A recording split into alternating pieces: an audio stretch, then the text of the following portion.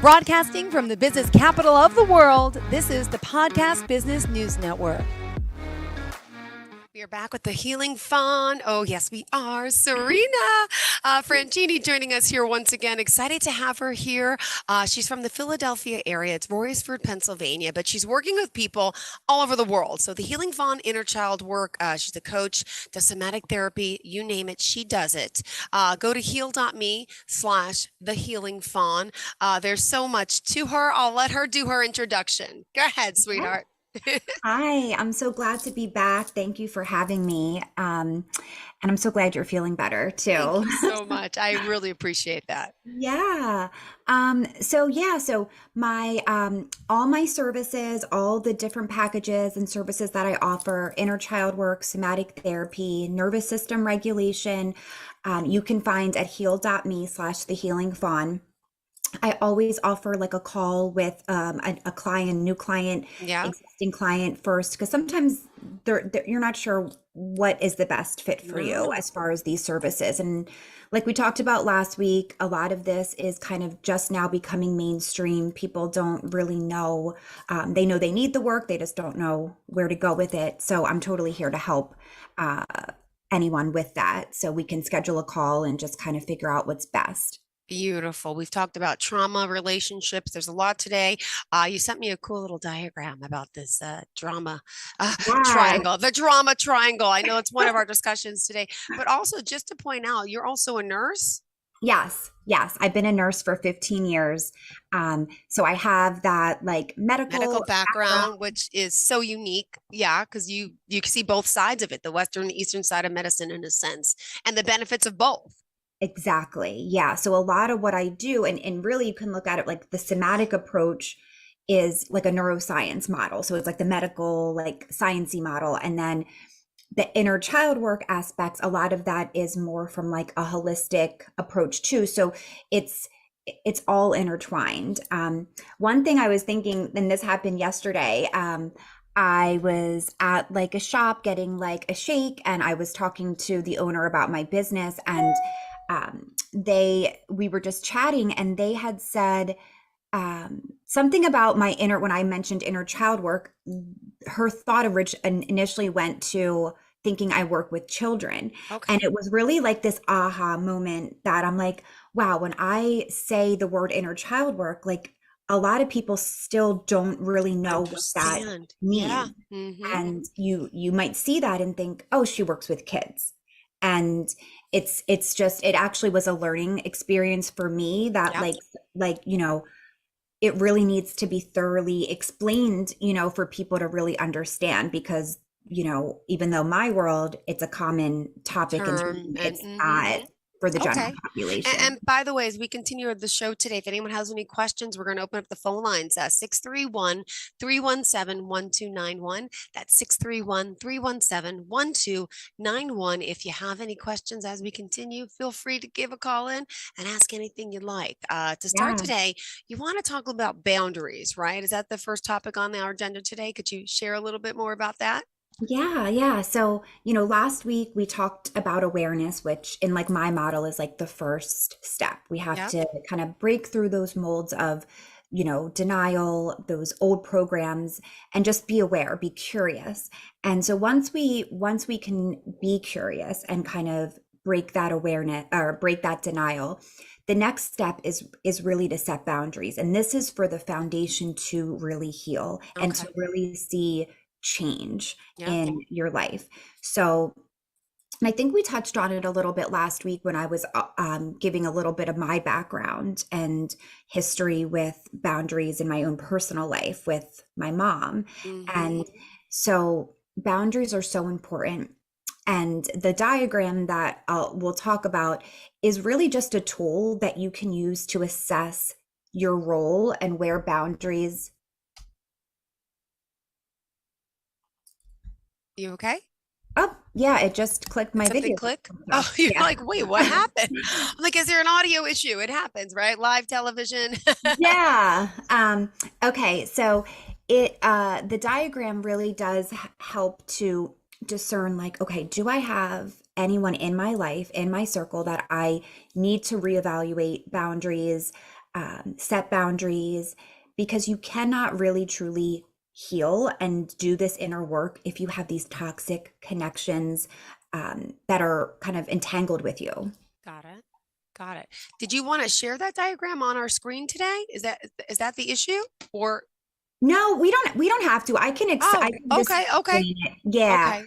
Um, so this model is it's the Cartman's drama triangle, Cartman's, and he is a psychologist, and this came out like years and years ago in the 60s. But I think it's so helpful to understand these three roles and to like see, oh, does this person in my family fall into this role? Does this really close friend of mine or significant other, because it shows that boundaries probably need to be set. Yeah, And so there's three sides of the triangle. So it's the victim kind of mentality, it's the persecutor mentality, and then the rescuer. yeah.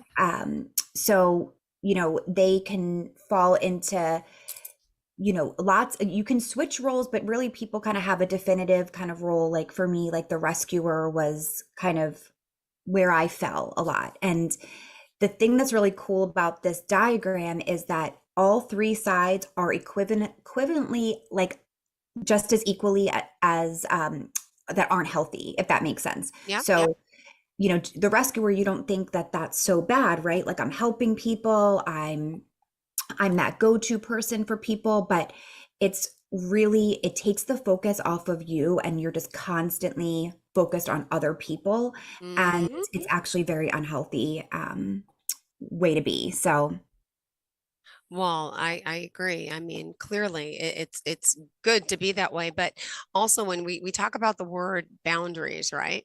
Mhm. It gets me like boundaries. The good, the bad, the boundaries, the what. And in like today, there's in society, things are changed. Everyone's very sensitive about everything. We have to open up our boundaries more, be more open. And I Right. feel like my parents, like old school, like not that way. Right. Our generation, you're younger than me, but I feel like we are all a little more open in a sense, and that helps everyone, whether it's a personal boundary in our bodies or just boundaries in general. I Yeah. just feel that there's been a big change, and it's a good thing. Yes. I agree. I agree. We're definitely more open and receptive, Yeah, um, and curious as a generation, but we have this baggage or these things from our childhood, from our parents who didn't have all the tools and resources that we have, yeah, that still linger and creep in. yeah, exactly. And Mhm. also in regards to boundaries, I know, did you want to move on to the next topic yet, or is there still more that you want to cover with that? Well, I just wanted to kind of point out that, with these three potential roles, and people can look up this diagram. It's like, you can Google it and it will pop right up. But, the victim mentality is where someone really, it goes to you to solve Hmm. their problems. Their issues are your problem. So when you have family members or friends or significant others, they have an issue and they come to you and they expect you to solve it. Yeah. Um, that is very draining, and those people keep us in this unhealthy cycle. So to evaluate that, do you have people in your day-to-day Uh, life that are expecting you to solve their problems for them? The persecutor is the person who is quick to judge, points the finger, it can be critical, judgmental, but never really looking at themselves. So to think about, in your life, do you have people like that are, criticizing you, critical of you, judging you, but never really take a look at themselves? And then, we kind of mentioned the rescuer. So it's just to kind of just think about that. And when you're trying to set boundaries, does anyone fall into these categories? And if so, boundaries may need to be set, and that is something I work with my clients on, is like specific boundary work around specific relationships, because it's hard to set them. It really is, especially if this is your family member. It's like very hard. So I really work with people on that kind of as like the second step in my model. Yep, and you gotta let everyone be who they are and own it and know it, but sit back. I have a sister that's I love her, she's my sister, but there's things she doesn't understand about me and my work and my parenting, and then she likes to judge, and it made me so sick after so long, where now I don't tell her as much, I don't talk to her as much, I still love her as much. Right. Still hurts me that, I can't be as open, but it's better for me and for my children by not sharing as much, or those types of things. So you'll learn to, like, didn't you say like with your mother, right? Like you set Yes. your boundaries, and Boundaries. you And have that's to, like what you're doing, with your sister. Like I can't be as open, or I can't, share these which is particular so aspects of my sad. You can't be yourself, but you could be yourself amongst other people who you can can, trust and who are yes. safe, like emotionally safe. Yeah. Um, and the other thing I wanted to point out with this model too is, like, if you think about it, the one thing all three have in common is that no one's focused on themselves. They're focused on something else. Like, the Hmm. persecutors focus on other people, the rescuers focus on other people, the victims focused on other people to help them. So a big part of healing is where you're just invested in focusing on yourself. And it's not about, you know, putting your energy and focus into other people. Got it. Absolutely is. Good point. Boundaries, boundaries, boundaries. And Boundaries. that drama triangle. Wait. Yeah. Right? Because there's a lot of drama. Yes. Yeah. And I think, like, like you said, with setting boundaries with your family members, it can be really hard. But it's healthier. And a lot of times people will see that those relationships change, but they actually can have more quality to them because these Mhm. boundaries are set.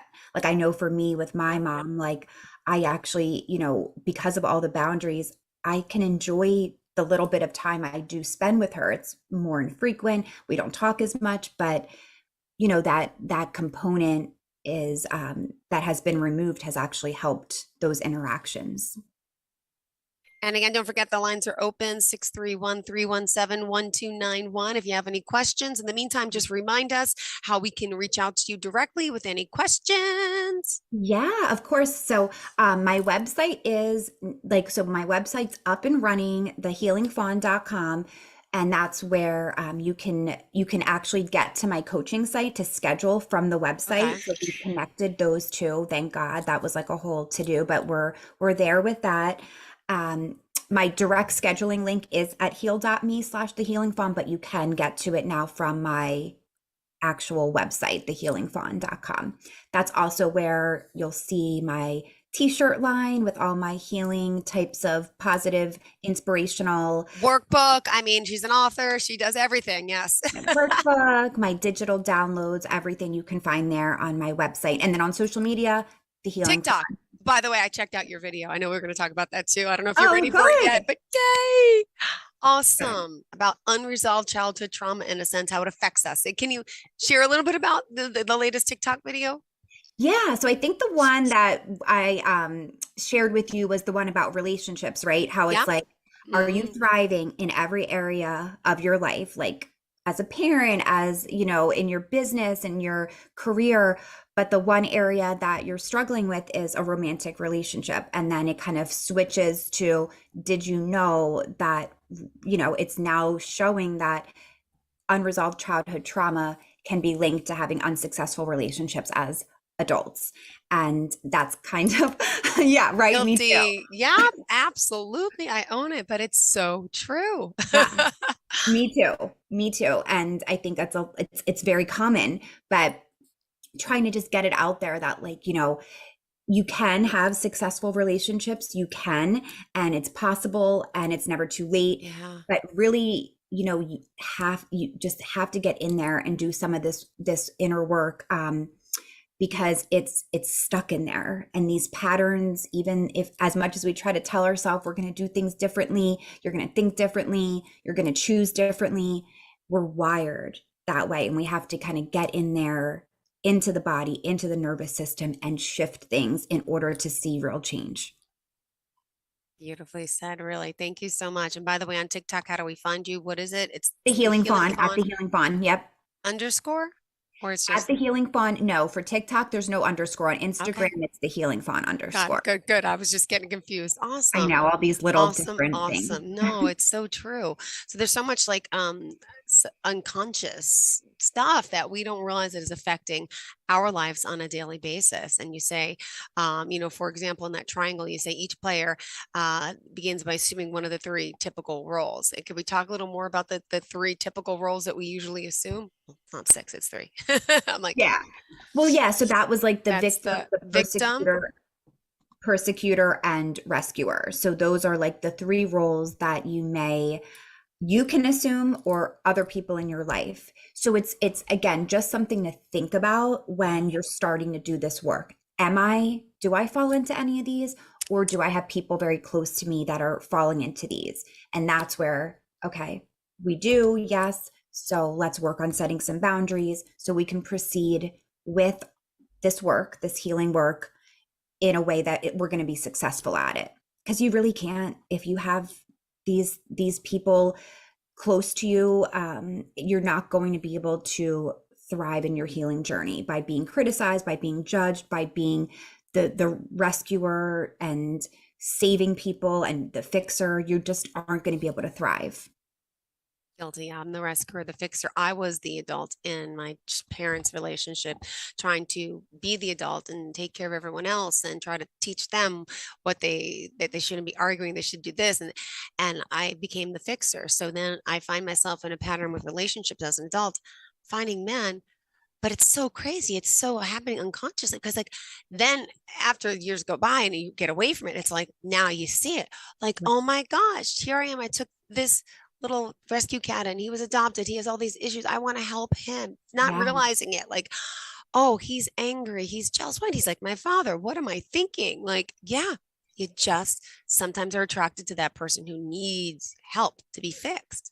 Right. It's fascinating how unconscious it is, right? And Yeah. I think your explanation is so common with women today and in our culture. Like that's, and it's beyond unconscious, because a lot of times we are conscious of, okay, I'm not going to date this kind of person. I'm totally not looking for that at all. I want someone who's got it together. I want someone who's, A, B, C, D, we have our lists, right? But it's so unconscious that we don't, you don't see it. You don't see it.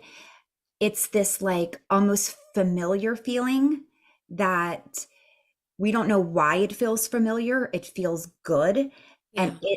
it's like, oh, like I feel so comfortable with this guy, and it's so like easy compared to like the other, dates. It just felt all, it's this like body sensation of like a familiar feeling and a Yep. connection, and that's it. And then it's like off to the races because we feel this connection, and then it proceeds, and it is familiar. It's something from our childhood that person is familiar. And even deeper, and it just Yeah. gets crazier, is that in a way we're trying to restructure the things that happened in our childhood. So like, oh, if I can get this person to whatever A, B, C, D, then like these childhood stories can make sense. I know it sounds crazy, but like these things are all happening behind the scenes. And so again, to eliminate all of that, to kind of be free of all of that, because like so many people are like, well, how, like I want to date, I want to find someone, I want a healthy relationship, but I'm scared because I keep making these patterns. Just, the best thing is to do your inner work with me, work with someone who does this type of thing, so we can get to the root of it. And once you do that work, these these types of unhealthy people, one, won't be attracted to you. You Mm-hmm. won't feel that familiar feeling towards them, and it So just true. becomes a non-factor. It just goes away after you really do your inner work. Love it, love it, love it. Thank you for sharing that. Wow. Yeah. Also, we still have 10 minutes left in the show. What else did you want to share? Because we covered a lot and we still have more time, which is even better. Yeah. So let's see. We talked about relationships, but how about, the fact that these relationships that we're in are our biggest mirror and our biggest trigger.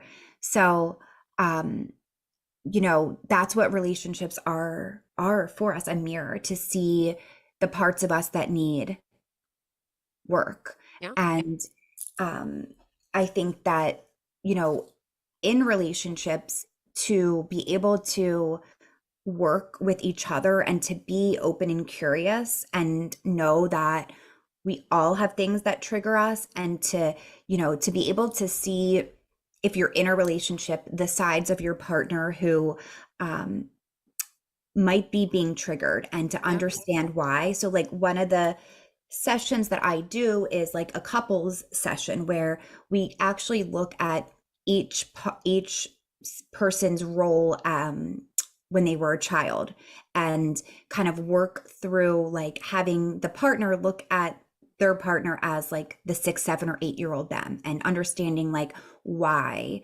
and the things that they experienced, and then you know understanding, oh, well, that's why Yeah. they get triggered with this certain thing, and how can we, in a healthy way, navigate that. But it brings compassion to the relationship by being able to understand.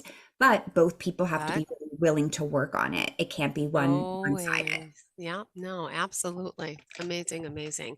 And just a little bit about your background for, new listeners each and every week. Yeah. And by the way, the lines are open 631-317-1291, 631-317-1291. I know all the years still as a nurse, and you clearly have a passion to help people. Anything else about yourself that you wanted to share?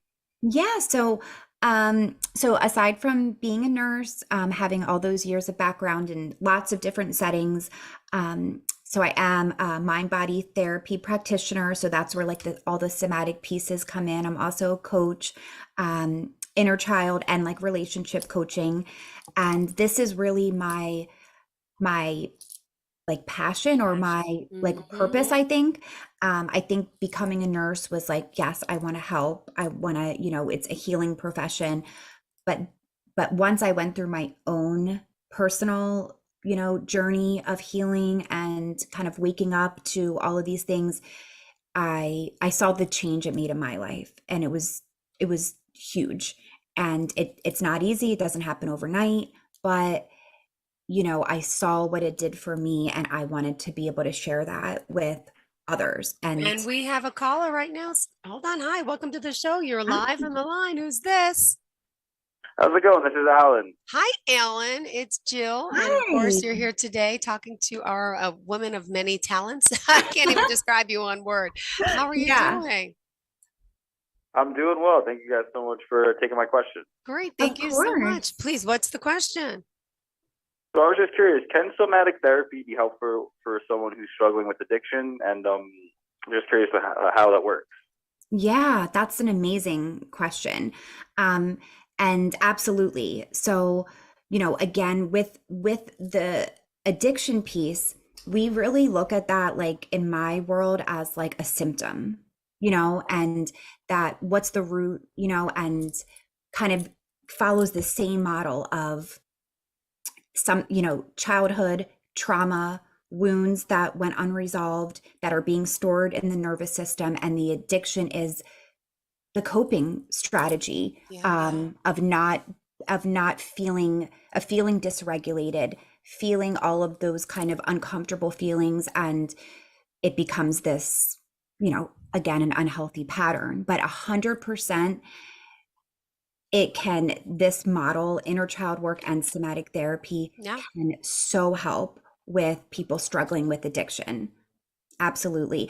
And with like, I'm a firm believer in like the 12 steps, the fellowships, like I love all of that, but it only can take you so far, because what's the root of it is in your body. So we need to get to that. We need to be able to calm your nervous system, to Yeah. connect your mind and body, to really be able to get off to like a place of true healing, of true change.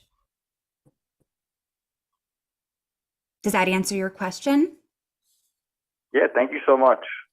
Yeah, of course. Did you have anything else? Like, was there anything else that you were curious about?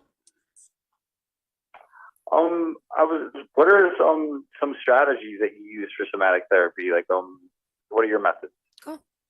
Yeah. So when doing somatic therapy, we really are kind of sitting with like a particular memory, a particular situation, and trying to just find what's going on in the body. And like guided with me, we follow that sensation. We sit with uncomfortable feelings and we kind of work with them in a step-by-step model. Now, at home, like on your own, what can you do to regulate your nervous system? There's tons of things. Yeah. Let me just think. So a couple of things you can work on at home that can help get your nervous system in a regulated place are so like hip releases, which is really just laying flat on the ground, feet on the floor, open your kind of legs out to the side, let them fall, and then slowly bringing them back up, and feeling kind of, there's going to be some shaking. Shaking is good. We want to see movement, because there are things that are stuck in there. So doing that a few times a day, a couple times a week. Rocking is another really good nervous system regulation tool. So any type of rocking, like we'll do like on the ground, feet up in a ball, holding onto your legs and rocking back and forth. That's a good one. Believe it or not, something as simple as facial expression. So like if you just like stop and like, okay, where am I at right now? Like you have like a grumpy or unhappy face on. Like, why do I have this? Like where is this coming from? And then shift it to a time that you felt proud, empowered, strong, loved. See the change in your facial expression. It changes like your posture. And believe it or not, that is like a polyvagal like tool to like help regulate, just shifting that facial expression. And like breath work, of course, we do a lot of like techniques for breathing.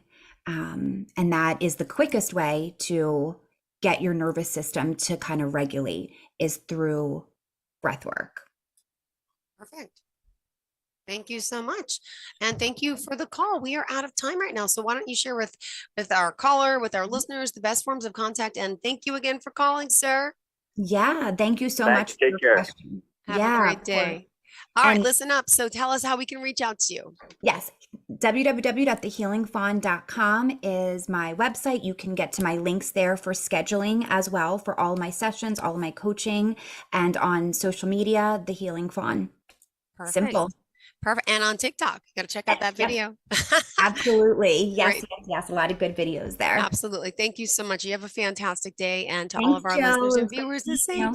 Great to see you too. Thank you for the conversation. Have a great day. You too. Bye-bye. Are you looking for even more of the podcasts and hosts that you love? The Podcast Business News Network is proud to announce that you can now listen live on the MyTuner Radio and online Radio Box apps for iOS, Android, and the Amazon App Store. Or check us out online. Search for Business News Network on mytuner-radio.com or search Podcast Business News Network on onlineradiobox.com/US so you don't miss a minute of the action.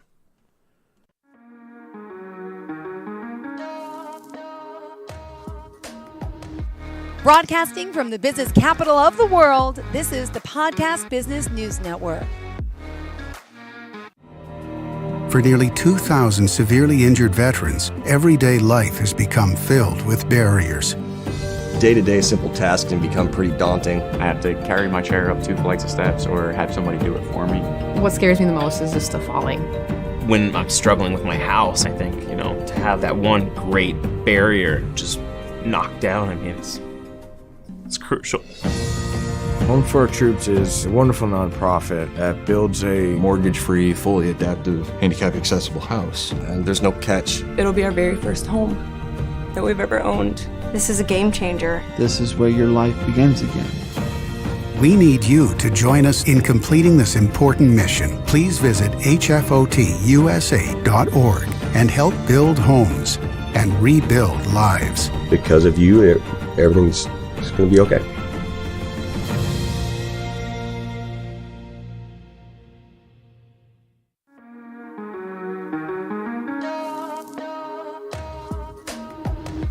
Broadcasting from the business capital of the world, this is the Podcast Business News Network.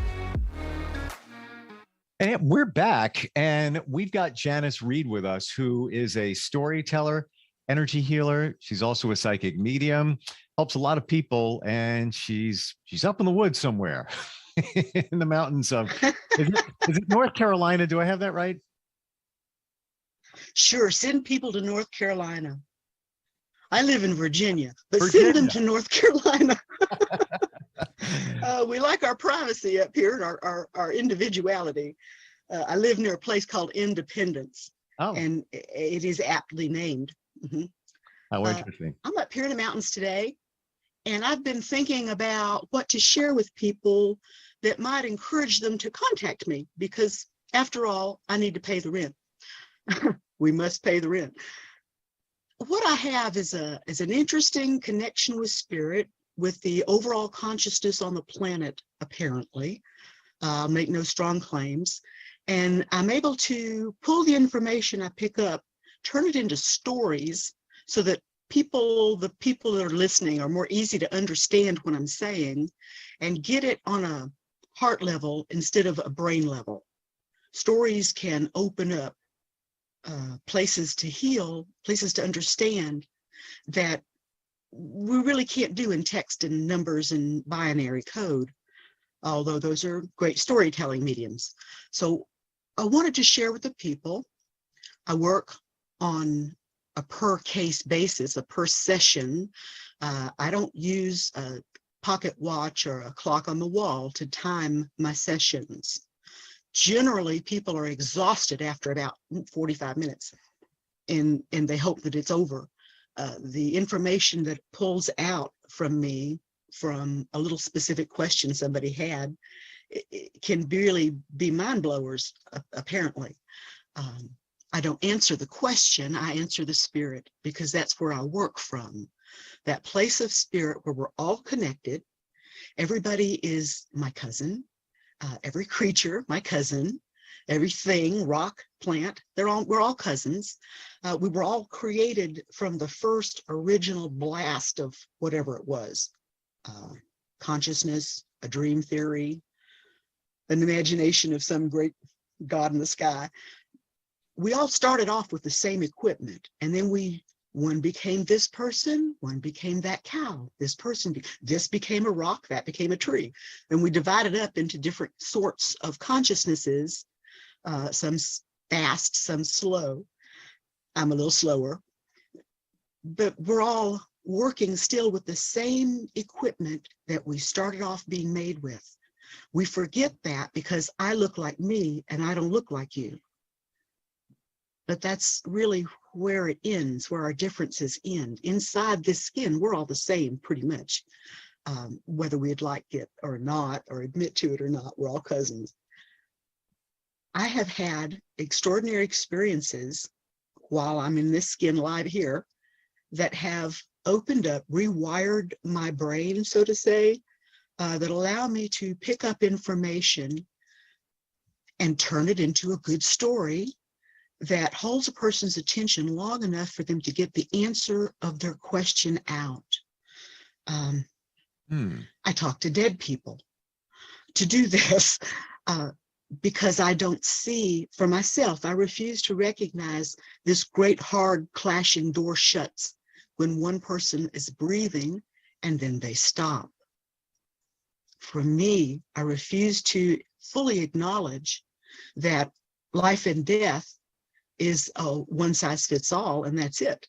There's a period of time after death and before life where consciousness comes to this planet nearby and I can pick it up. It's the darndest thing. I have spent years trying to understand this for myself. I'm very happily a patient of a local psychologist. He's brilliant. We have a story, but one day we'll figure it out. The psychic and the psychiatrist. There's an interesting dynamic. There's a cartoon in there. We know there's a cartoon in there somewhere, because I've had to talk with him about what I do in the languages he understands. So I can't talk woo-woo with him. He'll have none of it. There are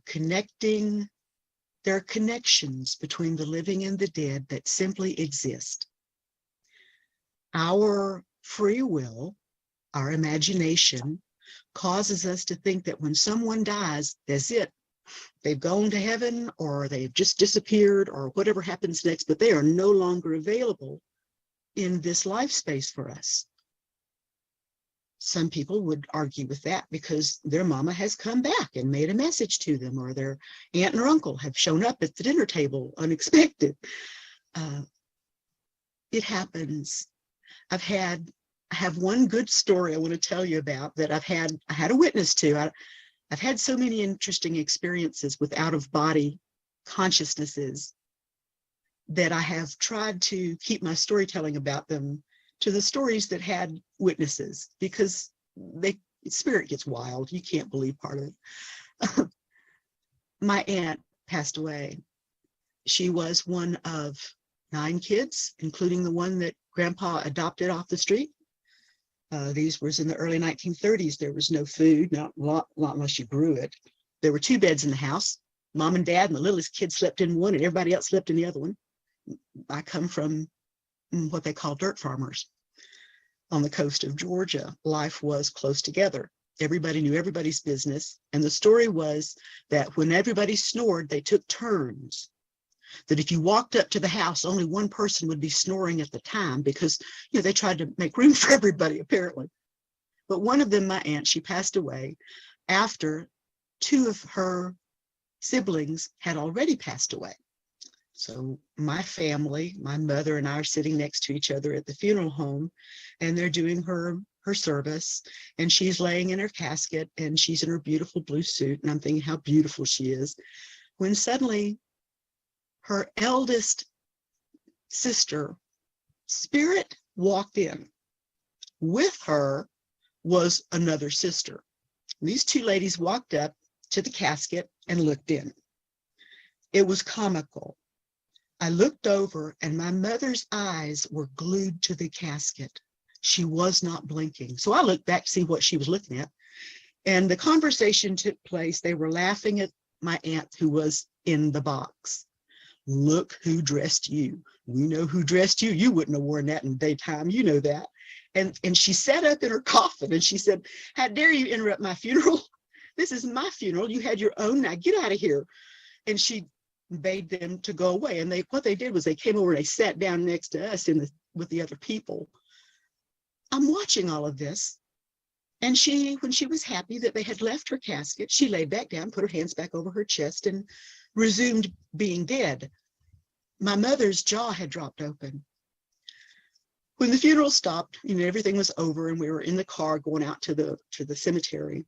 My mother pokes me in the ribs with her elbow, and she says, what did you see? I know you saw it. What did you see? I said, what did you see? She said, I think I saw the same thing you saw. And we proceeded to share. And sure enough, it was it was day. It was what we saw. She shared the same vision. And we laughed because they were my father's relatives, not hers. But she and I both watched them come up and try to embarrass the lady in the box because she was dressed funny. Spirit has a sense of humor like you wouldn't believe. When people pass along, when they drop this skin, some of them shoot exactly off. They just leave. They're ready to go. And their spirit zooms off like a little fireball. I've gotten to see this. And it really looks like an explosion that rips from someone's chest. And nothing but joy just zips around, and they go away because they're no longer trapped in a skin. Some people, like my aunts, had business to tend to. They did not go. The whole family waited until my dad, the baby, died. And now they all sit in like a little group. When I look at them, they're all in a family group. So I have a lot of support there. So I talk to dead people. When I was born, I wasn't convinced that these were my parents. I thought they were my babysitters until I figured out they weren't. seeing dead people has always happened. My brain has just never connected the dots that when you die, you're somehow not there anymore. It hasn't ever been true for me. I've not been that fortunate. They talk and chatter and interrupt my life. Because this sounds so bizarre, I was embarrassed by it. My mother tried to keep me quiet. Don't tell people what you do. They'll think you're nuts. She would then call me, off to the side, forget the phone. I don't know what's going on. She tried to protect me by keeping me away from people knowing about me so that they wouldn't hurt me. Eventually, I grew up and became my own self, had several different head injuries. The physicians are amazed that I can speak in straight sentences with the number of severe head injuries and traumas I've had. I was an abused wife. I was a crazy teenager. I was an exotic explorer sticking her head in rocks. My brain has changed the way that it works. It's increased this connection to the disembodied in some way. And I have found that I can use these connections to serve other people. It's important to me, for some reason, I can't really put a finger on, that I be of good service to people and that I try to do no harm. I have this strange gift. I think it's a gift. I believed Sunday school when they said God loves you. So I think this is a special gift. It must be for something good. So I've learned to take some of the stories that I've learned to tell from real life aunts and uncles to the stories Spirit brings to me, and I wrap them around what people want to know. For instance, after I spoke with you the last time, I went in and I pulled out some cards that I like to talk with, little tarot type cards, and I laid down and said, what do the people want to know? Well, I really did not expect what I heard, but I'll let people mark their calendar according to what I've discovered. The women's rights issues will be in the woman's hands. Women, if they will remember their magic, our magic, we created these men trying to tell us what to do. Raise your hand, raise your voice. Women have to remember and utilize their free will, their inner magic. Make it happen. No, we do not have to listen to what other people tell us to do, not even other women, and certainly not me. Do as you will. Act like a woman. Stand up there and act like it. And the personal privacy rights, the woman's personal invasion rights, they'll sort out. That wasn't really what I thought I would talk about today, but that was what Spirit wanted me to tell people first off, so that women could start to relax and begin to really listen to me. Listen to what I'm saying. Men and women are not who we're born into being. We're who our spirits are. Some spirits come into the wrong skin. They look like women, but they want to be men. Sometimes the opposite, sometimes both in one. Mostly males are males and females are females. Those are the business of the individual, not mine or yours.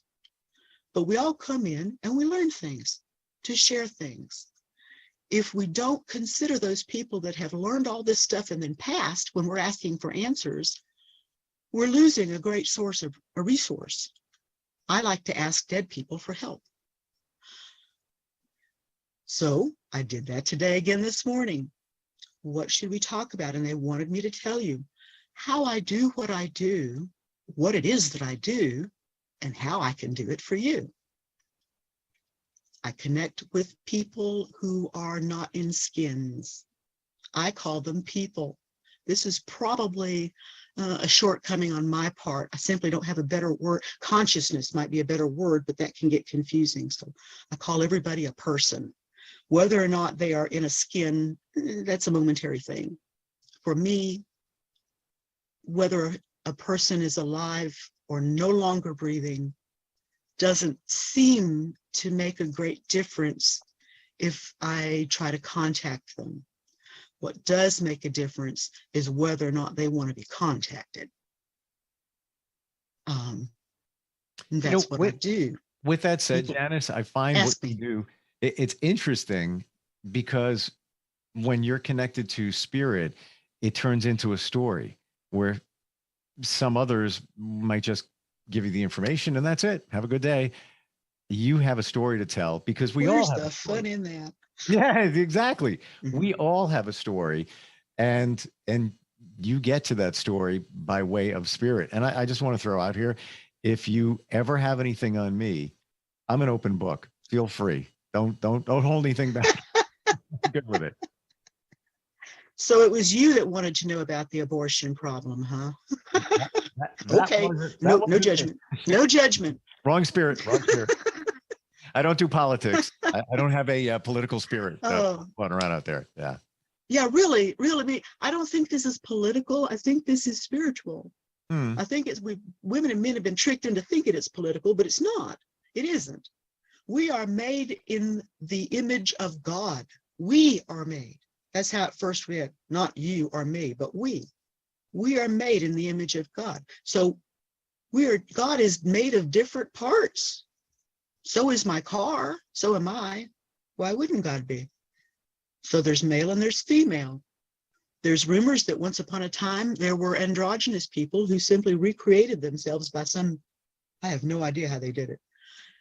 And it was just too darn hard. And so we split the sexes. But back to my story of life and death, may I? Please. Connecting to the people who aren't not in their skins, male or female. We all have stories that we're made of. We are a story. Look at yourself in the mirror. Look at your child. Anybody you know, they're made up of stories. That's how I got this scar over here and how come my eye looks like this over here. I'm made of stories. So are the people who are no longer breathing. So are the people who are not yet breathing. Had another experience with a grandson. It's a little sad. It's a lot sad. Family members are still recuperating. Many years ago, decade maybe, not quite, my daughter-in-law lost a child. She carried him to term. He was born, and he lived about 10 minutes before he left. You can see it's touchy. My daughter-in-law, I love dearly, and she's still healing from that. She's since had another beautiful child, and she's really busy being a mom now. But at that moment in time, it was hard for her, and it still is hard, that memory. I, however, was not the mother of that child. I was the grandmother, and I myself don't tend to follow rules just because somebody else might find out. You know, if I really want to know, I'll go look. And so I looked for my grandson. To my surprise, this incredible little baby's face whooshed up to mine and just looked at, like hovered right in front of my eyes, looking at me and smiling. And I knew that was him. I didn't get to meet him when he was here. But this little spirit that zipped up to my face was absolutely that child. My heart resonated to him. I knew who it was. He said, "Come follow me. I'll show you where I've been." And he took me off into a place. This is all inside my head, of course, it's imaginary. It wasn't something I was expecting. So it came, this is not something I was dwelling on and making up as I went. This suddenly hit me with this full vision, sort of a star field. But the stars were really getting closer and closer together.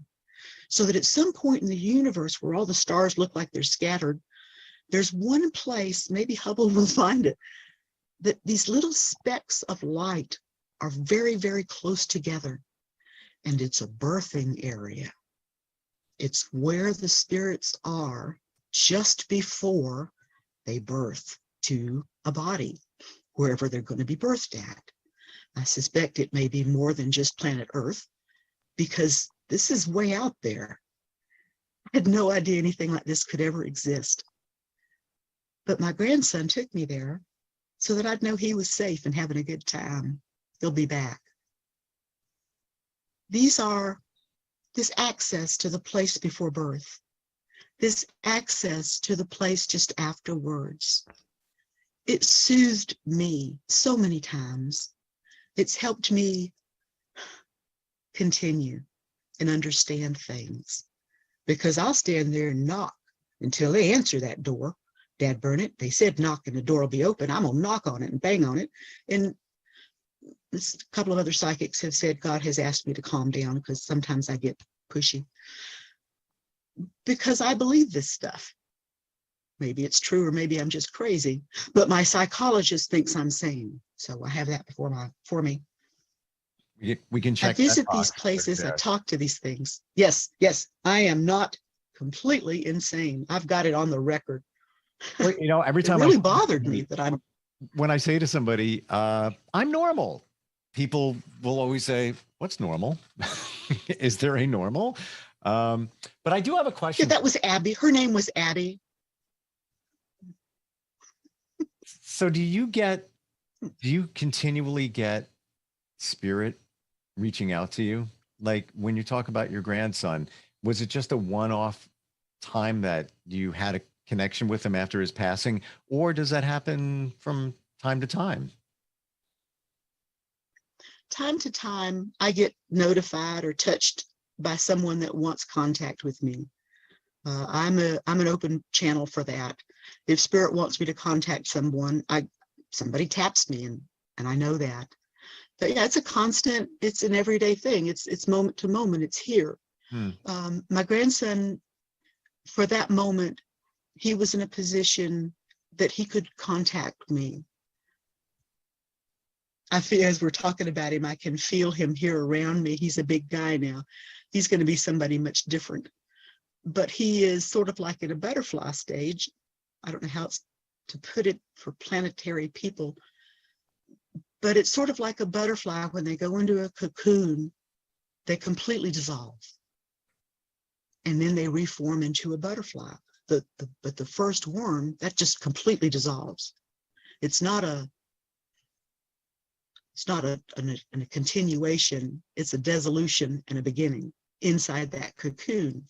That's sort of what he's doing now in that star system. He's inside his cocoon. He's going to be something somewhere else, and I might get to find him then.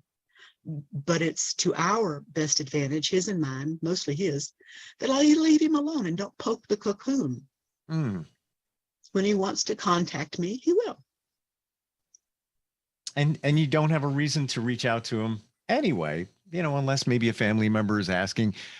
We're just about out of time, but I want to know, Janice, if somebody wants to connect with you and have you potentially connect with spirit, how do they do that?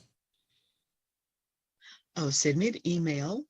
Send me an email to Goddess Janice, just like it sounds, with a goddess. My mother named me that, Janis. It's all lowercase, goddessjanice@hotmail.com. We'll set up an appointment. Don't tell me anything, though, because when I tell stories that answer questions, I prefer to give you your answers before you give me your questions. This way, you know that the information, any help you get, comes from spirit and not my ego, because my ego is, I'm just a woman. But when spirit comes through, you can be sure that those were your answers, because you will recognize them, whether I do or not. And that's how I serve. Fascinating how you do what you do and turn it into a story. I really love that part. And I know, lots of psychics. I've met with them. I believe in the good ones, believe in all of it. That connections can be made to the other side. But you do it in a very, very special, meaningful way. And it's quite different, Janice. And I honestly, I had no idea that that's how you connected with the other side and turning it into a story. Yeah, it's a pretty big deal. It's my life. It isn't something I do. It's just something I've always done that I finally figured out how I could, serve others with instead of just be ridiculed by. But for $150, that's what Spirit told me to charge. And that's for the session. That's not for a couple of minutes. Yeah. Well, let me make sure I have it right. Goddess Janice two D's, two S's, Goddess Janice, Janis at hotmail.com. And if somebody wants a reading or even has a question about the whole process of how it works with you, they can just email you. Ask. Just ask. Yes. Email me. Ask. It doesn't cost anything to email me. And it probably won't cost anything for me to tell you something right there. Don't be shy. If we don't ask, we're not going to know. Well, I am a firm believer in asking. Like, if you want a sign from the universe or a sign from somebody, or ask, what do you got to lose? So ask Janice. If you had a question, about what she does, always great having you on, Janice. Fascinating. You're a great storyteller. That's it, period. You really are. Well, somebody asked for a story this time. I hope I made him happy. Thanks. I look forward to catching up with you again sometime soon. All right. Dream on, everybody. I'll see you next time. Bye. Are you looking for even more of the podcasts and hosts that you love? The Podcast Business News Network is proud to announce that you now have even more ways to listen live. Check out the MyTuner Radio, online radio box, and Simple Radio apps on iOS and Android, or find us online. Search for Business News Network on mytuner-radio.com, or search Podcast Business News Network on streama.com and onlineradiobox.com/US. Take your podcast on the go and don't miss a minute of the action.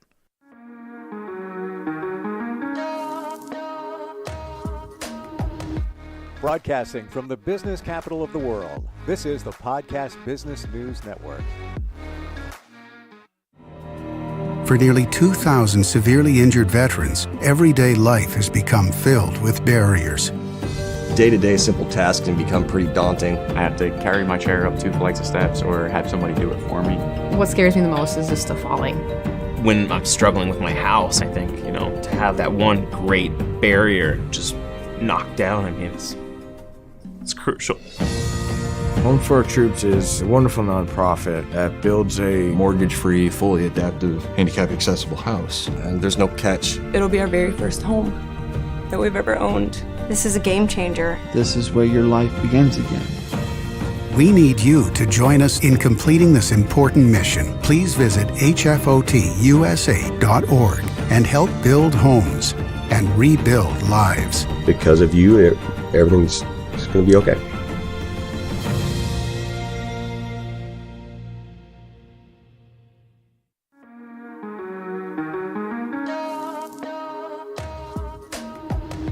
Broadcasting from the business capital of the world, this is the Podcast Business News Network. Hey, appreciate you being here today. Welcome back. We have a brand new year. We talked about resolutions last year. Call us part 2 from that, because it all ties in together. Today, we're going to talk about habits, and habits are everything. We're all wired to rinse and repeat. Just do the same thing over and over again. And sometimes that might not be the best thing, because we created habits that aren't really helping in our progress or our goals.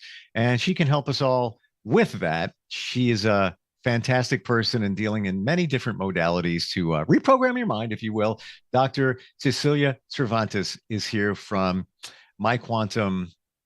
I'm drawing a blank. What is your website? Heal. MyQuantumHeal.com. Heal is the word. Yeah, there you go. You know what it is? That has been ingrained in my head like a habit that I don't even have to think about. So what did I do? I overthought it and I forgot the word heal.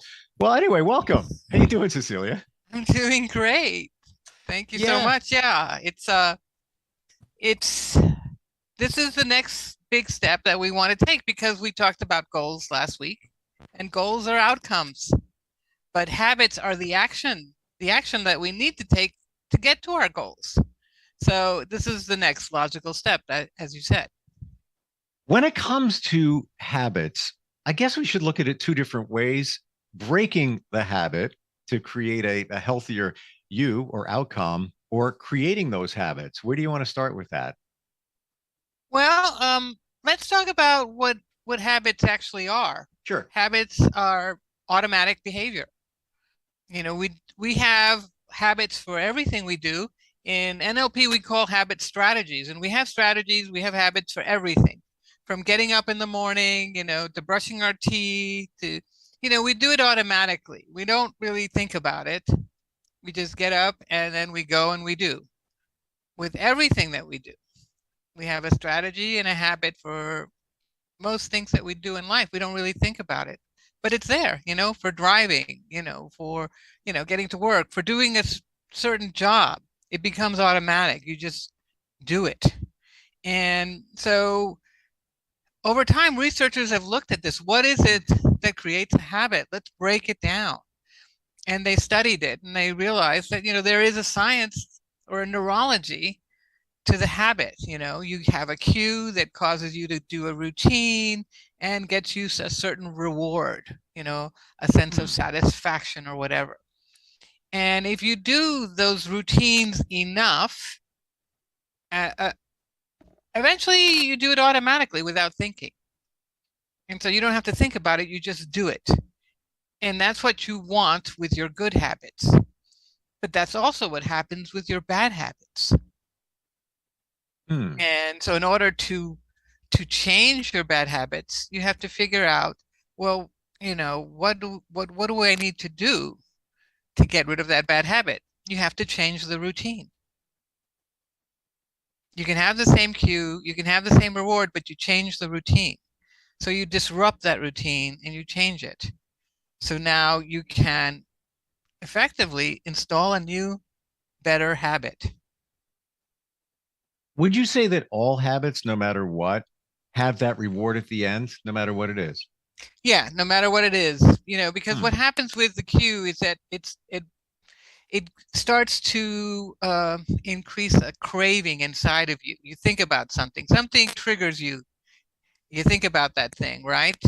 And then you crave it and you want to move towards it. And then you move towards it and you do the routine, whatever it is. If it's a bad habit, say drinking or smoking, right? Something triggers you. You may have even a stressor that triggers you, and you think about, oh, I think I'll go have a cigarette, right? And then you crave it and you think about it and you think about it. And then you actually go and do it. And afterwards you like, oh, that was good. Now I'm relaxed, right? You get the reward. So we have to, kind of break down what is it that's happening? What triggers you? What's going on? And notice what the craving is. Notice what it is that you're wanting from it. Make a list of what is it that it gives you? What's that, craving about? And then what's the reward? What do you get out of it? You want to make a list of all these things so that you can understand what this habit is about. When we do habits, and the example you gave, brushing your teeth is a habit. Yes. The reward, I'm assuming, is you have clean breath. You feel like you did something good for yourself, and you reached a small health goal that morning. Would that be considered your reward in that case? Yes. And guess what? People didn't used to brush their teeth. And someone developed toothpaste and he made it give you a tingling taste in your mouth. Notice when you brush your teeth, you get that tingling taste in your mouth, and it feels clean. It feels like whatever film was on your teeth is now gone, and you get that tingly, clean feeling in your mouth. He realized this is what people, if you can get that feeling in the mouth, you can get people to develop the habit of brushing their teeth. And they started brushing their teeth as a result, because now their mouths felt clean. They got that tingly feeling. That was the key to Pepsodent. So interesting that you say that, because I didn't even think of that. I took that for granted. Because visualize this: you go brush your teeth, and it's some paste that has no smell, no flavor, just nothing. Would you still brush your teeth, and as often, or if ever? And would you have that same feeling of reward when you're done? Probably not, because it's that, I said that you have, fresh breath. Well, I didn't even put the connection there to the tingly, minty feeling from it, even if you use baking soda toothpaste. So it's a little gritty. So you feel like you're accomplishing something, but it still has that fresh feel to it. If that wasn't there, you probably wouldn't feel like you're rewarding yourself. So, kudos to whoever did that, because I think we'd be walking around with a lot of bad breath. And bad teeth, Yeah. And people used to have terrible teeth, right? They weren't brushing, they weren't cleaning. Right. You need the satisfaction, you need the reward at the end. And now, for most people, it's an automatic thing. They don't even think about it. They just do it. So what's the reward? We wake up first thing in the morning. That's a habit, I guess, right? Well, it's part of our Routine. circadian rhythm also, that, our body gets us to get up in the morning, to become awake and alert. But, we got to get out of bed. Right? So what if you smell that coffee in the kitchen? Yes. That's a cue. Yeah. And look at the reward. My gosh, you feel awake. You love the taste. You look forward to it. It's your moments in the morning to just kind of get your thoughts together, hold that warm cup of coffee. It's rewarding, no doubt. I love it. Oh, yeah. It's first thing I do. And I drink decaf. And for me, I equate coffee hands down. Again, decaf. So I'm not getting the benefit of the jolt, but it's my reward. When I get coffee, I have that first cup in the morning when I first wake up, but I'll hit a convenience store on the way and I'll pick up coffee because that's my reward for going to work. I'll sit there and I'll have a little sip of coffee and it's just like, all right, I'm giving myself a little something here as I start my day. Hands down, it's a reward. There's not even a doubt about it. Right. We need the rewards. It motivates us to go towards something. Right. So the rewards are good. So we can use this information to develop good habits. Because if you don't get a reward, how likely are you to continue doing that thing that you believe will help you? Yeah. I'm trying to think of things that we all do that don't have a reward. I can't think of any. I'm scanning my brain what it might be. Even just going to the gym, you get a reward from that. You get a release of chemicals, so you feel good. You have the thought that you're taking care of yourself. Give yourself a little bit of self-care time. That's all reward based.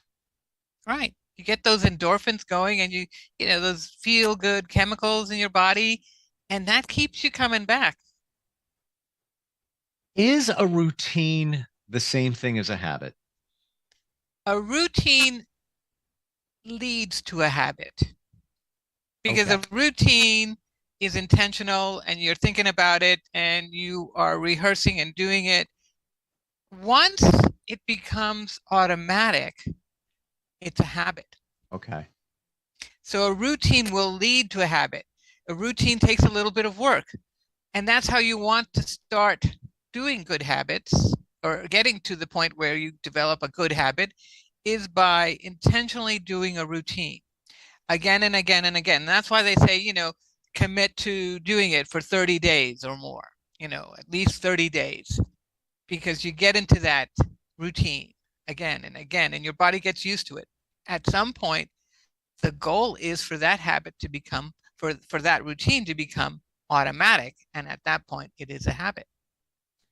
How do we, Cecilia, break bad habits? And I know some are way harder than others, such as smoking habit, right? Some of the easier ones, whatever they may be. Maybe it's just personal stuff that you do. It's like, I shouldn't be doing that. How do you break that habit? You've got to change, somehow you have to change the routine part that you're doing, so that you may get a cue and a craving to do a certain thing, like maybe bite your nails. So instead of getting to the point where you're biting your nails, maybe put some cream on your hands and massage it, right? You've got to change the routine so that you will also end up with the same reward somehow. Okay. Interesting. You want the reward. The reward's the important part. You have to realize, what is the craving, and then take that routine and change it up a little. Disrupt the routine and come out with the same reward. Interesting. I'm not a smoker, never have been. And I try to think of somebody who is, what the routine would be. Let's say you're at work and it's 2 p.m., you can take a smoke break. Maybe the starting point, and again, I know there's addiction and craving involved in that, but maybe the start point is do something else at 2 p.m., the very beginning of this. And then, but again, it has to be something that has a reward. Maybe get a cup of coffee at that time. I don't know. Instead of the cigarette, have a cup of coffee or a cup of tea. Talk to someone. Right. Get that social connection that maybe you were getting before with the cigarette, right? But without having the cigarette, or you're talking to someone about some of your stressors, and it's helping to relieve that stress. There's a reward there. So you've got to disrupt that routine. This is what they found with AA. They looked at AA and they said, well, this isn't very scientific that people are not drinking. Why does it work so well? Because millions of people have stopped drinking simply by going to AA. And what happens when they go to their meetings, Well, you get this cue, I'm gonna start drinking. I'm gonna drink today. I need a meeting, right? People will say, I need a meeting. I need to go to the meeting. So instead of having a drink, they go to the meeting and they have the support of the group. They get to unload, tell their story, release some of that stress, and they get the support of the group that's there for them. There's the reward right there. You've got that support. So it's important to have the support in order to break some of these bad habits as well. You don't want to be around people who are going to sabotage you. Oh, yes. Right? You're not going to, you don't want to have a drink. You're not going to go to the bar. You go to a meeting. This is why AA works. And it's still a social thing. Most people, if you go to a bar, they could be strangers, they could be regulars, it could be, hey, let's go hit it up. Let's go, Friday night. Let's go there, and then you're going to drink. You're meeting with other people. In your example, Cecilia, you're meeting with other people, but you're doing it in a different way. You still have that social connection. People that spend so much time on social media, the reward is, I'm assuming, you're plugged into what's going on. You're examining everybody's dirt and either, looking at it in a positive way or a negative way, like, look what happened to them, or in an envious way. I'm thinking that's the reward. How do we change that? I mean, a lot of us are afraid to admit that we troll for hours, on Facebook and Instagram, but I guess find something else to do that gives you a reward. Exactly. Find something else to do. Actually go out and meet with people. Something that's real. Your reward will be greater. Yeah. Talk with someone. Maybe pick up the phone and call someone and talk to them about their, how's your life? And here's what's going on in my life. Is there science or research connected to how long it takes to adopt a new habit? Like you said, 30 days before, maybe that's the starting point for that. I've often heard that time is longer to create that habit, to really ingrain it in your brain. 30 days is a good start, Sure. It's not a big number, and people are willing to do 30 days. For some people, 30 days will be enough to start a new habit. For others, they may need to work at it more. So that routine is not a habit just yet at 30 days, but they need to be intentional. They need to want to do it as well, right? Not because your wife wants you to do it or someone else wants you to do it. You need to want to do it. And you also need to believe you can do it. So the belief part of it is also very important. Very true. Even if you want to do any kind of modality like hypnotherapy, NLP, whatever it is to stop smoking, change, your eating habits, you have to want it. It can't be, your spouse saying you need to do it. I'm sure, somebody like you, Cecilia, you probably have gotten calls or emails from spouses that say, hey, can you help them? I'm going to send them in. It doesn't work that way. It doesn't work that way. It's not what they're wanting, and even if, someone says, I'll pay for them to do it, that's not going to work because they have no skin in the game. They have no interests. So how is that going to work? You can't force someone to want something. They have to want it. They have to want to do it. And they have to also believe they can do it. There you go. That's an important one. The belief in it. Yes. And the visualization of, well, let's say it's somebody who's smoking, what that's going to be like when I'm not smoking anymore. Even just closing your eyes and just thinking, what am I going to do with that money that I'm not spending on cigarettes? What am I going to, how fantastic is I'm not going to be winded walking upstairs anymore? Feeling that those changes take place within you. What I'm getting from you, the intentional aspect of it with habits, and even in the last couple of days, just talking to other people, the detail of it. You can't just think it and say, yeah, I'm going to just change this habit. You really have to document it and almost create an action plan for yourself or a blueprint of how you're going to do it. That's just me. What do you think? That always helps a great deal. It makes it more intentional, and now you're committing to yourself by putting it on paper and spending time doing these things. That's how you're going to create a new habit. You've got to create that routine, and you've got to find where the rewards are. Right. What's it going to do for you? And do you believe you can do it? And if not, why not? Maybe you need to go down a different road to find out. Is there a belief that I'm unconscious of? Is there something else going on there that I need to address and deal with so that I can get beyond this? You offer a lot of help to people in different modalities. We mentioned a few of them a little while ago, but let's say somebody has a habit that they're not happy with. They want to make some changes in their life. Can you go through, and we haven't talked about it in a while, some of those different things that you offer to make that change? Well, I do a very detailed personal history, and I get people to kind of unload, just talk out everything.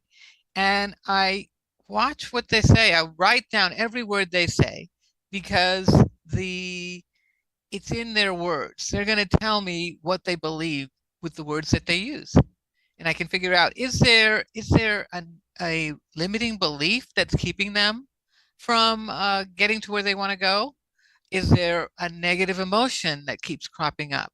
And I want to find out what is the root cause of that. So we have procedures to get to the root cause that we use in NLP, and we use timeline therapy, we use hypnosis, we use a variety of different procedures, and we get to the nitty-gritty. What is really going on here? What is beneath the surface? Because they'll present with a surface problem that has a root deep down, and that is the root cause, and we need to get through to that. They are probably unconscious about that issue, and we bring it up to consciousness, because then we can deal with it. They'll learn from it, and they'll figure out, they'll get that aha moment, and then they can move beyond.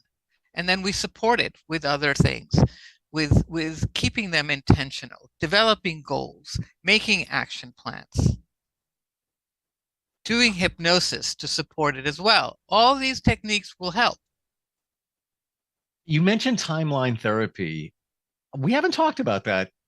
If we did, it was very brief. Can you tell everybody what that is? So I think we've talked about it very briefly.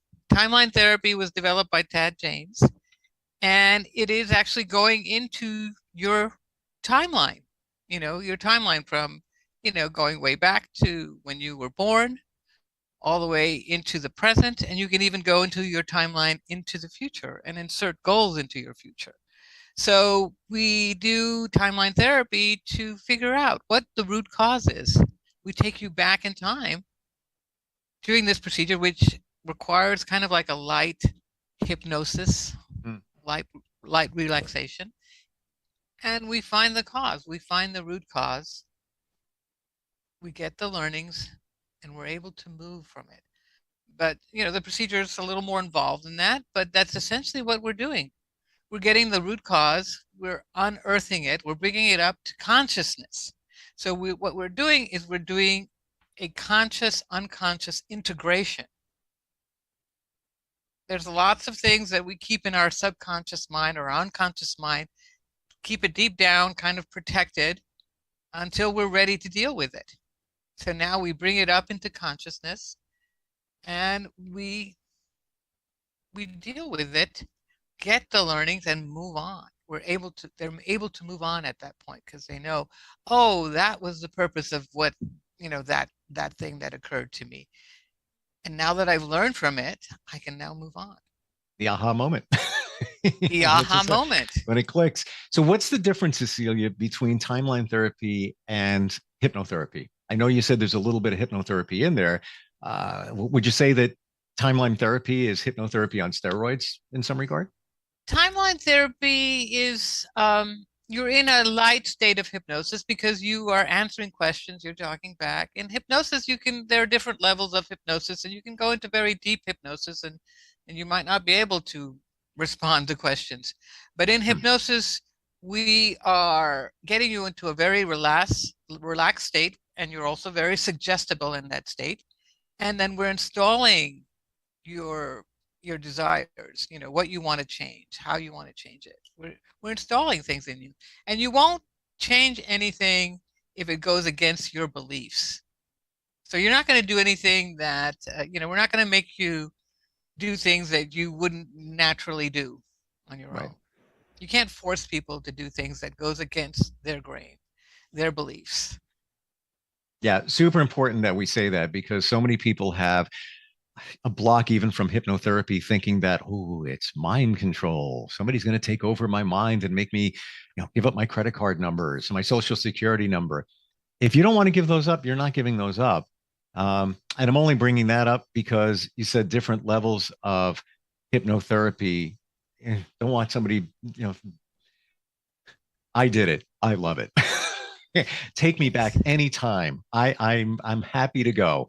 It's because you learn so much about your mind, your childhood, traumas, all of that. It's amazing. I can't even imagine how great timeline therapy must be in terms of figuring out things that's blocking you from doing what you really want to as well.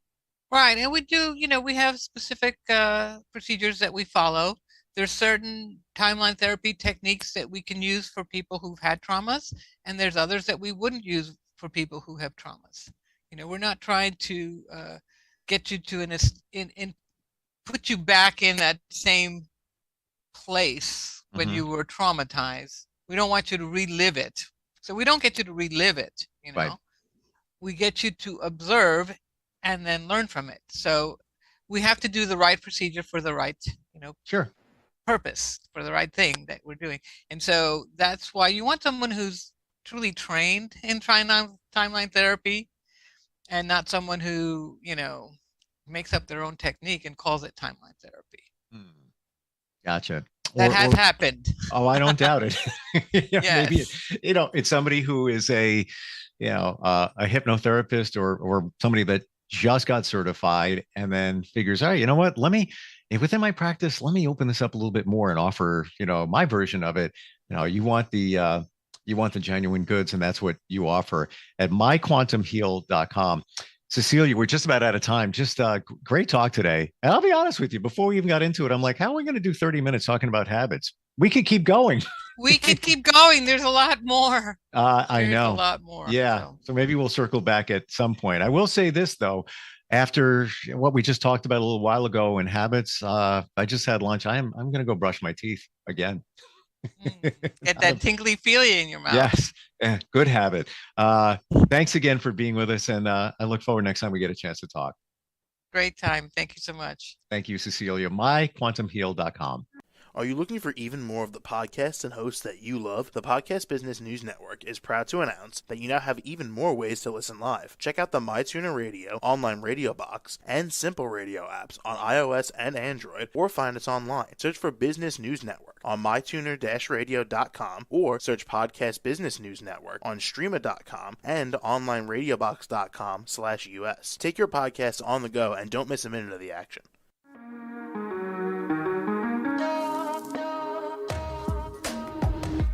Broadcasting from the business capital of the world, this is the Podcast Business News Network. For nearly 2,000 severely injured veterans, everyday life has become filled with barriers. Day-to-day simple tasks can become pretty daunting. I have to carry my chair up 2 flights of steps or have somebody do it for me. What scares me the most is just the falling. When I'm struggling with my house, I think, to have that one great barrier just knocked down, I mean, it's crucial. Home for Our Troops is a wonderful nonprofit that builds a Mortgage-free, fully adaptive, handicap-accessible house. And there's no catch. It'll be our very first home that we've ever owned. This is a game changer. This is where your life begins again. We need you to join us in completing this important mission. Please visit hfotusa.org and help build homes and rebuild lives. Because of you, everything's going to be okay.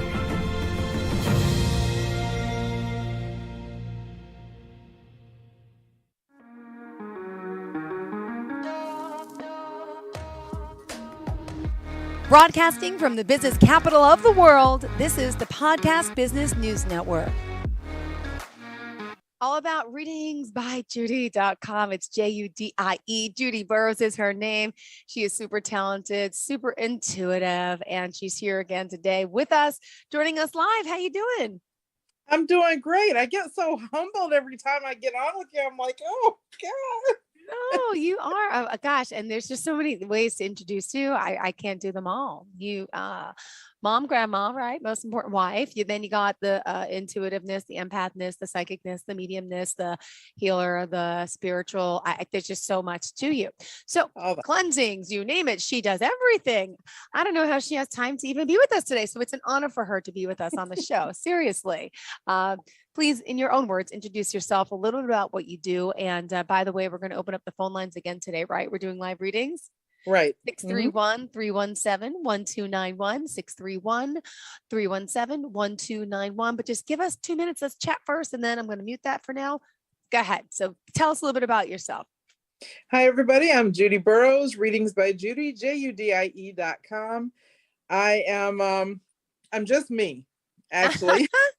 You're so sweet. Yeah. I'm a crazy me because, as soon as we get off here, we're going to grab a flight to our office up in Minnesota. Awesome. Okay. Yeah. So we're all over the world. Actually, we work with people all over. If we can't come to you, we can remotely help you. But for the most part, we get to come to everybody. Cleansings, readings, etc. I have a whole team of wonderful people. And of course, my wonderful husband, who's always in the background, not for long. Yay, because he's also what? He's a shaman. He's intuitive. He is also a reader now. Yep, he's doing his readings. You told me that last week. Bam. And he's pacing in the background. Yep. And he's the camera guy and all that good stuff. And I know we're going to talk and work a little bit with the pendulums today, but we have a caller. Can we just take the call? We'll start, We'll talk, we'll go back and forth. Hello, what is your name? Are you there? Hello, you're live on the line with Judy Burrows. Maybe I waited too long. Sorry. Listen, I just want to talk to her for a quick second. Call us back, 631-317-1291. Don't worry about it, 631-317-1291. So today we will take live callers. So you do a reading, or what do you do with a pendulum? Explain that process to us. Yeah, so we have, it's actually, I have it engraved, Readings by Judy on it. And I was able to personalize it. So these are for yes or no questions only. And we have yes or no. Okay. We have you're right. And when it hits you're right, that means whatever answer you had in your mind before you even asked the question, that means you're right. Okay. So whatever you were already thinking is correct. We also have ask again, because sometimes people are very generic. And sometimes you have to be a little bit more, informative or specific. Then you have cursed. When it comes up cursed, that means either somebody has done some type of work to you to cause you to be the way that you are, if it's a negative thing, or you've just picked up so much along the way in life in general that you're either stagnant or you're having some type of issue, moving forward with things you want to do. Got it. All right. Wow. So when someone calls in, you want them to ask a question then? Is that what we're doing today? Yep. Perfect. Yep. They have to ask a yes or no question. I have my tarot cards here just in case. Okay. But I also have my book of answers. Oh, what's that? So my book of answers, I don't use this often. We got a call?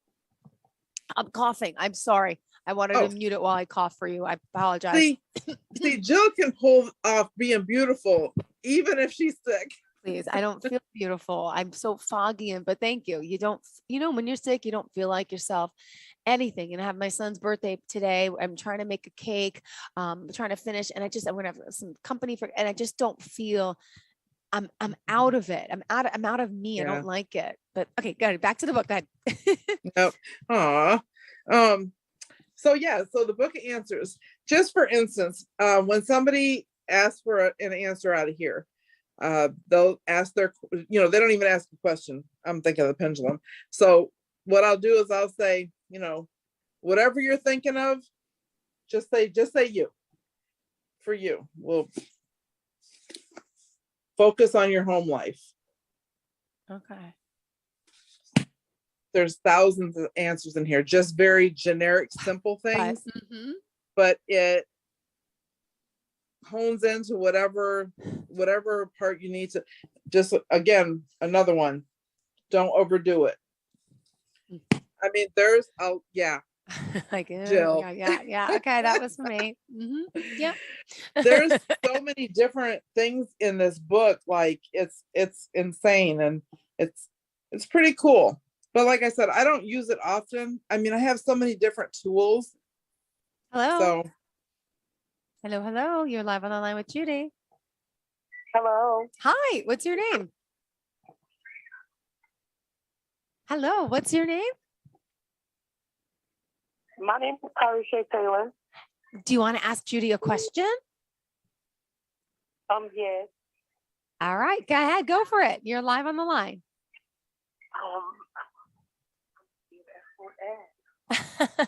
It has to be a yes or no, though. Yeah. Yes or no. Has to be a yes or no question. I don't know what to ask. Career, life, family, friends, travel, health, relationship, wealth, relationships. Do you see me and my ex-boyfriend getting back together? Okay. What is his first name?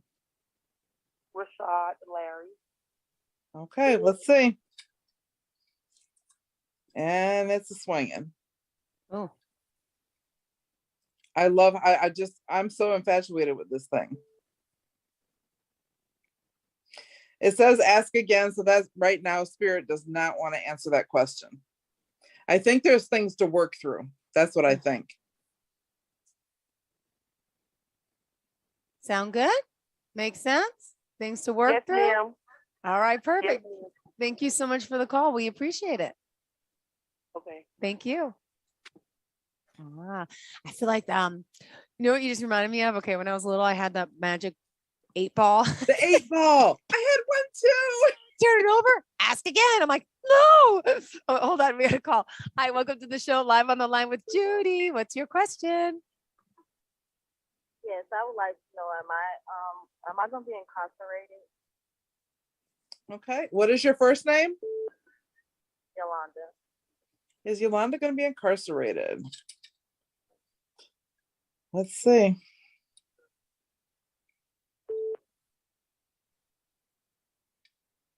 I swear, I watch this thing and I get so infatuated. It says yes. Okay. Thank you. You're welcome. Thank you. Aww. Best of luck. And you're still listening. You know, there are things, nobody's a complete miracle worker, but I know Judy does work with people through the court system and those going through whatever it is you're going through, that she can kind of help lessen. How do we say this? Could you explain it? Yeah, I help diminish the time that they're going to give you. Got it. And so a lot of times wipe it away completely. Got it. So just a heads up, if you want to do that, readingsbyjudy.com, reach out to us. She can possibly help you with that. Okay, sweetheart. Welcome to the show. You're live on the line. What is your question and what is your name? Hi, my name is Victoria. I'm the owner of Lady Dynasty Boutique, and I just wanted to ask Ms. Judy, would my business be profiting very well this February 2022? Is this month looking good? Okay, is Victoria's business going to pop for February 2022? Here we go. See what we get. I got my fingers crossed for you.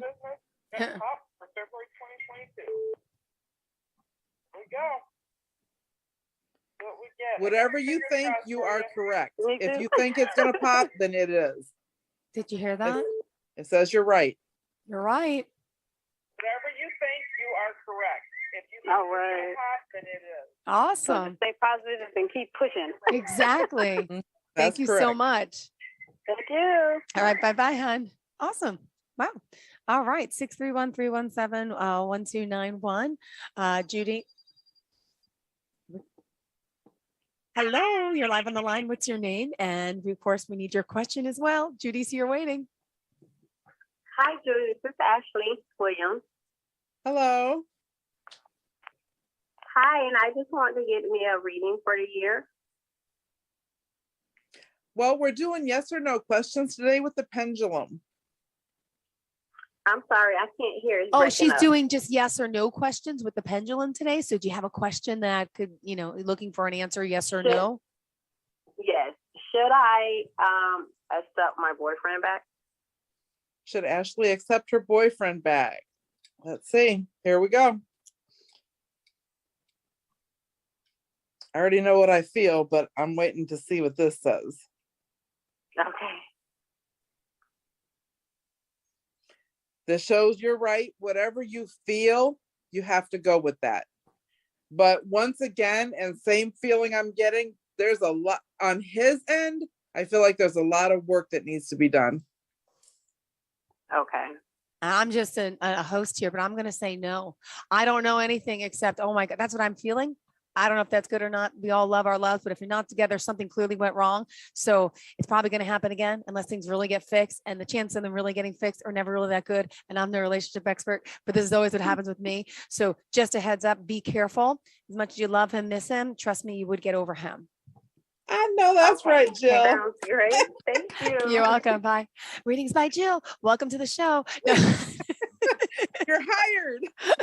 No, well, but I mean, that was amazing because you said everything I felt. But no, because to have to ask that question, which I've asked that question, we've all asked that question. In your gut of guts, I think that it's not right, but you want to hear it. You wish there's a simpler answer because to go through the hurt and the pain of losing someone, it's harder than, and you yearn for someone. But the truth is, time heals everything. I hate to say it. The loss of a love. Like I always say to people, I've lost a parent, hard, but you lose a child. How do people still move on, raise their other children, still go to work, still have? Some people get depressed and lose it, but then I got goosebumps. Those that find that strength to keep on going, God bless them, because it's partly due to time, and it gives you time to reflect, time to realize, you know what, I'm going to make the best of it here. There is something else. I will reunite with them. Oh, I got goosebumps, but like, I just say that also. Time is beautiful, but so precious. And it's so, yeah. So time, sweetheart, if you're still listening, take the time and see what happens. I went to the hospital about a month ago. I was called there by one of my clients. They were losing their son, a newborn, over a heart condition. And he just passed 2 weeks ago, but we went over there and blessed him and put, his Moses oil on his head and prayed over him for an easy passing. Oh, God, now I'm going to cry again. It always happens. Just heartbreaking. It really is. But I reached out to the mom today, and it's funny you're talking about that. And I just reached out to her today, and she's doing okay. She's pulling through it. Wow. Goosebumps again. Poor mom, poor parents, but at the same time, it's just all part of the plan. You can't tell that to someone while they're grieving. And like, even when my mom was passing, it was like, okay, I'm crying, I'm upset, but no, this is the way she's dying. Okay. Yeah, mom, I'm coming. I'm going to do your makeup at the funeral parlor. I don't care if it's just your dead body. Let's do it. Let's enjoy it. Let's I try to step out of the emotional aspect of things. And a lot of people don't do that. And it's especially hard when you're in it, but especially if it's a child. But I believe people are sent here on earth, especially children. They're like to teach us something. They're little angels. So listen to this. So when you're talking about your mom and putting on makeup and stuff, and she said she looked better than a good night out. Thanks. I put on fake lashes that I wear. I did her makeup for her in her casket because originally she wasn't supposed to be an open casket. Oh, and she was probably cursing me. But what happened was we did her for like the family viewing, and then we were supposed to close it. And then I'm like, nah, she looks too good. So I kept it open, and I know she was pissed because she didn't want anyone seeing her dead, like her body. And I'm like, no. Oh, well. No, because what I just told you, that's what I heard when you said it. Yeah, she looks so beautiful. I'm like, everyone's got to see this. And I feel people find more closure when they see a dead body at a funeral. I'm like, so let's just do it. Yes. So instead of seeing a box, like, okay, great, we're sad, but there's no, what am I looking at? Yeah, I miss so-and-so, but let's see them. But to see it is like, it's real. Exactly. So thanks, Mom. Don't hate me. Hold on. Call. Hi, welcome to the show. Hello. You're live on the line with Judy. Who's this? Hi, this is Nisha. Hi, Nisha. Yes or no questions today? What do you have for her? I want to know if I have some big money coming. All right. Does Nisha have some big money coming? And we're swinging away here. See what we get. It's just like doom, doom, doom, doom, doom. And Tim's stomach's growling. That was mine, I thought. Maybe both. So once again, it's crazy because it never goes to this, but it says you're right. Whatever you feel like, then you are correct. Yes, sir. Thank you. Well, can I just ask and be nosy? So are we winning the lotto? Are you getting an inheritance? Do you mind me asking? Like, what made you ask that question? Or are you, like, just curious? My hands been itching lately. What? My hands have been itching. When your left hand itches, it's a sign of receiving money. I didn't know that. I'm going to start scratching mine, make it itch. All right. Thank you so much, sweetheart. Good luck to you. All right. And use it wisely. You know what happens when you come into a lot of money. Sometimes you don't make wise decisions. Be careful. Okay. And remember who your real friends are. What? Yeah. You know what happens. So true. All right. Have a great day. Here we go. Hi. Welcome to the show. You're live on the line with Judy. Hi. Hey, Miss Judy. Hi. Who's this? It's Cara. Hi, Cara. Clearly She's our a regular fan. on the show. Regular, yeah. She's Okay, I have a question. Okay, I'm Go ready. for it. So I get a raise on Thursday, and it's supposed to be to $20, but I'm trying to manifest it to go to 22. So will my raise be $22 or probably like $21.50? Anything over 20. All right, Spirit, show us what is Cara going to get a bigger raise than $20? And we're swinging. See where we go. I'm over here manifesting 22 for you. It says yes. Oh. Yep, it showed yes. Oh my God. I'll try to let me read that. All right, good. Okay, thank you. Thank you. Bye-bye. You're welcome. She was excited as ever. She always is. Yes, I know. Hi, hello. Welcome to the show. You there? Okay, not yet. Call us back. 631-317-1291. All right. I might have a second to talk a little bit. No, you don't. Hi, welcome to the show. We got the dial tone. Hello? Hello, hello? Hello. Oh, wait, this is odd. I hear a dial tone, but I hear you. Hold on, sweetheart. I don't know why. So weird. Oh, that is weird, but you know what? This doesn't happen often. Who cares? We can still hear you. Go for it. What's your question? What's your name? Sorry about the beeping, but it's part of Judy's energy is doing something to the system and that Mercury retrograde stuff.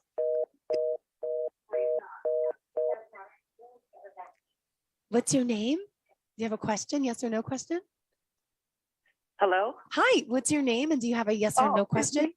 Yeah. Oh my God. My name is Kwana. Hi, Judy. Hello. My question is, will I get the building that I've been hoping for? All right, for Kwana, will she get the building she's been hoping for? And here we go. Dun, dun, dun, dun. This is my favorite part. Make sure that whatever building you get, you run sage through it first, because there's going to be an energetic issue with the building. Oh. Okay.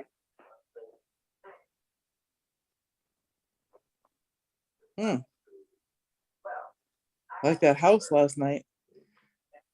We went and cleansed the house last night. What? Oh, we went and cleansed the house last night. Okay. It What happened? was really bad. So when we tried to cleanse it, there was a little boy there. And the 2-year-old daughter, a 2-year-old, was talking to the little boy. She told the whole story of what happened to him, how he passed away in the house. A 2-year-old. Wow. Oh, it was intense. So you were called by whom originally to come? The homeowner. And then what did they say? How did they react? I mean, well, the little boy never showed himself until the night before. Matter of fact, scared all 3 of the kids out of their bedroom the night before. And they only called us because at first everything was kind of stagnant for them, like business wise. And then, like I said, the night before we showed up, when they called us that day, I guess the spirit knew we were coming, and it ran the kids out of the room at 3 a.m. 3 little kids. So how did it go? You did the cleansing. What's happening now? What we did the cleansing. The little boy refused to leave, but then we found out through the 2-year-old that the father of the little boy is guarding the outside of the house so he can't leave. And I know it sounds crazy to people, but this is real deal stuff. So their dog stays under this tree where the spirit is standing, like guard. So last night, after we left, we have to go back next Wednesday and do a whole bunch of stuff, but because we couldn't clear the house. And when we left, the spirit outside, the father, was trying to tell the 2-year-old to open the window. I just want to see the little boy. I just want to see him. Did he harm his son? Is that what happened? Or he abused him? He killed him. He abused him. Yeah. Matter of fact, she played out the whole scenario. Did this 2-year-old ever have these type of talents and gifts? Never. And was the parents like flabbergasted? Like they were flabbergasted, like oh my god. And she's just sitting there talking to you all like, oh, and he says this and it. Yes. Oh, and she was pointing. She was like, the little boy's over there. Look, he's over there. A 2-year-old, and she's still in diapers. She's little. And how old was the little boy? Who, unfortunately. 6. So what happens in a situation like that? Is his spirit? Well, why is he here? Why is he not resting well? Is it what has to happen with him and the father and the forgiveness? What is it? Well, what we have to do is go back and remove the father's spirit first. Okay. That's why the little boy spirit is still there. He's afraid. He can't leave the house. He's like, he feels trapped, and he's in a closet there. And the guy was like, every time I pass by that closet, like if I get up in the middle of the night to go to the restroom or something, I pass by the closet and I get chills. He said, I actually have to stop for a minute because I get spooked. And the wife, she's terrified of the closet. They don't know why. Did he pass in the closet, or did the father harm him? Yes. And that was his hiding space. And And just curious, now there's this angry spirit. What do you call him? The father. He's there. Like, what is he trying to do? Why is he there? Why? I mean, some people murder people. It's not a good thing. Hello, I'm not condoning that, but like it happened. Like, why is he stuck compared to someone who's not? Why? What's wrong with him or with? I can't even describe what I'm trying to just get more information. Why is he there? Why is he doing this? You know, that's a good question. I'm sure I'll have answers by next week. I'm just curious because we didn't go outside and try to connect with the father. We only got the connection with the little boy. So next week I'll probably have a lot more answers on that because we'll have finished the cleanse. And you will be able to make contact with the father. Are you confident? Will he talk to you? Oh, Or yeah. are some people so angry where they're gonna just say screw you and not like, or you think he'll talk about it to you? Like, does that normally happen? Well, they talk to my daughter. She's 19. She's very gifted too. And he's going to talk to her. Matter of fact, the little girl even gave the names. And did the family that lived there now know the story before they moved in the house? No. That was never disclosed to them. Was it a No. long time ago? Like Long hundreds time of ago. years? Or okay. In the 60s. Okay. Wow. That poor Yep. little boy needs help. Oh my gosh. Okay. Hold on one second. Hello. Welcome to the show. You're live on the line. Who's this? Hello. I hear you. Interesting. 631-317-1291. Maybe it was them. I know. That's what I felt like. Wow. Okay. I want to hear the update to that story, please, for sure. Now, could you ask the pendulum a question yourself, or it doesn't work that way? It doesn't work that way. I can't even read for myself. So, but can Tim ask a question? Oh, Tim can definitely ask a question. Tim, ask a question. Let me tell you this. Listen to this. So remember I told you we put you in our money ritual on the 31st? Yes. So I don't know if anything came about for you. But when I tell you the one I did on the 20th of January, I have so many testimonies rolling in. People are getting, one lady won the cash for, another girl, she said she got a check from a car lot that she dealt with 2 years ago for over $1,000. We ended up getting $4,000, just part of it yesterday, and then the other part last week. One lady, now, and it's not always in the form of money. Okay. One lady, one of my clients, she was in the money ritual. She went to her dentist, had some work done. It was $300 worth of work, and it was free. Wow. Oh my God. And how often do you do these money rituals? They're good for 30 days. We do them every 30 days. Oh, I'm still waiting for my payout. I'll let you know. Hold on. Hi, welcome to the show. You're live on the line with Judy. Who's this? Herbie, hi, my Judy. I wanted to know, should I stay at the job that I'm at now or go back to my old one because I've been offered more money? Ooh. Should Herbie stay at the job she's at now? Yeah, the job that I'm at now, I'll go back to my old job. Let's see what we get.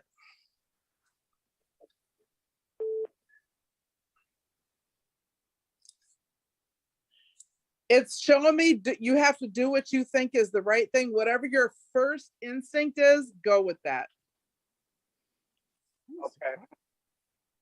All right. Thank you. Thank you so much. All right. Stand by. Hello. Welcome to the show. You're live on the line with Judy. Who's this? Hello. Hi, you're live on the line with Judy. You're our last call. I apologize. If you can make it quick, what is your name and what is your question? Yes or no only? Sierra. Hi, Sia. What's your question? So I want to know if I'm going to move I want to know if I'm going to buy a new house this year. All right. Is Sierra going to buy a new house this year?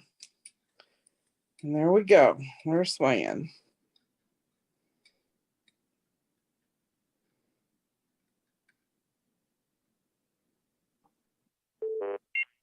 Yes. It shows yes. Awesome. Congratulations. Good luck with that. Thank you. All right. I have one last question. Am I going to get over this cold soon? Or is it, all right. If not, that means Spirit there's is something good. seriously wrong. Just am I going to feel better soon? Is Joe gonna feel better soon? Ugh. See what we get.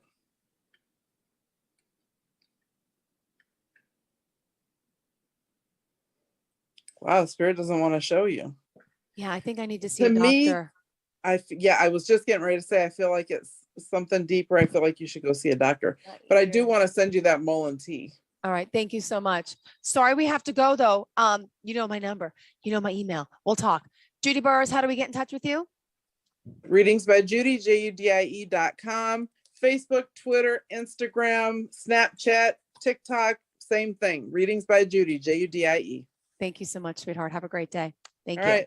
Are you looking for even more of the podcasts and hosts that you love? The Podcast Business News Network is proud to announce that you can now listen live on the MyTuner Radio and online radio box apps for iOS, Android, and the Amazon App Store. Or check us out online. Search for Business News Network on mytuner-radio.com or search Podcast Business News Network on onlineradiobox.com/US so you don't miss a minute of the action.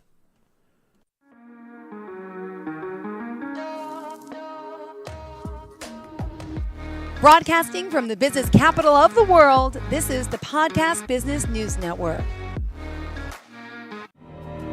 For nearly 2,000 severely injured veterans, everyday life has become filled with barriers. Day-to-day simple tasks can become pretty daunting. I have to carry my chair up 2 flights of steps or have somebody do it for me. What scares me the most is just the falling. When I'm struggling with my house, I think, to have that one great barrier just knocked down, I mean, it's crucial. Home for Our Troops is a wonderful nonprofit that builds a mortgage-free, fully adaptive, handicap-accessible house. And there's no catch. It'll be our very first home that we've ever owned. This is a game changer. This is where your life begins again. We need you to join us in completing this important mission. Please visit hfotusa.org and help build homes and rebuild lives. Because of you, everything's going to be okay.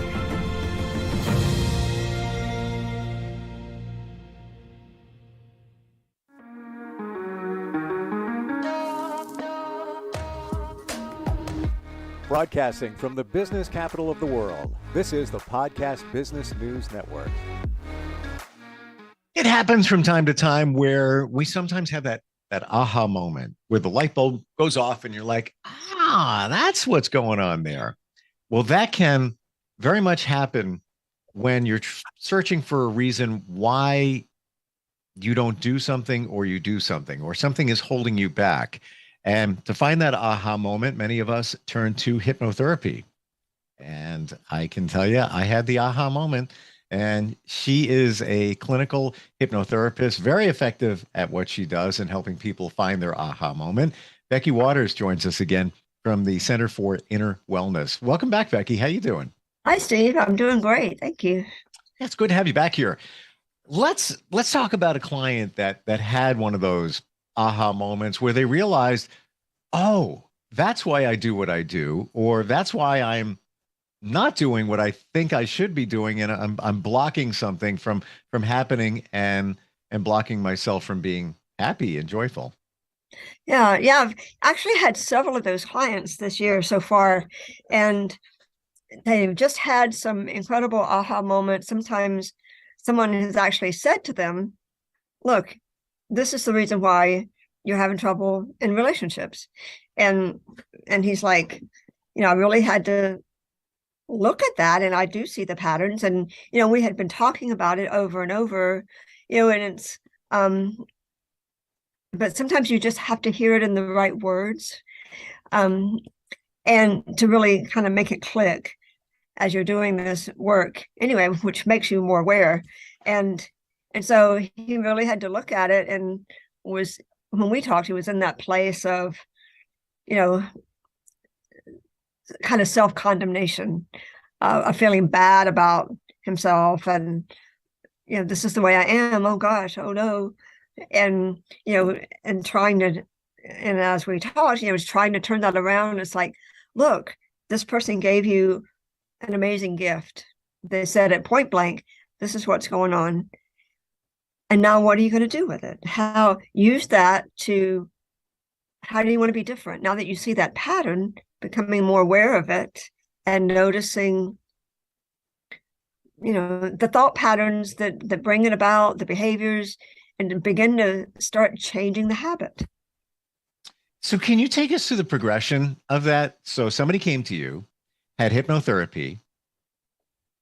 Tell us how many sessions when we go there. And then somebody in their world said, hey, do you realize that you're doing this? And as a result of the hypnotherapy, and then somebody saying that, it was like, oh, I get it now. Yeah. And so I can't really tell you how many sessions because everybody's different. Everything is different. Sure. But just say it's more than 6 or a couple of months. These particular people I've been working with for, several months, 1 a year or so more. But the thing is, when you do hypnosis, the whole point of it is making the unconscious conscious. So you become more aware of the things that you're doing, the thoughts, habits, the feeling habits, because it's all habit. And so, we work on ourselves, go out into the world and get feedback. And so you take that feedback and it's like, okay, so I'm learning more and more of these patterns because we had talked about them multiple sessions. And sometimes it just takes a while to just really click. Mm-hmm. Say, okay, I see it clearly now, and I don't like the results. I don't like this. However, so you can go down the poopy path of let's feel bad about it and condemn yourself, or you can say, okay, this gives me more information. How can I now notice those particular ways of thinking or feeling that bring along this pattern? And it sounds like this person, this client, wouldn't have realized it unless they had the hypnotherapy, because somebody in their world could have said, hey, do you realize that every time that happens, you do that? And they might not connect it at all. And they might just, it's almost like, a spouse says something to your partner, whatever. And you're like, I don't do that. But in fact, you do. And you don't know why you do it. But with hypnotherapy, I call it connecting the dots. Now it's connected. Yeah. Oh, that happened way back in the day. And that's why I'm doing this now. And then you're realizing it. So the dots are all connected. Was this something from this client's childhood that was causing them to do whatever they're doing? Well, the thing is, a blanket statement that may or may not be true for everybody, everything, but a lot of things do come from childhood because we set up patterns and ways of responding and thinking early on in life. I was listening to an audiobook the other day, and they were talking about how, our money beliefs get started, at 3 or 4 years old. I mean, we have those, and relationships, how we do relationships, those get set, before we go to first grade, literally. And those patterns, they serve us at that time. And, whatever the pattern that got set, or coping mechanism, belief, it helps us survive our childhood. It got us through to a point.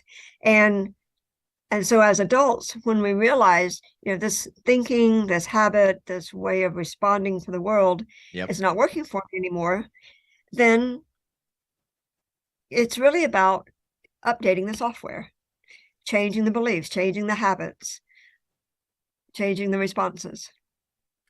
What's challenging, I think, for many of us is those beliefs that were put in during our childhood for whatever reason. Could have been your parents said something, could have been the way you were treated, could have been something you heard in a room that wasn't even directed at you, but you internalized it. Mm-hmm. That starts there. Then you fast forward to your relationships. We'll center on that for the moment. Mm-hmm. And the way you act in those relationships. Then the relationship or two go bad.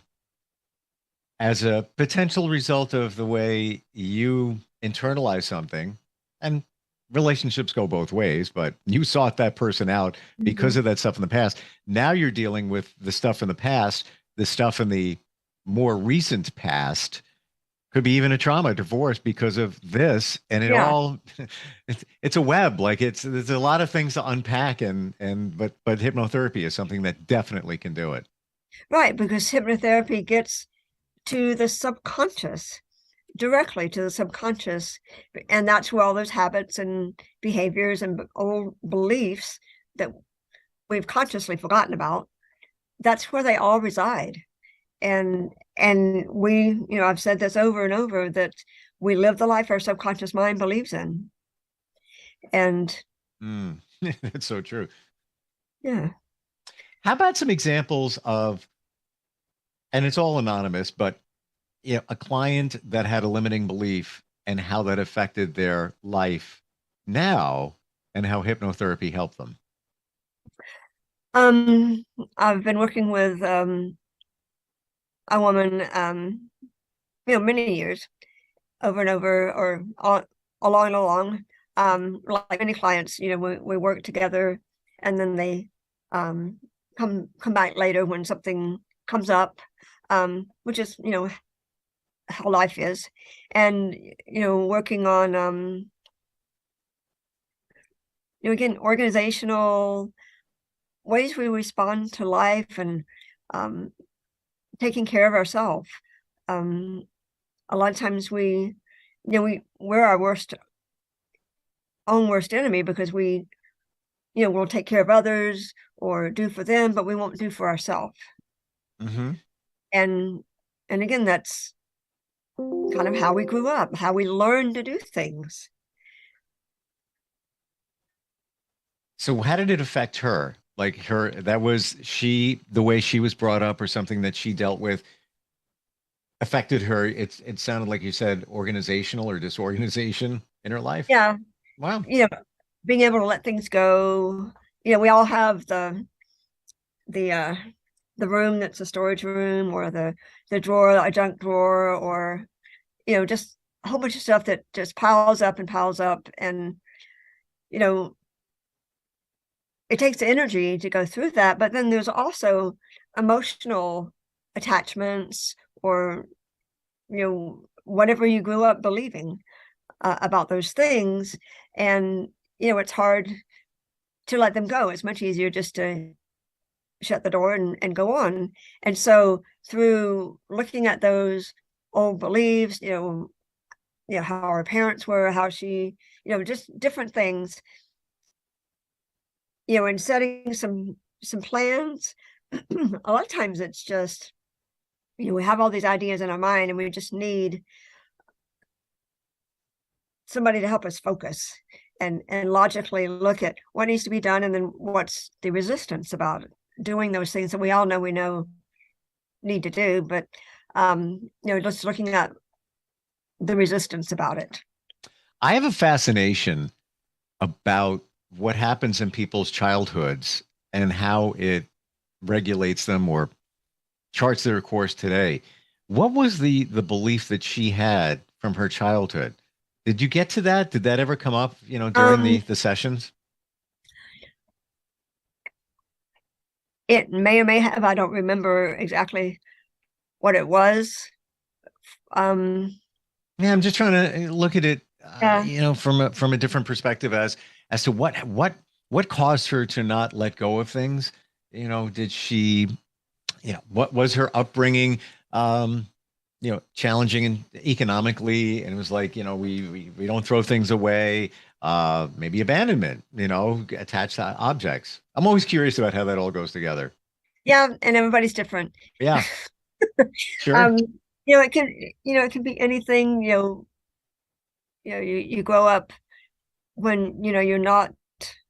You grow up poor in a poor family, and so then you want to hold on to things, or it has sentimental value, moving around, a military life, those few things that you can kind of take with you become sacred. or fear of loss, or, we tie our worthiness to those things, and we don't do it consciously. Right. Because really, going through the clutter and all the past, you are literally going through the past. Yeah, I had a talk to a prospect the other day, and she was like, do we have to go into our childhood? And it's like, the difference between traditional therapy and hypnotherapy is, traditional therapy, you basically go through the trash and kind of analyze it and try to understand it. We don't do that. We look at the past when it comes up into the present. And it all happens in, when we're feeling stuck, or when we have an experience that brings up an emotion, or, there's a pattern that we can't seem to let go of. And so then many times the past comes up, though, doesn't it? Like it's, it comes up in the present, in emotions and habits and resistance. I relived it when in the session that I had, where I went back to my childhood. I asked to go there, knew where I wanted to go, knew what was going on. I connected the dots ahead of time. And I saw myself as, a 3-year-old, a 4-year-old, and 7-year-old. It was like watching a movie. It was kind of interesting seeing yourself there with your eyes closed as you're visualizing that. And it wasn't anything, for anybody, again, people that say, I don't want to go back to my childhood. It wasn't anything that I could have not wanted to see. I was fully on board for it, but I could have stopped at any time and said, no, I'm good. I don't want to see any more. And I will say, it's not that hypnotherapy brought these things out that I didn't know. I didn't see things in my childhood that prior to hypnotherapy, if I closed my eyes, I couldn't see. It was all those places, all those images there, but it was almost like watching a movie, and I confronted myself as an adult talking to my little self then. And that's where the effectiveness came in. Right. But I really did think with the going back that I was going to see, me and my dad's boat, that one day, or this there, or that. No, these are all images that are all in my mind now prior to hypnotherapy. Do people tell you that they see things that, things come up literally from their past when you take them in to a session? Well, generally when we go, it's kind of like parts work. Go in and, go back to that younger version. We're going there for a specific reason, because a memory has come up or an emotion has come up that's tied to a memory, usually a childhood experience that we had no capacity to understand. And, we all want to feel heard, and be seen. And often as children, when something was going on, like, the parents are going through this divorce, and, we're left kind of on our own because they're really not available to help us through that.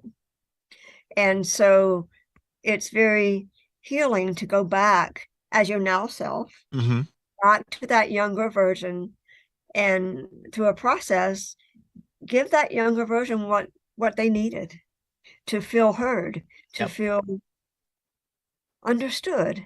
Yep. And because I've found that with clients and with myself, as I've done these exercises, it tends to center around a certain age, after a while, that it always seems to go back to.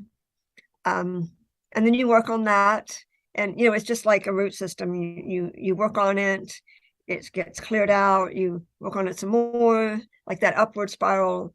It's always different the next time you go back. When you said certain age, you mean each individual. It's not like 5 is the sweet spot for everybody. No, you mean the situation. Every situation, every person is different. But it seems what you're saying is when you go back in time, you may in your mind, the person that's being hypnotized may have some ideas. Maybe it was 3, maybe it was 7, but you kind of home in on it. And it's a certain age where everything kind of points back to that age. Yeah. Okay. For me particularly, it was around age 2 that everything seemed Wow. to catch you. For another a client, it was like age around 12, when she had a very critical thing that happened. Other people, it's more in their teenage years. You know, it just depends. I'm not sure what age would be the center for me, because I'm thinking of it now that you said it. Because the common theme, I was bullied. I was bullied for a bunch of years, so I can't pinpoint and say it's, I was 7. But I did go back from seeing myself 3, to 5 to 7, maybe a little bit more, in the timeline of watching it. And that was just one session. I can't imagine doing it again. What might come up. That was a lot in one session. It was pretty cool. It was, but maybe I'm different. I knew where I wanted to go. I was like, Yeah. Yep. Not everybody knows that. I suspect issues in present day are connected to a lot back then. So I just wanted to work on that. So it was almost like, all right, we're right there. So I guess in that session, maybe my one session might have been really 3 in terms of what took place. And I was on board. I'm like, yeah, I'm going back. Close my eyes. What do you got for me? And it was, I'm going to say it wasn't fun. It was interesting, emotional, and comforting all at the same time. I give it description, that's what it was. Mhm. Yeah. Yeah, because most people are afraid of going there and feeling the feelings, and I'll get stuck there. But emotions are just energy in motion, and they have a message, and it's just being brave enough to step into it and just breathe through it, because it's energy in motion. It's going to pass, but we tend to be afraid of it, so like we hook onto that emotion and just grab a hold of it, and won't let it go. And you can't contain energy. That's how they make bombs. So it's going to come out somewhere. Interesting analogy, because I call it the emotional bucket, where you're filling the bucket. At some point, it's got to overflow. You can't keep it in there. So at some point, either somebody's going to break down and just have a moment where it just, things happen. Yeah, crazy when you think about that. And a lot of people will search for alternative things when they've tried everything. The bucket has overflown, and they've tried everything else, and sometimes you just have to hit bottom. Well, yeah. Sometimes you do, to realize that you need to get some help. In the next couple of minutes we have here, any other examples about somebody where they were and where they went based on hypnotherapy? And again, it's all anonymous, but I'm just kind of curious. I find it intriguing. Yeah.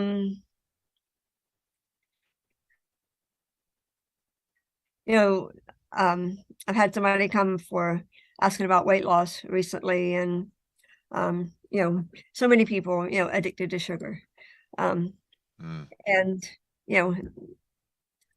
we won't go down that line, but it's weight loss is such a complicated thing, because it's not like smoking. You can just stop smoking.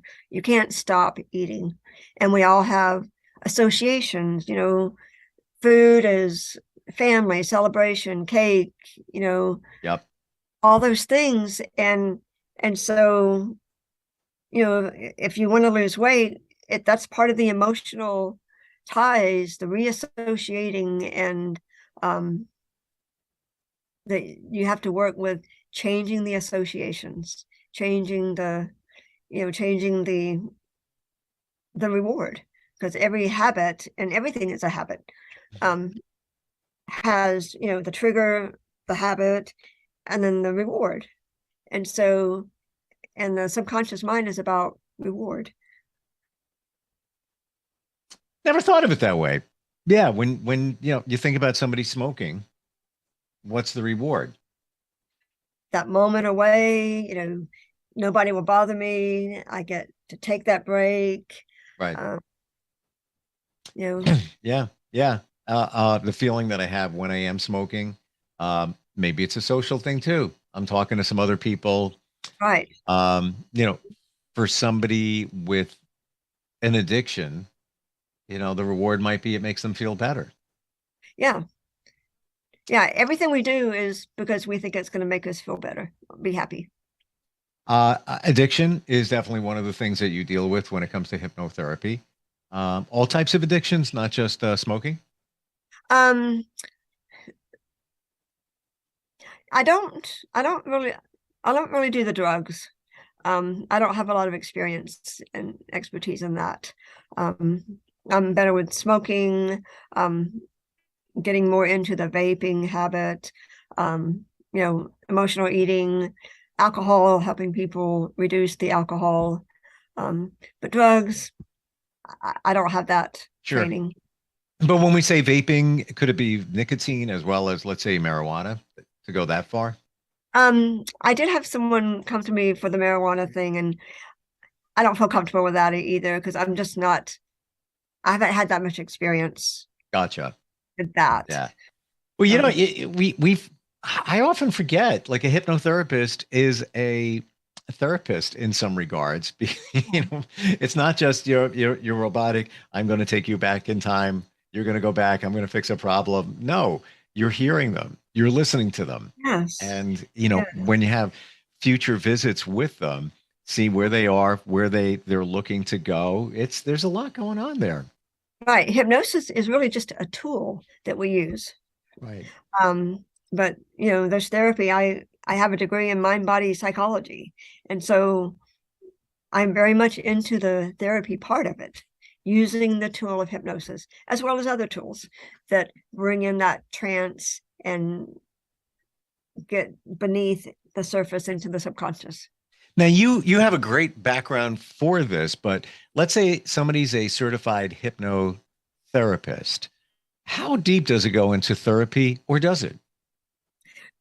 It depends on the hypnotherapist, really, what their training is. If you're looking for one, really look at what is their training, because you can take classes to learn how to hypnotize somebody over a weekend.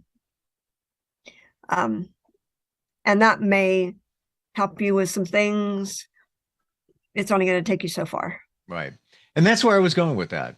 Yeah. I mean, there are some people that are trained to take you back, but you want to look for somebody that has, like, your credentials. You have more than just and not that that's anything bad to be just a certified hypnotherapist, but you also have a background in therapy that can help people, which is like a powerful combination.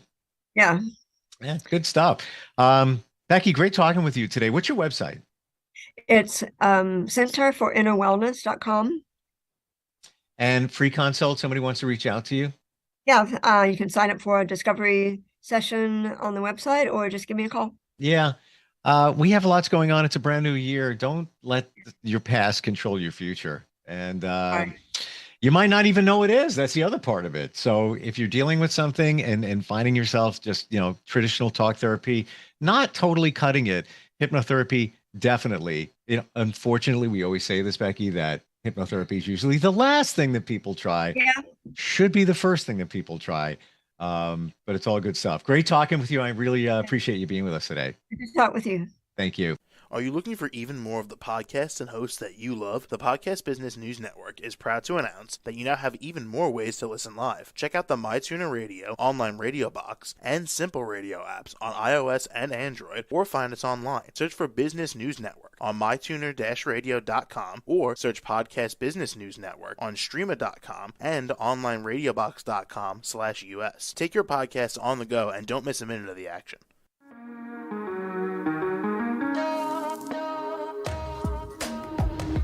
Broadcasting from the business capital of the world, this is the Podcast Business News Network. For nearly 2,000 severely injured veterans, everyday life has become filled with barriers. day-to-day simple tasks can become pretty daunting. I have to carry my chair up 2 flights of steps or have somebody do it for me. What scares me the most is just the falling. When I'm struggling with my house, I think, to have that one great barrier just knocked down, I mean, it's crucial. Home for Our Troops is a wonderful nonprofit that builds a mortgage-free, fully adaptive, handicap-accessible house. And there's no catch. It'll be our very first home that we've ever owned. This is a game changer. This is where your life begins again. We need you to join us in completing this important mission. Please visit hfotusa.org and help build homes and rebuild lives. Because of you, everything's going to be okay.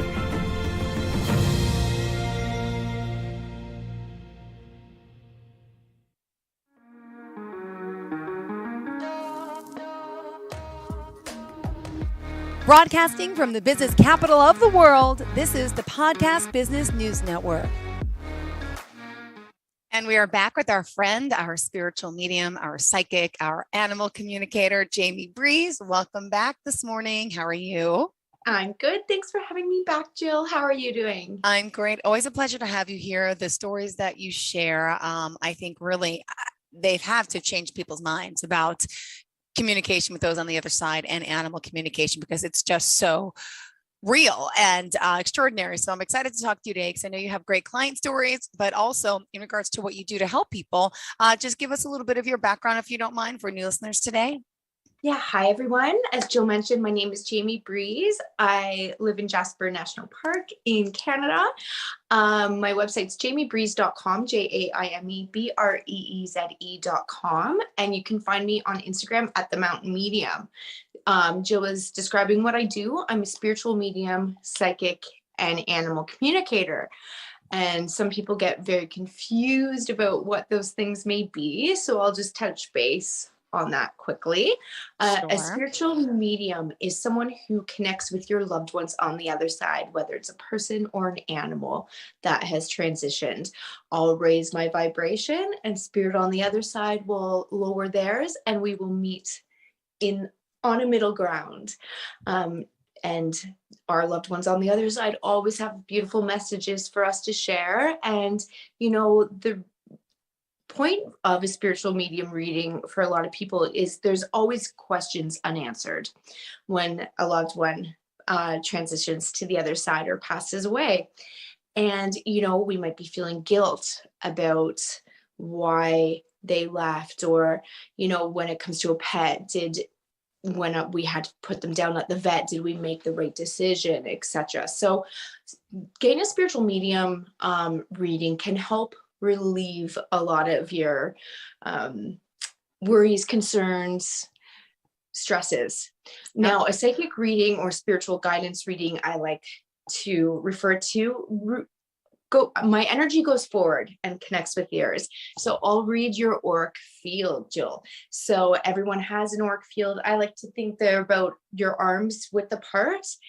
And so we can pick up, yes, exactly. You can see it? Yeah.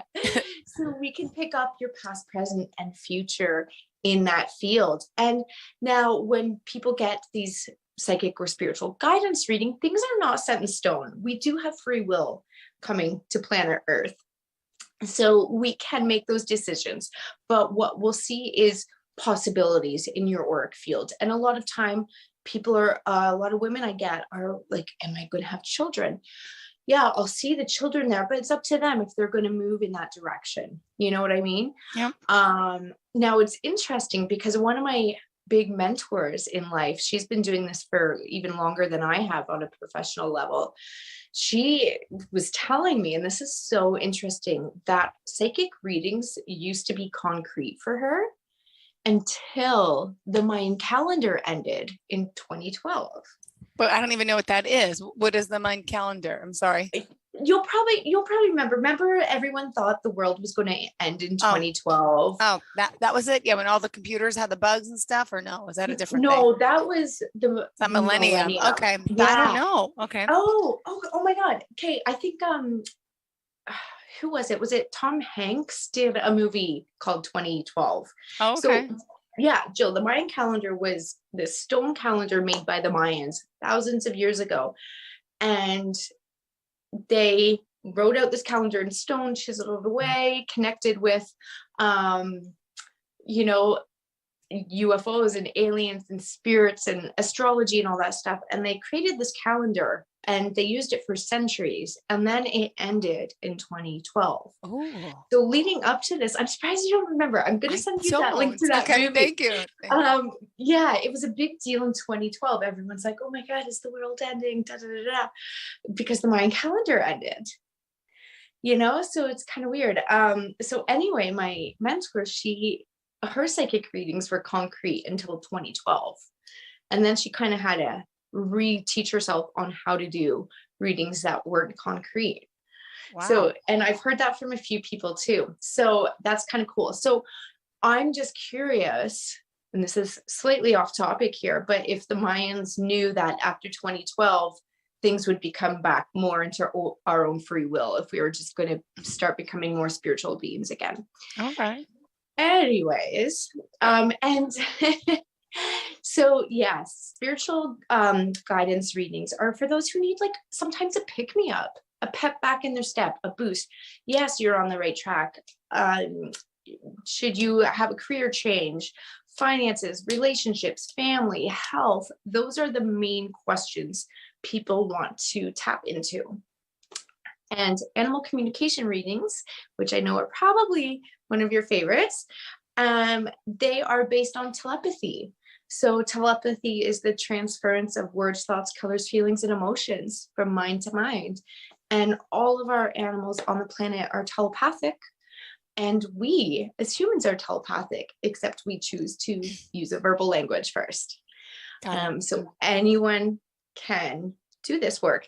And so I love this style of work because it caters to everyone, and whatever your needs or wants are, there's something here for you. And I know I've mentioned it before, Jill, why aren't we using more of our spiritual gifts and powers that have put on this planet for us to utilize? Society's gotten to the point, like, 9-to-5 job, buying a new car, all these routines, keeping up with the Joneses, stuff like that. We've pushed back our spiritual and innate abilities. Whereas if we just started to train and pay attention, it could be a game changer. Yeah. So I have some fun stories for you because I know those are your favorites. Yes. I'm excited. Let me hear. Yeah. So I had this client yesterday, actually. She came in. She's never had, when I say come in, we do have an office here in town. Most of my clients are on Zoom. But we do have an office here, and I was working out of the office yesterday, and I had this girl come in, she was with her gal pals. She had never had a psychic reading. She was really nervous. And so she comes in, we sit down, we touch base on her career, her love life, where she's going, possible children in her future and stuff. And all of a sudden, Jill, I felt it wasn't very strong, but I just had a sense of an older woman who was killed in a car crash. And, when we're dealing with people on the other side, we have to tread lightly because it is very sensitive to those in front of us. So we have to really make sure we're presenting the facts in a gentle, kind way, right? So I asked her, I said, is your mom transitioned to the other side? And she's like, no, she's still here. And I was like, okay, interesting. And I'm like, so I said, okay, there is an older woman coming here and she's showing me a car crash.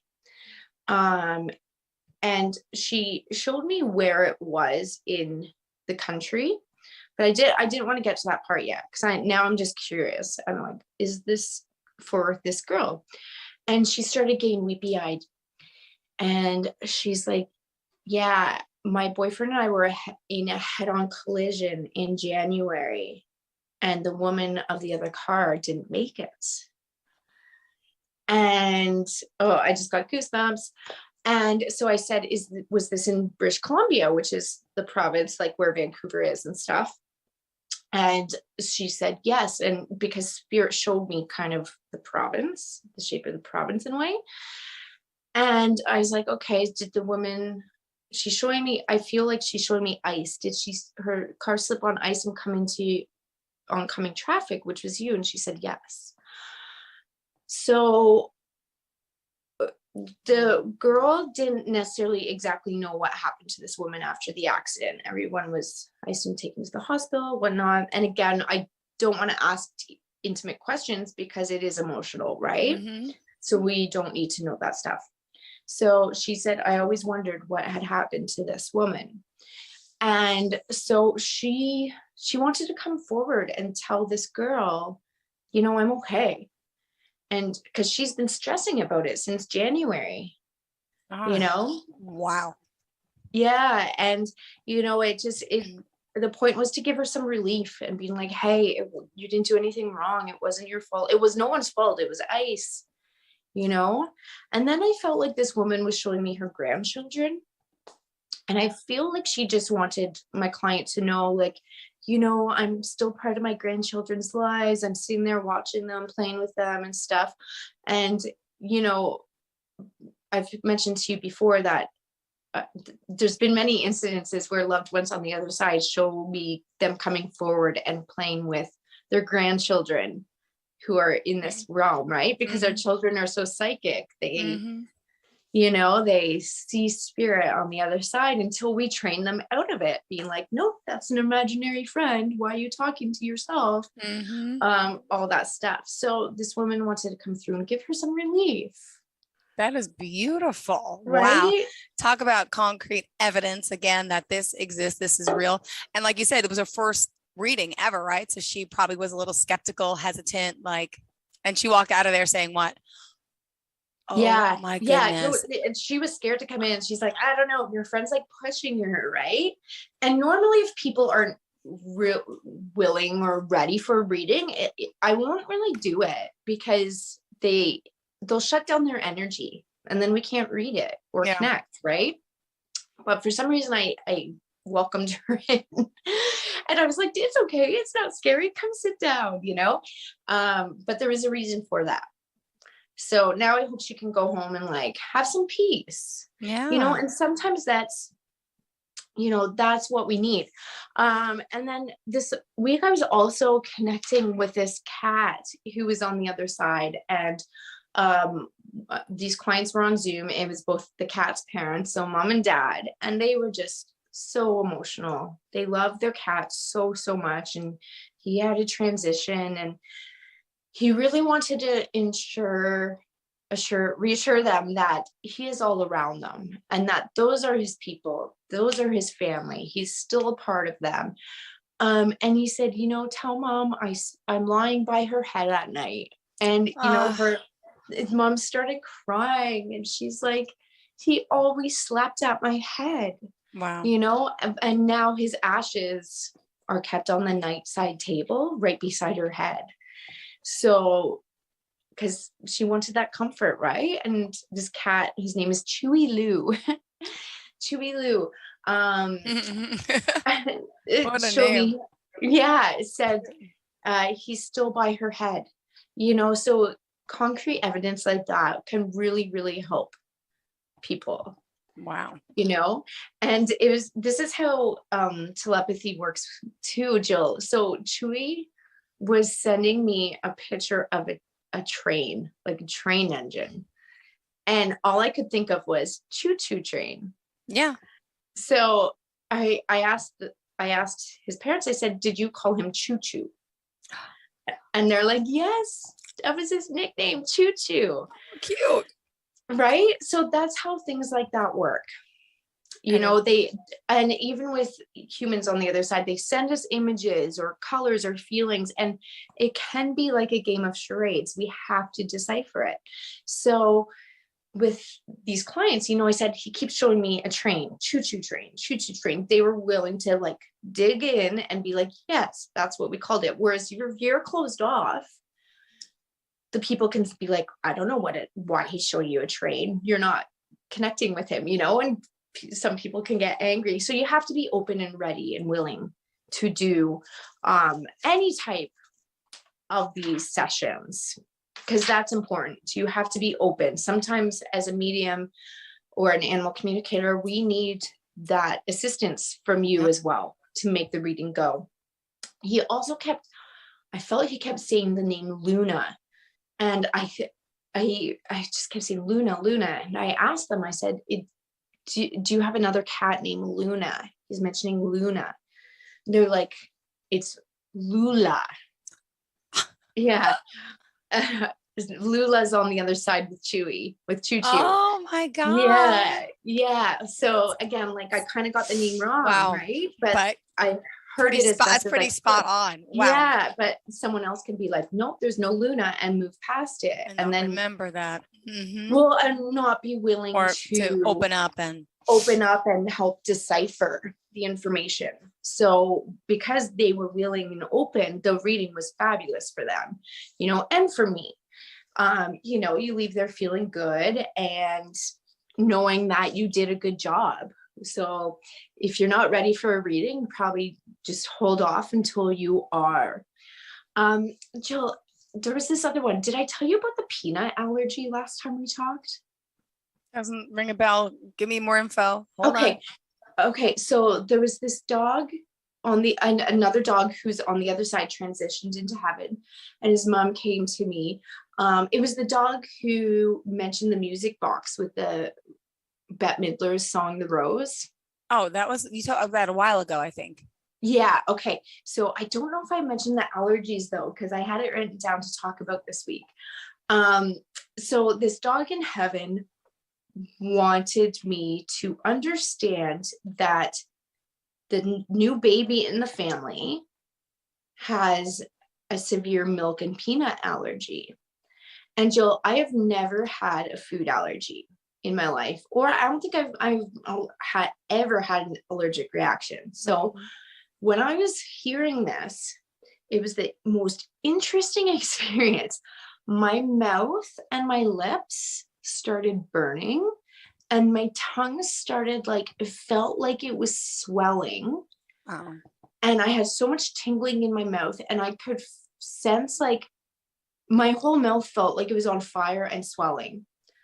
And again, I've never had an allergy. So I Googled, what does it feel like to have a peanut allergy when you eat a peanut? And sure enough, those were some of the symptoms. Like your lips tingle and all that stuff. And I was like, wow. And my partner, he was at the kitchen table, and I was like, Colin, I swear this baby has a peanut allergy, because this is just what happened in my mouth. And yeah, he thinks I'm nuts sometimes, but he goes with it. And so the next day when I was consulting with the mom, I said, okay, Jasper said, I have to tell you what happened. Said that your son has a milk and peanut allergy, and made my mouth on fire and blah, blah, and keep him away from peanuts. She's like, he was just diagnosed with a milk and peanut allergy. Whoa. Yeah. So she had already known, but Jasper wanted to maybe prove that he's there with them. And also just remind her, make sure he stays away from it, because it was intense, the sensation. Wow. Yeah. So spirit can show you information through all different avenues, like smells, thoughts, colors, feelings, like your mouth getting on fire, right? It's so interesting. And then he also said, the baby, it's very important the baby becomes a very strong swimmer. Why? I'm not 100% sure, but they live in the Hamptons, so kind of by you. They live in the Hamptons, so, surrounded by water and stuff. Perhaps the child is going to grow up, being a sea captain or whatever. But for some reason, he's really wanting mom to make the kid a strong swimmer. And he's only 22 months. And she said, you know what? I just signed him up for swimming lessons next week. So I don't know. I just felt or they have a pool, or he's going to fall in the pool, something tragic. You yeah. don't think, but yeah. Well, I was thinking there was going to be I just felt like he might, in the future have to save people or something, it was kind of that along that vibe. And wow. I felt like there was a boating accident, but, again, she doesn't need to know that at this time. Just make sure your son's a strong swimmer. because you don't want to also give people information that, you know, is going to make them worry. And scare them. And then they're going to wait every week and turn. When is it happening? When is it happening? Yeah. But you do want to give them the information to make an action. Like that little boy with the stomach we talked about a few weeks ago. Haven't heard anything back. And again, that's up to them if they want to talk to me about it. But you know, they took action. You know, they were going to go see a doctor and whoever. So hopefully we can get that resolved. Now also it was cute because this dog also showed me stickers, you know, like stickers everywhere. And so I thought maybe the mom, you know, maybe did arts and crafts or made nice photo albums with stickers and stuff. She's like, oh my God, my baby is obsessed with stickers. He puts them everywhere. They're all over his room. So her dog just wanted her to be like, Mom, I'm around. I'm like, around. I'm there. Yeah. Yeah. And it was funny because I felt the dog was showing me that he got a sticker stuck on his paw. So I have to laugh and think about it, because did the spirit dog get a sticker stuck on his paw? So was there a sticker floating through the air and like only the baby noticed? Like, wow. I don't know. You never know, right? So I love stuff like that, because our animals and our loved ones on the other side are looking out for us, and they want us, you know, to diagnose us, help us understand these things and guide us in the right direction. Then there was this other dog as well this week with another allergy. And well, his mom came to me because this dog has severe allergies. She believes they can't figure out why. And again, he gave me this weird sensation in my mouth that is very like dry and pasty. It was very odd. And you know, when you put flour with a bit of water and it makes a gummy kind of paste and you stir it, that's what I kept picturing and feeling in my mouth for some reason. Okay. Yeah. Okay. I had 2 mouth experiences this week and it was fabulous. So I'm hoping maybe that's my new thing. And so what I felt was there's something in saliva that breaks down starches. Okay. And it kind of brought me a memory back to high school science class, learning about amylase and lactase and whatnot. I was like, okay, yeah. So we have this chemical in our saliva that breaks down starches, et cetera, et cetera, et cetera. So I Googled it. I'm like, maybe this dog has not enough of this type of saliva in his mouth to break down starches. So I Googled it, dogs and amylase in saliva. I did not know, Jill, dogs and cats do not have this chemical in their mouth to break down starches. Okay. They have it in their belly. So if you feed a dog bread, for example, it doesn't start to digest until it's in their belly. Whereas humans put the bread in their mouth and it gets mushy and soft and easier to swallow. I don't know that either. Oh. Yeah. Yeah. So that's why you chew, right? We're getting the saliva to break it down, make it nice and soft so we can swallow it. So dogs and cats actually don't have that. And so this is what this dog is teaching me.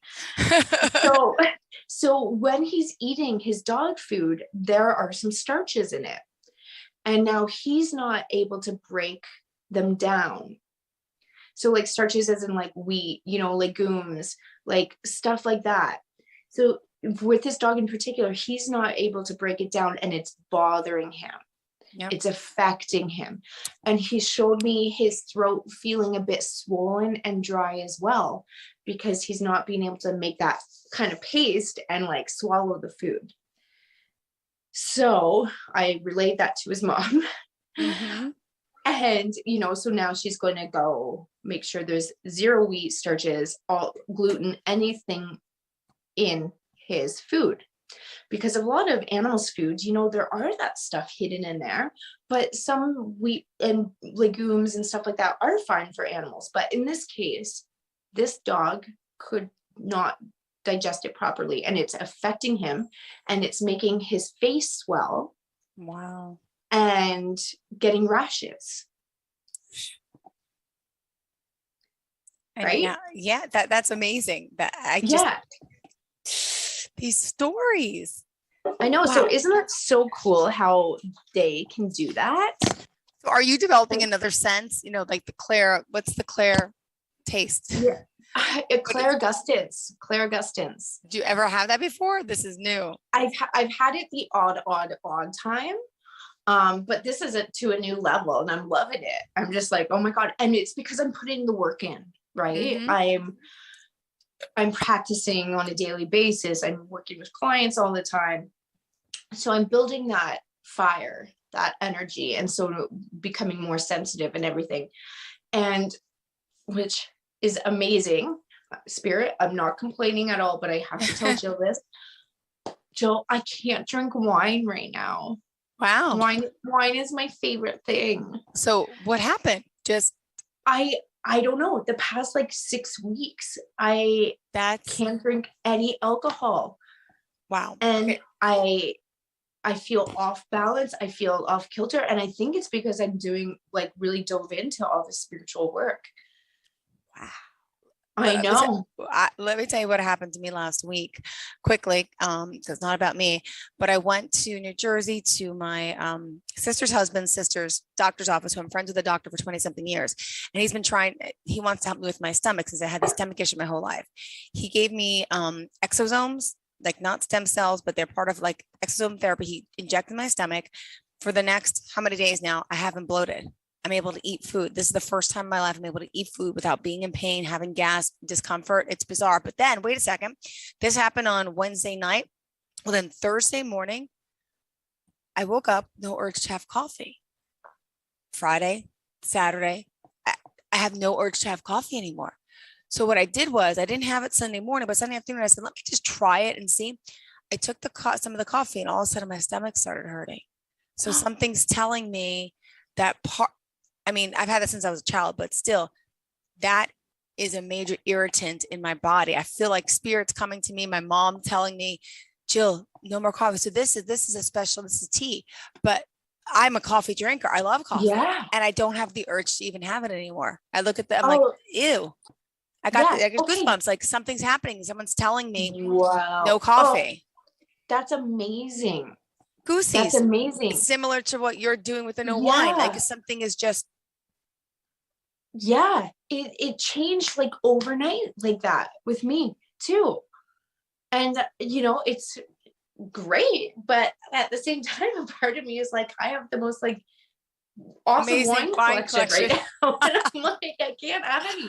So I guess I'll be gifting it to birthdays and whatever for people. But yeah, so that's awesome. Your body and spirit is telling you, okay, no more coffee. There's something in that's creating some sort of effect. It's bizarre. So you got to Google exosome therapy, and then we're doing stem cells next week, but they directly inject them into my stomach. And I went to dinner that night. I didn't bloat. The next morning I woke up, I wasn't bloat. It's just bizarre. I don't know if it's curing me or whatever it is, but I feel like I have relief all of a sudden. I don't want to get my hopes up, but I kind of am. I'm going back next week for the IV treatment of stem cells, and then 2 more weeks for another part. But the exosome therapy was first. Google what exosomes are and stem cell therapy. Yeah. It's fascinating. And then I'm like, oh my God. So I got parts of people in me. And then I wake up the next morning, I want coffee. I'm like, wow, what's happening? Parts of people? Well, no. Because do you think stem cells, do you think exosomes, and that's part of people's DNA that's coming to it's taken from all the placentas of babies all over and the billions of these cells. So I'm like, do I have a different genetic makeup? All that something. Google exosome and stem cell. Yes. Okay. Yeah. I've heard people with who get a heart transplant. All of a sudden they don't they love cheeseburgers. They never had a cheeseburger. They talk to the person who did the heart. My son loved cheeseburgers. Oh my, I'm like, what? I don't know. Just overthinking. But no, I don't think you are at all, because that's and now you're having that physical aversion to even seeing the coffee. Yeah. So that is okay. I need to check that out. Yeah. Well, you're having your aversion too. So why? Yeah. And I think it's definitely above. Yeah. I think it's just, clearing up old patterns and releasing and understanding where you're at and stuff. And again, that's utilizing those tools, and anyone has access to these powers. You just have to give it the time and take the time. Yeah. And anyone can do it. Start with a meditation. Start with just putting an intention out to the universe. I am ready. I am open to receive awareness and insight for the day. Got it. Well, thank you, Jamie. We're out of time, so we got to wrap up. I'm sorry. That's okay. That's okay. Thanks, Jill. You look great today, and I'm glad you aren't drinking coffee anymore. Yeah, and I'm just feeling better. So, wow. And how can we reach out to you with questions to get a reading and all the above?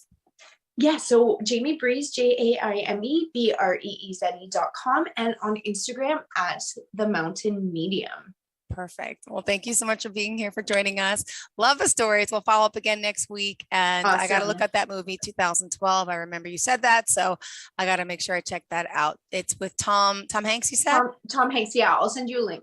Thank you so much. And I'll send you the information on the exosomes and the stem cell therapy, because it's just fascinating. All right. Yeah. Have a good day. Sorry, I got to go. Love you. Bye, honey. Love you. Bye. Bye.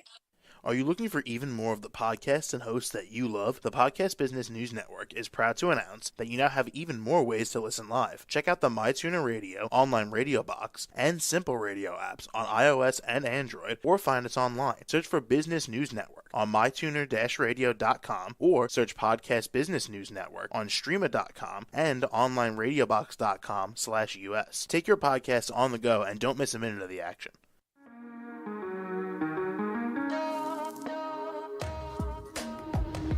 Broadcasting from the business capital of the world, this is the Podcast Business News Network. For nearly 2,000 severely injured veterans, everyday life has become filled with barriers.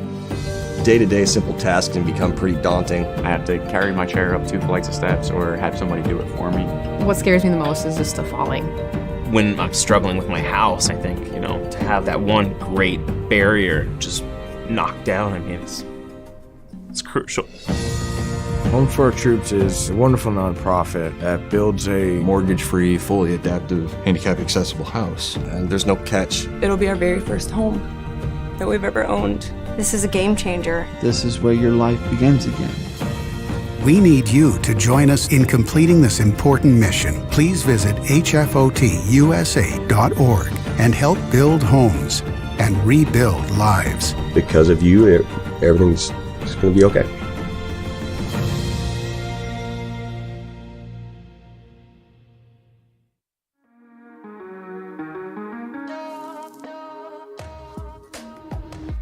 Broadcasting from the business capital of the world, this is the Podcast Business News Network. It's all about lead left, grow right, and Tony Maralt, of course, is here, the owner of his own company. He's on a mission from Kansas City, Missouri, but it's worldwide, affecting leaders. And he has this consulting and publishing company that really helps people and companies and corporations all lead better. He's also an author and so much more. Tony, take it away and introduce yourself, because you have a lot of titles.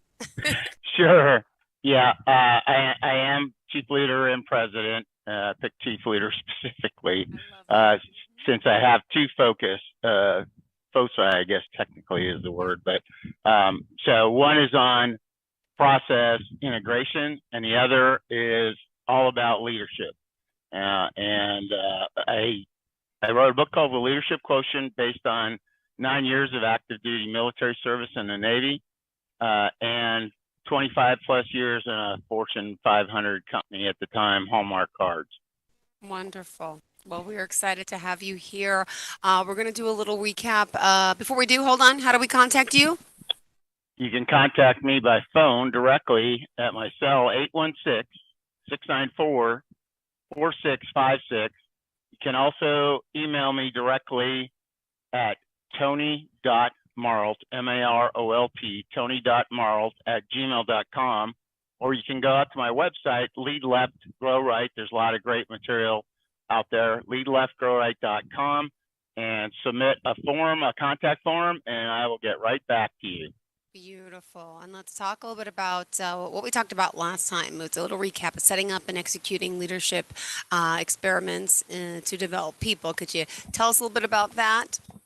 Yeah, we talked about development being a huge part of if you're a leader, whether it's since I believe everyone is a leader, period, the end. So you yourself can conduct leadership experiments, but your boss may have you be conducting leadership experiments with you. And the goal is to get growth in areas you may not have a firm grasp of yet, or you want personally to grow in. And some of the things we talked about last time that go directly to that, we talked about two major things. One was about resiliency. And we read through something called a little treatise on the egg, the carrot, and the coffee bean. Loved and it. all, Which one are you? I remember. yeah, I'm definitely a coffee bean.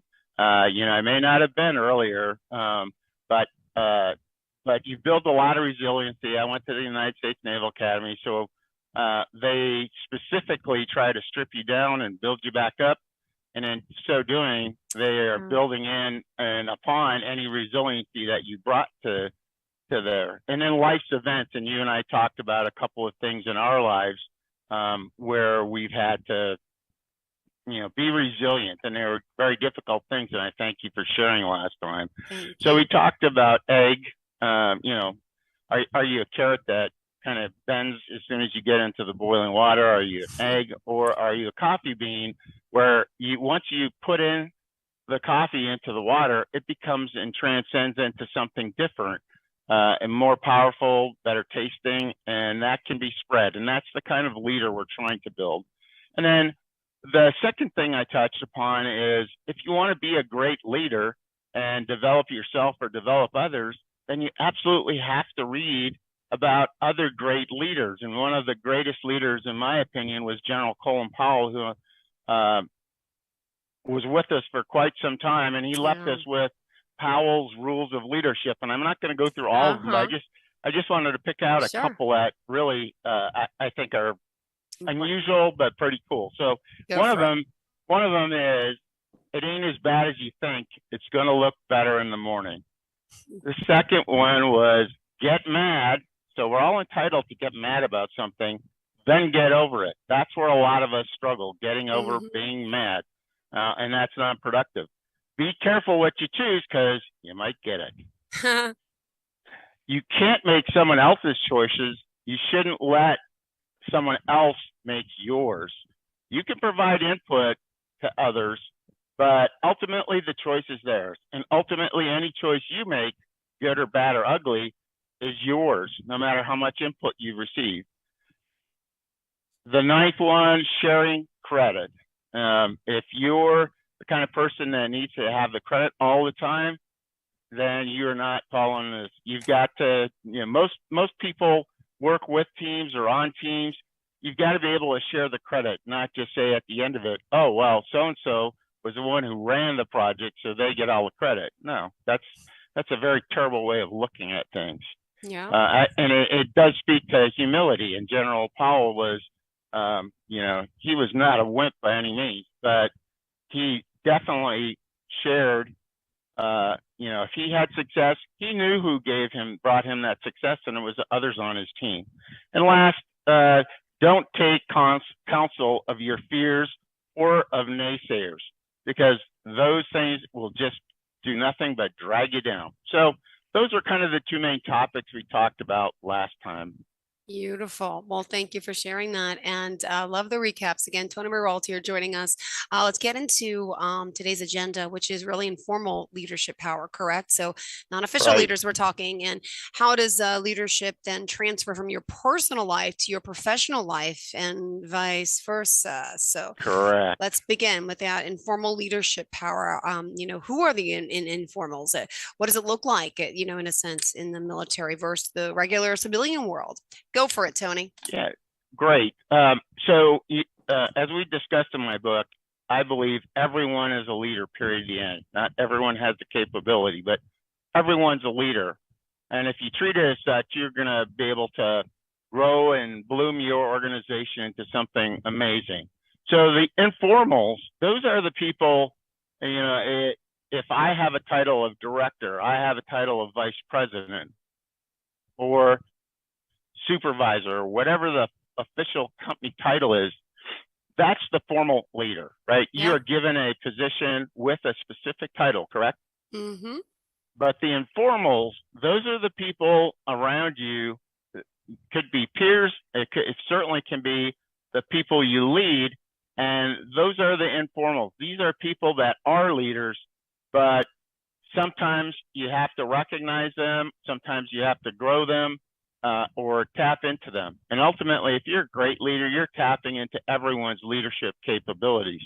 And the reason I put something in about the military versus the civilian world. So in the military, for those of you that aren't familiar, I think everyone's familiar with the rank structure. But in every military branch, there's usually the first 3 pay grades where you're either an airman or you're a basic soldier or a seaman in the Navy. But as soon as you get to the 4th pay grade, it's called petty officer. And petty officers, and typically, well, in the Navy, it's called petty officer. I'll stick with what I know the best, right? Of course. So they have a specific rank. They are not the boss necessarily, or they could be the boss. At some point, they might be supervising groups of folks or running a shop on a ship, for instance. Let's say you're a welder and you're running a shop with other welders that have petty officers below you. So there's a recognition in the military that everyone is a leader after you get through the initial, hey, you're welcome to the Navy and serve a little bit. Then you start going up the ladder, which it's not formally recognized typically in a civilian corporation. Not until you probably get to supervisor. Well, in the Navy, for instance, the supervisors, middle management, that all comes when you become a chief or senior chief or master chief petty officer, which are the upper 3 enlisted ranks. So you can see in between your basic Navy sailor and the supervisors, the chiefs, there are a number of ranks that go before that, 3 of them, in fact. So the Navy recognizes that we need leaders that are below the supervisor level. In corporate America, that's not really true. We don't have people. Once in a while, you'll find something with a title like group leader. Now, that would be akin to a senior petty officer, but not a chief. So it's even more important if you're serving in a nonprofit or a for-profit organization that you recognize and tease out that leadership and then call it to the forefront for others. So. And by the way, just your background, not everybody knows your service. Would you mind just sharing quickly? You were in the Navy. That's big news. Yep, I bumped off the bus in Annapolis, Maryland, just a young high school graduate from a small town in northern Minnesota. Immediately got my hair cut and got thrust into a world. I was like, what the heck did I just do? But anyway, it was a very trying experience, but boy, did I build me strength and resiliency and friendships that last a lifetime. So I went to the Naval Academy first, got my degree. And then once you graduate from the Naval Academy, you owe, since you didn't have to pay for that college, you owe 5 years in the military. So I served 5, and then I served another 4 beyond that until we had some family issues that made me separate from the Navy. So I was on 3 different ships. I got to teach at the Naval Academy when I went back. So it was a wonderful leadership experiences. That was kind of my initial forge in leadership, putting things to practice that I had already been taught. Great. Thank you so much for sharing that. And thank you You're for welcome. your service. You You're can welcome. continue, but just All right. you should be, I would talk about like all the time. I'd be so proud, but thank you. You're so modest. So, we talk about this informal leadership, and why are they important is those are the people that behind the scenes, they're the ones that are most likely to be directing and influencing people, or the conversation that occurs beyond when you tell someone, okay, here's what we're going to do, our team, this is our goal. These are the folks that are putting those plans into action, even though they may not officially have a title of leader. Yep. You know, and in the military, we call that soft power. I call it informal leadership power. So you're very, very, you know, you may hold great sway over whether a group does something or doesn't do something, or how they do something. And that's informal leadership power. And the informals are the ones who really get everything done. So if you don't have the informals on board, or you don't take the time to recognize them, then you are not going to be very successful as a leader, because those are the people that you want. They're, you know, to put it in today's terms, you know, they are the influencers on Instagram and Facebook and any other social media. Yeah. And so skills that they possess are the same kinds of skills that you would in any leader. You know, great communication skills typically is way at the top.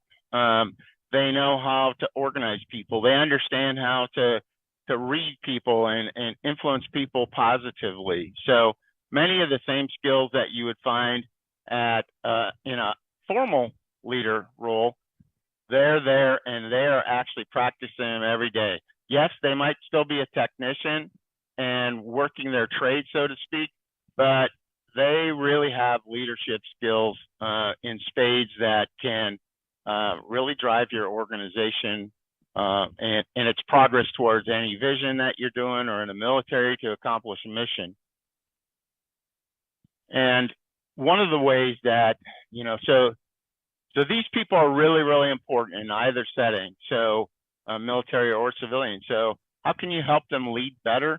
Well, first of all, you have to really dig in and recognize, and that could be some informal polling of people, getting to know individuals themselves so you understand observation of how those individuals act in certain situations, a number of different ways that you can identify first. And then once you identify, then you can either have a formal sit down with them, or you can just conduct some leadership experiences yourself. And you have to also be on the lookout for these informal leaders, even in other parts of the organization, because you can still influence them. You could decide, wow, this person has just tons of talents. I'm going to see if they want me to mentor them. So they may not even be your direct responsibility in the organization, but you can find this talent anywhere in an organization. And so if that's important, then what's the repercussions if you don't do that? Well, you're going to have, you're going to have, whether it's a military or whether it's a nonprofit or for-profit organization, you're going to have people leave. And right now, talent drain, given that we have many more openings than we have people for the openings, you can't afford to lose a single good person. So, but that's what's going to happen if you don't cultivate those people, because they will get frustrated. They will turn into, well, I brought all these ideas forward, but, you know, so-and-so, you know, Tony doesn't ever listen to them. So fine, from now on, I'm not going to bring them forward because I feel like I get stonewalled at every turn. Or, you know, I went to Tony for some help on an issue and he just blew me off completely. That's what causes people to leave, or in some companies causes them to transfer to another department as soon as the job opening, et cetera, et cetera. So that all hurts the organization. It's sort of like your garden, right? Yeah. If you don't plant the seeds and then you watch over the carrots or the potatoes or whatever it might be, then in fact, you are going to not have a good product at the end of the season. You know, you'll get tomatoes that are tiny, or potatoes that never grew roots, et cetera, et cetera. So the same thing happens in our real life if we don't take care of informal leaders. And by the way, you also can do this with formal leaders as well. You can still mentor them and recognize their talent, you know, give them support, etc. But if we don't do it, especially with the informals, then we're going to have a garden crop that just withers on the vine and dies. And you don't want that, because every person is so unique and brings so much to the table. It's up to us to find in our garden the vegetables. So sometimes you have to uproot that and take a look and say, oh, these carrots aren't growing. What's wrong? Do I have the wrong amount of water, etc.? Same thing as with people. If you don't take the interest to try and observe and learn and look and then assist where you can, you're not going to have a good garden. So does that all make sense? Oh yeah, I got it. Lots of water in that garden and sunshine too, right? Absolutely, absolutely. Good soil would help too. You can't plant it in mud or in clay. So absolutely. Perfect. Wow, we're good. We're good, Tony. We got 13 minutes. Continue to go, baby. 12 minutes. Bring it on. Okay, so we talked about informal leadership power. So let's talk about a different subject, and this is, how does leadership or leadership skills, how do they transfer from your personal life to your professional life and vice versa? Or is there anything that can bridge across those two ways? So these are not all inclusive, but let me just rattle off real quickly. Here are some leadership skills that are practiced in my personal life and probably in most people's, yours and others. Communication, project management or organizational skills, problem solving, creative ideation, integrity, planning, motivation, counseling, change management, composure, compassion, and everything else. So that's everything else kind of makes it comprehensive. We just don't have time to go into, and nor would it benefit you as the viewer or the listener to do that. Okay, so does that seem reasonable to you, Jill, that those are leadership skills that can be practiced in your personal life? I think so. Yeah. Why not? I got it. Yep. You got it. Yes. Yes. Okay. So now, just to compare, Sure. I wanted to illustrate, do skills transfer from personal life to professional life or vice versa? Okay, so I am going to read another list, and this is for your professional life. So listen carefully, see if there's any differences or whatever's going on. So let's go. Communication, project management or organizational skills, problem solving, creative ideation, integrity, planning, motivation, counseling, decisiveness, change management, composure, compassion, and everything else. So did you hear any astounding things in there? Similar. Astounding? They're exactly the same if you were to go through each one of those. Right? Very similar. Yeah, very similar. Yeah. So the reason I did that was to illustrate, people think, oh, my leadership skills in my job are very different in what I observe in others or myself than what I have in my personal life. And the answer is, typically, they're not different at all. How you apply them definitely can change, right? Yeah. But you still have the leadership skills.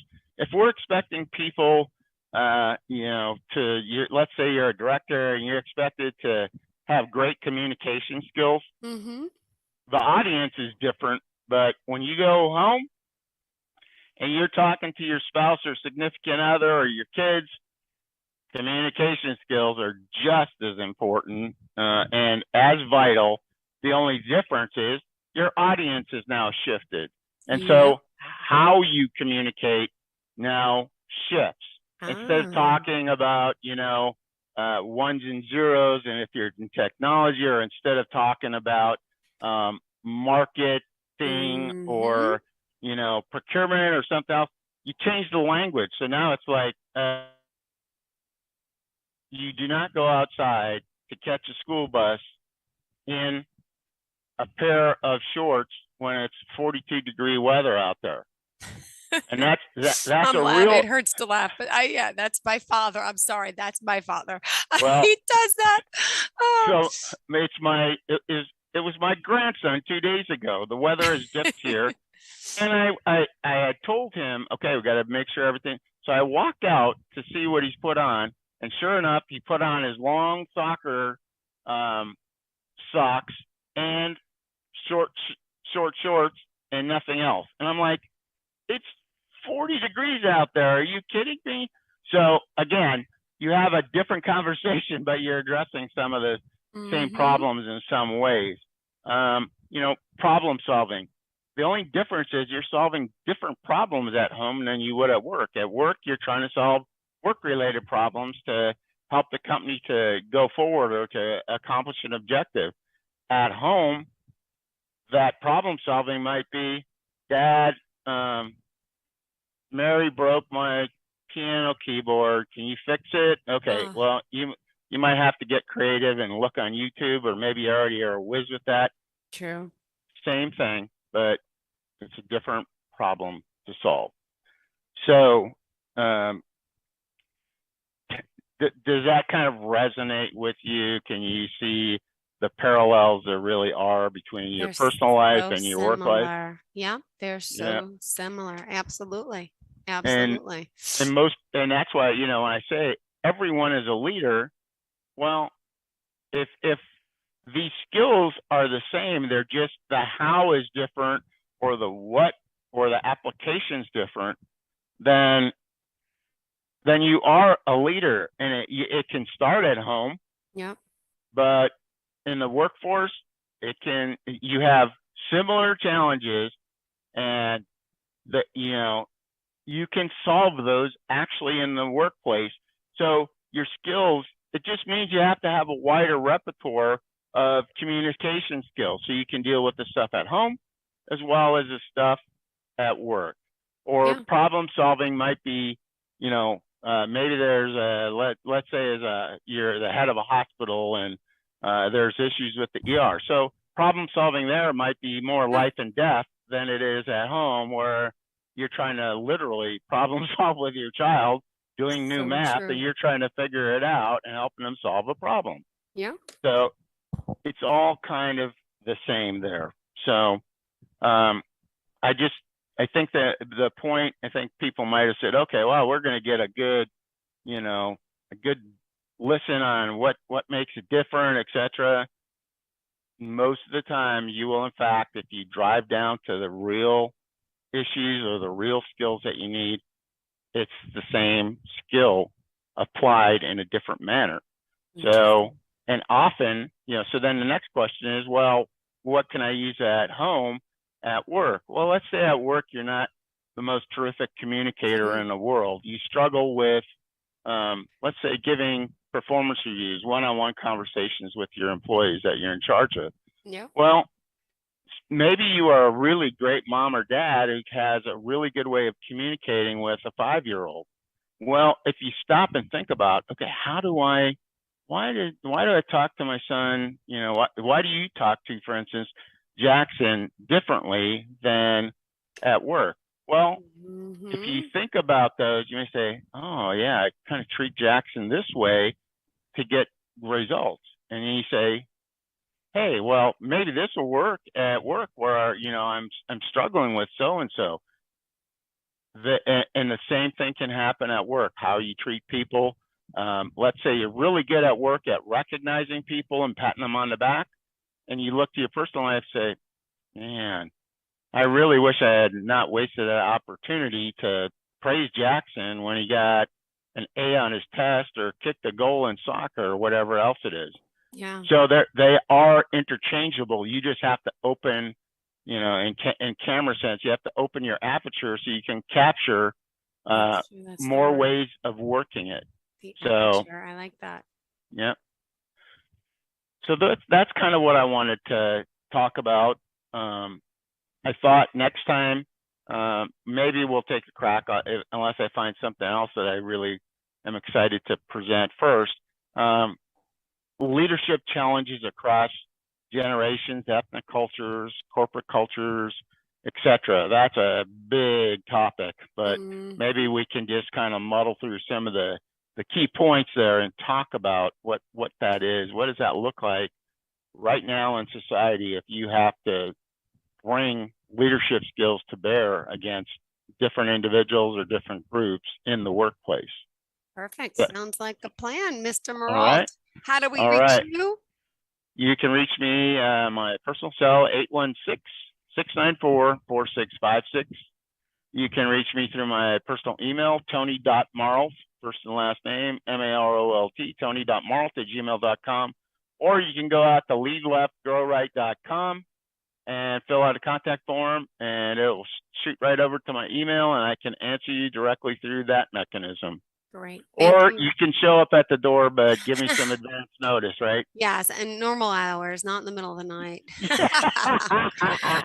Thank Exactly. you, Tony. You All have right. a fantastic day. You Bye-bye too, now. Jill. Are you looking for even more of the podcasts and hosts that you love? The Podcast Business News Network is proud to announce that you can now listen live on the MyTuner Radio and online radio box apps for iOS, Android, and the Amazon App Store. Or check us out online. Search for Business News Network on mytuner-radio.com or search Podcast Business News Network on onlineradiobox.com/US so you don't miss a minute of the action.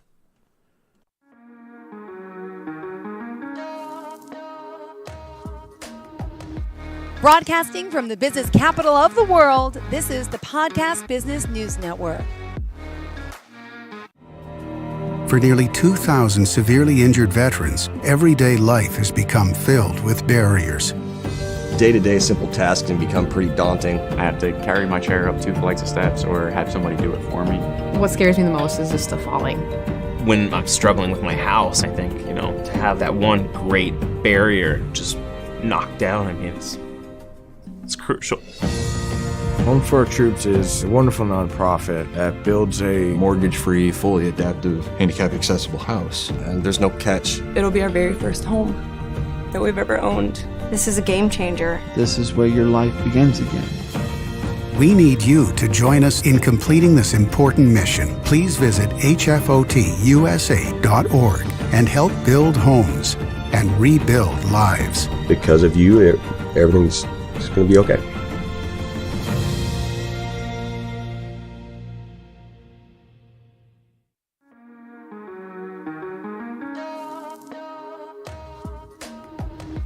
Broadcasting from the business capital of the world, this is the Podcast Business News Network. And we are back here with the wedding officiant. Excited to have our friend Ana Castillo, Laura here with us, joining us once again. Again, the wedding officiant. It's aclweddingofficiant.com, correct? That's it. Beautiful. Well, say hello and introduce yourself. Hi, to everyone. everyone. My name is Ana Castillo, Laura, the wedding officiant. I'm so happy to be here today. Thank you. Well, thanks for being here. She's all, by the way, we're live on Zoom as well. For those you can't see, but she's adorned with some beautiful hearts and like a love. What would I call that? Like a hopa? Yeah, the arch, the wedding arch. The wedding arch. You see, I'm not familiar. See, I've never been married. So let's talk. So it is the season of love. Valentine's Day is here. Let's get to know you a little bit for those that are new to the show. Anna, introduce yourself and tell us what you do. So I'm Ana Castillo, Laura. I'm the wedding officiant. I am licensed to practice the rites of marriage. So basically, I can marry you legally.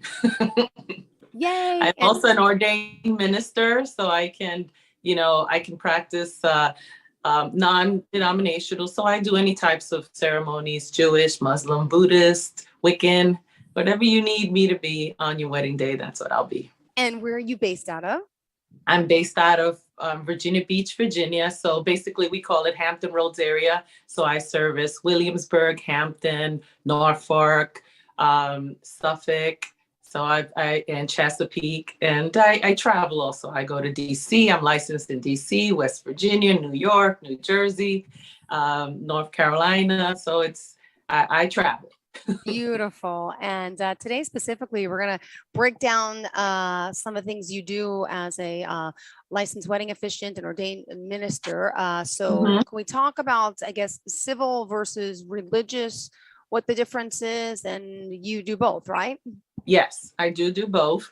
Basically, civil is you're licensed to practice the rites of marriage, which that means that, you're part of of the state. You're licensed by the state, so you have the rights of marriage. And then, of course, religious, you're ordained minister, you're able to practice the rites of marriage under a church. So, and of course, I'm non-denominational, so I can do any types of weddings. Perfect, which is good to know. And you're available for travel for hire, right? So non-denominational. So also, again, you mentioned what types of weddings specifically then do you do? Could you give us some examples? Well, I've done Muslim weddings, I've done Jewish weddings, I've done Christian, Catholic weddings. So if someone wants to have a religious wedding, the mention of God, the mention of Allah is there. That's what I will do. Non-religious weddings, couples just don't want the mention of God, so we leave him out. Got it. Got it. All right, great. So last week's caller's question, Sabrina said, how would your officiant diffuse a conflict, outburst, or fight during your wedding? You want to talk about that? Some conflict at the wedding?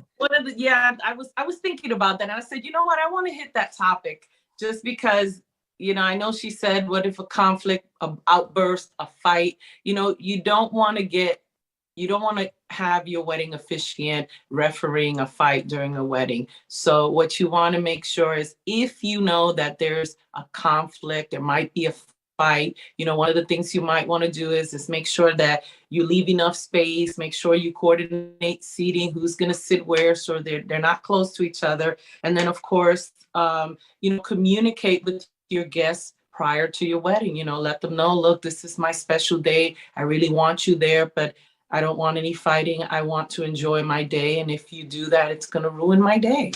And of course, you also have the option of not inviting them.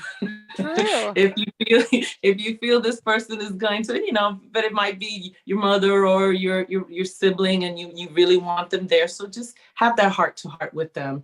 And then my favorite option is elope and go to a really slamming, nice vacation somewhere and just don't worry about having a big wedding. That's true. That'd be nice. Elopement is nice, and that's something you specialize in, right? Yeah, absolutely. And continue along that line. So last week, I know you mentioned Serena called in. You want to discuss that a little bit. So what about some of the things? I mean, clearly, communication is key when it comes to anything, but sometimes what if there's an unexpected guest? Has that ever happened to you? Yes, we've had unexpected guests. I also had one of the brothers of the brides and they didn't expect that he was gonna just come out and start hugging the two brides in the middle of their I-dos and then the kissing portion. So that kind of everybody just stopped for a minute, but we just kept going. I let him do his hug and he went back to his seat and then they kissed.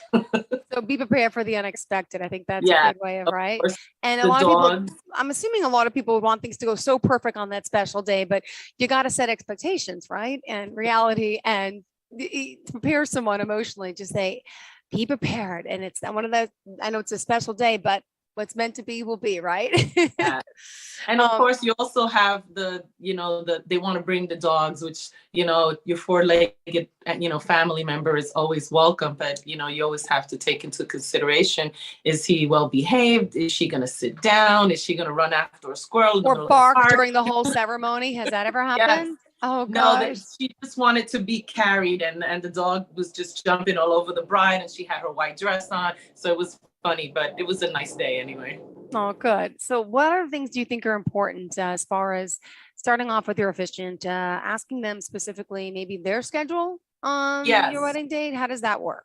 Absolutely. I mean, you want to make sure also ask your officiant, do you have any other weddings before me or after me, so that you can coordinate? Because some people just think, I got her for the whole day. And you hire an officiant to officiate your wedding and look at the schedule, look at the time frame that this officiant has allotted for you, so that you don't assume that the officiant is going to show up early in the morning and leave late at night because it's your day. The officiant will give you an hour, 2-hour time frame, and they might book another wedding before or after you. So ask your officiant.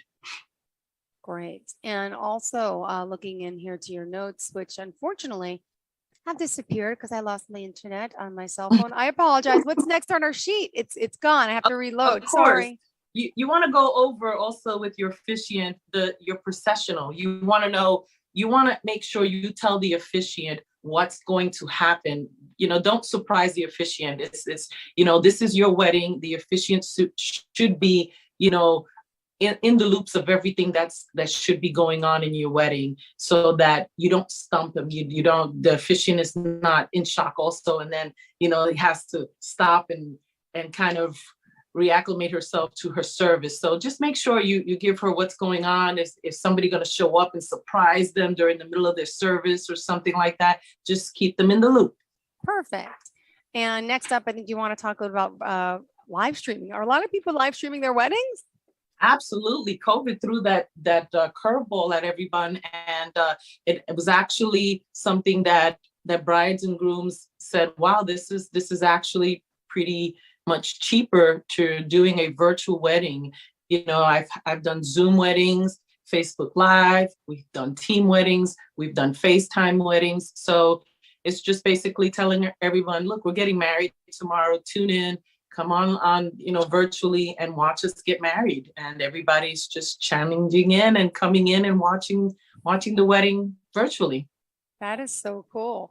And you also do them virtually as well, right? Could you have two couples on the screen as well as you in the middle and do a virtual wedding? Is that possible, or that's... Well, that's possible if you've met with the couple. Let's say, you've met with the couple and, they really want you to marry them, and you're going to be out of town or something, but you meet with the couple and you say, okay, let me get your marriage license, let me get everything, and you do the legal process, and then you can do the wedding virtually.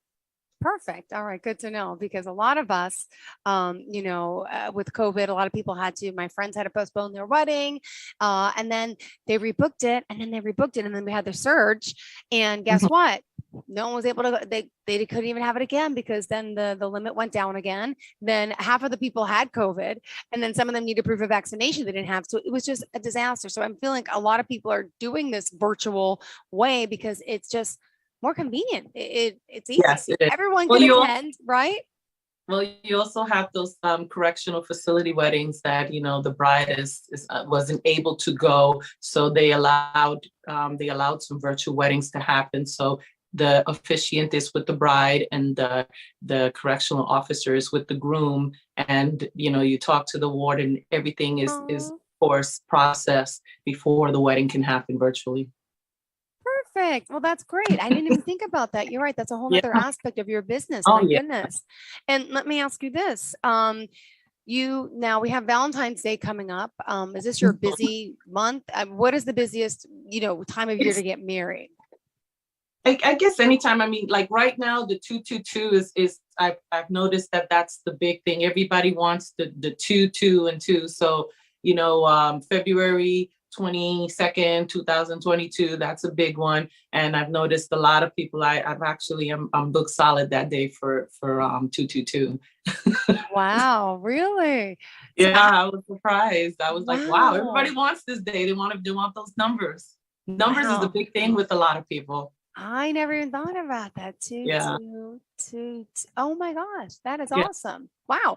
So then let me ask you this, is spring really the highest amount of, couples you get married, or do people choose wedding? I mean, winter weddings in a sense.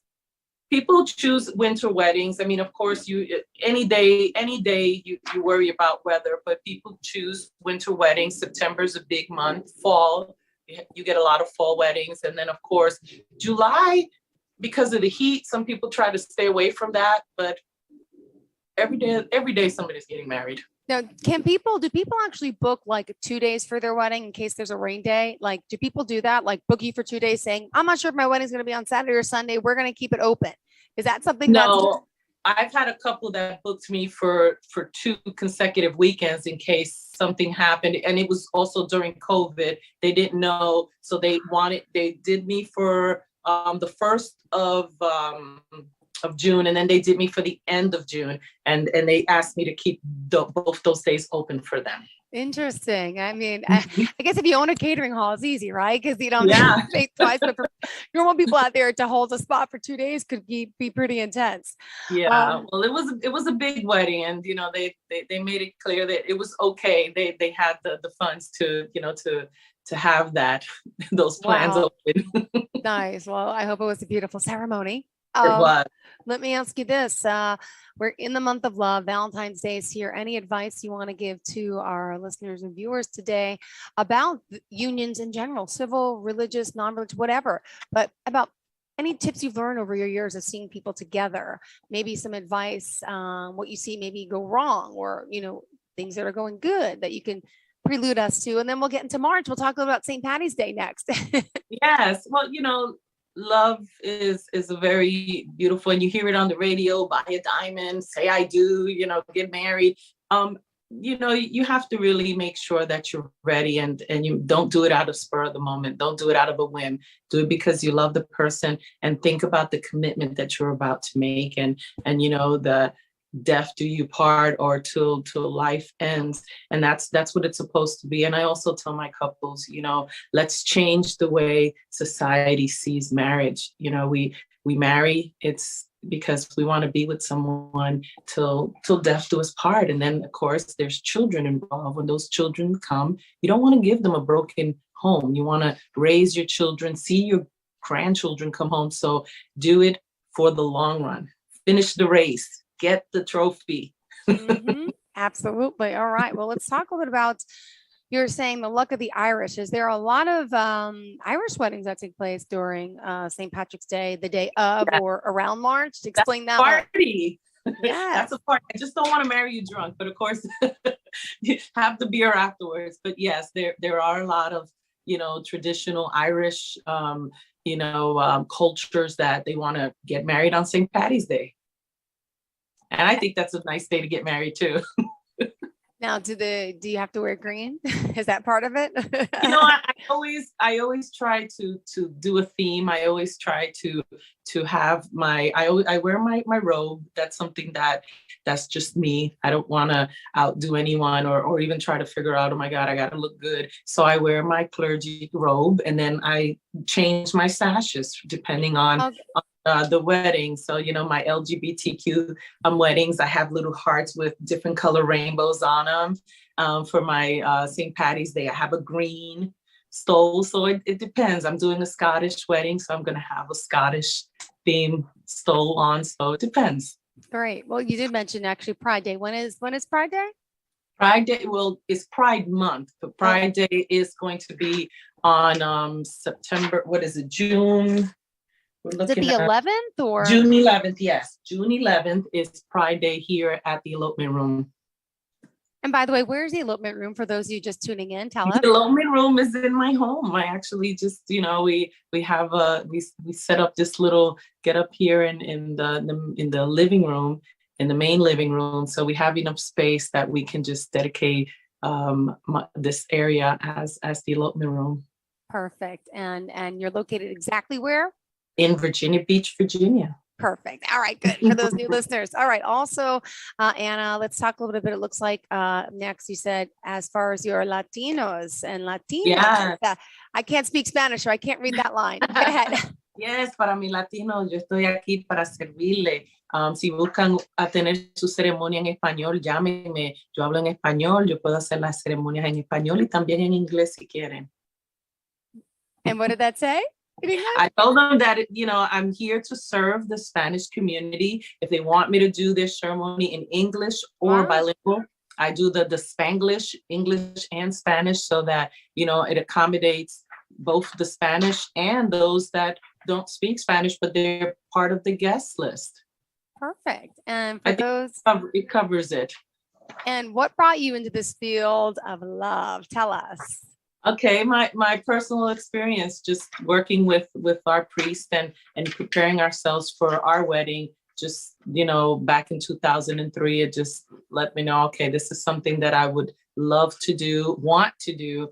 And, you know, I want to just be the person that the couple say, you know, she did an amazing job. Oh my God, my wedding was perfect. She hit it on the nose. She did everything that we wanted her to do. So it's very important to give my couples exactly the ceremony that they're envisioning. Perfect. Thank you. And we still have 10, 12 minutes left here. What Yes, else do you have in store for us? Well, you know, I love talking to my couples, and I just had a meeting with one of my couples. They're getting ready to get married, and Spencer and Tiffany, they're getting ready to get married, and they're planning their wedding on September 4th.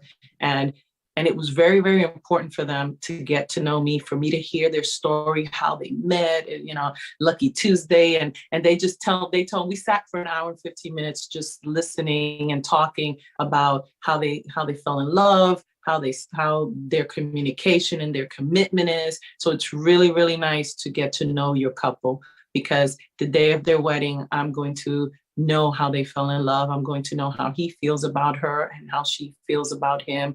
And of course, they have a daughter, and you know, the connection between the three. And that's got to be important, getting to know that person's story. Have it ever been like a last minute elopement rush where it's just, hey, we just want to get married, here's our paperwork, and you really don't know anything about them? And I know you're a professional, you could wing it, but have you done any of those, like Vegas style, come to the house and hi?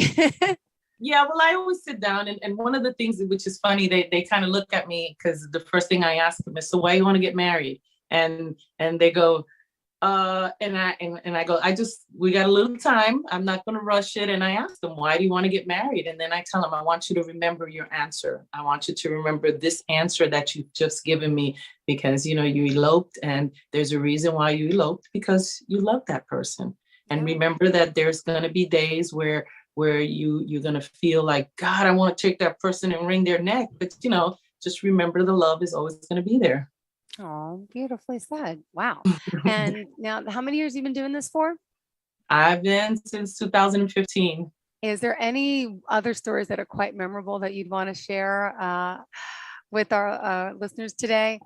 Yes. The good, the bad, the ugly, the happy. I mean, there's got to be the hilarious. Everybody was asking, what was the craziest one you did? I had a wedding, and the girl had it all set up, and she told me, we're going to do it at the Rose Garden in the park, and it's okay, we're going to be there. So I always get there a little early. So I got there, and it was a nice setup. It was an arch. There was flowers and chairs everywhere. And I took a picture, and I said, I'm here. And she was like, wow, you did that? And I was like, no, I'm here to marry you. So apparently she didn't have the schedule set. Somebody else had the same plan on doing it where she wanted to. So all her guests started to show up, and I was like, okay, what are we doing here? And she says, okay, quickly get the service done before everybody else shows up, before the other couple shows up. And if they show up, I'm going to ask them to give us 5 more minutes. Oh my goodness. Yes, I was like, oh my goodness. But, you know, they didn't sit on the chairs. They didn't mess up anything. And we did a real quick wedding. And it worked out. Perfect. Now, do you also offer coaching to couples ahead of time before marriage? I do. I'm not a licensed marriage counselor, but I do that advice, that warm, fuzzy, you know, connection that helps us get to know each other. And it also helps them just prepare themselves for life. Got it. Good. And, you know, with COVID, how has this affected your business? I'm assuming some negative, some positive, right? Because there's a lot of virtual ceremonies. And what have you noticed about anything enlightening, more so about COVID and about this pandemic, that has enlightened you as a wedding officiant? Well, you know, you really have to be mindful of your customers, especially during this time, because weddings are where people want to have their elders, their grandmas and grandpas, and their family members there. And a lot of family members are ill. I've seen a lot of, you know, cancer patients, you know, through remission or going through cancer treatment. And they want to make sure that the people that they've hired are vaccinated, you know, are not sick. So I really, you know, am mindful of that. So when I'm doing weddings, I arrive, I have my mask on, I'm very careful, and also I also try to keep my distance with a lot of the family members because you never know. Yeah, I just find that it gave me a new outlook on life to think about what matters, what's important, and how valuable and precious life is. That now really is the time.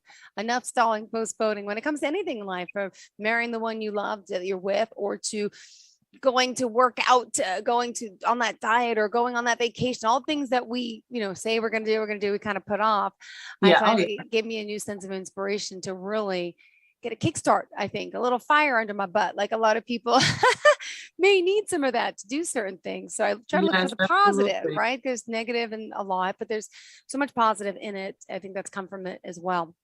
So again, Anna, what else did you want to share? We still have a few minutes left here, hon. The positive, just don't stress your wedding day. Don't, they always say, oh, was she a bridezilla? Don't be that bridezilla, that the planning of your wedding is something that should also be joyful, not just your day. You shouldn't be stressing on, on the dress, on I want people to do this. I mean, you've had people that literally are ordering people to do things on their wedding day. This is a day for you to enjoy, to have fun with. So on your wedding day, as you're planning your wedding day, enjoy it. And also remember that it's 2 people getting married, not just one. So plan and discuss your plans with your soon-to-be so that you can both enjoy your wedding day. Perfect. And is it true people can actually just come and walk in day up to get married? That's a service you offer? Yes. Wow. So Anna's like, I'm always home, always available. Just call me. Yeah. And some people just go, hey, could you meet us at the courthouse? And, the Virginia Beach courthouse is down the street from me. So I'm able to go to the courthouse, and sometimes they just want to do it right outside the courthouse. Let's get it done. And the Norfolk is right down the street, Chesapeake. So it's easy for me to get to where you need me to be. Got it. And also any upcoming events you want to talk about? Any bridal expos that you're attending? Yes, we have the Bridal Expo, which is on June 12th at the Virginia Beach Convention Center. I will be there. And I'm actually planning on marrying someone that wants to get married there at the expo. So if you give me a call, maybe that's going to be the freebie. So I want my first customers to call me and see if they want to get married at the Virginia Beach Expo. You're going to have your wedding dresses, you're going to have your venues there, but some couples like to get married before the big day and just have that part all taken care of. So call me, let me know, and let's get you married at the Virginia Beach Expo. Awesome. Well, tell us your phone number and how we can reach out to you again, hon. Yes, it's 757-330-I-WED. So that's I love it. 4933. Perfect. And on social media and your website social again? Media. Follow me on. You can book your wedding on my website, which is aclweddingofficiant.com, and then press that button for Instagram and follow me on Instagram. I'm still learning a lot about social media, so follow me on Instagram. Perfect. Anna, thank you for being here today. Thank you for doing what you do, and good luck with Valentine's Day. You must be very busy. Get some rest the next few days, okay? Say I do on Valentine's Day. It's a memorable day. Beautiful. Thank you so much for sharing that and for being here and enlightening our listeners. Have a great day.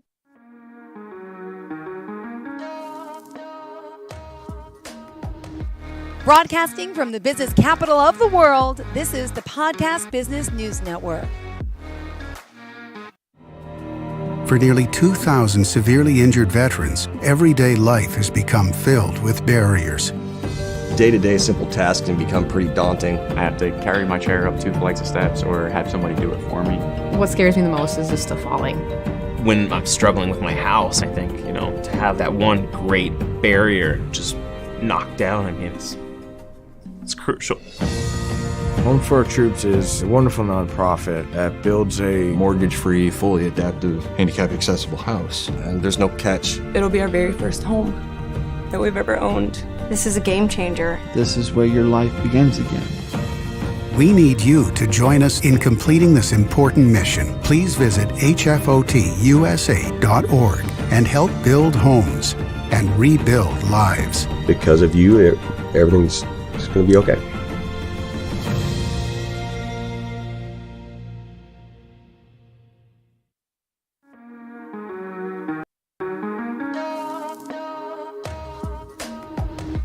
Broadcasting from the business capital of the world, this is the Podcast Business News Network.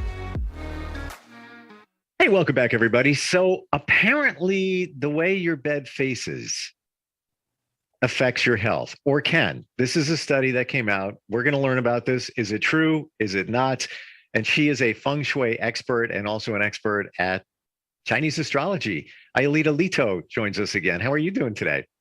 I'm doing fabulous. Thank you, Steve, for having me again. Thank you for being here. Yeah, we've learned a lot recently, and I just saw this study, and I wanted to pass it by you because it has something to do with feng shui, but I don't know if it's true or not. I'm going to read it verbatim of what I see here online. It says a new study found that the way your bed is facing could be affecting your health. It claims that if your head is facing east or south, you're more likely to have a healthy resting heart rate, low cholesterol, and low blood pressure. So I would assume that if it's facing west or north, maybe not so healthy. Does that sound like it's true, legit? Where do we go with that? Do you like my answer? As always, I say it depends. Okay. It's conditional. The answer is conditional. Okay. It's very conditional. So I don't think it's going to be a very obsolete, right? Like you're saying, if something is right or wrong, it's always takes two parts on any assessment of the place. Let's say bedroom. If we're talking about bedrooms, right? We identify this, what is appropriate for, who is in the bedroom, who is that, who we identify, what is the physical environment of it? Is it appropriate to be very contained, very yin, right? Very soothing, accommodating your sleep, or it's destructive, has too many windows, too many mirrors, no headboard, sleeping right at the next to the door or under the windows. Okay. That's immediate environment, right? Because no matter you're facing south or with your crown, by the way, what I think they're also referring is that when we talk about facing, we're talking about when we're laying down horizontally and where our crown chakra is guiding, like antenna is guiding us. Let's say this is my headboard, right? If I'm laying down, so right now in the north and facing south, or would they recommend east or south? It really depends. It really depends. What happens if we are in the other part of the world? If we're in Australia or New Zealand, where actually vortex is going reverse? Well, that's such a great point because the study says if your head is facing east or south, how do we define your head?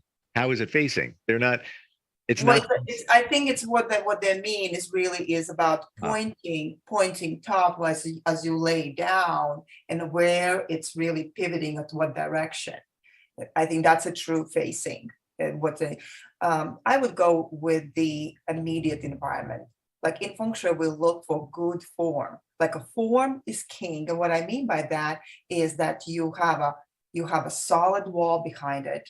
You don't have a bathroom right behind it when you have all the water connections to it.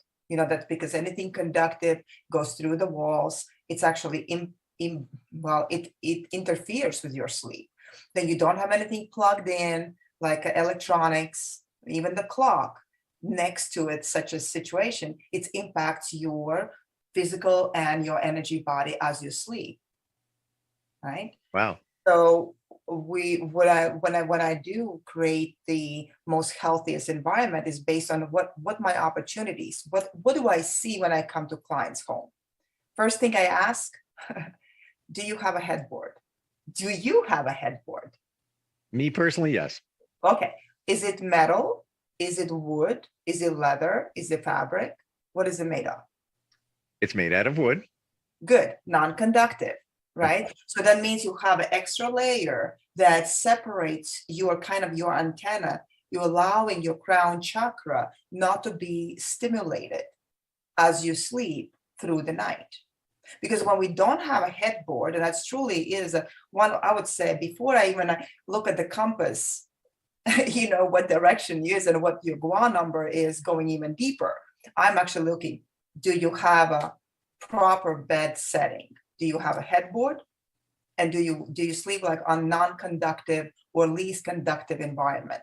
Is that really Aelita, when you go into somebody's home, is that your first spot? All right, I'm going to find out where you sleep and what your conditions are. It's very important because people just think about when we don't have a good night's sleep, we don't really function. No. I always relate to my pregnancy times, right? When I was the young mother and had my babies nursing, and I have a boys born back to back, 18 months apart.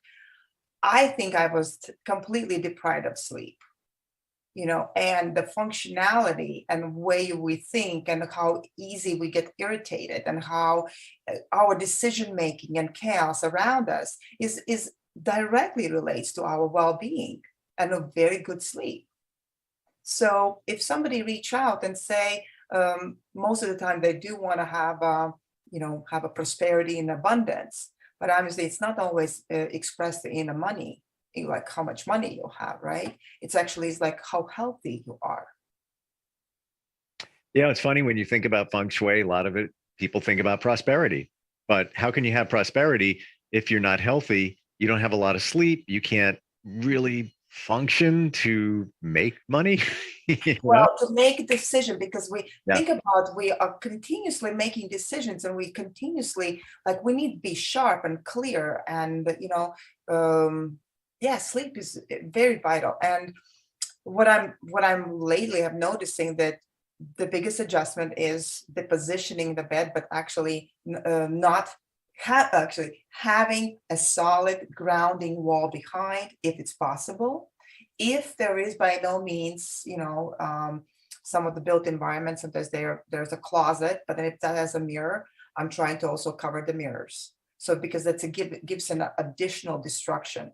When we are sleeping, our physical body may be, kind of is tuned out, but our subconscious, our energy body is still kind of sensing everything. And every time, let's say if we have a reflection in a bedroom, when we turn, the reflection creates a movement, and our subconsciousness is actually reacting to it and could be depleting as well.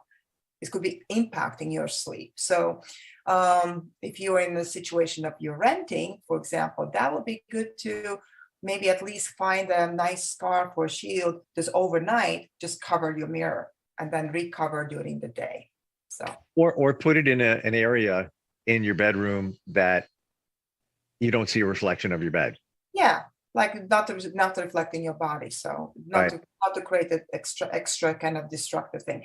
The other element, as I said, is the exposure. Like people are building and renovating and always planning the large bathrooms and walk-in closets. I mean, walk-in closets, I would agree, but with the large expansive bathrooms that exposed to your main sleeping area.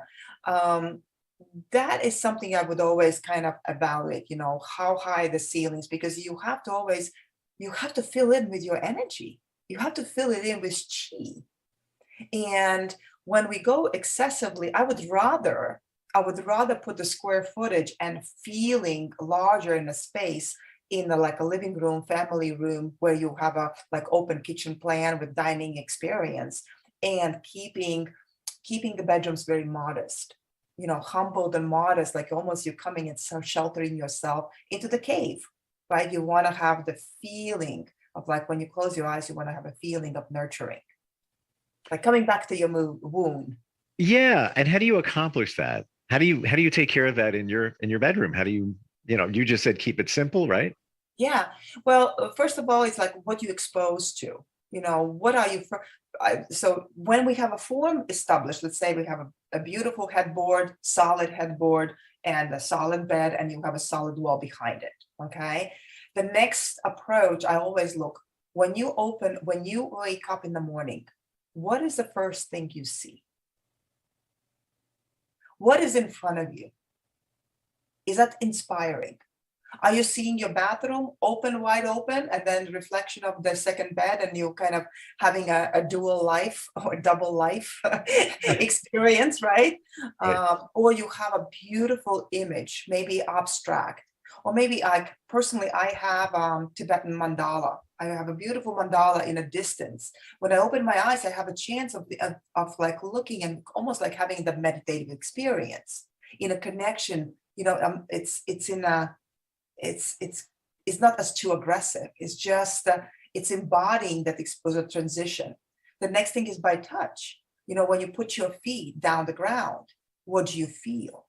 Is it soft and warm, or gentle, versus very kind of with a tile? Sometimes it becomes too contrasting, and it could be like shocking to wake up.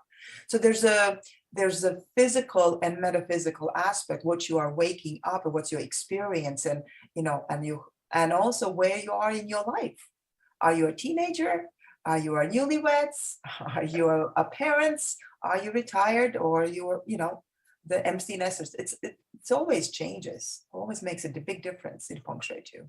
It's so many variables, and I read this one thing, in terms of a study, thinking, okay, face the bed that way, and you'll be healthier. But there's if you belong to the East group, to be honest, if you belong to the East group person, if your Gua is number 1 or 3 or 4 or 9, then, for example, if you are really my Gua is 1, all right? So yes, the East will be my healthiest direction, and South will be for the relationship. So East and South and the Southeast, excellent.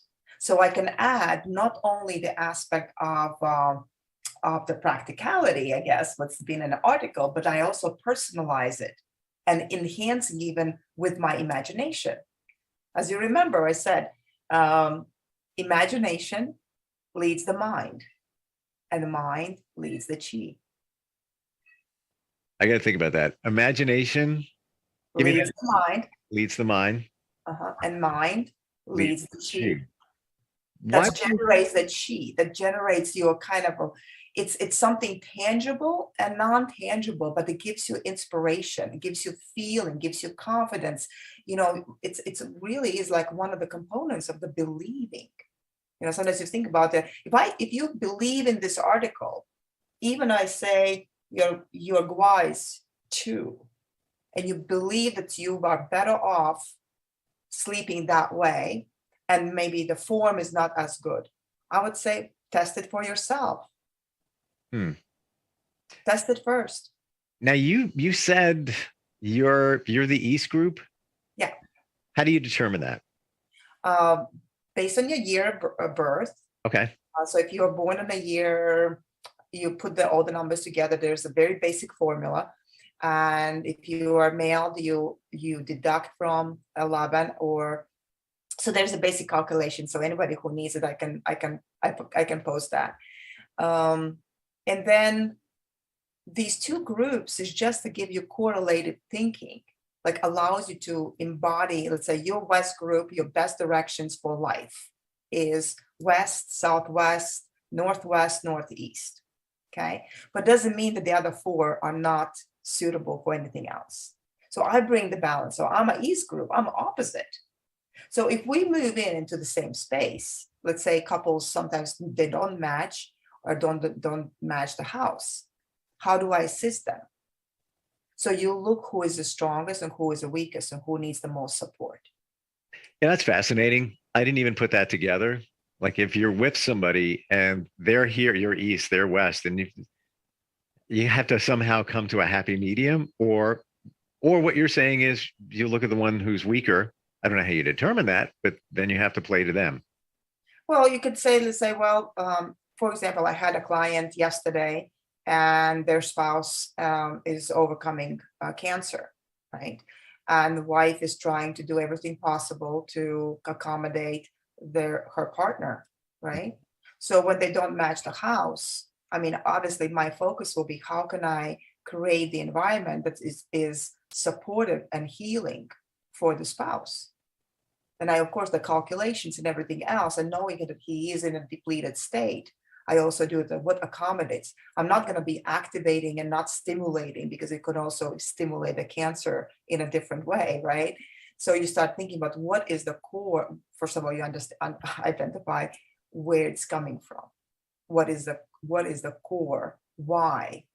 Even this, it's not like we are instantly reacting to the to this misfortune, but when you're looking, where's the root? Is it emotional? Is it a past experience? it is neglecting something. Is it neglecting the land? That's the feng shui too.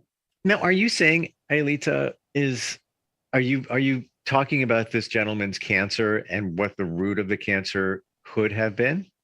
Yes. Wow. Okay. And how do you determine that? Well, using the tools, using as astrology. Okay. So it is a guidance. The Chinese astrology is not something that we predict. It's not a fortune telling. Right. As you may know, it's like going through and understanding the cycles of time, what's timely, what's not timely, understanding the capacity of the person. Is it full capacity or depleted? And also understanding or seeing it, the correlation to the ancestry. And I mean the ancestral energy, ancestral chi, the patterns that are embodied from their parents and grandparents and great-grandparents. I mean, 7 generations deep. And we'll look, so that what the chart allows me to reveal. And then you look physically, meet the person, and you're looking at their inspiration, how inspired they're about their life, what they want to do about their life, how they feel, so the emotional, the physical, the practical, the environmental, it's all connected. That's all is feng shui, not only just moving the furniture, moving the bed. And I'm glad you said that, because when I first met you, that's what was my understanding of feng shui. It's about the placement of furniture. It's about a little bit of the chi, but that was the primarily what I thought feng shui was, until we integrated the Chinese astrological chart, and then that was a game changer. And I just want to share with everybody, she just, in one phone call, took just a little couple of pieces of information, date of birth, location, time, things like that, and fired back all this stuff about me that was so on target. and there's things that, because we talked about it being a timeline, and things that you have marked on the timeline, which remains to be seen, but so far right on target. Yeah. Well, this is very natural. Just think about, do we question when there's a spring? And do we question what's after spring? Does nature already has an order that after spring is the summer, and after summer is the fall, and after fall is the over and over.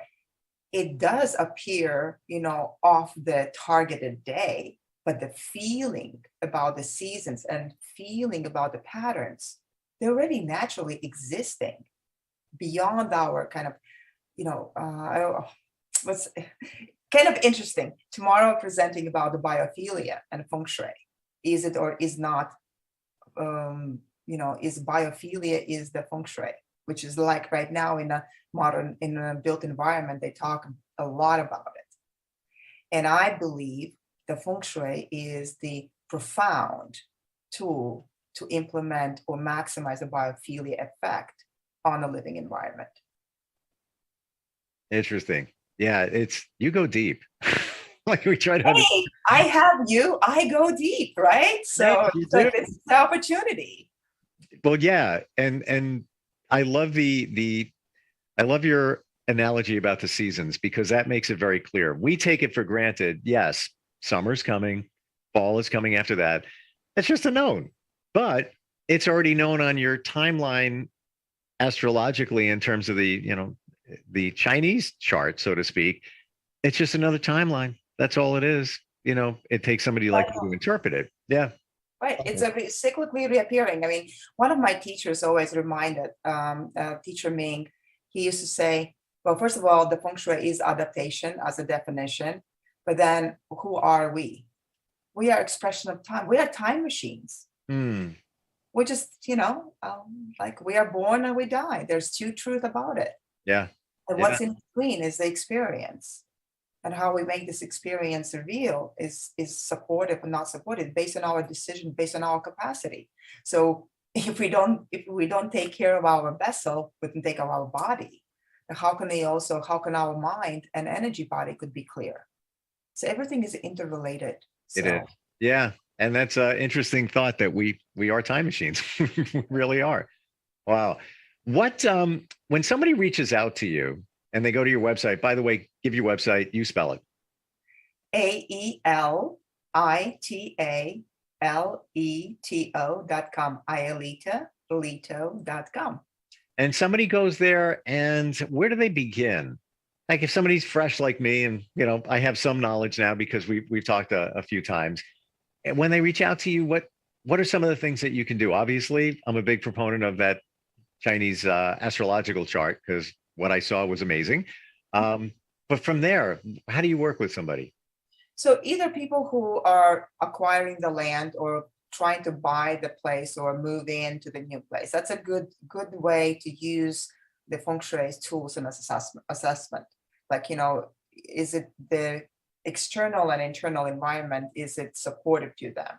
And usually that type of feng shui analysis will help them to make a decision. I always say, go with your instinct that you love. And then if you love home or you love the potential place, then with feng shui, I can guarantee there's always a ways to make adjustments. It's not about cures. It's about actually understanding or embodying the physical space and energetical space to it. So it has to go with if you love something, when nothing is perfect. And perfect, it's okay. Yeah. That's okay too. We can make it better, right? So newly built, buying, renovating. If you're planning to making additions or taking the walls down or expanding or trying to figure out, how to make the flow better, in the space. Minimizing stagnation. Sometimes people are, didn't do nothing for like 20 plus years. And then as soon as they become empty nesters, they kind of feel like there's not enough chi in this space, right? People who move, businesses. I mean, there's anything that you want to add to improve your personal health, well-being, abundance, like feeling good. It's helpful with feng shui. Yeah. So it's easy. And I think that's great the way you put it, in that nothing's perfect. And if you're going to move to a place or renovate, make sure you maximize what you have and tailor it to you. And I'll tell you, I was going to buy a place a couple of weeks ago and I wasn't feeling it inside. And I thought about it. I meditated on it. And I just this is just not the way it should be. And if I can recommend to people who are not in a position to purchase, but still renting, right? And there's a lot of cases like that. Sure. In my practice, when they say, "Oh, I will consult with you when I get my own," and I said, "You might be wrong about that. I actually encourage to consult even when you're renting. If you have a vision that you want to step into that, your own home, and you're still renting and you're still sitting in the boxes, you're going to be still sitting in the boxes." Because feng shui, my approach would be, even it's a rental, let's make it yours. Let's unload, unpack, because there's no point to sitting on the boxes and waiting. It's like a unstable ground. One of the association I like to bring example would be, think about you're at the bank of the river, and that's the river of renting, right? And you're sitting on the boxes and it's kind of wobbly. I don't know really what I want. I really don't know where I'm settling. It's like, and you still have a place, but you're not unpacking. You are in that wobbly limbo stage. You're in the limbo stage.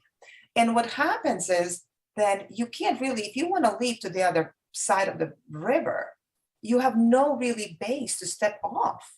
Yeah.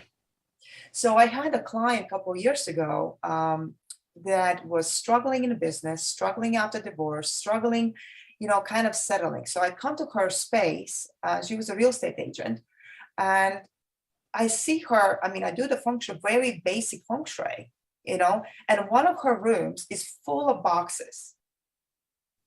And then I look at my compass and I'm looking at diagrams, and it's like, that's your prosperity and your, all the abundance is all clogged in.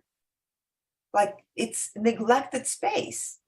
So her mission, gave her assignment, clear up that, set it up as a bedroom, move the office to the where her current bed was, make a shift, make it embodied like it hers. That year, her business grew by 50%. She was in a relation, got in a new relationship. She, at the end of the year, moved to the new place way better because her vision, what she wanted, was clear. All right, it's time for me to have a consult with Eileen Alito. So, because I'm in the same situation, and I'm selling a house. Was going to buy one, didn't feel right. Going to rent. For me, renting could be a month, it could be a year. I don't know. It's kind of like, whatever the universe has, we're going to find it and we're going to move past it. But what you're saying is, no matter where you are, make the most of where you are. Yes, make it better than you find it. Even if you're renting and you're leaving the place, you make sure you leave it behind better than you found it, or, this is kind of my approach as well, is to anywhere you go, you use your resources and you create your own, space around you that is, when you move to the next, what you leave behind, you feel grateful, you feel proud, you feel, because you leave your chi, you leave your energy, you leave time and memories. Yep. Right? Not neglecting. And I feel that way with the house that I'm leaving. I feel like in my mind, I came, I conquered, and now I move on. When I say I conquered, I redid things. I made it really, really nice. And that's why it sold like that. But I feel like my chi is left there, and we're good with that. And now it's, next stage, next phase, whatever it might be. And well, do you feel any regret?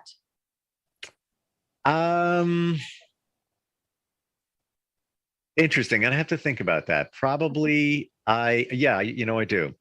Yeah. Sometimes people, so when we transition, or when we move, we have good memories, we have bad memories. So there's also metaphysical, symbolic way of applying it when you move. It's just, you take the container, take a basket, or take something that you walk, each room, and energetically, I want to leave this behind, but I want to really take these memories with me. And then when you have this kind of vessel, like it could be also, water, it could be a glass of water, and then you can bring that along. And then when you move to the new place, you release all the good things. In the new place. In a new place. Do you do the same thing? Do you have the same type of vessel, whatever, let's say it was a glass of water at your old place, and then you go to your new place? Do you do the same thing? You can. Yeah, and it's good. I use water. Sometimes I use water for when you're removing trees. A lot of the people who are sometimes eliminating trees, there is a tradition that you actually come to the tree, you talk to the tree, energetically make it, create an awareness, because it's a living organism, right? And you say, well, there's this, there's no choice. You have to be removed. And if you like us, if you wanna, you basically energetically, you speak the tree and allow the energy of the tree to become connected to the water. And then it get guided, and you can spill the water maybe in the side of the garden, or rejuvenate other tree that's nearby. So energetically, at least, then it's not shocked when there's somebody coming and chopping it down and becoming too aggressive. So I think this is a really, really old way of when the native Indians would used to do that when they'd speak to the land, cultivate the land. I could talk to you forever. I know. And they're giving me the, hey, you guys got 30 minutes left. But yeah, very refreshing and very interesting. We started with that study, and very easy to understand why that has some validity, but not exactly. It's not one size fits all. Eileen Alito, always great talking with you. We learned so much. We have this perception of feng shui, but it's so much more than that. Your website again, please give it. Is AELITALETO.com, or you can sign up and reach out on 408-768-9496. That's my number, Eileen Alito. I appreciate you, and thanks for hanging here. And we have some interesting things to talk about next time. I know that for a fact. I know. I appreciate it. All right, I'll talk to you soon. Sounds good. Thank you. For now. We'll be right back. Are you looking for even more of the podcasts and hosts that you love? The Podcast Business News Network is proud to announce that you now have even more ways to listen live. Check out the MyTuner Radio, online radio box, and Simple Radio apps on iOS and Android, or find us online. Search for Business News Network on mytuner-radio.com, or search Podcast Business News Network on streama.com and onlineradiobox.com/US. Take your podcasts on the go and don't miss a minute of the action.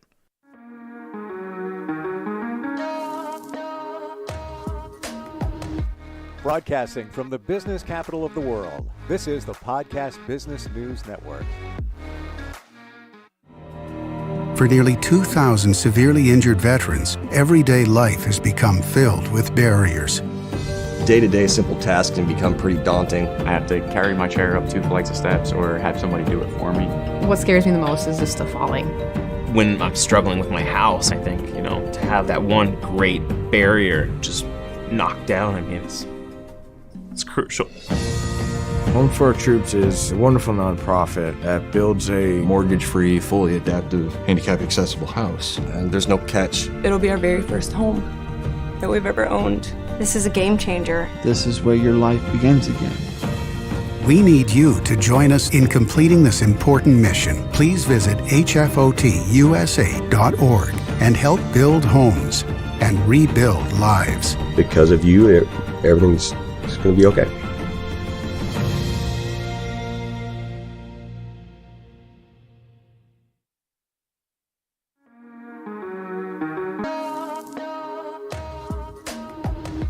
Broadcasting from the business capital of the world, this is the Podcast Business News Network. Well, she is somebody who can very easily help you speak clearer, express yourselves more easier, and also give you a lot of confidence. That all comes along when you can speak in a way where you're projecting your words and your thoughts. And she is Anna Dieter, and she's with livestutterfree.com. Anna, welcome back. How are you doing today? Thank you so much. I am doing great. It's almost the end of the year. We have only a couple of days left in this 2022. A really interesting year, right? Totally was. I just had a thought in my head with what's, depending on when you're watching or listening to this, is like 3 days left or even less than that in the new year. They could take your course in that time and speak clearer. Exactly. If somebody reached out to you yesterday, by the time the ball drops on New Year's Eve and the new year starts, somebody could be speaking clearer and feel so much better about themselves. I'm thinking that maybe we should recap. A lot of times at the end of the year, people recap things. We've talked a bunch of times about different principles in how you work with people to help them speak clearer, but many people have a different perception of what stuttering is. And a lot of times it comes from the media. I mean, if you remember, Howard Stern's show, and there was a guy called Stuttering John, and he would just kind of do this and pause a little bit as he tried to get his thoughts out. And it was entertaining, I guess, and he became a focal point or one of the characters on that show. But that is the perception many have of what stuttering is, but it really isn't always that, right? You're absolutely right, because, when people in media make mistakes, it's very entertaining, as you said. And this is their purpose, to be there, to entertain people. But when ordinary people apply for ordinary jobs where they're supposed to present during their business meetings, where they're supposed to teach children, if you're a teacher, right? So if you are supposed to make phone calls and sell products over the phone, so if you are a business person, so this is not the time to make speaking mistakes. And this is when people truly, when they haven't developed clearly, like clear speaking skills, ability to speak clearly, when they haven't developed the talent to do that, that's when they begin to struggle. And how much will it help to them if someone tells them, look, the King George, I mean, the King of England stuttered, or the stuttering John stuttered. So what? These are kind of entertainers. Even the King of England, he was working with a strange speech therapist. Okay, Lionel Logg was playing his part. So for what reason? Because he wanted to give a speech to the nation in United Kingdom during the World War II. So again, kind of for entertaining, okay? But the fact of the matter is, when we make mistakes, this is called stuttering. This is what I call stuttering. We're talking with Anna Dieter from livestutterfree.com. The one thing I wanted to bring up with what you just said, in that if somebody's making sales calls and they're stuttering, recipe for disaster. However, that same person could not stutter during the call.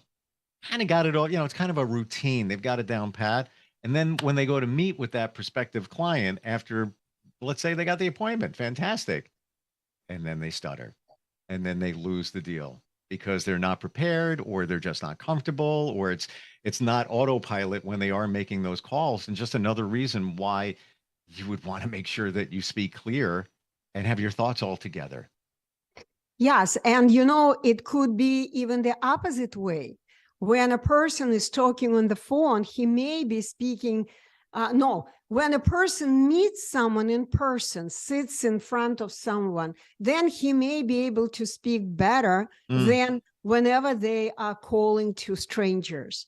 Yes. So yeah. It's all different. I guess it's situational. Would that be the best way to describe it? It's situational for people who don't have the skills to speak anywhere, anytime, at any moment. Because what is stuttering? Stuttering is a simply self-abusive behavior. When you are not using correctly, physiologically correct, okay, your own speech instrument, you have a perfect tongue, you have a perfect brain, everything in your body is perfect. You have a perfect container called the lungs, the air container. You have everything to learn to speak with accuracy and ease in front of anyone. And when you have developed these skills, it doesn't matter where you speak, because you gotta be focused on doing the speaking actions. Nothing else. What percentage, Anna, would you say is people who really have a challenge mentally connecting with their tongue? Like it's something where almost you can't help them because it's I don't even know how to describe it, but it's a mental challenge that they have where they can't speak clear. Out of 100% of people, what number would you put that at? You know what? The conventional professionals give us statistics that people stutter. It's about 1% of the population stutters. And if we think of 80 billion people on the planet, then it's a big number, right? Mm-hmm. But they're talking about people who just completely blocked, no speaking skills or whatsoever. However, out of this, let's believe the conventional statistics, which I don't, okay, in my perspective, I would say 85% of the population don't have the skills to speak with 100% accuracy and ease. People repeat words, people say the word and then they don't like it, they kind of revise what they're saying. People stumble, people use incorrectly their eyes. This is what I see when I talk to people. And these are all self-abusive types of behaviors. Because when you understand what normal speaking is, natural and normal standard speaking is, doesn't matter where you speak. you begin following the norms and everything comes into place. So 1%, maybe I would say more than 1%. People who stutter, but out of like 85% that I mentioned, maybe 5% are aware that they stutter, but 80%, they're not even aware that they stutter. Just like take yourself, take me. Do we repeat words sometimes? Yes, we do. Do we say filler sounds? Yes, we do. These are all parts of incorrect, imperfect speaking. See, I just said the word in the wrong way and I fixed the mistake. This is also stuttering, okay? But people don't realize that. So the bottom line, for those who won't speak clearly, there is a very, very simple way to do it. All they need to do is drop all the techniques, artificial ways that they have been taught to speak in, let's say, speech therapy or speech pathology sessions, all kinds of other conventional places with conventional practitioners. Just stop the whole thing. You got to understand that this is the system, and the system is broken. And when you come to the system breaks you. System breaks people who stutter. And what I do, I break the system. Now, when you say the system, Anna, do you mean the educational system or the system of way somebody speaks? The whole thing, the whole system that has been supported by the government funds? Whoever is on the salary, regular salary paycheck, they've been supported by the government funds, right? So it's about education, broken education. It's about healthcare, broken healthcare. So anywhere you go, any industry today on the planet is broken because it's being supported financially by the system. This is what I call the system. And to me, it's enough. Enough. It's time we wake up and just stop supporting the system that is built to break us. If I remember correctly, and I want to illustrate what you're saying, if I remember correctly, you were a public school teacher for many years, so you were part of the system. So you know about the system. Very well. Thank God I haven't been dealing with this system for over 10 years. But I did work for Los Angeles Unified School District as a speech and language service provider. That's how they called me, speech teacher for the school district. Mm-hmm. And I was amazed and disgusted by the system. I hated it. And this is probably the reason that they kicked me out of the school district, because I was there advising the parents, don't agree to the placement the school district is giving to your child. It's not good for your child. I think that's why they got rid of me, but everything bad happens for a reason. So the next step would be good. Well, yes, it does happen for a reason. So you leave the school system and then what do? You focus on fixing people that the system did not when it comes to speaking clearly. Yes. And this is exactly what I've been doing for over 10 years already. I just go one person at a time, saving lives. This is what I want to say, saving lives of people who cannot express themselves. And guess what? When a lot of my students come to me, many of them who are in this state, when they cannot take it anymore, when they are horribly depressed, and all they want just way out. And what's the easy way out? Suicide. One of my students, who is the main character of my book called One Lonely Climb to Success. This book is free to download. And my belief, this kind of books should be studied in every school, because this is what you see. It's authentic book. And you see how over 2 years, this gentleman just transformed from wanting to kill himself to becoming the speech master and the big boss at the factory where he's working today in Finland.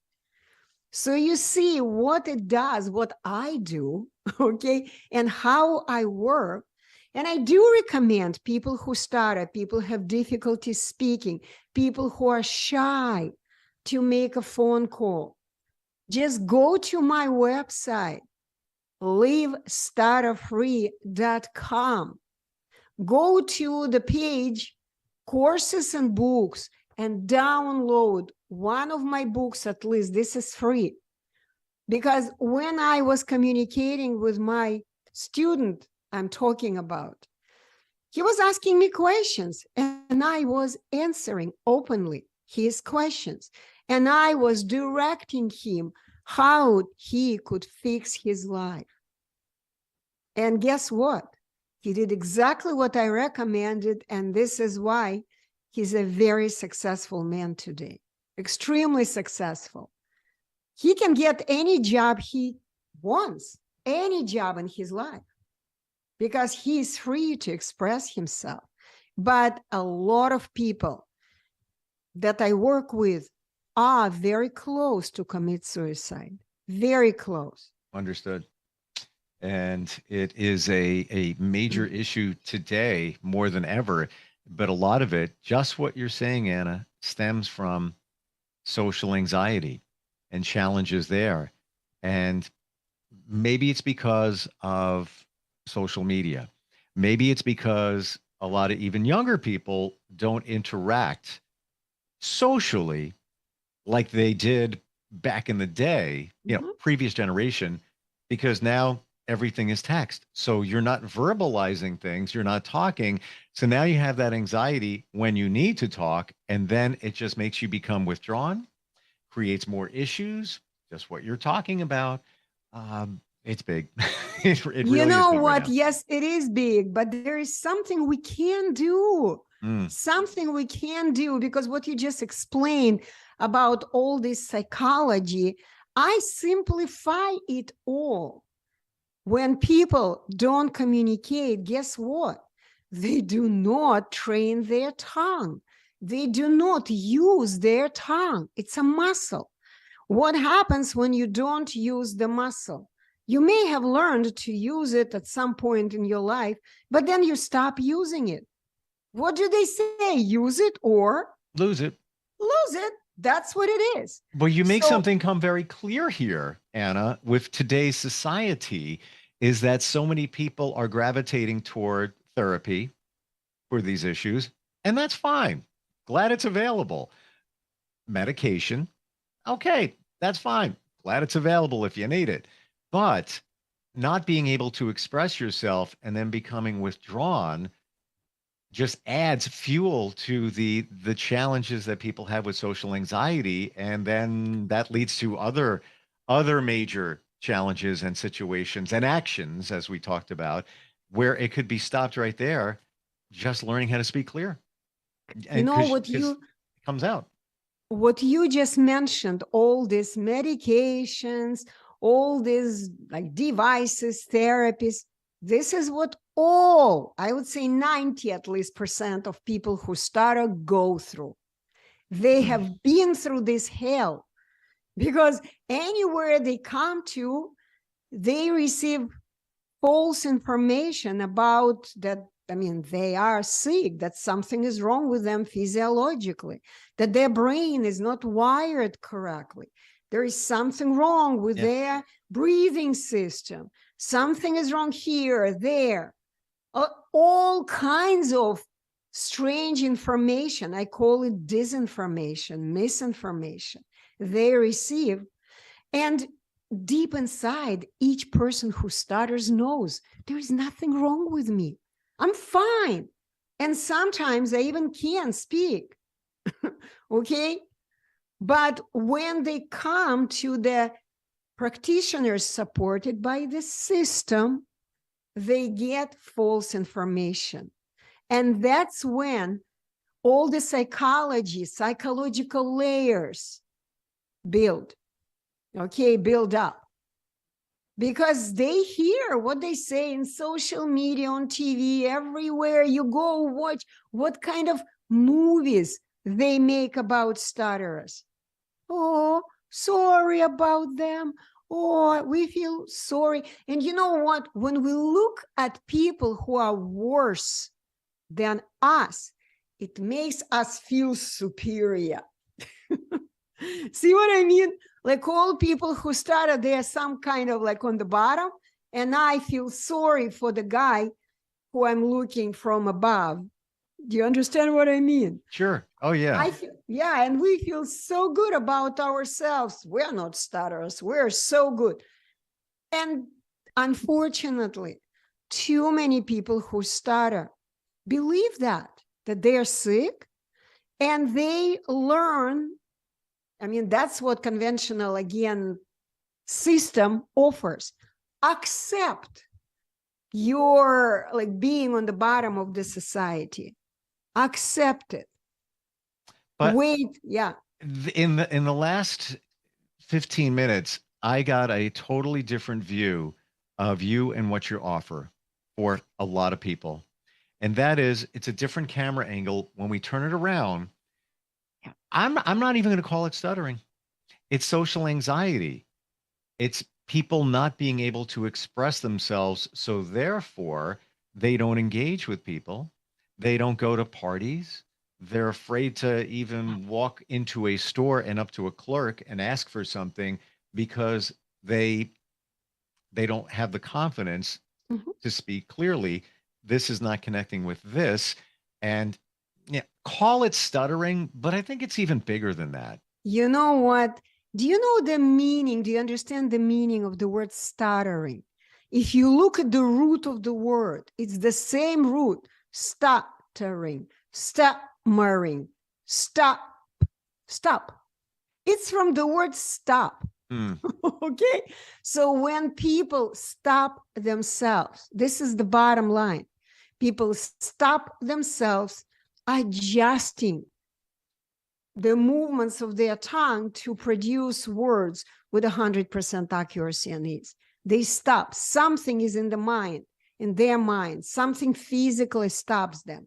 Because yeah, there are some cases when they were like people born during the war. They were not supposed to speak when they were young children. They were brought up to the world in abusive families. I mean, yes. The bottom line is people stop adjusting their tongue for speaking for various reasons, but not physiological reasons. Right. Well, we factor that out. You know, the physiological reasons probably represents a very small percentage of people that stutter, but I think it's bigger than that. This I looked at the population, you know, here when we first started talking about this in terms of people that stutter. It's here because it's everyone. It's everyone. It's many, because social anxiety is so huge right now. Yep. And a major product of that is lack of confidence, lack of engaging with other people. And why? Because they have issues expressing themselves. Exactly. And when my students come to me, I explain to them what each human being is. I explain in a very simple way. I explain that each of us is born and given at birth a perfect body, mind, computer. It's a computer, biological computer. And when I explain how it works, how our attention works, how our memory works, how we use this body-mind computer, which is exactly in the same way how we use our desktop computer. Desktop. Yeah. See, this is the mouse, right? So the mouse is what we call attention focus. This is what our mouse of the computer is. We also, when we sit down at the desktop, we begin moving our mouse to select what file we want to open, right? Exactly the same happens when we speak. With our focused beam of attention, we select words to say, one word at a time. And then we add the next word and the next word. This is normal speaking. When people understand how to use their memory, how to link their tongue to each and every word, stuttering becomes a history instantly. Instantly. Well, here it is, a brand new year about to start. Start speaking clearly. And it takes a couple of days, like literally working with Anna. LiveStutterFree.com is the website. If you feel like you suffer from social anxiety, it's probably because you can't express yourself the way you want to. And I can't imagine having this inside of you. Nobody wants to not engage with people. There is a reason for it, whatever it might be. And it's probably this is not connecting with this. So learn how to do that in just literally a couple of days. LiveStutterFree.com. Anna, great having you on with us. I got a different view of things today from what we talked about. Really did. And thank you, Steven. And I thank you for what you do and helping people. And I gotta say, Happy New Year. Happy New Year. Yes. Yeah. All the best to you, and I'll look forward to next time we get together. I wish all people in the new year to finally have their beautiful speech. It's in you. It's in you. Anna will bring it out. All right. We'll talk soon. Thanks again. Lots of love to you. Bye-bye. Are you looking for even more of the podcasts and hosts that you love? The Podcast Business News Network is proud to announce that you now have even more ways to listen live. Check out the MyTuner Radio, online radio box, and Simple Radio apps on iOS and Android, or find us online. Search for Business News Network on mytuner-radio.com, or search Podcast Business News Network on streama.com and onlineradiobox.com/US. Take your podcast on the go and don't miss a minute of the action.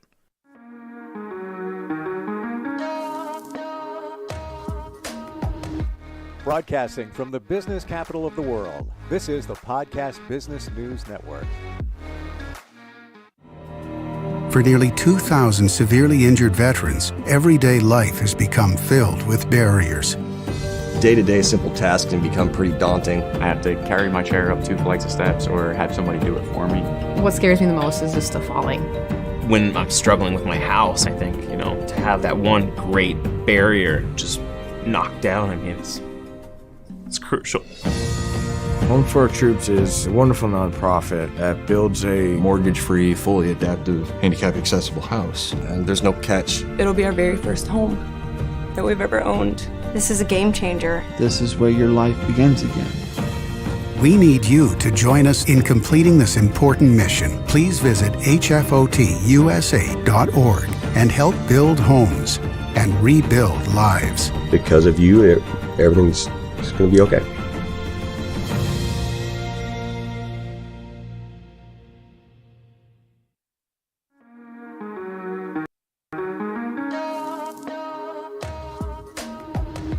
Broadcasting from the business capital of the world, this is the Podcast Business News Network.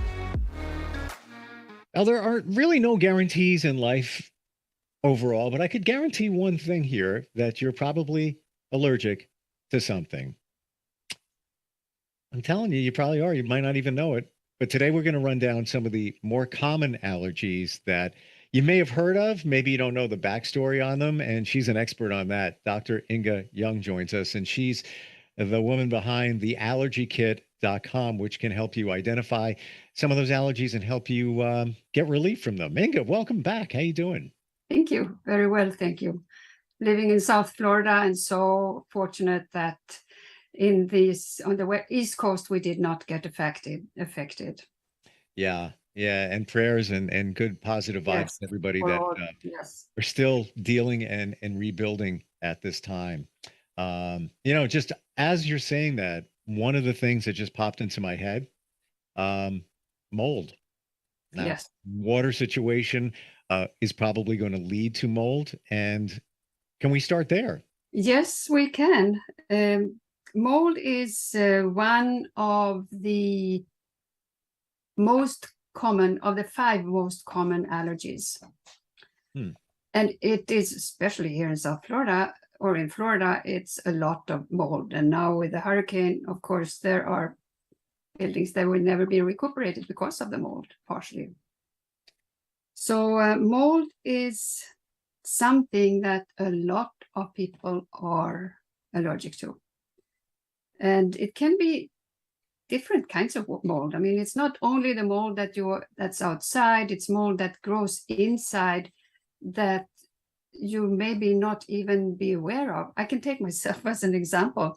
A few years back, I got very sick and I did not know why. My lungs were almost out of control. Cough, I couldn't sleep. And I could not, it was kind of mold symptoms, but I couldn't find mold anywhere. And then one day I realized that my air condition was full of black mold. Oh my gosh. If there's going to be any mold, that's right, the worst one to have. Exactly. So of course that had to be ripped out and replaced, but it's just, I wonder how many people have that without paying attention. Thank you for saying that, because that was a reminder for all of us. I mean, I just recently moved, so I haven't even checked any of the filters, anything whatsoever. When I was back in my house, which I recently sold, was on top of it. I check filters. I write the date on the filter every 3 months, whatever. Now it's off my radar. So thank you. And for everybody else, do a check. Even even in the winter, if you have forced hot air, you got to make sure. If I'm not talking about black mold there, but just anything, you got to check. Just anything, yes. And mold is dangerous. And mold is dangerous in food too. It can be. I mean, we're talking about penicillin, but it has to be controlled. Tell me about that in terms of mold, because it's funny you should mention that as well. Had a bag of bagels on the counter, been around for a little while, and I always look at them and like they're still, you can still toast them, they're still okay, but I'm like examining, like I'm looking for mold. I don't see any. I think we're good with that one. Well, that just shows you how much preservatives there is in certain foods. You are correct about that, because these were store bought and not bought at a bagel place. If I bought it at a bagel store, I'd be done in 2 days. That would be just they would be hard as a rock. No, these are still relatively soft, and I'm not gonna tell you how long I've had them. Wait, well, it happens. Yeah, but that being said, how dangerous is that kind of mold on food? I guess if you have an allergy, much more. But yeah. If you happen to ingest it, tell us about all of that. Well, I don't exactly know how it works, but it goes into the digestive system. And the digestive system does not like mold and fungus. And so I really don't know how it goes around it goes, if you get it in the digestive system, you get it all over. I mean, in the lungs, in the gut, everywhere, in the bloodstream. So it can't be healthy. I cannot say exactly what it does, but I mean, if you just think about it, it can't be good. And what can we say what mold is? What exactly is going on there? When some, food, I'm talking food here. Well, mold is one of the most proliferous substances that exist. It is a fungus, and mushrooms are funguses, so it's just different kinds. But so they're all different. Funguses, when it comes to mushrooms, for example, they are very good for you. Most of them are really, they have protein and they have a lot of good stuff in them that eating mushrooms every day would be fabulous. There are different kinds of mushrooms that are healthy for you. That, I mean, if you take the reishi and all these kind of mushrooms, that is good for your immune system. And there is another fungus up in northwest Oregon, a big area. I forgot what it's called, but that's a fungus that could be used to clean. You have to look it up. I don't remember exactly how it works, but it's something very interesting about the fungus in Oregon that could be used for a lot of things. Inga, when you say clean, do you mean clean your system or clean your house? Your system, the environment. Wow. The environment could help to clean the environment. Fascinating. All right. So really what I'm getting from you is that if you have, any food, or you even suspect that it could be moldy, don't even slightly suspect, throw it out. It comes even, for example, to cheese. Cheese often gets moldy. Yeah. And why it gets moldy is because we touch it. Oh, really? So it comes from something in our fingers. So maybe if you put the glove on or use utensils when you take out the cheese from the fridge to minimize the production of the mold, because those spores go deep in and they're not good for you. Well, just to your point before, the preservatives, there's a big difference when you buy the processed cheese, in the slices that have the wrapper on top of it, as opposed to just going to the deli and having them cut it for you. I find that the ones with the slices just last forever. I don't think I've ever seen mold on any of those. Well, they don't taste anything either. It gets the job done, but it doesn't necessarily mean it tastes great. What are some of the other common allergies that we deal with? Well, we are talking about environmental with the mold. If we take dust and dust mites, which we cannot avoid. I mean, we can put extra special mold cover on, which I think we should have. But one of the symptoms of an allergy to mold to dust and dust mites is asthma and respiratory problems, specifically in children. So when kids wake up at night because they can't breathe, or they are phlegmy and coughing in the morning, that is probably because they have an allergy to dust and dust mites. Wow. So when we say dust mites, and this might concern some people, but little creatures that that eat our skin, and they are there. We have a lot of stuff on us and in us, even if people say no, yikes, but we are a host. We are just a host to all these microbes and little critters, and and they're there. You can't get rid of them. It's just a part of life. It's a part of us. We can't live without them either. Really? And why is that? Well, you can take the microbiome, for example, which has 10 times as many cells as we have in our body, blood cells, for example, white and red and all these cells. And they consist of all kinds of even funguses and bacteria and viruses, all these things. And we have to make sure we are in balance with the microbiome, because we can't live without it. And the microbiome is kind of fairly new. They started to talk about it about 5 or 6 years ago. And now more and more people know, okay, there's something called microbiome. But the question is, are we us, or are we a host to the microbiome, or is the microbiome the real thing? Okay. Because it's much bigger than us. So with the dust mites, and of course the dust, you can clean, you can vacuum. What are your recommendations we can't eliminate, but minimize that It's really to to eliminate the allergy with the allergy kit. Okay, so what you're saying, Inga, or at least what I'm gathering is, it's there. It's there. Yeah, I ain't never going to get rid of it. No. That's the way it is. Never. So now work on the other side with your allergy kit to alleviate any of the allergies or symptoms and challenges you might have. That's right. Gotcha. Okay.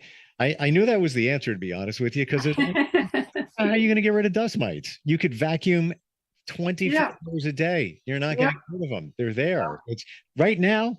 You got them on your skin. So do I. Absolutely. Absolutely. They're feasting They live on away. us. You know, I'm a buffet. I'm a dust mite buffet at this moment. Exactly. Yeah. So, so if we take some more of these common environmental allergies, we have, of course, pet dander, and I did not know this, but one of the 5 most common is cockroaches. You said cockroaches, yeah? Exactly. So it's the saliva and the poop from the cockroaches that people are can be. Everybody, of course, not.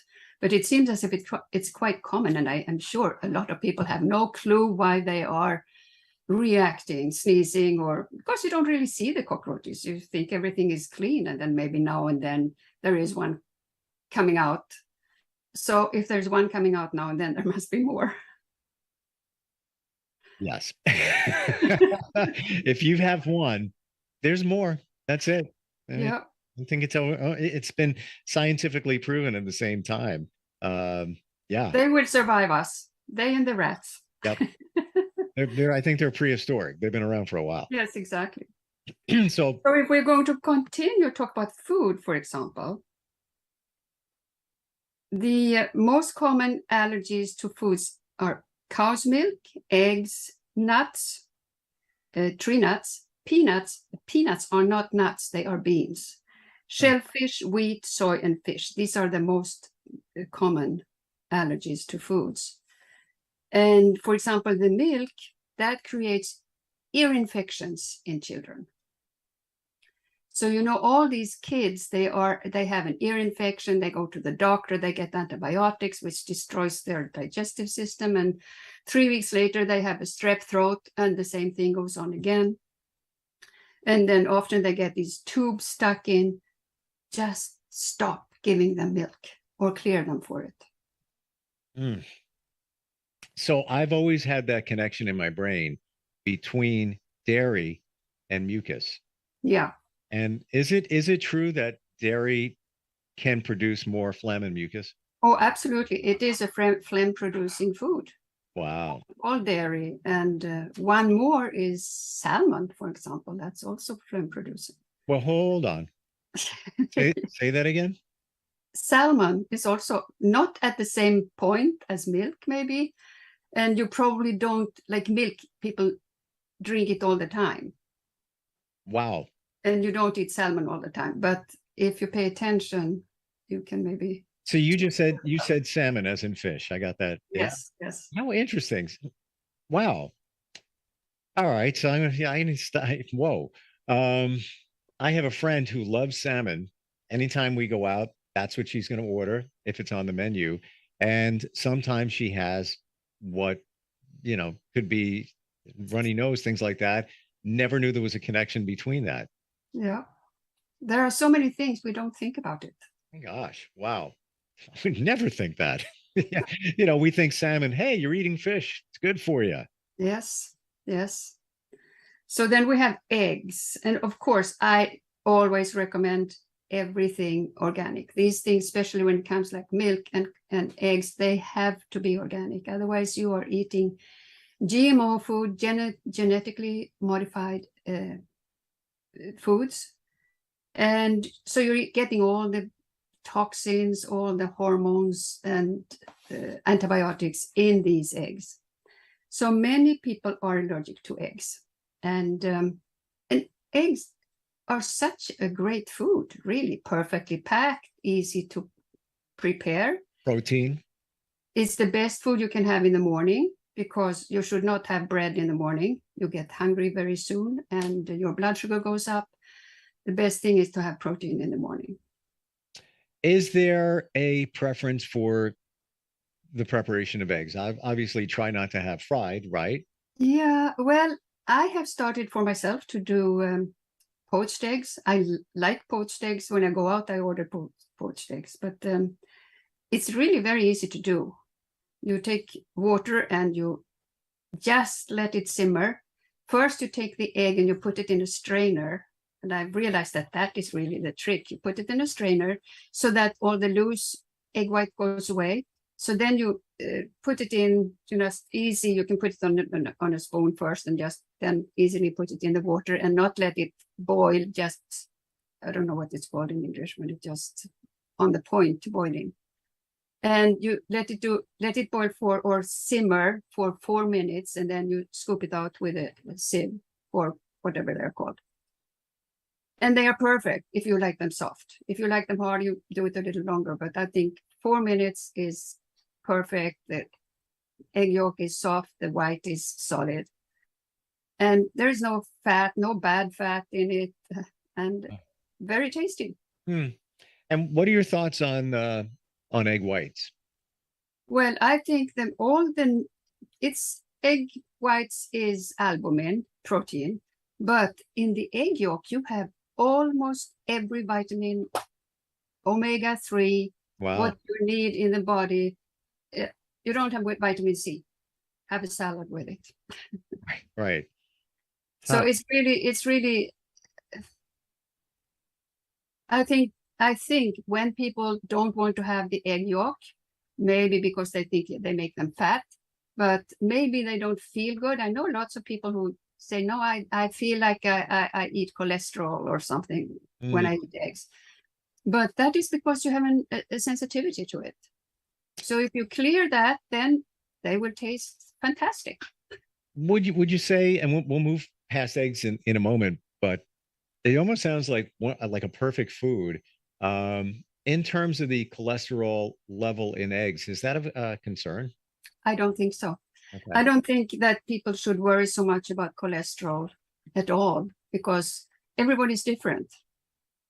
And it is proven it doesn't produce heart attacks. If you have plaque, that's a different story. But the cholesterol per se, personally, I always have 350 cholesterol. And I'm definitely not overweight. Mm-hmm. And it has been that as long as I have been measuring cholesterol, because it hasn't, I don't know, they just made it popular like 25, 30 years ago. I was just going to say that it's almost like a marketing situation. It is. Right. Whoever, drug manufacturers or however you want to look at it. And the statins are so much more dangerous and damaging to your body, to your intestines. Among other things, the gallbladder is affected by statins. Gotcha. And there are not less heart attacks because people are taking them. On the contrary, they have other side effects. We're talking with Dr. Inga Young, and she is the inventor of the allergykit.com. Been around for a while. And it's a kit. You go to the website, learn more about it. It's something that can help you get relief, alleviate your allergy symptoms. Non-invasive. It uses, I'm going to try and explain this, but the frequencies of different, compounds. Am I close? Yeah, the substances. Substances. Thank you. Mm-hmm. That you literally just put on your belly button, and that's basically how it works. And there's also a laser pen, totally safe. Laser therapy has been around forever. That you also use at different meridian points within your body to help you alleviate those allergy symptoms. Been proven, been working. All I'm going to say before we get back into maybe one more allergen here is Inga shared with me her age, birthday coming up. Oh. We don't have to say it here, but if you knew. Okay. Yeah. Well, do you want me to tell your age? My age? I think you're a testament to what we're all talking about. Yes, everybody says that I should tell my age. I will, in less than a month, I will be 84 years old. I'm just telling you, life is not finished, even when you're 84. It is not. And you look amazing. And I know you live a healthy lifestyle because you practice what you preach. But look at this woman. She's beautiful. And you would never even know that you're going to be 84. Like that says it all right there in terms of taking care of your body, dealing with those allergies. I mean, let's face it. If you're dealing with, even something you're eating and you're not feeling well, but you don't even know you have an allergy, get the allergy kit and find out. And for example, Alzheimer's, it starts many, many years before it attacks you. And why do you get Alzheimer's? It has to do with wheat and it has to do with sugar. They have now come out with some study about sugar and sugar brain. It kills the neurons and it kills your memory and you can't think. Who wants to have that? No. and it's preventable if you're just careful about what you eat or you're mindful of it. What's your body telling you? Be aware of it. All right. And allergies that we could be unaware of, or maybe are aware but don't even know the details on them. What's another one you got for us? Yeah. So you can also go to theallergykit.com. You can contact me there is the address info@theallergykit. You can also go to dringe.com, drynge.com, and download a free 10 surprising facts about allergies. Yep. For example. You've made allergies your life in many regards. Well, yes, I did, because I see how prevalent it is and how people need to get their health back and be more aware of what they eat and what they do, and that certain things are not good. Yeah. It's so easy to give in, okay, it's just for today. But a few years down the line, whatever it's, you sit there, can't think, people have to take care of you, and you lost your life. Yeah. What's the other word that you use in place of allergies? Because sometimes allergies... Sensitivities. Or yeah. That's it. Yeah. Yeah. You might not... Or intolerance too. Gotcha. Yeah. Because we have that perception of what an allergy is, but maybe that's not exactly the best way to describe it. No, I say allergies very loosely because I have my allergy kit, which is a treatment. And there are intolerances, or sensitivities can sometimes be harder to get to understand because it can have a delayed up to 72 hours, can be a delayed reaction. Yep. So that's why I always recommend a food journal, because that, if you write down everything you put in your mouth, you can get the handle, even if it is 3 days later when you have the same thing. Oh, I had a reaction. What did I have? And you compare. What about allergies? We just have a minute left, and I'm curious here. Fruit. Well, it depends how because everything has to do with blood sugar intolerance, really. And it depends. Certain fruits are very sweet. And if you're not blood sugar intolerant, you can probably eat fruit all day long. But if you are, you really have to be careful with how much fruit you eat, when you eat it. That's another thing, a whole other thing, when you eat and how you eat. Yeah. And we talked about that before, about if you're going to eat fruit, might want to have it before your meal. I know it sounds weird, but there are reasons for that, the way it interacts with your food. Yes. And that can also help with the blood sugar balancing if you eat it before the food. Gotcha. Just about out of time. Inga, great talking with you today. And just some of these things we kind of knew, but not in the detail that you provided. And it's so important because they're so common, right down to dust and mold and cow's milk. Theallergykit.com. Go to the website and get some relief. I mean, because so many of us are dealing with things we don't even know what we're dealing with, but unless you identify them and take care of it, you're just going to be rolling along in your life being uncomfortable and potentially unhappy. One thing is that if everybody has it, it's common. It's not the same as that it is normal. Gotcha. 84. Unbelievable. God bless. Just amazing. As always, I appreciate it, Inga, and look forward next time we talk.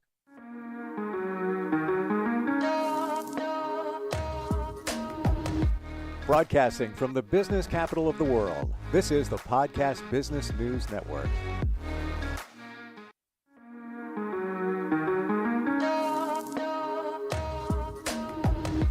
Broadcasting from the business capital of the world, this is the Podcast Business News Network. Have you ever seen somebody and envied them because they just reek of positivity? What is it? What are they doing? They walk in a room, people gravitate toward them. They're always in a great mood. There's usually never anything really negative going on with them.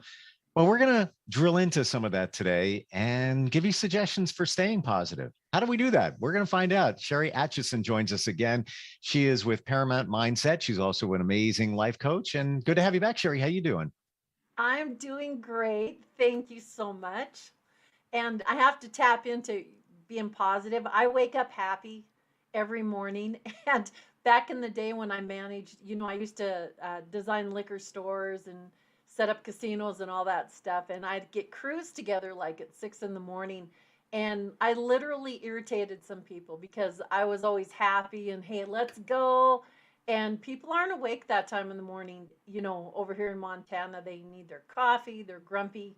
Not everybody is, but I irritated some people because I was always happy. I always wake up happy. I just do. I wish I could say I always do. It's not that I wake up in a bad mood, but like today I woke up and I was like, I don't know do I want to go to the gym? I don't want to. I just took a walk with my dog and that was beneficial, and maybe that's, one thing to be positive about is to wake up happy and grateful. Is that like the first thing on your list of things to be positive? Oh, it is. And it's just, it just comes natural with me. And I did not have a great life, but, I just learned the tools and it's my choice. I choose rather to spend my valuable time, precious time, to be positive and optimistic and happy than I do to be ever reflecting on the past or just kind of living, just within bad memories, bad circumstances, because it doesn't get you anywhere anyway. So I choose to make the best of it all the time. So how about some of those other things that we can do to be positive? Oh, this is so exciting. So I want to share this with you. So one thing is like, think about your environment, and you can actually bring so many positive things in. And one thing is the sound of water. And this hits your sense of hearing and stuff. But if you can put in an indoor water fountain near you or near your bed or around your office or your desk area where you work, and just kind of hear that trickling water, which I just got myself a real cool little fountain that has like this crystal orb. So I've got light and I have that sound of water, but it just really kind of keeps you at ease, and it's relaxing no matter how stressful your day is. You kind of hear it in the background, and if you have it near your bed when you're sleeping at night, it really soothes you. So yeah, I love that idea, and I had one. My daughter hijacked it, so it's in her room, but the one I'm referring to, it's small. It's only like this big. You put water in it. It's got these, artificial rocks, and it just kind of trickles down between one. There's an LED that kind of lights it.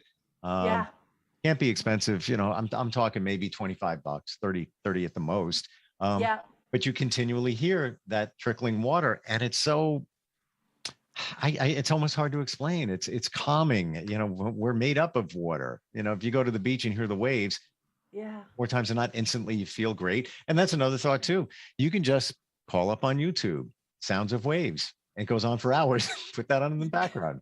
Yeah, literally, or hearing a stream or anything like that. I mean, just that sound of water is so soothing and relaxing. So that's definitely something that you can incorporate. And it isn't that expensive. I paid like $30 for mine. So it's not that much, considering what it will bring you. So that's an excellent thing to do. Yeah, I wanted to share this because I just had a thought. This is how my brain works. You massage it and things come out. When you think about it, like ocean sounds, so calming, right? And white noise, which is another calming thing that a lot of sound devices, even clock radios, apps, you can find the sound of white noise. That's Yeah. water. So it stands to reason why it's calming to hear the sound of water. I actually used to put what I just referred to. You can also find on even Spotify, 3 hours of just ocean sounds. I used to play it in my backyard all the time. And Oh, that is so cool. no water nearby, but yeah, it just felt good. Yeah. What the heck? Yeah, absolutely. So, all right, some more tips on being positive. What do you got? Okay, so here's another thing. Take off your shoes and walk around barefoot, whether it's on your carpet, on your floor. If you go outside, feel the grass, or walk on the beach and feel the sand. Just really tap into that sensation of what you're walking on. It's really cool.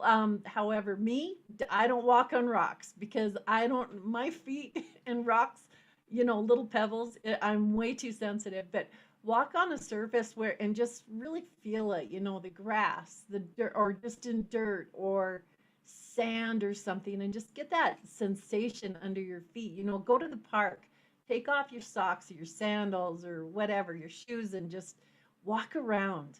And it just gives you a chance to breathe. Well, they say it's grounding because you're connecting with the ground. And I'm going to share that I literally just bought and just took it out of the package, not even more than 20 minutes ago, a grounding mat, which this goes to the ground lug of any outlet in the wall. Don't worry, there's no current, nothing flowing through. You're not going to get electrocuted or anything like that. And you just put your bare feet on a grounding mat or on the ground and just be grounded. I had another crazy thought. Why do you never see animals cranky, grouchy, and negative? You think about that. Yeah. I swear I must have the demeanor of a dog. I'm not lying because they're always happy, they're always loving. They don't seem to really get an attitude with you. And and they're grounded all the time, aren't they? Right. That's where I'm going with that. Yeah, exactly. And I'm so happy you bought a grounding mat because that's also another sensation to put on your feet. So, you are just right in it. That's awesome. $20, not kidding. $20 and you can't go wrong with something like that. Yeah, it's the little things, just these little things. It doesn't cost you an arm and a leg, and it brings you just so much happiness and in that sensation. So I'm so proud of you for doing that, and how interesting that we clicked on this today. Yeah, That's what seriously. we're talking about. All right, other positive things that we can do to stay in a uplifted mood. Okay, so another thing is to have plants around you.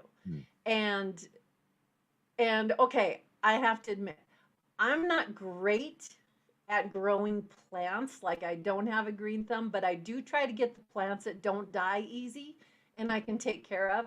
But there is something about like having something living around you, and some people can have like plants that bloom and you just kind of watch the flowers bloom. If you have, like, I have a philodendron plant that's really easy to grow. They grow fast and healthy, so it's kind of fun to watch how it grows, how the leaves kind of open up and everything. And I can't kill it very easy, and I'm not neglectful. I'm just, it's like once a week I water plants. So those are the kind of plants I need. But I think just having something living around you, a succulent of some kind is really sustainable to have in your office or in your home. So that also just kind of keeps you in touch with nature a little bit, and it's just amazing, that sensation that you have around you. I totally agree. And it's funny, I'm not going to show you, but I have a plant that I've had for 3 years and walked in today and it's like, mwah. It's like hanging, it's begging for water. But the thing is, it's just what you said. It's one of those plants that you give it a little bit of TLC and some water. And I know it's not going to die. It'll perk right up, but low maintenance. That's definitely the key for all of us. Yeah. When I was researching like months and months ago, I saw this thing where they actually did a study where they had two of the identical plants in the same atmosphere, and or was it plants or rice? Oh, it was rice. Okay, it was rice. And they talked really bad to one bowl of rice, and they talked really good to another bowl of rice. And the bowl of rice that got all the negativity turn brown and Wow. icky. And I know there's other studies on that, but I was really amused by that. And I thought, well, this is why people talk nice to their plants. Yeah, and it does make a difference. The plant flourishes when it's positively reinforced. How? I don't know. Yes. Yeah. Okay, another thing you can do is your sense of smell. Like if you smell like real coconut, that could give you this tropical vibe, like just take you somewhere exotic, just that smell, especially during the summer now. Really embrace the smells, even if you like have an orange or tangerine or pineapple, coconut, instead of just munching on it, dig the smell of it and just kind of embrace that smell. And then to relax too, another smell is lavender. And just some kind of soothing smell to keep you calm and relaxed. So, we're trying to hit all the senses here. So if you can have something to, like wake up your senses and take you to an exotic place, that's great. And then lavender to soothe you. Mint's a great smell. So I would just play around with different types of smells if you can. I have to ask this question, Sherry. Do you have a camera in my place? Because everything you're saying, Do I? this is right here. This is lavender Oh, good. and very calming. You can put it on pressure points or on your pillow and sleep better. Yeah. Absolutely. Yeah. How funny. It's sitting right here. See, you're doing awesome. You got the sense for, well, your daughter has the water fountain. Yep. You've got the pad for your feet. You've got the plant. You're on a roll. You've got the lavender. So I'm so proud of you. Okay, let's see how you do with this one. Okay. All right. So the next one is eat things to boost your serotonin level. And what boosts your serotonin level, which makes you feel happy and stuff, is bananas, eggs, pears, celery, and don't forget chocolate. Wow. Wasn't even aware. Interesting. Yeah. Yeah. And actually the, milk chocolate, well, the darker the chocolate, the healthier for you. But sometimes if just a little bite of chocolate makes you feel good, it really does boost your serotonin level. Bananas, eggs, celery, all that stuff. So Didn't even know that. And I was just, before you said it, was going to mention dark chocolate because it's been proven that it has many health benefits for your heart and lots of other things too. But serotonin, didn't know that. yeah, exactly. And so like if you're at work and you have, I would stick some little dark chocolate in your desk. Don't tell your coworkers because they'll want it. But, if you just need that little boost, just take a little tiny bite of that. And it's amazing what that does for you. Or use it as a reward. Yeah. Let's say you finished a project, use it as a little reward. You don't have to go all hog wild and stuff. So Great tips. We're talking to Sherry Atchison, who is a life coach, and you can find her at paramountmindset.com. And it's all about positivity, tips on how to live a more positive life. yes. What do you got next? Yeah. Okay. And to finish off with eating, you can actually eat. Your body doesn't produce essential oils, but you can consume essential oils. And this is good for your overall well-being and feeling good and stuff like that. So you also want to eat oily fish like mackerel or sardines. Okay, I'm not going to lie. I don't know what mackerel is, and I really don't care for sardines. I'm just saying. I don't. Same here. Yeah. But you can get it through avocados, olives or olive oil, and natural unsalted nuts or seeds. So what are we getting from those food items? So those give you some of the essential oils.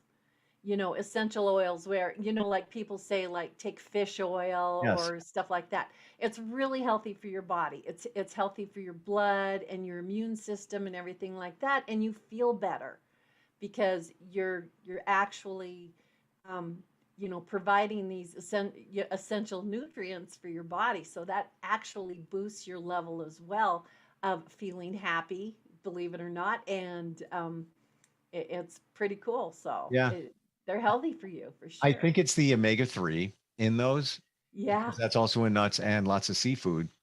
Yep. But yeah, fish oil can get the job done. I will only say this, and this is based on a friend who is a nutritionist, and he always told me, if you're going to take fish oil, the expensive stuff does make a difference. So if you're going to walk into your local pharmacy and just grab something off the shelf, it's probably not going to have the potency or the purity that you're looking for. So I'm just sharing what they shared with me, and he's very adamant about that. Like, if you're going to do it, just do it right. Cost you a little bit more, but worth it. Yep, and I'm right on the same page with you because I also researched that as well, and they make some really good high quality omega-3 oils, and it's where they farm the fish to get this and how they process it and everything, and it is well worth the money rather than just getting some fish oil. You really want to do your research and buy the higher quality because it just does you a world of good to do that. I think if I remember, Nordic Natural, Nordic, was the one brand that he mentioned. It's been a long time. Got to get back on it, actually. Thanks for the reminder. I forgot. I wanted to get back on the fish oil. Yeah. No worries. So, and then last but not least, this is my favorite thing. Okay. So, take a walk in the rain and just feel the rain hit your face and not worry about getting out of the rain, but just take a moment and just feel the rain hit your face, or take a walk in the sunshine. And let me throw in my little disclaimer here: wear sunscreen, but feel the warmth of the sun on your face and on your body, on your skin, and just really absorb it and feel it, and just feel nature on you. It's so soothing. It really makes you happy, and just turn out the world for a minute and enjoy and embrace the sensation that you get. Yeah, we take that for granted, but what a great feeling that is when you just feel the warmth of the sun and you just kind of stops you in your tracks and you're just like, that just feels good. Yeah, it does. And well, it's like when it snows here, when that first, the best snow that I love is actually, it's between the end of the winter season and the beginning of spring, and you get these really big wet snowflakes. And that is so cool because it's not super frigid outside, but it's so fun. That's when you want to catch snowflakes on your tongue and just, it kind of just let the snowflakes kiss your face, and it's really super cool. Or if you have a warm, soft rain, just feeling that for a couple of minutes is awesome, as well as the sunshine. And it's just puts you back in touch with nature a little bit and kind of gives you the sensation, kind of like washing you clean of all your worries, so to speak. Even the sun does that, just kind of just melt away all my worries, and so it's really good for the senses. It's interesting you say that about the cleansing, I guess, of our soul. If you have crystals, there's a lot of crystals. You got to check. You can't just put any out there, but many can be replenished or cleansed in terms of their energy properties in the sun. People put them in the sun or moonlight sometimes, depending on the crystal. Yeah, exactly. So no, that's what I have for as far as hitting all five senses, including ingesting, good things for you to, these are easy things that you can do that will help boost your happiness. So we've got Lisa checking in from Orlando, Florida, and she reached out with the instant feedback line, instantfeedbacksteve@gmail.com. She says, love your talk about being positive. I found that keeping a journal works really well for me. I thought I'd share that with you and everybody watching. Oh, that is so awesome. So Lisa, that is great to do. One thing that I do to add to what you do as far as journaling goes is I have an alarm on my clock or on my phone that goes off at 11:11 because for some reason that's my angel number. I keep seeing it all the time. I'm one of those people. So it goes off at 11:11 every single day. And after it goes off, I write in my gratitude. I have this little gratitude book, and I just write a sentence of what I'm feeling grateful for at that time. And that definitely makes you feel happy. It reminds you to be grateful. So keep doing that, Lisa. That's awesome. Sherry, I love your tip too, where a lot of us, when 1111 pops up, somebody will post on Facebook or Instagram, make a wish. Well, that's great and go for it. But why not take that 30 seconds like you're doing and reflect and propel the positivity? I think that's great. Yeah, yeah, it works for me. I just love it. What do you do when you're feeling negative? Let's be honest, we all, go through it from time to time. Might be a situation, might be a thought. How do you steer out of it? A lot of times that happens in the shower. Seriously, that's where I do a lot of thinking. The feeling of the shower washes away my worries. It really does. Just, I just look at it as cleansing my mind from top on down and washing away any negative thoughts and anything that I have. So when I'm in the shower, I just close my eyes and that negativity comes, those thoughts come to me and I just wash these away. And then once it washes away and goes down the drain, I can't get it back. So I do a mind game that way, especially if I'm feeling down. And maybe that's why I'm happy every day. Because if I have any negativity, I take my shower in the morning, bam, I wash it away, start the day. Interesting way to look at showers and be positive. Somebody recently told me too, if there is, let's say somebody in your world that's just a downer or they do things that are negative and impacts your life, whenever you have that thought, instead of thinking about that person and just seething like, think of something cute. Could be an animal, could be, your dog or whatever it might be. Put them in that spot and people tell me that actually works. I know it sounds ridiculous, but as soon as you have that thought, think of something cute. Or you can think of some place you'd like to be on vacation or whatever it might be, but the cuteness level seems to work. That's what I hear. Yeah, no, I think that's a great idea. And, I happen to have someone just like that in my life. And if I tap into their energy, it is so debilitating and it just would wipe me out, because I'm an empath. So I tap into people's energies like super easy. I'm right there on the page with them. But when it's someone who is habitually negative, I cannot do that. So I look at them and then I it's not that I'm not giving them attention for because what they have to say and what they're trying to communicate is meaningful to them, but I have to look at them almost like a cartoon character.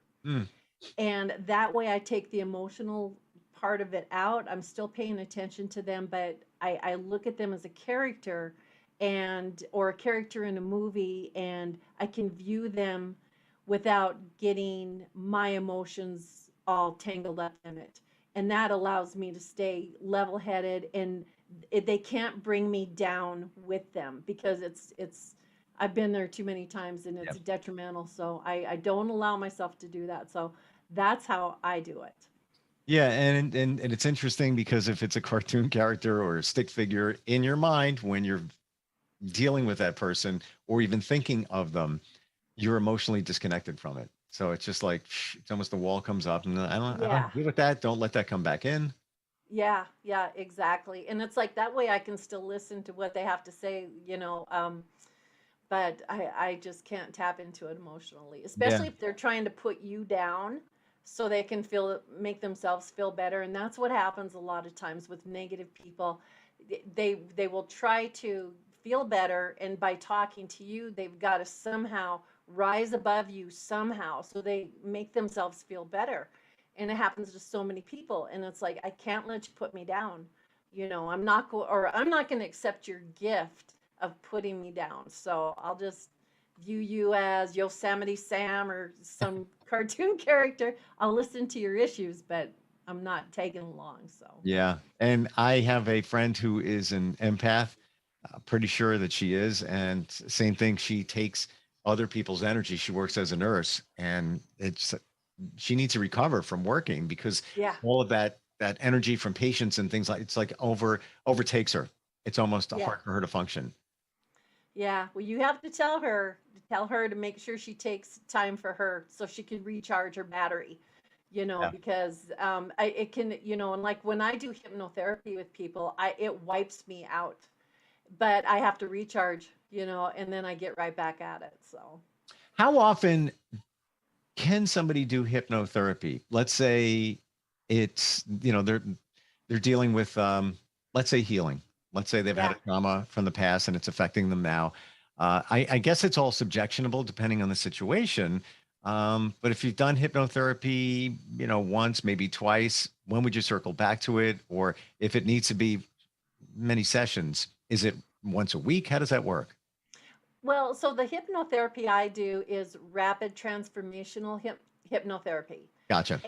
And this was from Marissa Peer, and the whole concept behind this was that you don't drag it out. So we have techniques in place to where it's like you try to resolve the issue right then and there with that one hypnotherapeutic session. And then it takes anywhere from 21 to 30 days, if not longer, to reprogram your subconscious mind, because I help them clear out all the yucky stuff and we put in the good stuff.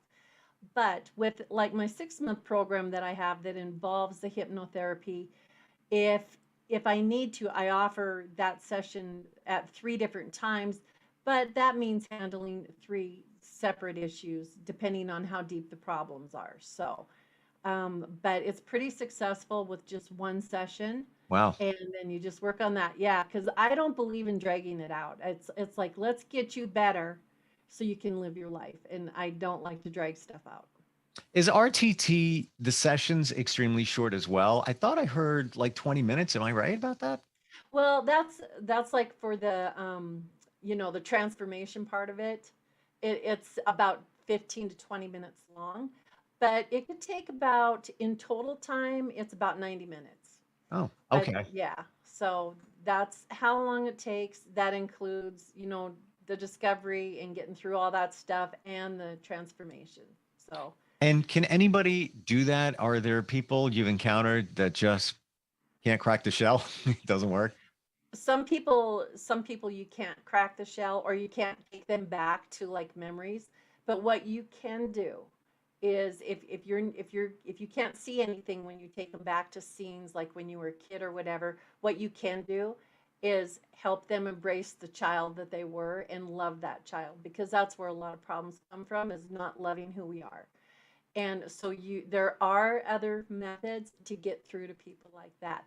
And, and then some people say, well, I can't be hypnotized. But when you watch a TV show and you're trying to talk to someone and they're not listening to you because they're so engrossed in the TV show, that's actually like being hypnotized. The person watching the show. And that's kind of like what it is. You're like in this trance, you're really involved. Or when you're driving and you don't remember where you drove. Same thing. Yeah. Same thing. So I'll share with you real quick before we have to go. But before we met, I had a virtual hypnotherapy session, and it was just what you described. I don't know if I told you this. It was. I knew where I wanted to go. I wanted to go back to my childhood. I know what's going on there. Not that it was so bad, but it impacts everybody when you move forward in life. And just what you said, Sherry, is part of what I did, was embracing myself as a child. And I felt like I was there, like I went back, and, I had to hug myself as a kid. Yeah. My eyes were closed. I didn't even look, on a Zoom video. I was crying, and it's like, all right, tell that child that's sitting right in front of you that you'll always be there for him. And it's like, whoa. I know it sounds cheesy if you haven't experienced something like that, but very impactful. Definitely made a big difference. There's no doubt about it. Yeah, absolutely. It's effective and so cool. Yeah. And that's what you do, along with coaching as well. ParamountMindset.com is your website. And you do a free discovery call or a free consultation, right? Yep, absolutely. Yeah. Well, I love what we talked about today. Now we just have to act on it and stay positive. Yeah. Just do those little things. Absolutely. And I'm on my grounding mat right now. So I checked the box on one of those things for sure. Good job. All right. Great talking with you, and looking forward to getting together sometime soon. Are you looking for even more of the podcasts and hosts that you love? The Podcast Business News Network is proud to announce that you now have even more ways to listen live. Check out the MyTuner Radio, online radio box, and Simple Radio apps on iOS and Android, or find us online. Search for Business News Network on mytuner-radio.com or search Podcast Business News Network on streama.com and onlineradiobox.com/US. Take your podcast on the go and don't miss a minute of the action.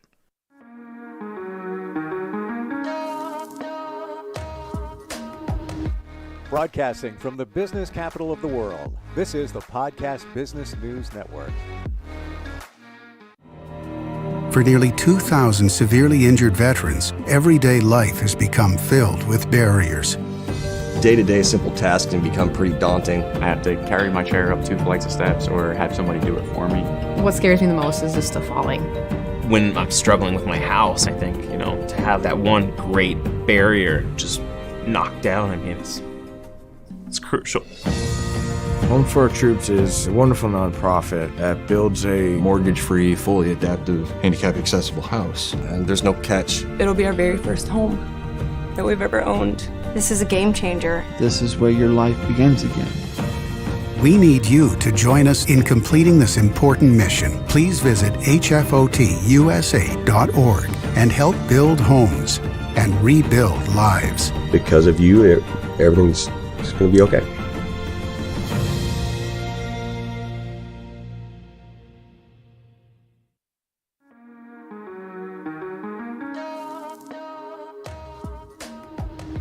Broadcasting from the business capital of the world, this is the Podcast Business News Network. And we are now joined by our Life Mastery Consultant once again, Susan Lunning, joining us here. Welcome to the show. How are you? And with a special guest, hello, Jill. How's it going? Hi. We're wonderful. Thank you for asking. Thank you. So the Whole Health Way, just to point out your website, thewholehealthway.com. People can reach out to you. And Susan, for those that may not know you, you are full of, so much. And you do so much to help people spiritually, emotionally, physically, in so many different ways. So please just say hello, introduce yourself to some new listeners and viewers out there. And then I would love to meet your guest as well. All right. Well, I am wearing a t-shirt. I don't know if you can see. I had a photo shoot yesterday. Yay. For the billboard and for new headshots and everything, the Whole Health Way. Great. And it's spiritually and physical, like you said. And I am the founder and owner of the Whole Health Way. And I support people in learning to live the life that they love living. And I'm here with Jill Kabliska, and we're sitting in her salon called Lux Studios. And we also have another very important, this is Oreo. I saw a little hair. Hi, Oreo. Yes, that's him. Yes, and he's a very important part of our lives.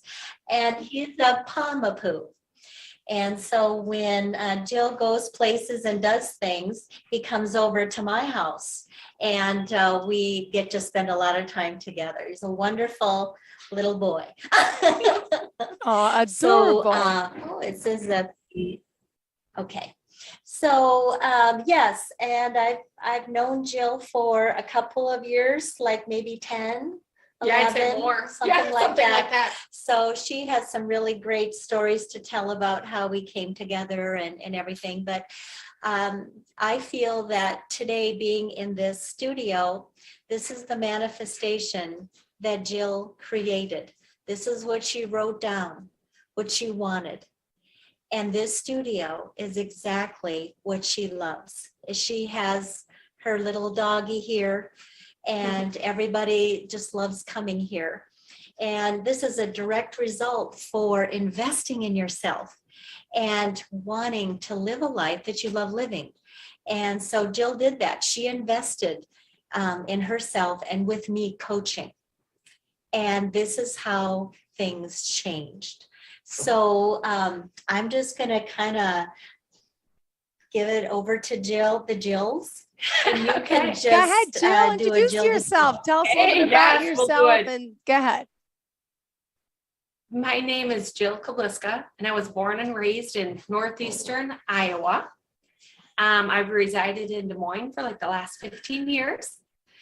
I went out on my own to start a business around 6 years ago. And I actually bought a business instead of leasing just over a year ago. So part of that was through help and support of others, friends, family, encouragement. You have to have a good support system to kind of help push you along the way. It's definitely not easy, but when you want some big things in life, kind of to move up to that next level, you've got to make some changes, and sometimes changes can be tough. So with the help of many people, including Susan as my life coach, it's really helped to kind of give me that little push I needed to get to the next level. And it all kind of worked out just great. There were so many obstacles and barriers along the way. Times I didn't think it was possible, and it all just worked out the way it was supposed to.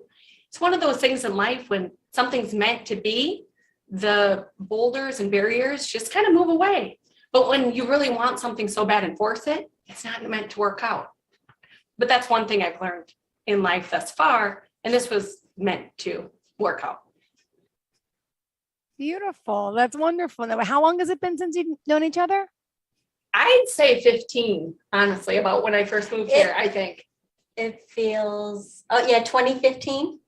Or about 15 years. It feels like 15 years, but I think 2011. Okay. 20. I know. This is so, my husband worked with his parents years ago in a completely different city. This is just something how this has all come together. But we first met, it was at, I was working with the Iowa Motion Picture Association. Mm-hmm. And there was an event. And at this event, that's where I met Jill. Mm-hmm. And we both kind of supported each other with acting. And, she knows exactly where I have been with my thinking. Mm-hmm. And she has watched me transform and change. Mm-hmm. Wow. And she has witnessed the whole thing, and she's so supportive and so loving of me. You know how it is when you go to your hairstylist? Well, there are counselors, therapists, they're everything. And so she listened and supported and loved, and so she heard everything. She saw everything. She saw the anger. She saw the fear. She saw it all. Yeah. And then when I learned these principles by getting certified in transformational practices, then I started implementing them and my life changed. And so she's got to see that too. And then there was an opportunity where I offered that to her. Wow. And she did it. Because she saw, but I know there may have been a part just like there was in me, just like, oh, well, I don't think I can do this like Susan did. Oh, yeah. Most definitely. Yeah. Yeah. There's like I had mentioned earlier, gosh, when you want something, there's always gonna be barriers in the way, but it's just finding a way around those. And you truly can, if you want something bad enough. Dreams can come true, and dreams do come true. It's how much do you want it? You got to go for it. Mm-hmm. You've got to do all those different things that it takes. And it's not easy, but is it worth it? Heck yeah. Yeah, it's just really been a beautiful story. And, the theme that I would love to portray this year and every year going forward is about the self-love and the self-care that's so important, and being our own best friend. And we've been programmed, all of us gals, for maybe about 5,000 years, about 500 generations, to take care of others first. Yeah. And I know that is what really is what we're supposed to do. We're supposed to take care of others. We're not supposed to really spend this time with ourselves and really do all these things, you know. So when we don't do that, we're not our own best friend. True. And then we leave these openings for these negative, this critical voice that we have inside of us to get a stronghold. Yeah. And and here's the secret, everybody. This is the secret sauce right here. I love it. I love it. The only block, the only block between you and who you can become is your awareness of your true nature. That's what's blocking you from having and living the life that you absolutely love. Because we've got that inner voice. We don't even really need anybody else to tell us we can't do it. Nope. Well, we just go right on ahead and tell them we can't do that. Yeah. Are you kidding me? So when you recognize your own critical thoughts about yourself, then you can start learning how to become your own best friend instead of your own worst enemy. And I really believe that is the secret sauce. If we could take the spotlight and put it back on ourselves. And so we can understand how to expand our light and everything. And I do have a couple little things I'd love to expand on that. Be your own best friend. Who you really are is always more than you're going to be. Another reason to really live in the moment and understand what the moment has for you. Because we know depression is when you look and live in your past, and anxiety is when you're scared about the future. So when you can hang out, take a bubble bath in the now, just bathe yourself with the now moments. And what is seeking to emerge from me now that I'm wanting to block? Or maybe suppress, or there's something that's happened. Oh, not gonna deal with that. Oh, stuff it down, stuff it down. It'll only come out like a jack in the box later on anyway. So might as well take care of it now. Deal with stuff as it happens. Let yourself have the landscape of time and space to be more and more fully you, because you are wonderful. And so, entertainment's always a sidebar with being with me. Might as well be joyful and just like a little child, might as well. Gonna be 59 this year. So we have to learn to become our own best friend, starting with our own thinking. And we have to learn to be our own best friend because we fall too easily into the trap of being our own worst enemies.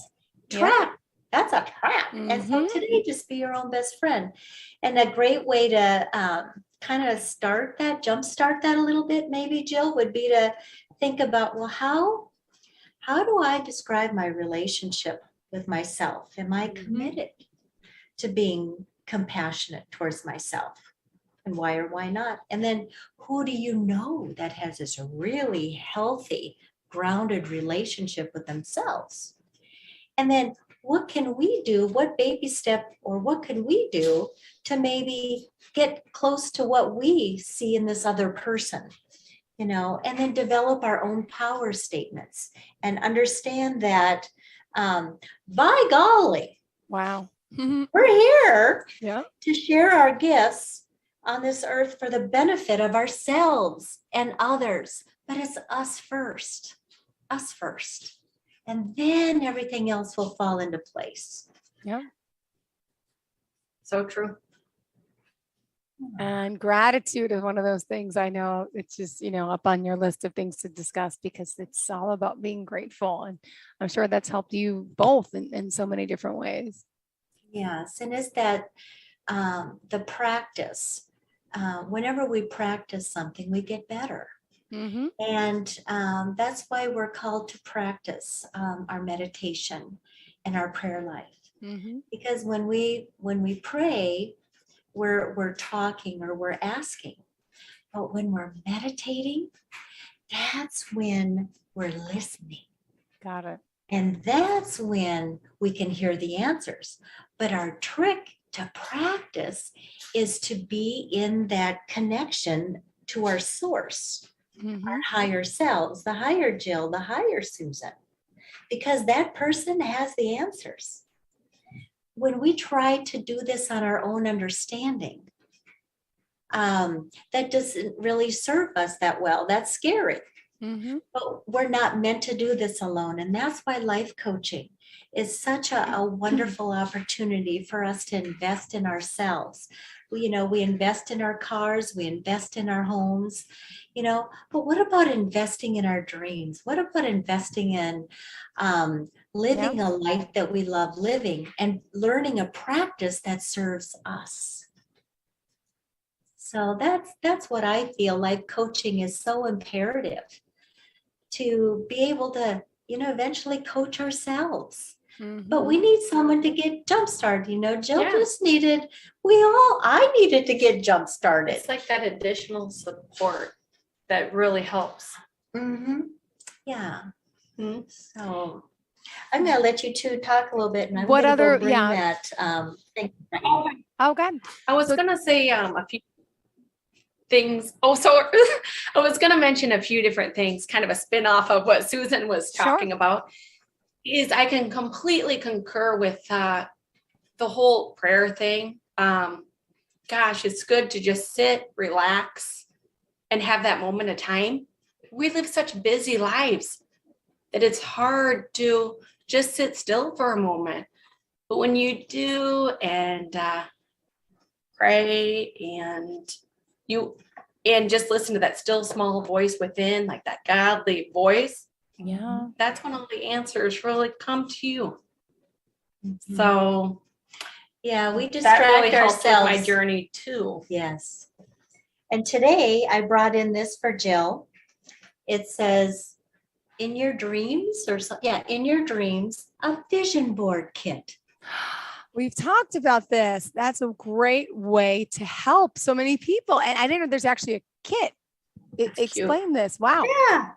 I didn't realize that either, but it's really cute. And she was showing me when she came in. She was really excited, and so was I. Yeah. So in this kit, it has this book, and it has the glue stick,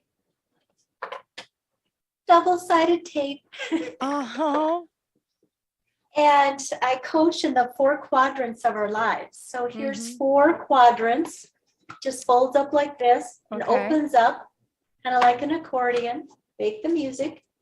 So health and well-being, love and relationships, your vocation, and your time and money freedom. And then in the book, it has these neat little stickers. Oh, look at that. So much travel, reading books, plans. Oh my goodness. Self-care isn't selfish. And then it tells exactly how to do all this, but it has these areas: career, relationships, beauty and style, self-love. Okay, for instance, for self-love, drink more water, get physical, move every day. Look at there, she's drinking water. She's out of my son's thermos. I was out of water bottles today, so I brought this. It's okay. We were looking at your sons, and Jill said, I don't think they could be any cuter. Thank you. Thank you so much. Yes. Well, so are you. Yes. Thank you.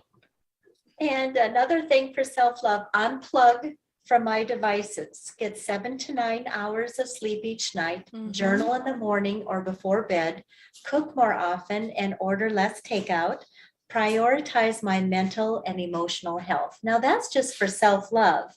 And so it has all these things on here to help you to understand how to make your vision board playful and fun. And but what I love for the spirituality is they say, number 1, meditate, pray more often, be more kind, be more forgiving, be more thoughtful, read inspiring quotes and stories regularly, develop a gratitude practice. So the more you practice gratitude, the better you're going to be at it, and the more you're going to expand. Just by doing these things that are really fun, but it keeps us so, this life and all our expectations of us just keep us so distracted from ourselves and what we really love. And we all love to play. So I just think that this is so amazing. And for prosperity, work toward financial wealth. Start tracking my spending, saving up for emergency fund, increase contributions to my 401k, start investing in the stock market, spend less money on blank, feel less stressed about bills. See, these are all things that we can do that speaks to us and how we can change.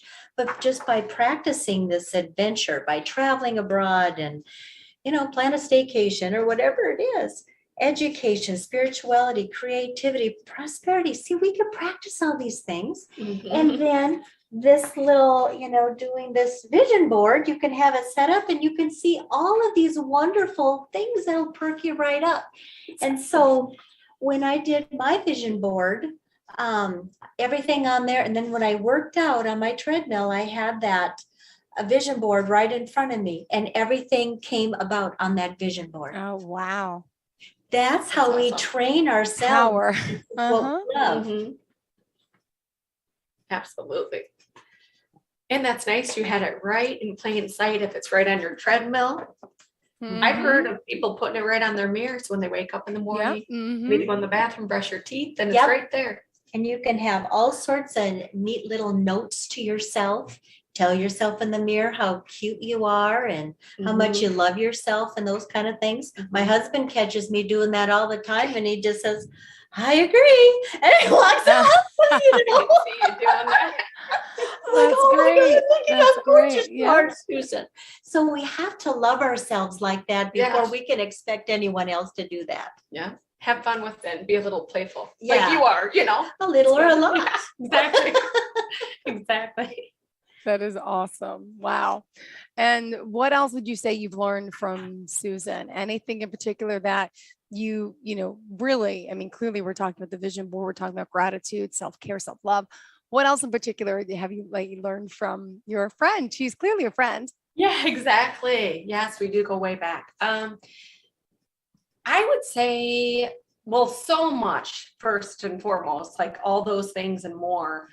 But one of the biggest things I would say is boundaries. Yeah. And sometimes when you're in self-care kind of business, like Susan mentioned, kind of like feel like a therapist sometimes and everything like that. I love my job. I'm passionate about it. I love hearing what people are up to. But sometimes it's just watching your boundaries and just being respectful towards yourself. And like you guys had mentioned, that self-love, just loving yourself. So when you do those things, you just get so much further in life and you're so much happier and carefree. But yeah, boundaries is a big one for me that I have been working on, and kind of a work in progress, but I'll get there. And sometimes saying no, you feel bad about it. But at the same token, we're not machines, we're human. We can't do everything. So sometimes no is key, I found. And before I was always a yes person to everything. And now when you're trying to kind of reach your goals, get to your dreams, that Susan teaches too, you can't say yes to everything. You've got to make sacrifices. And that's what's hard. We have to sacrifice to get to what we truly want. And when you make sacrifices, you have to make changes. And when you start making changes, that's how you kind of start getting through all these little barriers. But then it eventually gets a little easier and a little easier. And just having a good support system like Susan, and like I mentioned, my clients are amazing, and family, friends. It's good having that support that kind of like little cheerleaders on the sideline. Sometimes we need that, you have to be self-motivated, of course, but it's nice to have that help from time to time, because I've realized I can't do it all on my own. And I used to try so hard, and it was hard for me to ask for help. Mm. But then I decided, you know what, I'm going to try this life coaching thing. I'm going to invest in myself. And I didn't do that before. I just thought, I don't need the help. Oh my gosh. It's kind of a stigma, a little stereotype on that. Yeah. You do need help from time to time. And I've realized that. And that was one of my biggest struggles. And now, now when I know I need the help, darn it. So got to ask sometimes. Wonderful. Yeah. And- So I've gotten through some big hurdles, and I have a few more to go, but I'll get there. Great. Mhm. And Susan, I also wanted to congratulate you. You mentioned the photo shoot. Talk a little bit about that. Can you tell us what happened and what's going on with you? Well, it was so fun. I did it at the Firefly Creek Ranch, and that's about 45 minutes from West Des Moines. And I work with Brenda Rose, who was also one of my clients. And what we do together is help educate people about sexual exploitation, human trafficking. And we operate a scenario where women in the phase 2 can learn new skills and be safe and find their gift and work with that and love themselves again. And so Ben Easter, he's worked in LA and everything too, and been in New York. And he is a wonderful photographer, and he was the one who did my shoot yesterday. Okay. And Jill and I are we know him very well. Wonderful, wonderful man. Yes. And we did all sorts of shots all over. But what was so beautiful was that I got to take my photos in scrubs in my space at the ranch with a little baby goat. Oh, really? So cool. Oh, Her name is Daisy. And you want to take her home? Yes, Yeah, and probably. so Ben loves goats also, so he had a photo shoot with Daisy, and it was so fun. So many things unfolded, and one of the ladies at the ranch, she told me she was so excited to tell me, she said, Susan, I am now certified in Reiki 1 and 2. See, she understood, she got out of that life. And she was in an area where she's loved and safe and supported, working on the farm and the horses, which she loves. And she understood that she had this gift. Well, I would do Reiki on her to help her and everything. I'm like, she's got it. Whatever it is, I said, you've got it. And then she felt good enough to keep going further and further, and she developed that gift. Wow. And I said, I'm so proud of you.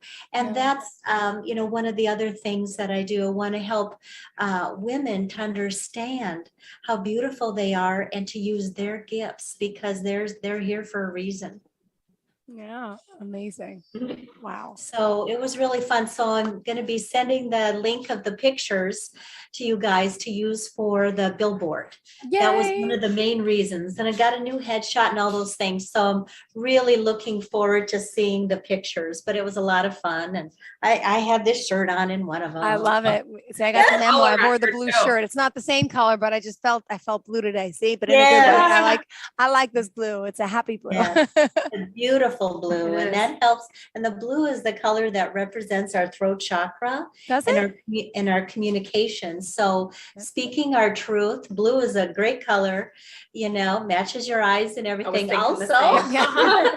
Brings But them out yes, more. blue crystals, anything like that. Even if you put blue crystals on your throat, or you wear lapis lazuli or whatever crystal it is, that has that vibration in it to expand your throat chakra, to expand your speaking. So it's so important for us to speak our truth. And I know we're at the end of our time here, but that's what I really learned is, so I had decades where I couldn't speak my truth.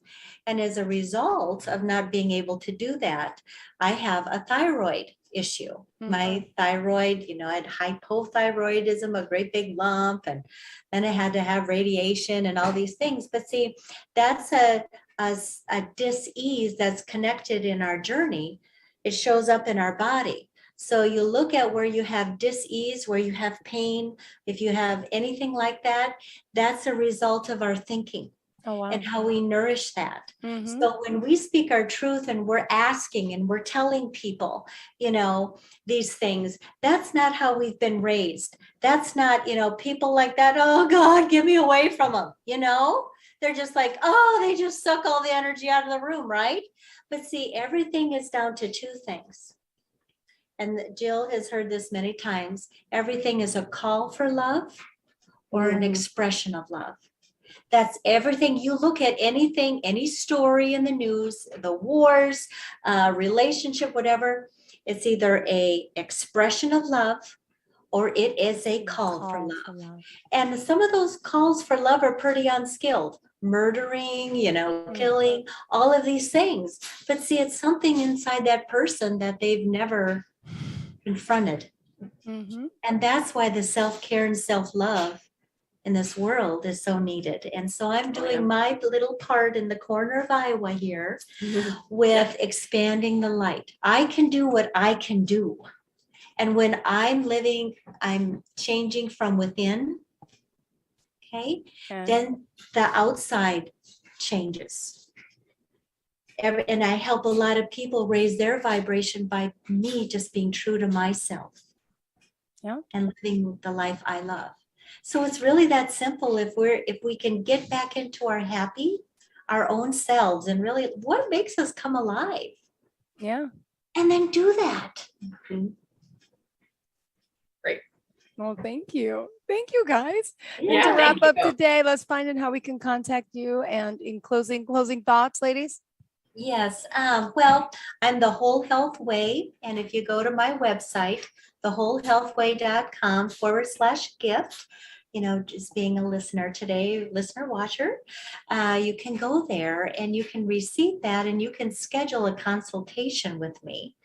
And then we can look and talk about your life and unpack and see if we're a good fit. Yep. And if not, no big deal, but you made that step to find out what may be blocking you and what kind of help you could use to help support you to get from where you're at, this gap from where you'd love to be.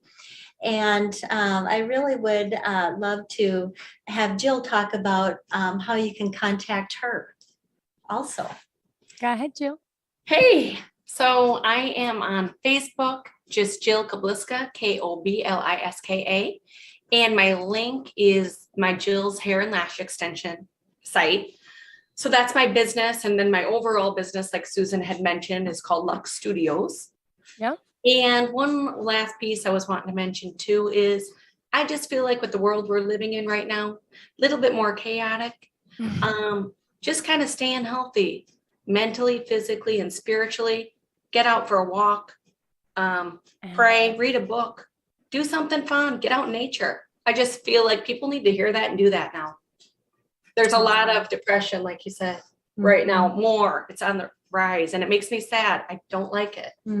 So we're here just to kind of help people. Yes, by helping ourselves first. Yes, bingo. Bingo. And you guys need your own show. You guys are so cute. Yeah, you too. Really? Thank No, you guys need your own show. You guys are really a dynamic duo today, for sure. Let's talk. All right. Well, thank you guys so much for your time, for being here. Pleasure again, really, to see you and to meet you and the little one. I know. One last. All right. Bye. Bye, sweetheart. Have a great day, everyone. And to all of our listeners and viewers, stay Bye. tuned. More of the show is on the way. Don't go anywhere.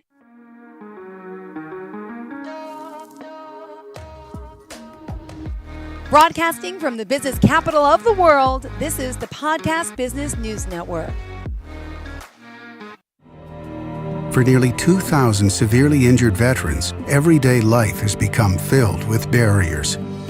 Day-to-day simple tasks can become pretty daunting. I have to carry my chair up 2 flights of steps or have somebody do it for me.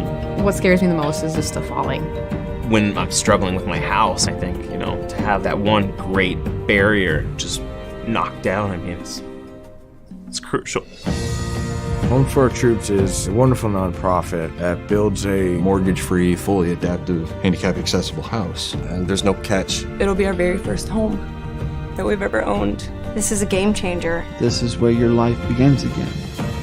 We need you to join us in completing this important mission. Please visit hfotusa.org and help build homes and rebuild lives. Because of you, everything's going to be okay.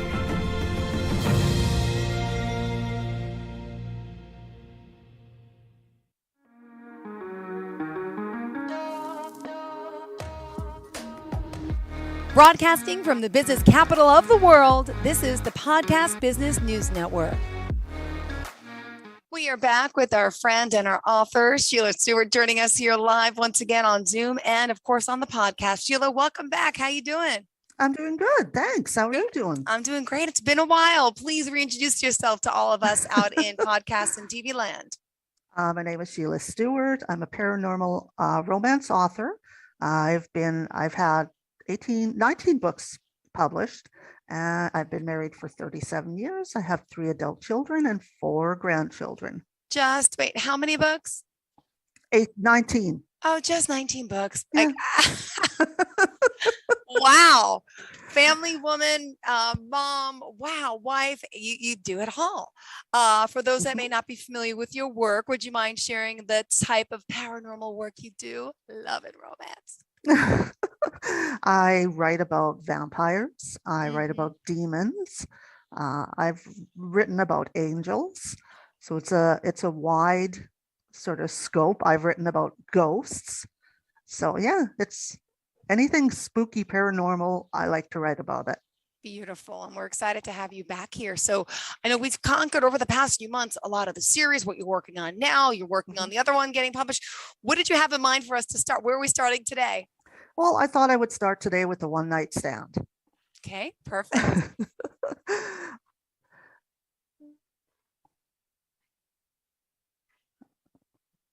I'm here to talk about one night stands. Yep, go ahead. Decadent Publishing's One Night Stand series, to be exact. They've had hundreds of them, and it's all thanks to Madam Eve. What a woman she is, single-handedly taking on the task of finding that one right person to fulfill your wants and needs and desires. And she never misses. What a track record. So you can understand why I found it hard to turn down an opportunity to have my own one night stand. And so A Taste of Humanity was born. In case you haven't figured it out, One Night Stand is a series of books by Decadent Publishing. So what is A Taste of Humanity? What is it about? 2 people looking for something different in their lives. Penny Parker looking for some excitement in her life. Kate O'Donnell looking to lose his virginity. Come on, you must be thinking, how is it a grown man can still be a virgin? Well, without spoiling it, let me just say there are different meanings to virginity. I was thrilled to write something that involved couples coming together for one night or day and living out their fantasies. I like to add a touch of mystery to my stories, and I did exactly that with A Taste of Humanity. I set the fling in the city of sin, Las Vegas, because I've always wanted to go to Vegas. I did research into Vegas, the shows, the gambling, and the lights. Normally I hate research, but because Vegas has always intrigued me, I was happy to do it and do it this time. Not only did I research the live shows, but the streets and the hotel as well. I wanted to get the details right and draw the readers in and make them feel like they're actually in Vegas. I added in every detail of the hotel the couple was staying in, the sounds and the sights. I had so much fun doing it that now I want to go there even more. Penny is a rather shy young woman.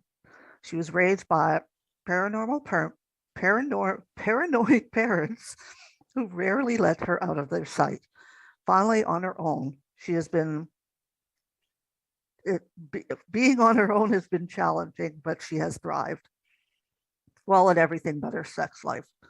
And that is why she is here. That is why she went to Madam Eve. Little did she know what one night would bring. Cade, as you know, is a virgin of sorts. He's been taunted by everyone he knows and has finally had enough. It's time he did the deed, so to speak. He is anything but shy. He's lived an exciting life, been all over the world, and aside from his virginity, he's respected by everyone. Okay, feared by most. In his line of work, it's a must. Not sure what I'm talking about? Well, you have to read the books to find out. But I didn't stop there. I wanted another one-night stand. And so the naughty angel was born. I got the idea from a TV show I watched called Supernatural. Don't know if anybody out there has heard of it. It's an excellent series. You got to check it out. It's about two brothers going across the country, killing demons, vampires, and putting ghosts I to never rest. knew that. I see advertisements all the time and I never knew this. Okay, good. Tell me more. It's an awesome show. Unfortunately, it's done. It went around 15 years, so that's pretty awesome. Okay, so it's about two brothers going across the country, killing demons, vampires, and putting ghosts to rest. In the fourth season, an angel was introduced and became their friend. There's this one demon who, for the most part, tries to take the boys down. In one episode, they need her help. So the boys, the angel and the demon, set out to take down the big bad. In one scene, the angel takes the demon and plants a hard kiss on her lips. That scene sparked an idea for the naughty angel. I thought, what if an angel and a demon were thrown together? They're both looking for a one-night stand. Although the demon isn't looking for true love, he's there to collect souls. So I put Edison Gray, a demon, and Ariel, an angel, together for one night. Wow. Needless to say, neither are happy about it. I had so much fun writing the story because I could let my raunchy, sarcastic side come out in Edison. He's the type of guy who tells it like it is, and if you don't like it, it's your problem. Then I switched over to Ariel, who is the epitome of angels, sweet, innocent, and easily embarrassed. So there you have it. I've just shared the origins of my two one-night stands. No. They were so much fun to write. I was actually very surprised when my publisher approached me and asked if I'd heard of the series and if I'd be interested in submitting something. So I looked into it more and saw, I think they had 50 books in the series at that time, and read a few and thought, well, this is kind of cool. It would be kind of cool to write a short story about two people coming together for, one hanky-panky night. And so I sat down, first one, A Taste of Humanity, rolled around in my head for a little bit. And then it suddenly came to me, okay, yeah, let's put this rich kind of, guy that you think you know, but don't really know, with a woman who's been shut away for years.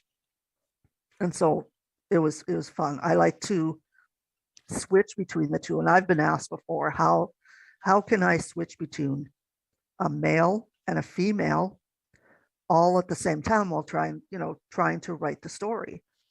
And it's not that hard for me, actually. I can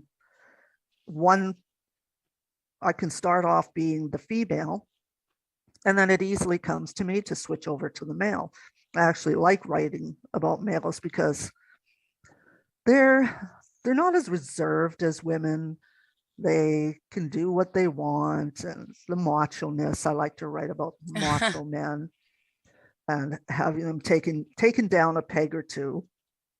So yeah, I set forth to write the story. I think it took me about a month to write it and then submit it, and then the editing process started. And I think it took from me handing it in to release, I think it was 3 months. So that's pretty fast. Yeah. Now, a lot of this one night stand, as a reporter, I'm supposed to say, have you ever had a one night stand? It's a little too personal. But where do you come up with this thought process and this sensuality and sexuality? It's people have asked me before, but it's just to me, it's like, how are you breathing? It just comes so naturally to Got me. it. Mm-hmm. So there's no real, it's not really a tough, if once I get a tiny little piece in my mind, I can just roll with it. And being like the female, sweet and innocent, and then switching to a raunchy male is just, it's so much fun. I enjoy doing it. I love it. And you're clearly good at what you do. My goodness. What else Mhm. did you have in mind for us? Well, one night stands, of course, they're about, Mhm. one night of sex. And Mm-hmm. I don't write erotic romance, but I can step over the mild romance. And I've done that. I've gone a little raunchy in some of my stuff. And one night stand gave me the opportunity to think like a person who's having one night stand and, go through the, how would I want them to start getting together? Sorry. It's okay. How I would like them to get together, how they would react to each other, what would be the point where they would start to feel something for the other person, because this is a short story, it's got to come together really fast. True. So it's not like a regular book where you can slowly build the couple together.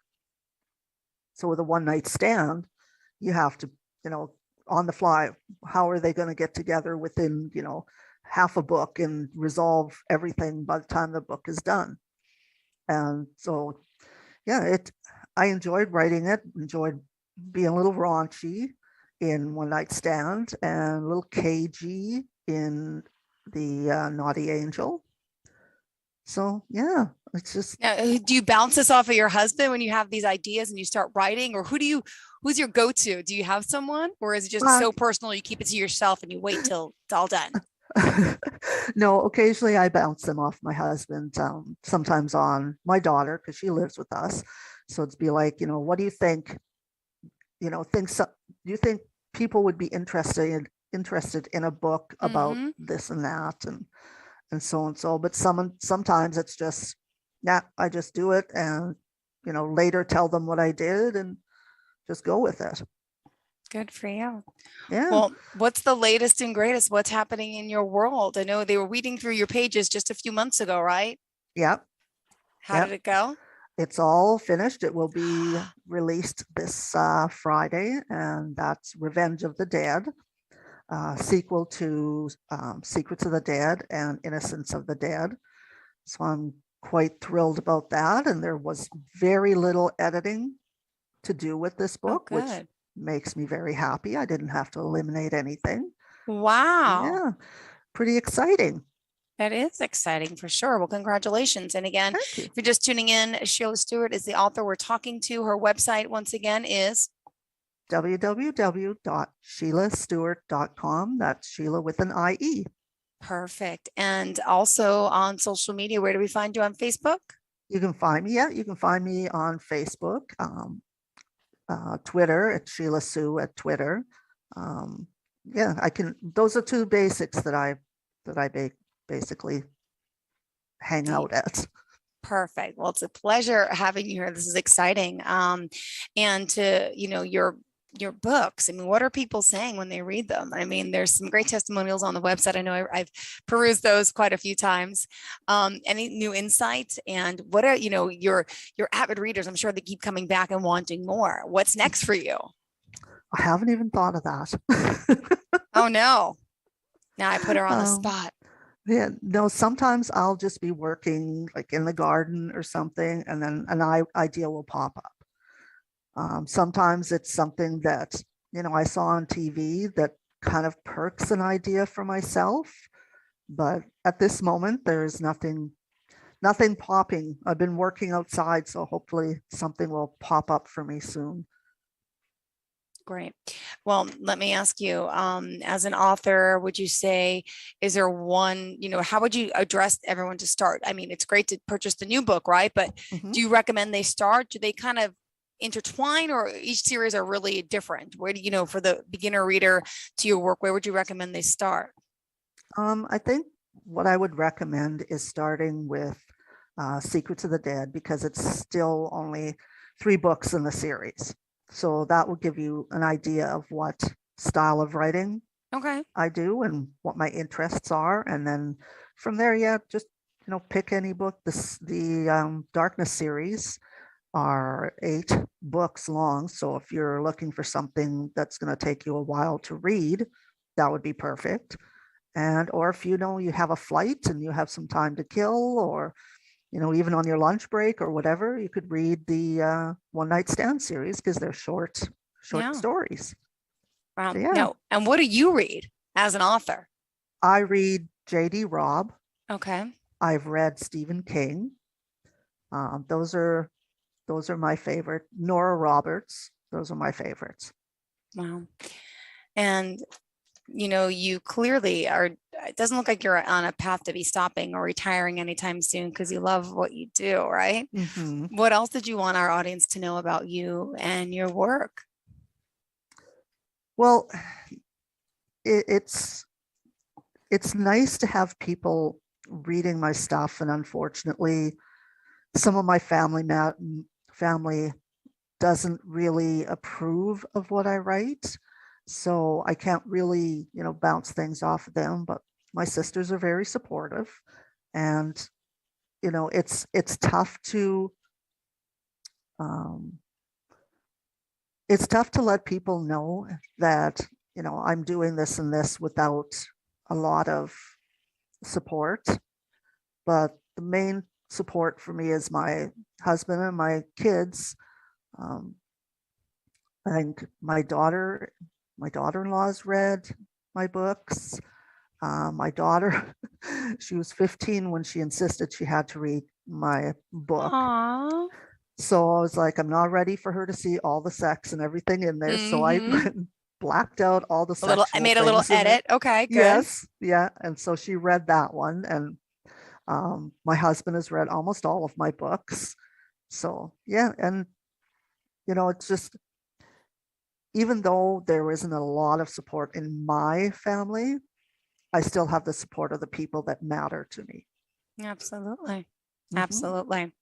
And do you want to share any more of your work with us? Do you have any other sections highlighted for us today? I do. I thought I would share the Taste of Humanity and the Naughty Angel. Sure. Okay, so this is a taste of humanity. One night of passion could be lethal. Wanting some excitement in her life, Penny Parker heads to Vegas. She's hoping the guy Madame Evangeline has set her up with will give her more than a thrill. Kate O'Donnell is a virgin of sorts. Wanting something he's never had before, he signs up for the one-night stand service. Deciding to meet his match in Vegas seems the right setting for his tryst. What a better place to have a fling than in Sin City. Oh.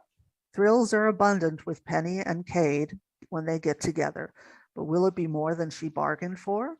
Has Cade bitten off more than he can chew? And the Naughty Angel. Even the good turn bad sometimes.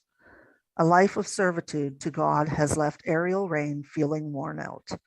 Being an angel isn't always what it's cracked up to be.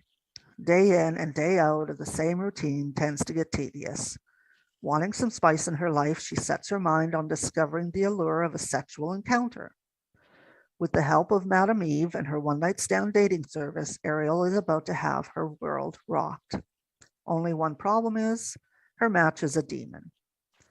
Edison Gray has relied on dating services to claim minions for not only him, but for his master Satan as well. One night stand just happened to be this week's preference. No use wasting a good service, Edison decides to have a little fun while he's at it. Stripping an angel of her purity is an added bonus.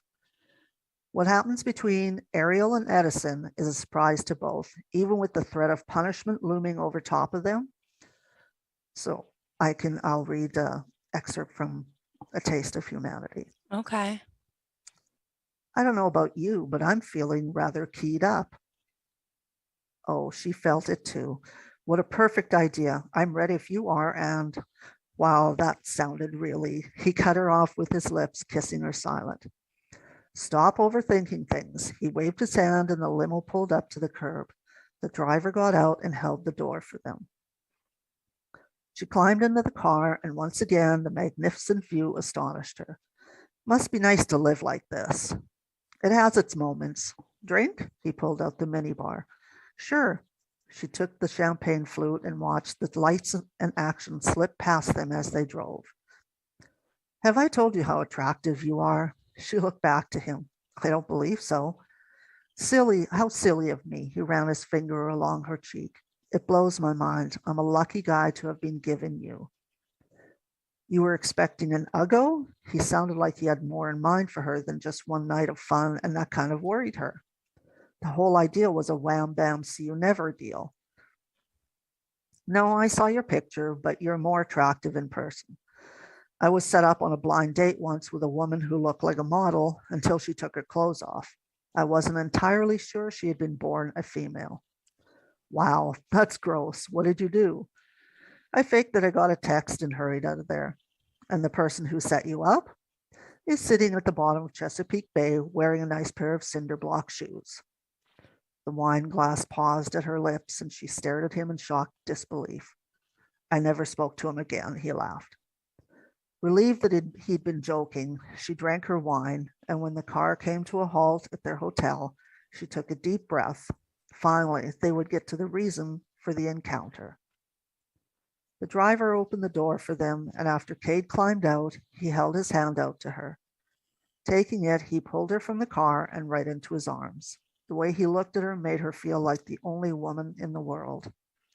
His breath came out so quickly and softly. Ready? He caressed her cheek with his fingers.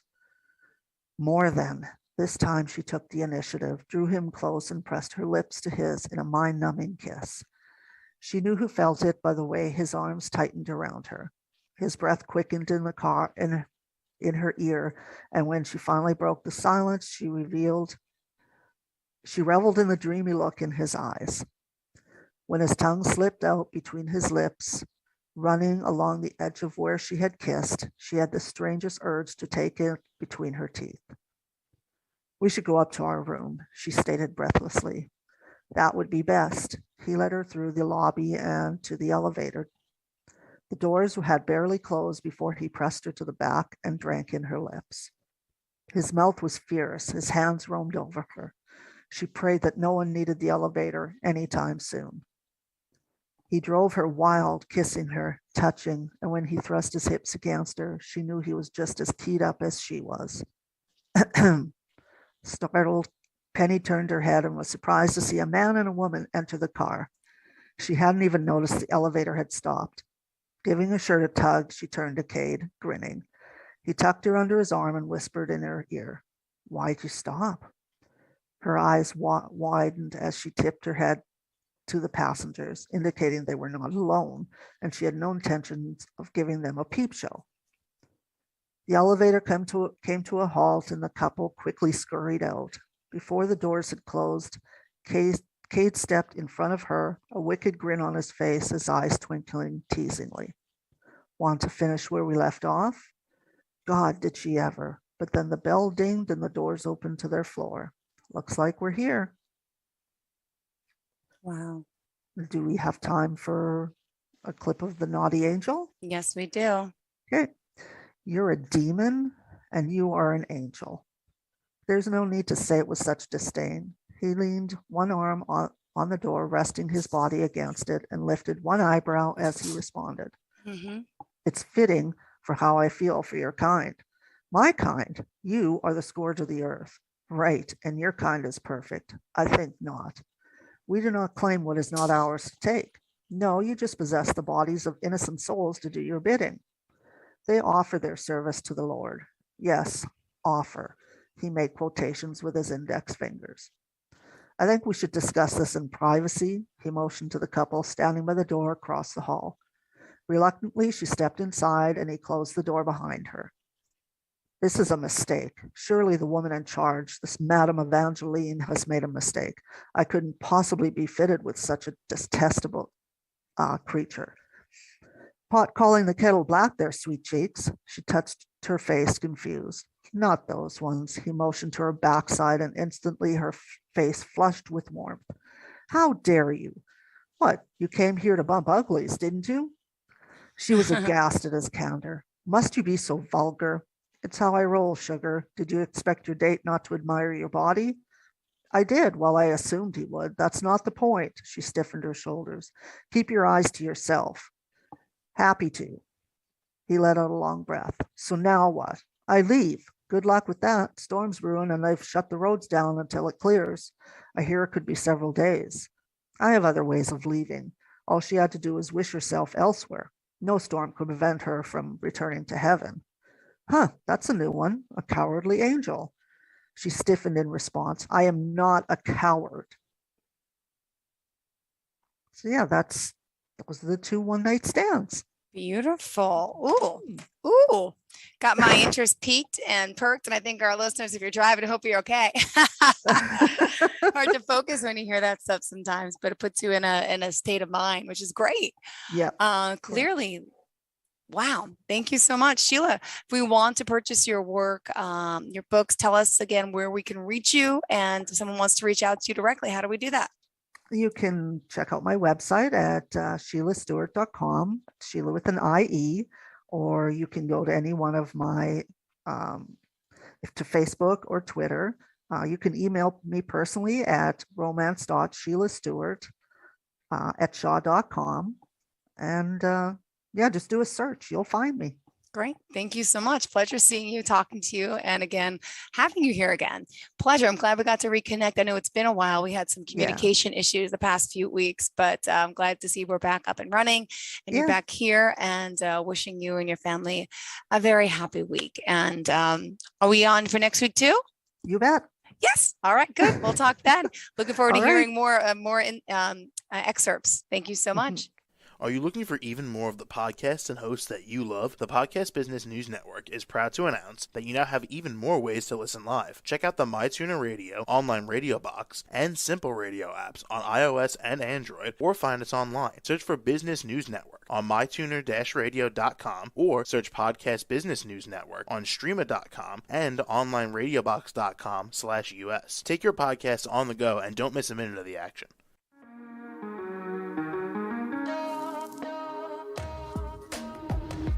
Broadcasting from the business capital of the world, this is the Podcast Business News Network. For nearly 2,000 severely injured veterans, everyday life has become filled with barriers. Day-to-day simple tasks can become pretty daunting. I have to carry my chair up 2 flights of steps or have somebody do it for me. What scares me the most is just the falling. When I'm struggling with my house, I think, to have that one great barrier just knocked down, I mean, it's crucial. Home for Our Troops is a wonderful nonprofit that builds a mortgage-free, fully adaptive, handicap-accessible house. And there's no catch. It'll be our very first home that we've ever owned. This is a game changer. This is where your life begins again. We need you to join us in completing this important mission. Please visit hfotusa.org and help build homes and rebuild lives. Because of you, everything's going to be okay.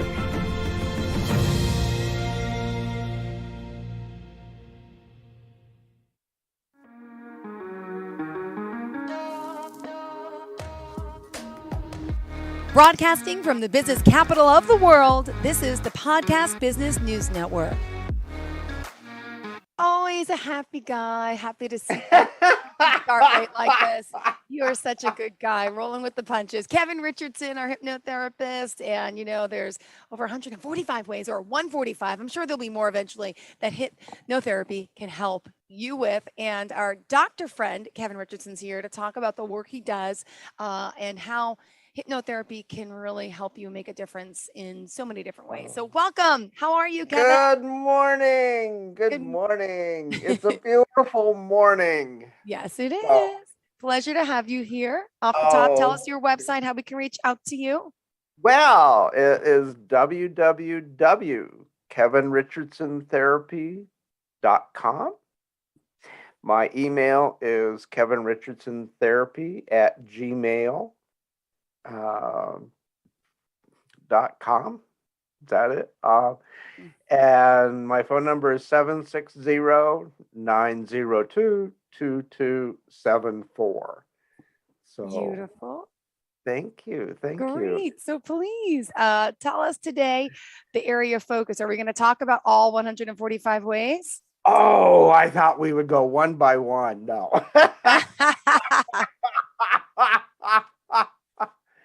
You know, I was kind of thinking over the weekend, oh my God, what a dangerous thing to do, is to be thinking. You know, we've just got so much going on in the world today. With COVID, anxiety from COVID, the different viewpoints about the vaccinations, and then we've got the Ukraine. Yeah. And it seems like anxiety levels are going up. Frustration levels are going up. And people are just having difficulty coping with everything that's going on. And so looking over hypnotherapy and kind of talking about hypnosis, what can it do for you? How can it help you? Well, yes, we've got 145 ways that hypnotherapy might help you. But really, hypnosis is a focused relaxation technique. It's a technique to help bring you a focused, intense relaxation. And then also we get into the subconscious and we can change the unknowns into knowns. Now, what are unknowns? Unknowns are those things that we avoid, that we move away from. The knowns are the things that we move towards, that we like. And so anxiety, fears, they all seem to be kind of escalating right now. And people are it just seems that people are kind of getting real tired of this COVID thing. And I think they're just really wanting it to be over. And so we're kind of seeing the anxiety from COVID. We're seeing the fear of COVID. We're kind of seeing the fear of vaccinations.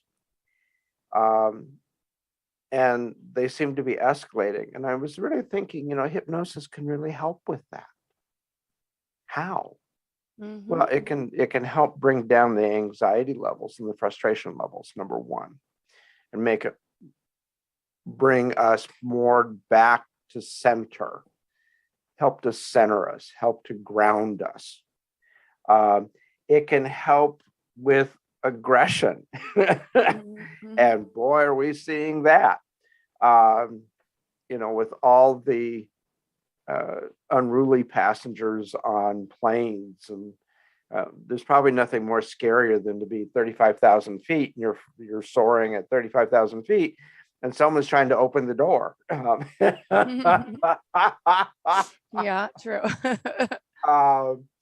That would be pretty anxious provoking, anxiety provoking. For sure. So, you know, hypnotherapy can help with that. Hypnotherapy can help with the increased anxieties. So how we do it? Again, it's through focused relaxation and helping folks to ground. I know for myself, I do self-hypnosis every day. It is just my time. It is for me. And it really helps to ground me and helps me to figure out what's important for that day and what's important in the world. And yes, things still happen, and yes, things still go on. However, through hypnosis, it can help to give you a different perspective on life. Now, how does that happen? It's like I can just see the questions like, how does it give me a different perspective on life? It helps to open your subconscious, and it helps to expand your knowns. the things that you're attracted to, the things that you're willing to be attracted to. And we've talked at length about fear of falling. And that falls into the fears. You have the fear of success. You have people that are just afraid to succeed. They try so hard and they try so hard, but yet they still sabotage themselves. Hypnosis can help with that. Fear of heights, fear of dentists. So the whole classification of fears and everything that goes into that, hypnosis can help with. Now, what do? We help you to desensitize your sensitivity to that fear. So it's just, hypnosis just can help. It can just help. It's so funny. I just went blank. It's all right. It happens. Oh, I hypnotized you for a second there. Yeah, I was looking into your eyes and I became hypnotized. So it, oh, how funny. But we were talking about fears, and we were talking about what's going on in the world today. And we were talking about how people's anxiety and fears are just escalating.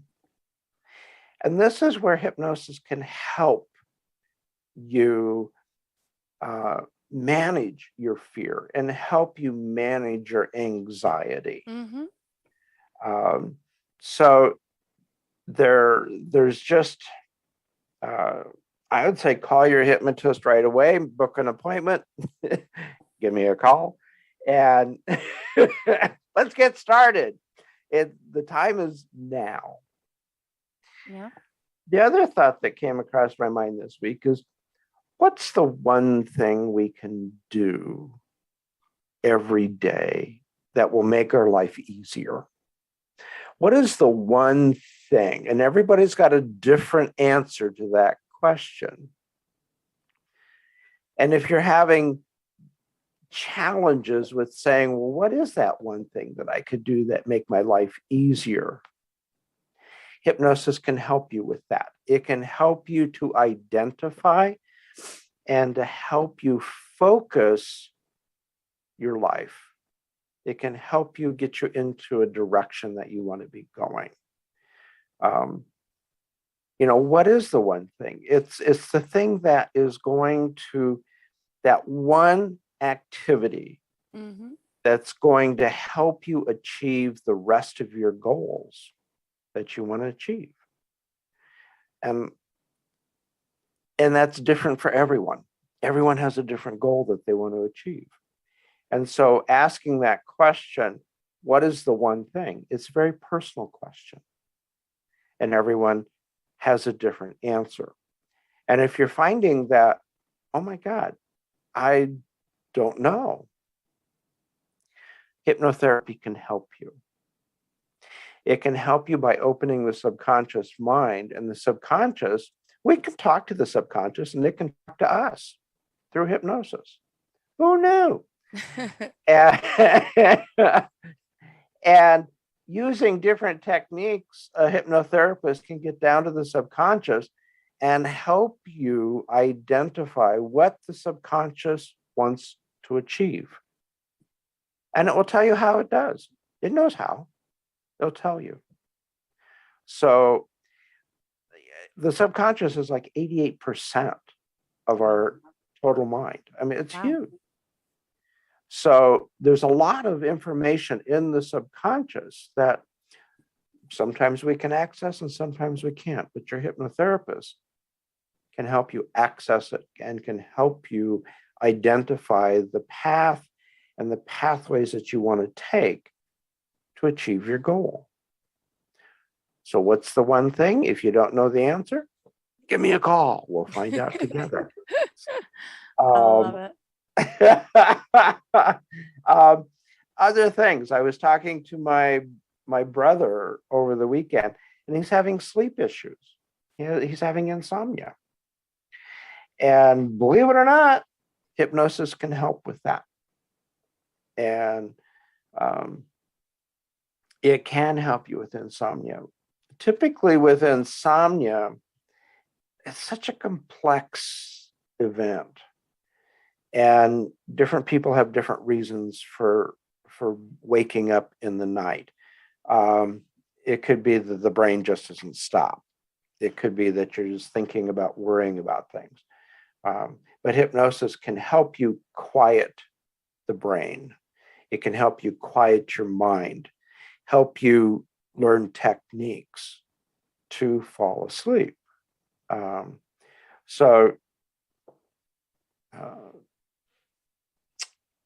It's just something that can help you. Immune system, that's another area. We do use hypnosis with folks that have cancer. And it has helped in various techniques in various ways. And I've worked with a cancer patient who was having blood issues, and through hypnosis, we noticed that after several sessions of hypnosis, his blood count came up, his red blood count came up. Now, I can't say hypnosis did that. It could be other factors involved with that.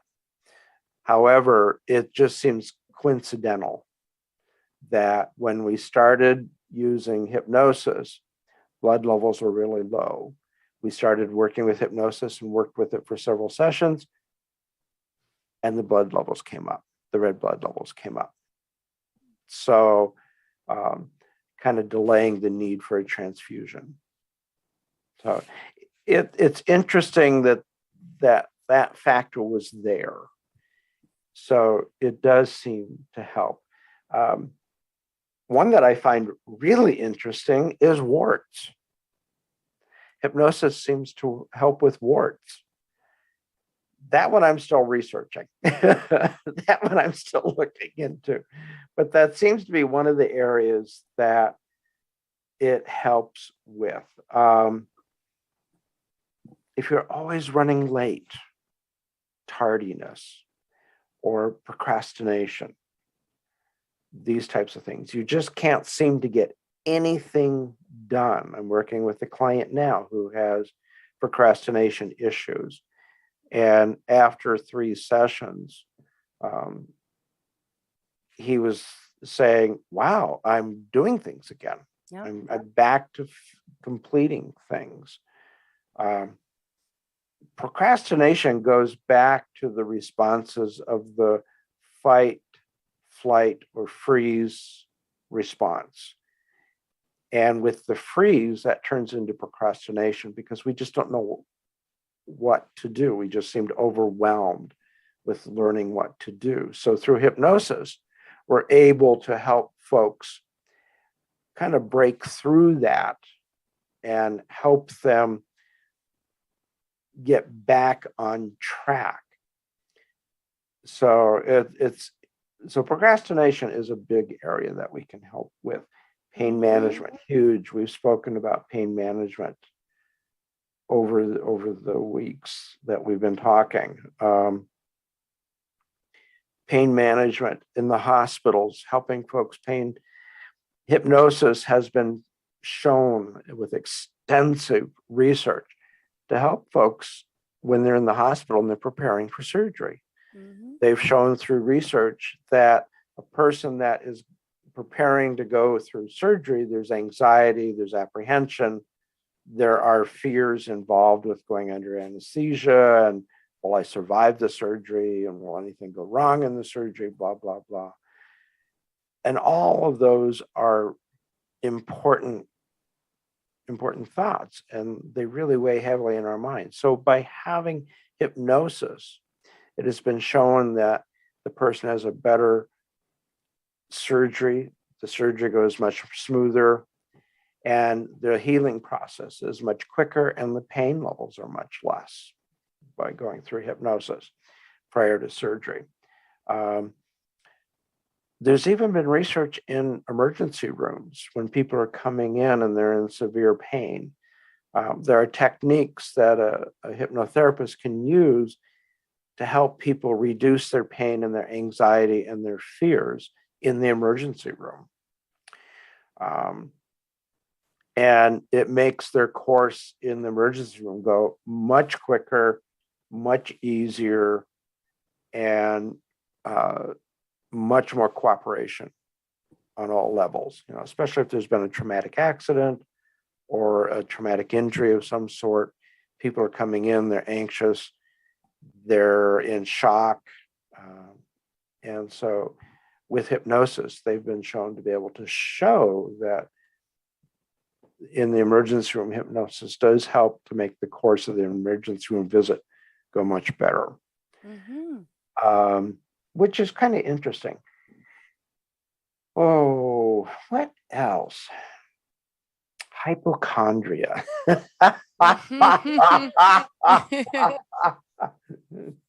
Oh, I grew up in a household where there was hypochondria.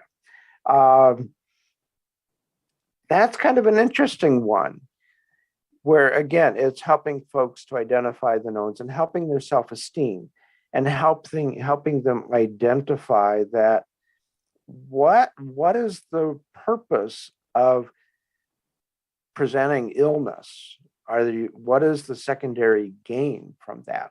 And with a lot of folks, there is secondary gains by having hypochondria, because they're getting the attention. They're getting. And just to identify if you're a hypochondriac, could you tell me what that is exactly? That's where you think you're ill and you're not. Got it. Okay. Okay, that's where you think that overworrying, overthinking, overthinking. Okay. Like, oh my God, I've got some horrible illness, and the doctor keeps saying you're fine, you're fine. And by presenting to the family and to friends that they've got some horrible illness, they're getting a secondary gain from that. And then through hypnosis, and there are times that we do want to bring in the psychologist and the psychiatrist, because there could be other issues involved with that.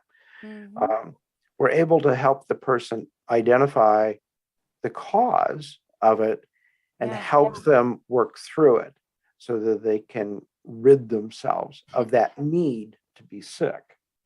What is it? The Munchausen syndrome, I think, where people are going to the hospital and thinking that or maybe I'm mistaking on that, or that's where a mother makes the child sick or something to that effect.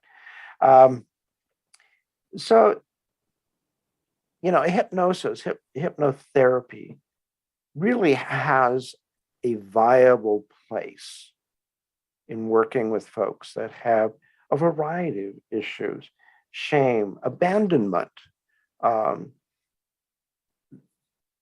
adopted children that were adopted in the 50s and the 60s. Their adoptions were secret and they were sealed. So there's a lot of questions around that, and the child feels abandoned. The child feels they just don't know who they are. Through hypnosis, we can help them kind of work through some of those solutions, work through some of those issues. I have a client now that wants to do past life regression. That's a big area where folks are interested in knowing about what was I in my previous life or the previous lives from that. I have a brother-in-law who says that in his previous life, he lived on another planet. I kind of looked at him like he was from another planet. I always thought he was, but now we confirm that. Bad joke. So that's a very interesting focus with hypnosis, is learning about your previous lives. And research has shown that it does happen. Now, with doing past life regression, you're not really going to see specific events. It's going to be glimpses. It's going to be shadows. You may see clothing. You may hear a name, or you may know a name. But when you do, that's where when you come back, that's where you want to verify it and check it. There have been several instances. There was a young boy who just knew everything about fighter jets, just knew everything about World War fighter jets. Come to find out, his past life was that he was a fighter jet pilot, and he was shot down in World War II. Yeah. And it was all verified. Yeah.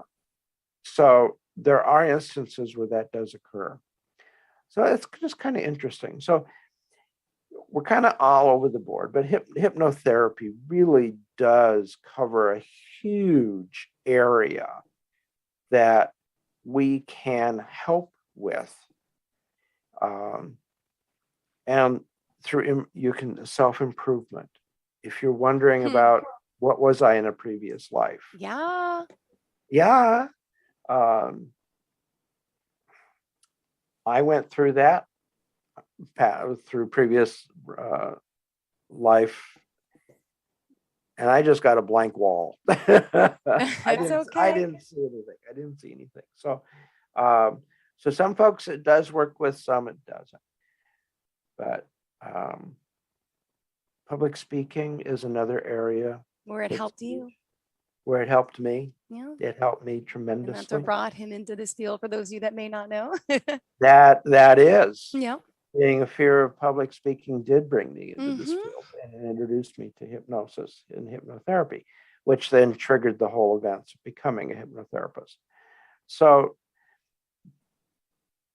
there's just so many things that hypnotherapy can work with. And it is it's been researched. Dr. Mark P. Jensen, Dr. David Patterson, Dr. Kroger, huge research folks, scientists that did hypnotherapy and researched hypnotherapy in various areas and have brought it to the forefront. Dr. Kroger actually brought hypnosis into the operating room and was doing hypnosis instead of anesthesia. And the patients, they have videos of the patient just getting up off the operating room table after they're brought out of their hypnotic state and walk back to the room and not be in pain. So it's just miraculous, but no, it's helpful. It is helpful. It works. It is helpful. It does work. And I encourage everyone to seek out a hypnotherapist because they can help you in many different ways. Great. And how do we reach out to you, darling?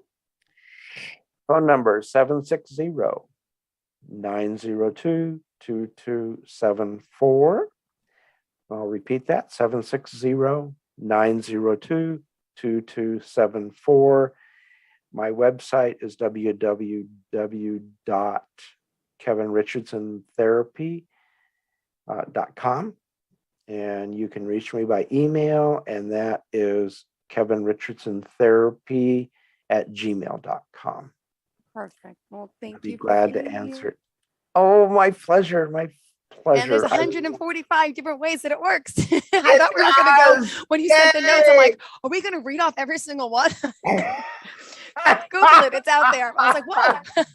It's out there. Google it. It's just, it's sometimes helpful. we've just been so focused, but today I wanted to kind of come out a little bit and just kind of introduce other parts of hypnotherapy and introduce to folks.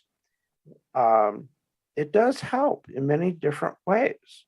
Yeah. So if they're sitting at home and they're listening to this and they're like going, well, my kid wets the bed every night, hypnotherapy can help with that. Yeah. Or I'm angry, I'm getting angry and more angry and more angry. Hypnotherapy can help with that. No. Thank you, Kevin Richardson. We appreciate you here and looking forward to, are we on next week? We are. Yay! All right, Kevin Richardson. Always love having you here and looking forward to the next time we speak.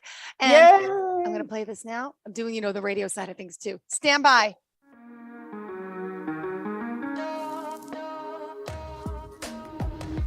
Broadcasting from the business capital of the world, this is the Podcast Business News Network. For nearly 2,000 severely injured veterans, everyday life has become filled with barriers. Day-to-day simple tasks can become pretty daunting. I have to carry my chair up 2 flights of steps or have somebody do it for me. What scares me the most is just the falling. When I'm struggling with my house, I think, to have that one great barrier just knocked down, I mean, it's crucial.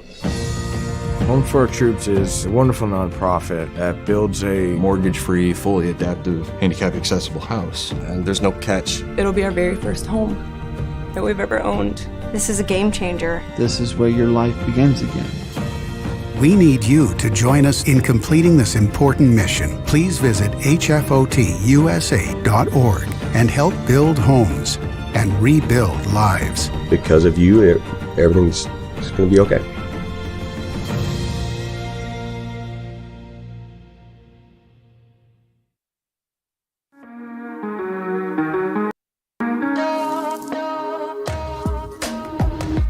Broadcasting from the business capital of the world, this is the Podcast Business News Network. She's been helping people all over the world heal from addiction, trauma, and she does it in a very interesting way. And go with me on this, with horses. Yes, it is possible. And we're going to talk a little bit more about that and then some. Kathy Slaughter joins us, and she's with One Nay. Notice the horse reference, onenayataTime.com. Kathy, great to have you back. How are you? Hey, great. Thank you. Thank you. The weather today is keeping me in a gloomy mood. So I'm trying to get myself all hyped up and, change my state, as they say, to gloom to bloom. Love that. Love that. Is that boom or bloom? Bloom, like a flower blooms up. That's what I thought. Okay. Well, you think about it, we use the horse analogy and you use horses to help heal. All right. So it's, it's cloudy, could be rainy, could be chilly, windy, whatever it might be. The horse doesn't know. I don't think the horse cares, right? Am I right about that? Yeah, I don't know. They love to lay out in the sun like we do. When that sun shines, they are laying and basking in the sun and enjoying themselves. And, they don't like the hot heat, and they probably don't like the really cold. But I would say this kind of weather is probably one of their favorites. I have a really fuzzy dog and he loves this weather too. So, I still think the sun makes their bodies feel better as it does to us. It gives us a little bit of a pep in our step. If you walk outside and the sun is at that perfect range, there's a too hot and a too cold, and there's always something to complain about. If we want to, we can find it, that's for sure. But right? This is where my mind goes. We talk about energy and why are horses so proficient in helping people heal is, we talked about this before, that they pick up on somebody's energy. Maybe it's the energy of the sun. Maybe that's part of it. That's why they feel invigorized. Maybe that's why we do too. Who knows? Right, but, right. There's, it has vitamin D or something like that in it. So it fills us up with an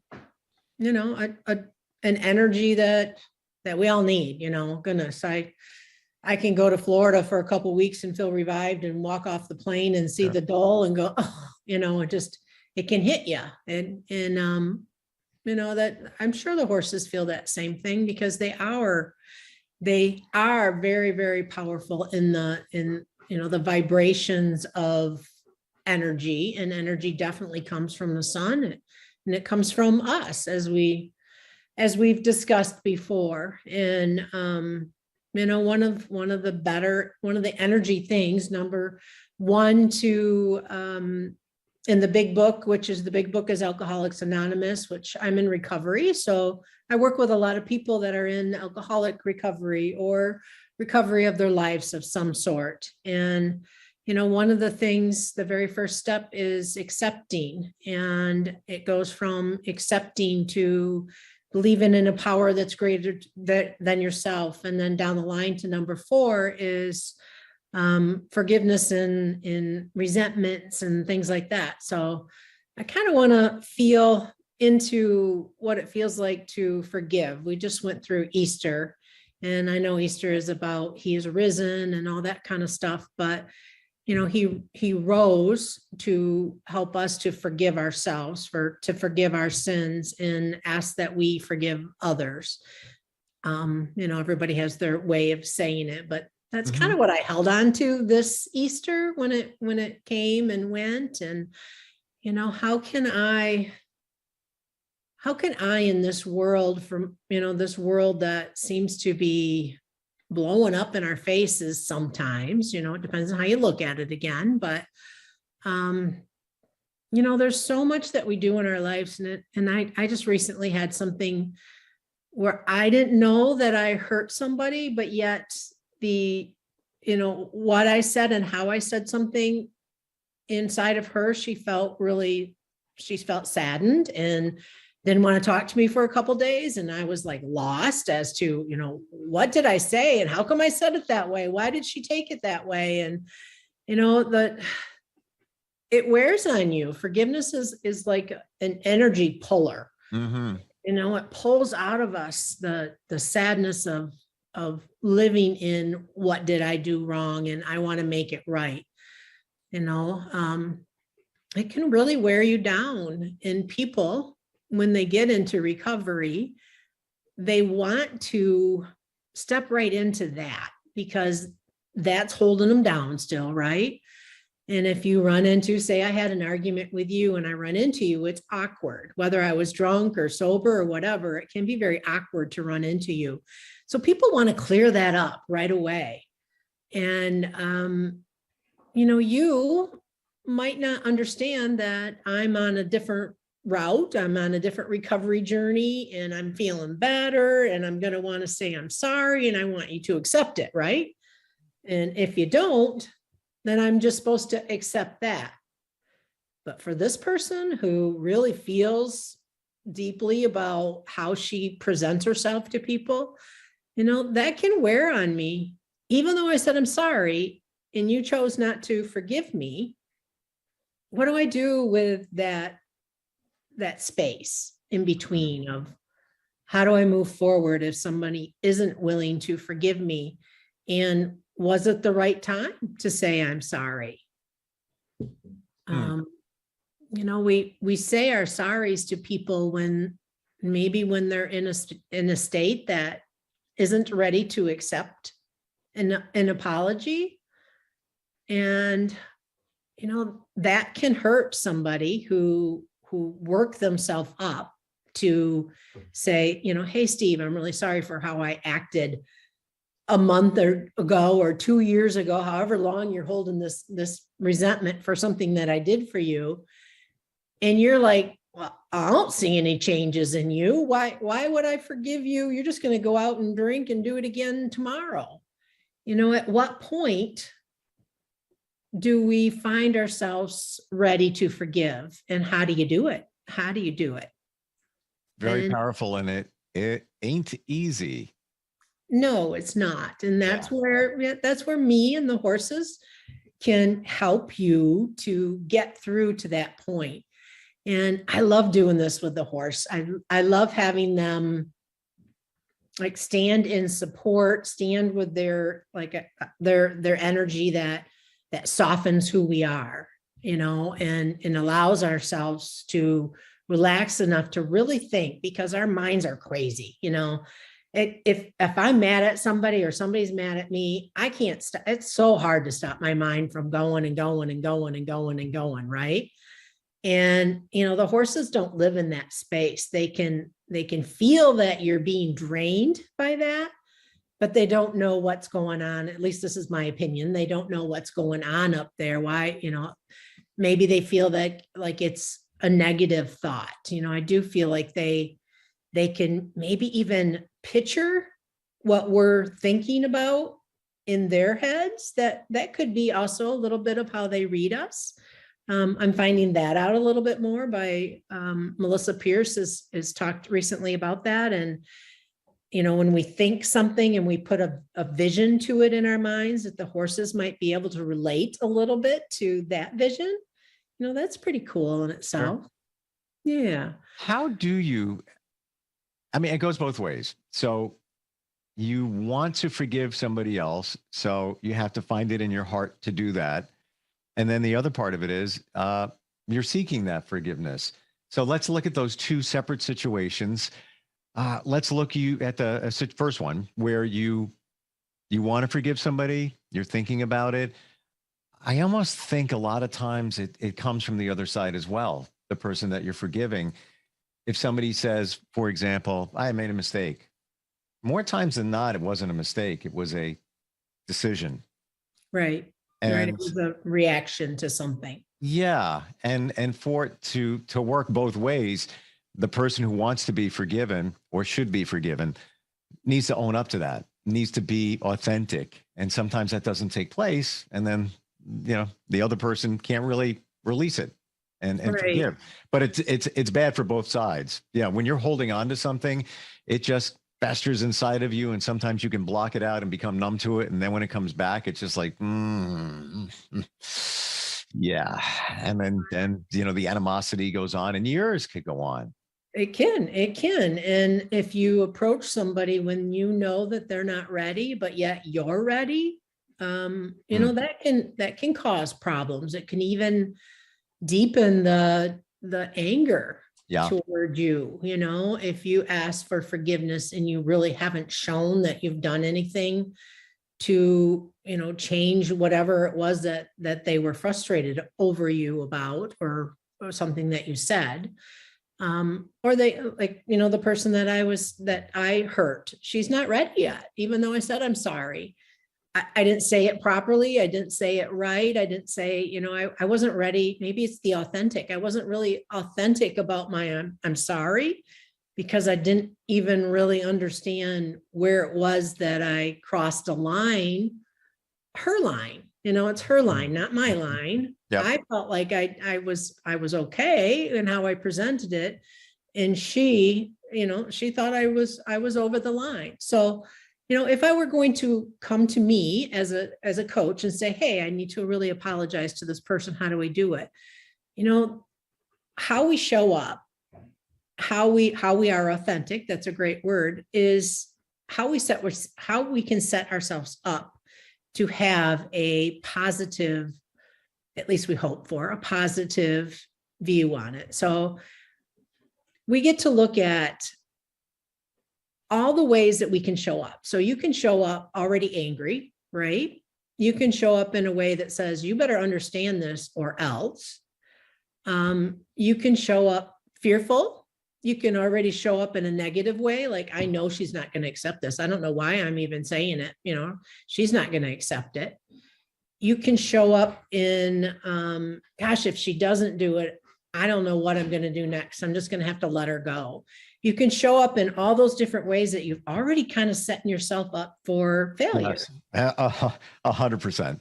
Right? Yeah. Right? So true. Yeah. Yeah. So then the other side, you can show up and say, well, you know what? I'm going to show up in this calm, confident, strong. I'm going to listen. I'm going to ask her first what it was that, I want you to tell me how I hurt you. Instead of, I'm going to tell you how you should forgive me for what I think I said, So we go through this process together, and the horse is viewing all this. And it always, the horse always finds to stand with you in the space that you're the most authentic, where you're the most positive and feeling good about yourself. And then you could go over to, sometimes they might support you if you're really sad. So maybe you go into the side that says, I'm going to come to them sad. The horse might support you in that area, but it might even nudge you over to, you know, the sadness has to go away and it has to be over here. So, you know, the horse is an integral part of figuring that out too, because we don't always have the answer. The answers are inside of us, but we don't always have them like right in front of our face. So when you work with me, we can put that in front of your face. And I'm talking about, you know, a small thing. It could be a really huge situation. It could be even grief. I mean, there's so many things that, you know, that we have to work through, and we don't know how to work them through. And that's where I love to come in. That's where Gestalt is so powerful, is that we could, you know, we really look at what you did, and you can see, maybe even stand in their space. That's a Gestalt thing. And hear what you said to them in a different way. And when you hear it differently, you respond to them differently. You can ask for forgiveness in a different way. You know, maybe what they have to say is going to be really painful, and you and I can work through the painful part so that when you go to them, you're standing up a little brighter. You're standing up a little bit more confident. You're standing up in a space that doesn't say, I'm really, really sad, you know? Yep. So it's so true. And you said something before, and I want to say it before I lose it. Listening. And I've learned more and more about this. Just be quiet. If you're speaking with somebody, no matter what it is, but let's say you're asking for forgiveness. I want you to forgive me. Tell me how you feel. Don't engage. And they even say, even when it comes to negotiating, and this is not a negotiation, but it's along the same principle. 3 seconds. You pause for 3 seconds, and it shows the other person that you care enough to let them be heard. And you just ease back and see what they have to say, and then carefully react to it from that point on. Because I want you to forgive me. I'm really sorry. I'm blah, blah, blah, blah, blah, blah. Well, all you're doing is just watering down, you know, your request to be forgiven. Right. And as I said, if you ask them first what it is that you need to, you know, be forgiven for. Yeah. That's a big help, you know, because like I said, she heard something totally different than what I felt and I said. So I have to, and I didn't do this. So this is bringing it back to, I need to know what you heard me say. Yeah. You know, I need to know that so that I can, and you have to listen for the answer. Like you said, you have to listen for the answer. And you can't be thinking about how you're going to respond to that answer while she's given it to you. You have to be present to listen to their words. And there's so many times we're in conversations, and like you even said, you know, I want to tell you before I forget about it.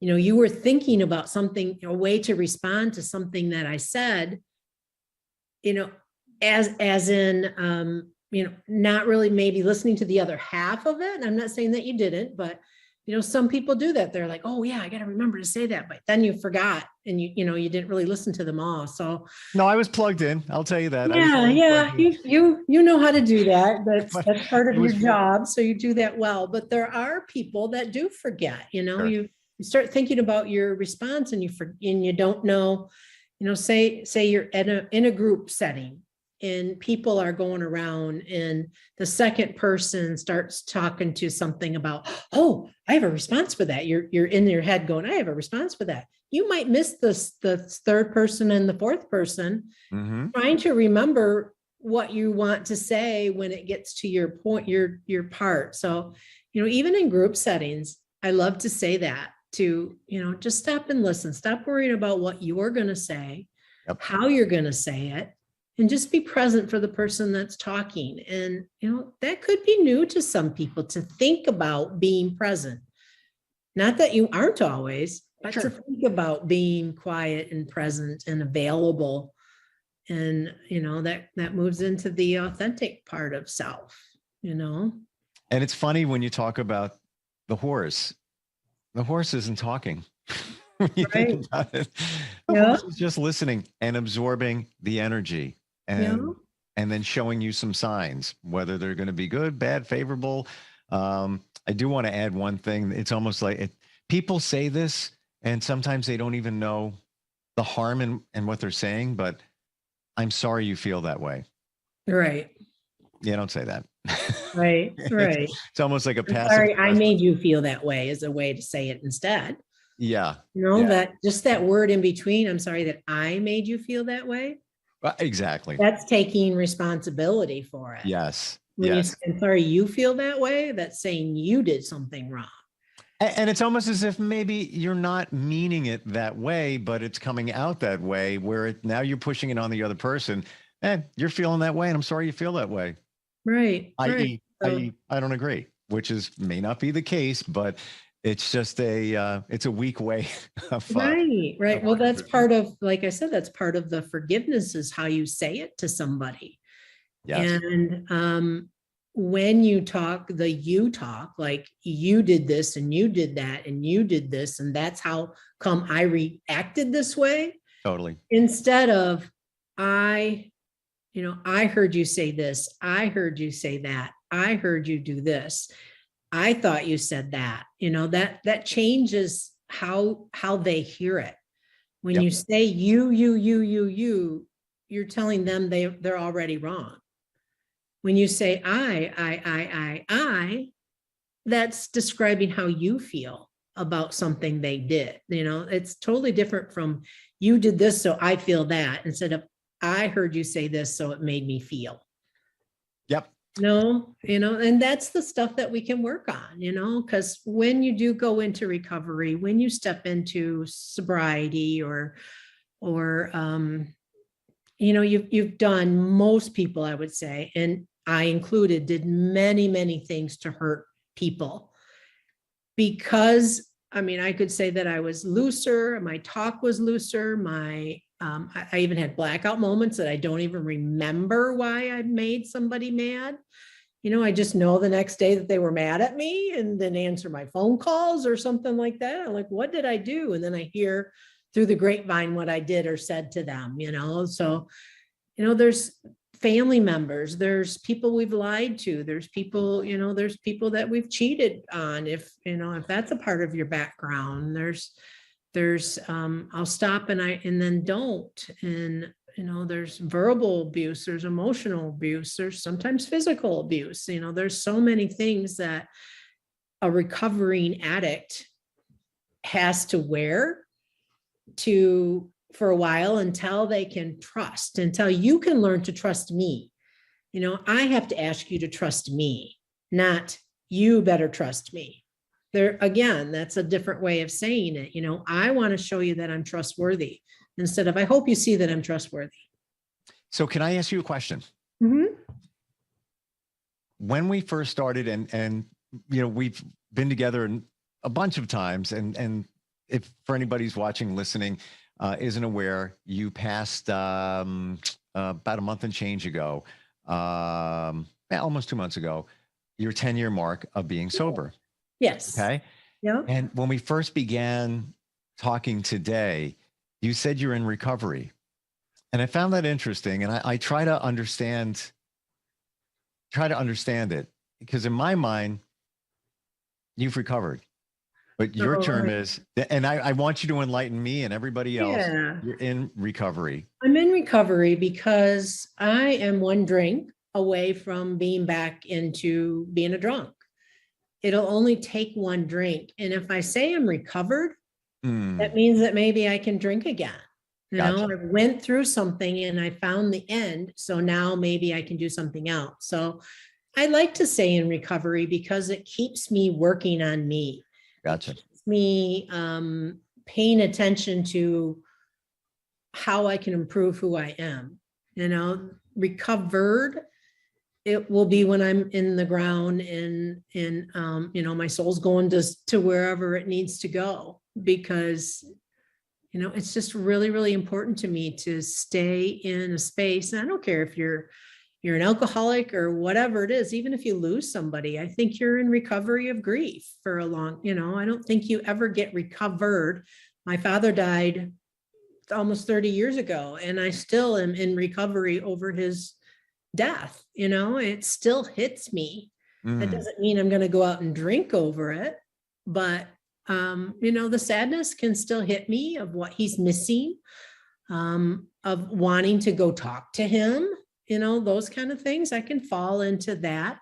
So I'm Interesting. still in recovery over his, the grief of losing my father 30 years ago. And mine passed away about the same amount of time ago. Yeah. And not about me, but side note, I recently got hypnotized. First time I ever did it. Took me back to my childhood, my father, and a lot of things that went on back then. No abuse or anything like that, but just what shaped me where I am today. Yeah. So, and confronting it and trying to, connect the dots and fix it, if you will. So I'm going to go with that.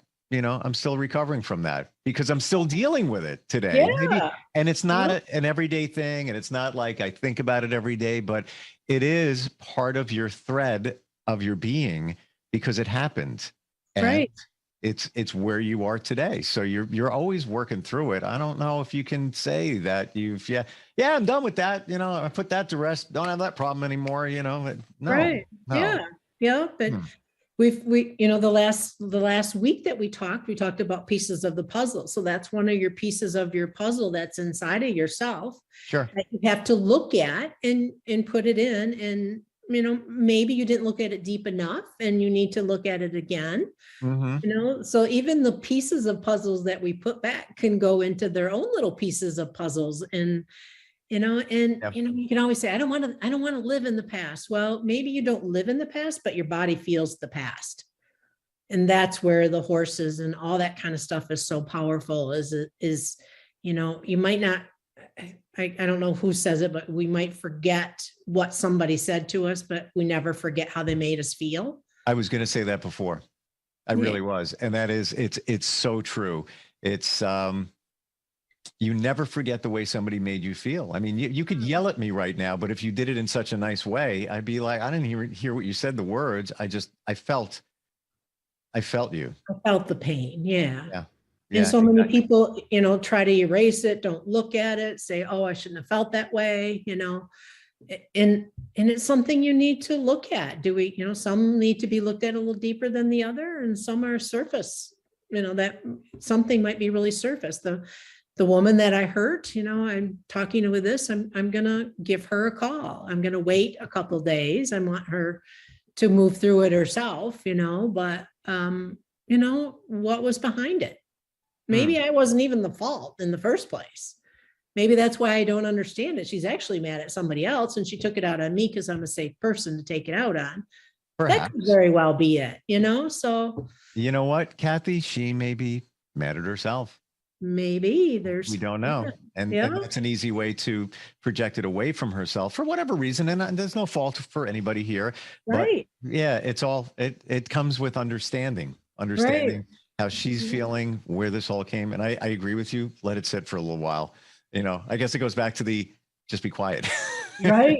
Right. You're doing it being quiet in a different way, and then just kind of circle back to it.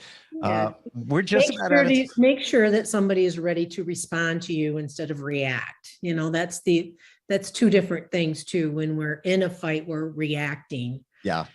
And if you let things calm down, then you get a chance to respond to something. And people listen a lot better if you're responding than if you're, up and reacting to something. So I'm very level-headed. This is me. I don't like that. But there are times where, situations come up and I'm going to send an email or a text and I say, I'm going to sit on that. And wait a day. Yes. Or I'll let a few hours go by and then I'll get back to it. And then, you know what I do? I hit delete. I don't even send it. I like to write some of my angry text in Google Docs so that I don't send it. I don't make the mistake and send it. And then I can really get out what I wanted, what I should say. And then I can do an email of what I want to say. Sure. But you know what? That's technically known as journaling. You're journaling. Right. Exactly. In a it's way. a big part of my program too. Yes, for sure. And it should be for everybody. And I'm guilty of not doing that. And I really need to. Yeah. And not just a vent, just, share my feelings with myself, and we should all do that. One Nay at a Time is your website. When we say Nay, we mean NEIGH. The horses nicker and neigh, so they Mhm. get that from one day at a time, obviously. That's where we should live. That's where a horse lives. That's where we should live. And that changes our perspective on the day. The sun just came out. So one day at a time, I'm going to go out and enjoy the sun a little bit today. Yeah. Well, it's a little chilly. I see the sun coming out, which makes me happier. So You gotta great look conversation. And I hope that Go. people, if you want to chat with me about maybe a forgiveness to somebody, email me at Kathy, Kathy at onenayataTime.com, or check out my Facebook page, One Nay at a Time, and message me through there. I'm available. I'd love to chat with you and move you forward and keep you in recovery. Yeah, I love it. And I'm glad we talked about the recovery thing, because now I get it. Yeah. Now I get it's crystal clear. And I'm recovering too. I think we're all recovering from something. I hope we all are, because then we're moving forward, right? And we're moving forward. Kathy, great talking with you. All right. Thank you. Have a great day. You too. Look forward to catching up again. And as we always say, let it go. Just Let it go. Let's work on letting it go. Yep. All right. We'll catch up next time. Thanks a lot. Yep. Take care. We'll be right back. Are you looking for even more of the podcasts and hosts that you love? The Podcast Business News Network is proud to announce that you can now listen live on the MyTuner Radio and online radio box apps for iOS, Android, and the Amazon App Store. Or check us out online. Search for Business News Network on mytuner-radio.com, or search Podcast Business News Network on onlineradiobox.com/US so you don't miss a minute of the action.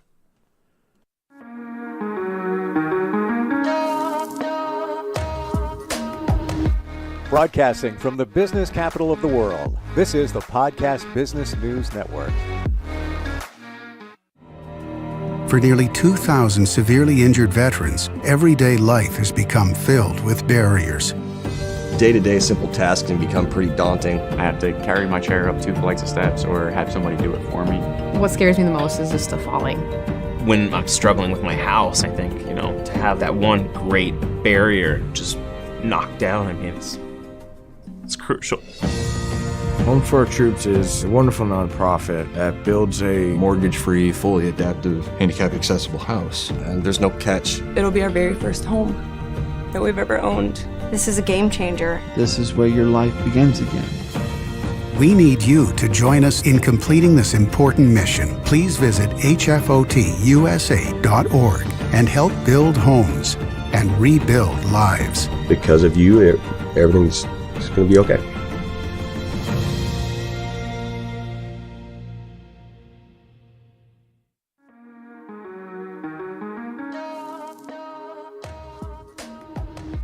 Broadcasting from the business capital of the world, this is the Podcast Business News Network. We are back with Thomas Bergvik, who is our nationally certified counselor. He's also a licensed professional counselor based out of Connecticut, but can work with you all over. And just want to point out, it's Bergvik Counseling Services. That's BERGVIK, counselingservices.com. And I know it's been a hard and heavy week again, unfortunately, with what's happening. And being that it's May Mental Health Awareness Month, I'm sure we're going to dive into some of this. So Thomas, welcome to the show. How are you? Okay. I guess okay considering everything. But it's been a hard week, and it's really affected me in a very, very difficult way. I mean, I'm as you know, I'm a father and a grandfather, and every time something like this happens, I just think about how would I react if it were one of my kids. And I was watching the report this morning about what was going on, and what really got me, and I started crying. I couldn't help it. Was the teacher and her husband, and what happened. The teacher that was killed and her husband had a heart attack and died. And they had the picture up there. It's tough to even talk about now. And it was affecting me. I mean, it's been affecting me mostly ever since it happened. And all of a sudden I started itching. I came down with the hives. And I took some Benadryl. I had a late start to the day today because my first client wasn't going to be until around noontime. And so I decided to, lay down, take a nap. I'm better now, but it's like at one point I'm thinking I'm shocked to think that I would have that kind of reaction. But then when you have all these intense emotions, there is a mind-body connection. Mental health isn't just about the head; it's about your whole body. And I experienced it firsthand. And so, I've spoken to my clients about this, and I think what I'm concerned about long term, for not just about this, but any of the shootings, that the kids are going to at least some of them may have phobias. School is supposed to be a safe place. Yep. And that belief is getting shaken to the core. And the idea, especially considering the complications of the pandemic and everything, agoraphobia is not out of the question. I had a client, the one that I saw just before I came on with you. He's a teacher, and I was talking about all of these issues, and I said, I don't know about you, but I don't think I'm really being overly, dramatic about this. I don't think I'm overstating this issue. I really do think that kids are going to be affected in a way that we I guess the future will only tell. And this all could have been prevented. As Chris Murphy and other senators have said, that we have mental health issues all over the world. And to blame it on mental illness does not explain it. We don't have this problem anywhere else in any other country. We have 400 million weapons in this country, more than we have people. Why? Joe Scarborough said the other day that one of his friends, who's an NRA member as well as Joe Scarborough is like, you don't need an AR-15 to shoot a deer. And those poor parents needing DNA to identify their children. This was like the exact same scenario that we were dealing with at Sandy Hook. Sandy Hook, yeah, which is close to home for you in Connecticut. Yeah, absolutely. And by the way, if I haven't spoken, and I may not have spoken about this, one of my oldest daughter's best friends, her husband is a policeman in Newtown, and he was one of the first responders. And he has had PTSD from that. I used to play basketball. I used to pick up basketball on the weekends at Newtown High. And one of the guys that played there was a teacher who apparently was teaching in that same school. Thank God he wasn't hurt, but I'm sure he was affected. You don't survive this and not be affected. And I don't understand how any human being, I don't care what party they're from, can just say gun control is not the answer. Really? I don't want to hear about it's people killing people, not guns killing people. Well, if you don't have the weapons, you're not going to be able to kill them as quickly and demonstrably as this guy did. There is I'm sorry, just no excuse for why we're going through what we're going through. It's got to stop. Yeah. We as a country can't deal with this much longer. We're going through a nationwide, frankly, I think the whole country is getting PTSD from this. Because if you're a parent and a grandparent like I am, or just a parent, a human being, whether you have kids or not, if you can't be empathetic and understanding of this situation, then you're not human. And I know I'm getting emotional about this, but I can't help it. When is this going to stop? You know, I give money all the time. I mean, I'll admit it. I give money to the Democrats for a lot of different issues. This is at the top of the list. Mm-hmm. Do we care about life or not? And I don't want to hear about pro-life. Because, you know, on the one hand, you're saying, well, we don't believe in abortion, but you allow the guns to go out there. So that's life. That's killing people. Exactly. So contradictory. Yep. I know, I know I'm a little bit emotional about this, but how can you not be? How can you not be?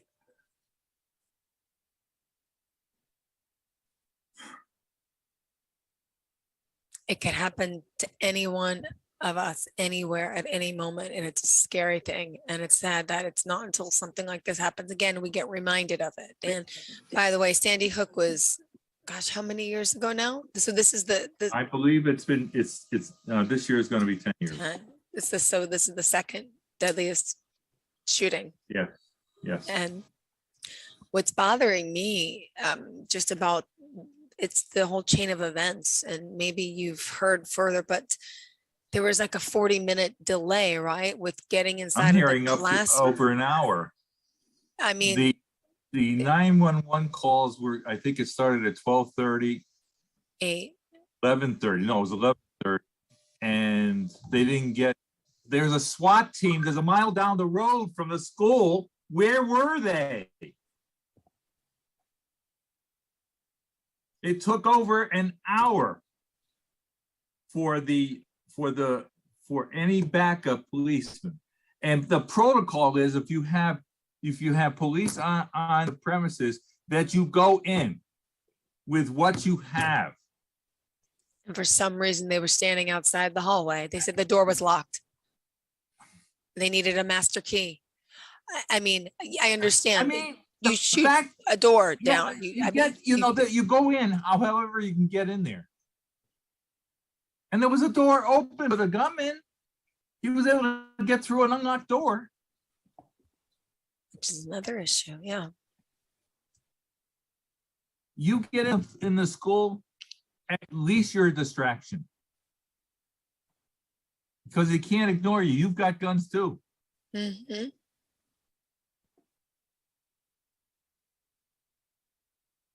I'm not saying this is easy stuff. And I'm not going to tell you to say, oh yeah, I'd go in there. I'm not trained for it, number one. And secondly, but if I had been, like it or not, this is part of your job. Yeah.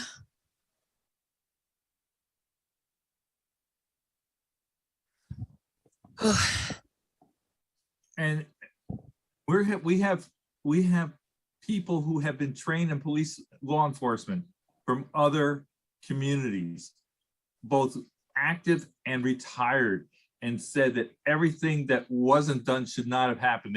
They should have gone in there. Come hell or high water, you go in. Yeah.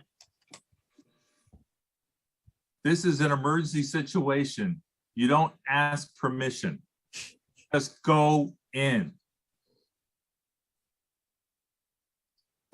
And they're saying the door was barricaded. I mean, aren't they equipped to open a door? I mean, I don't know what they had with them, to be fair. But I don't know what they had to get into the schools. They may not have had much at the time until they were able to get everybody. But the issue is, there's another issue here that has been spoken about enough. And I just heard about this morning. The SWAT team, a mile away, a mile. You should be able to get in there within 5 or 10 minutes max. They should have been on site and taken over direction and command of what they were going to do to stop this shooter. I didn't know they were a mile. I didn't hear For that. over an hour in the building. You could do a lot of damage during that time. Yeah. They found 4 rooms with dead dead kids in them. 4. And the reports have been so inconsistent. They say one thing one time, then they say another thing another time, then they say another thing another time. I don't know what's going on, but boy, the inconsistencies in this is incredible. And if people don't believe me, just check the news reports. I'm getting this information like anybody else from news reports. And so the reporters on the ground are incredible. They are very, very good. They try to make sure before they report anything that it is as accurate as they can get at the time they get the reports. And hearing that the parents were arguing with police to go in. And I mean, let alone one mother climbed the fence to get her child. She went into the school to get her child and did get her out. I didn't hear that. You're kidding. I'm not kidding. Oh my gosh. And the cops couldn't do it. And I heard reports of several parents being handcuffed because they wanted them to do more. Wow.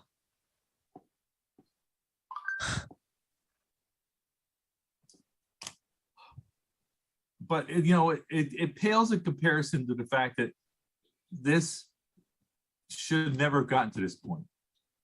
Mm-hmm. The way this kid basically told everybody who was paying attention on Facebook this is what he was going to do. He was going to shoot his grandmother and then go into some elementary school and then start shooting kids. How sick can you be?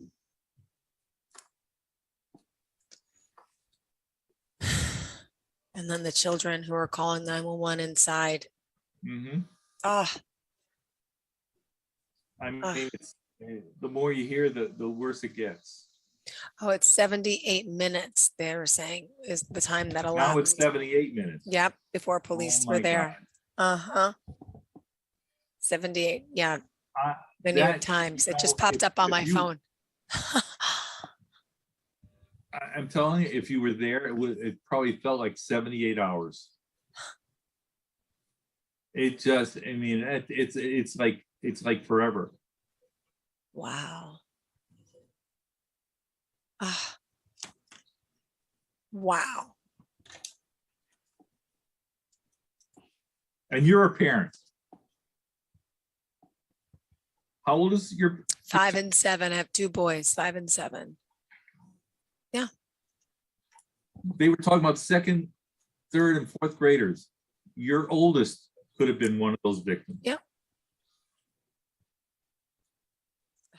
And they do the lockdowns. They just did a drill last week in school, and they do drills and hiding and barricading into the corner or the bathroom, and they, locking the door, and, it's part of the protocol. And it's, after Sandy Hook, obviously those types of drills are necessary, but you just never think it could happen to you. And the protocol, the current protocol was developed after Columbine. Yes, correct. You're right. Mm-hmm. And all of a sudden they do a 180 and forget everything they've been taught. The schools near me in New York, the door is locked. I mean, unless you're shooting through the doors, you can get in. Was there any to talk about how we got in? I heard, did he just walk in? My guess is, and I may be wrong, but I think my guess is that it was an oversight. Mm-hmm. A deadly one, unfortunately, but it was still it could have very well. I'm giving them the benefit of the doubt because I'm doing enough attacking as it is.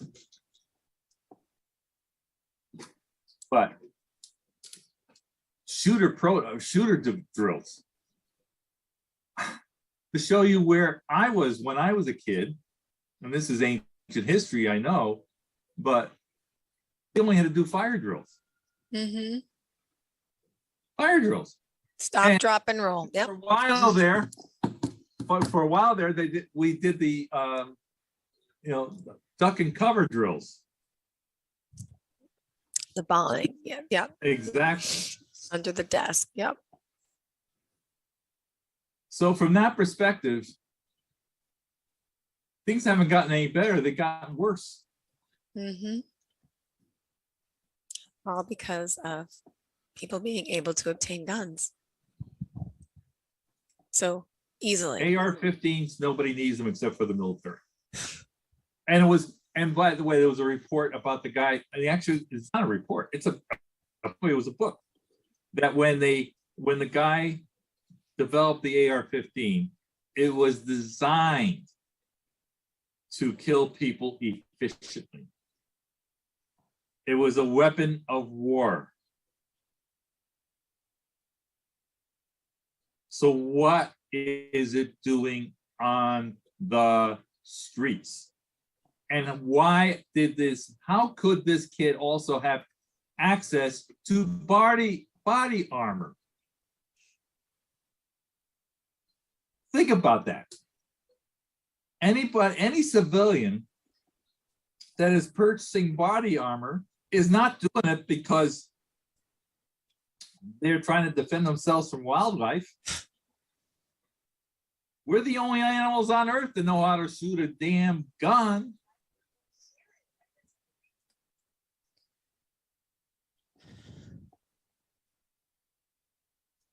Holy cow. I'm ranting and raving for 20 minutes. Okay. And then I saw a clip of the little boy, I think he was 8, talking about how he survived it and what he saw. Did you see that? I saw a few clips from what was it? The little boy that said he was inside one of the rooms and he saw the shooter and he picked up the phone to call and he put it down and I don't know what happened, but obviously he's alive. I only saw a clip of it this morning, but I mean, to have these kids now speaking about it, what is damage is that going to do to these children? It's unthinkable. Yeah, and so I was telling my client, the teacher, I said, all these kids are going to be going through therapy for the rest of their lives. I'll be shocked if they aren't. Not because of anything other than the fact they've gone through this horrific experience. Some of them will develop PTSD. Maybe most of them will. I'm not trying to bestow anybody on. I don't want any of them to have it, but I know how this works. The flashbacks, the nightmares, the what's the word I'm trying to? You're hypersensitive to anyone getting close to you. Mm-hmm. It's all part of it.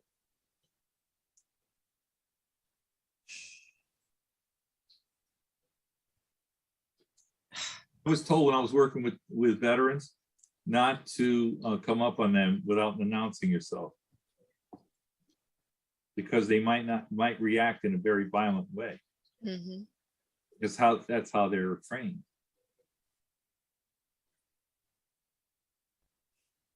I could see children getting like hysterical if I were to sneak up on them like that. Triggering events. There's so much with politics and law that has to change. I mean, that's what it comes down to. It doesn't. Yeah, I was just going to say, my belief in serving in whatever office you're in is you were there for the people. You are representing the people. Your job is to make the country better and hopefully safer. I think we've lost that ability right now. Mm-hmm. I think it's all about maintaining your power.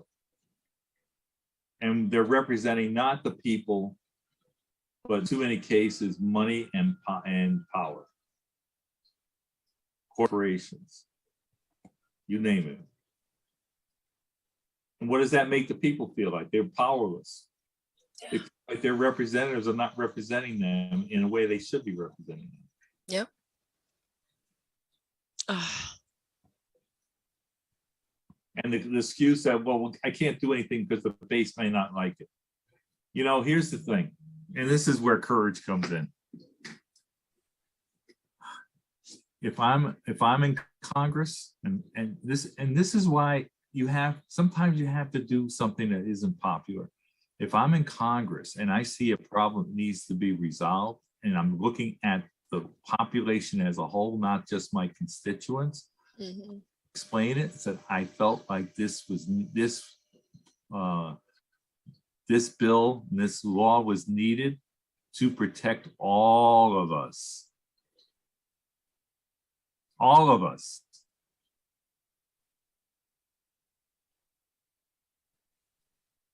Parents will do anything to protect their children. People who are representatives in Congress should be willing to do everything they can to protect us, because that is their job.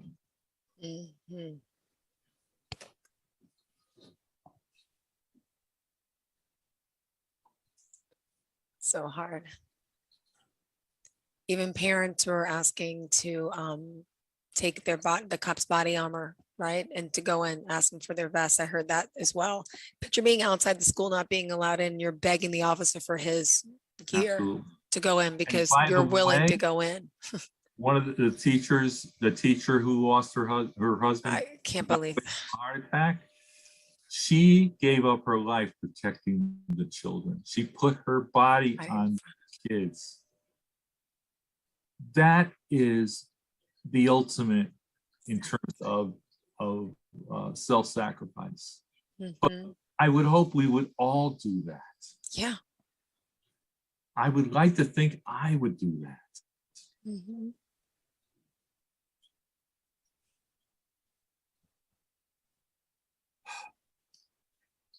Yeah. And at this time, still, the shooter, do you know, there was no reports of any mental health issues with him? Was there? Well, the reports are they've talked to various family members and they don't know what happened or what got him to this point. But there was outreach on social media about his intentions. I don't know for how long or anything, but see something, say something. It's simple. Exactly. If I spend very little time lately on Facebook because it seemed like every time I got on Facebook, there was always something political on there, and it's like I want to scream. Yeah. But if I were to see that, I think I would have done everything I could to make sure that law enforcement knew about it. Absolutely. Oh, what a tragic day. Yes. And on top of what happened in Buffalo, we don't want to forget that. I know.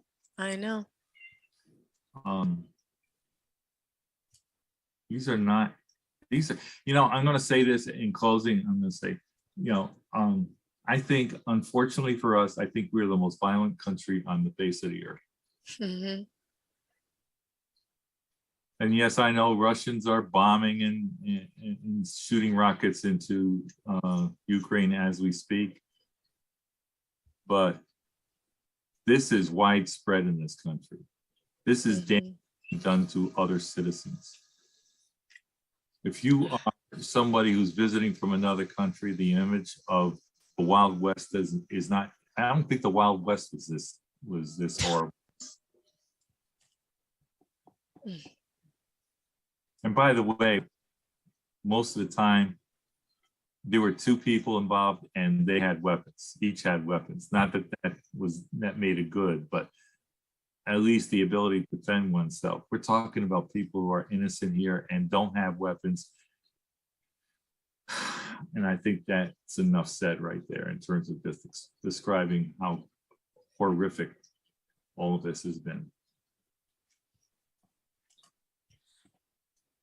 And if someone's seeking treatment help, questions. I mean, where do they go? I mean, where are these families going to? I mean, I'm assuming the community surrounding them and there's people helping, but even the people who weren't there directly and are affected like us, where do you Absolutely. go?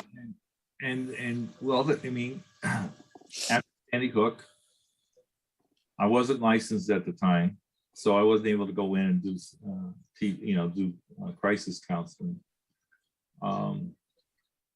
But if I were in Texas right now, I wouldn't hesitate. I would just have to tell my clients I'm going to be shutting down for the next week or two and do crisis counseling. Mm-hmm. Because these parents and everybody who was involved in that situation, they need to be able to speak to somebody and be able to talk about how to move on from this. And the answers aren't easy by any stretch of the imagination. But as Al Sharpton said this morning, one of the things you must do is find a way to use this situation to not forget but to remember, and do. I mean, I've had people put names of loved ones on benches. I've heard, we had a school that was developed in one of the victims' names that was built and named after her. Anything that you feel that would be best representing your lost one is one way to remember. It's not going to take away the pain by any stretch of the imagination, but if you can find something that will help you move on from this and to find something positive from this, then it will help you and everybody else around you to move on. Thank you for talking about this heavy topic today. It's not easy for anyone. And if someone does need help in our area and they want to reach out to you, whether it's whether it's any type of issue, because you work with people for anything, right? Counseling, marriages, relationships. But you can contact Berkeley Counseling Services, LLC. I have a website on the computer. You'll be looking there. You can reach me by phone, 203-917-7674. And if I can fit you in, I will do that. And things have been getting tight lately, but I'm getting calls, and I'm being able to fit people in as much as I can. And by the way, interestingly enough, I have somebody who's going to be working with me part-time starting very, very soon. And so, and he's an excellent therapist as well. He has experience working in a variety of different areas. So if I can't help you, perhaps he can. But regardless of who you call, if you need help, contact somebody. Perfect. Thank you so much for today. It's a hard topic to talk about. And I would like to say, I hope you get to enjoy your extended weekend. It is Memorial Day. We got to think about all those who served. Absolutely. And I guess it's the Memorial Day. We're going to be remembering not just those who served our country, but also lives we've lost the past 2 been weeks. sacrificed. Yeah. So, Well, thank you, Thomas. thanks a lot, Jill. Thank you. Have a good day and All right, chin you up. too. We'll talk soon. Are you looking for even more of the podcasts and hosts that you love? The Podcast Business News Network is proud to announce that you now have even more ways to listen live. Check out the MyTuner Radio, online radio box, and Simple Radio apps on iOS and Android, or find us online. Search for Business News Network on mytuner-radio.com, or search Podcast Business News Network on streama.com and onlineradiobox.com/US. Take your podcast on the go and don't miss a minute of the action.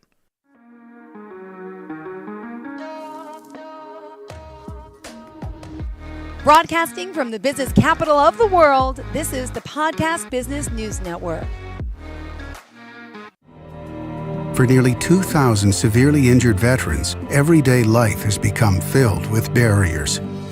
day-to-day simple tasks can become pretty daunting. I have to carry my chair up 2 flights of steps or have somebody do it for me. What scares me the most is just the falling.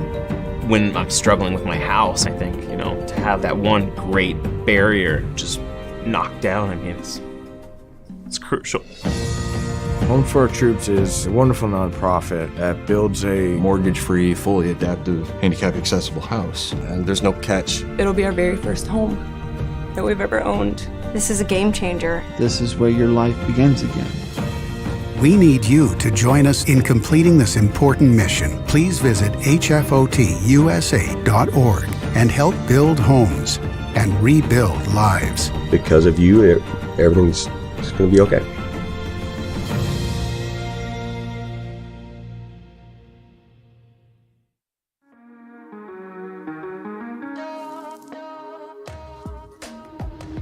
Broadcasting from the business capital of the world, this is the Podcast Business News Network. And we are now back with our spiritual communicator.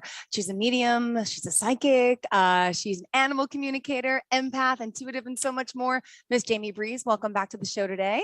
Thanks for having me, Jill. Thank you for being here. And just right at the top, I want to point out the spelling of your name, JAIMEBREEZE.com. That's your website, or you could search her out on social media as well. Yes, at the Mountain Medium on Instagram. Perfect. Well, pleasure to have you back here. Anything you want to say to us before we begin? I know all about you, and a lot of people do, but some new listeners out there, it'd be good just to get a quick introduction as to what you do. And I know we have some great stuff planned.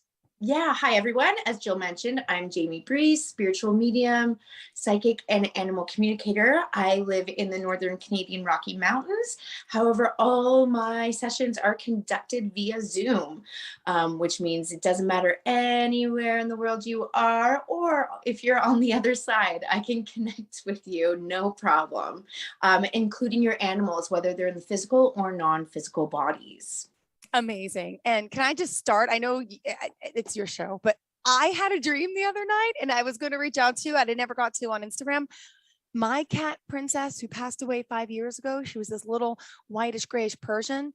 I have not thought about her. I mean, in my life, I think about her, never had a dream about her. I mean, in 5 years, nothing. We've been talking for weeks now. You've guided me along with my cat Cuddles is alive. And then when Princess passed at the vet a few years ago, I was with my mom on vacation. It was devastating, obviously, right? But I never tried connecting with her. And then she shows up in my dream. I get to New York City, open the back door of my car, and I'm parking to go to work, and she's in my car. But I'm just like, what are you doing here? We couldn't find you for a few days. Oh my goodness, you're in the car.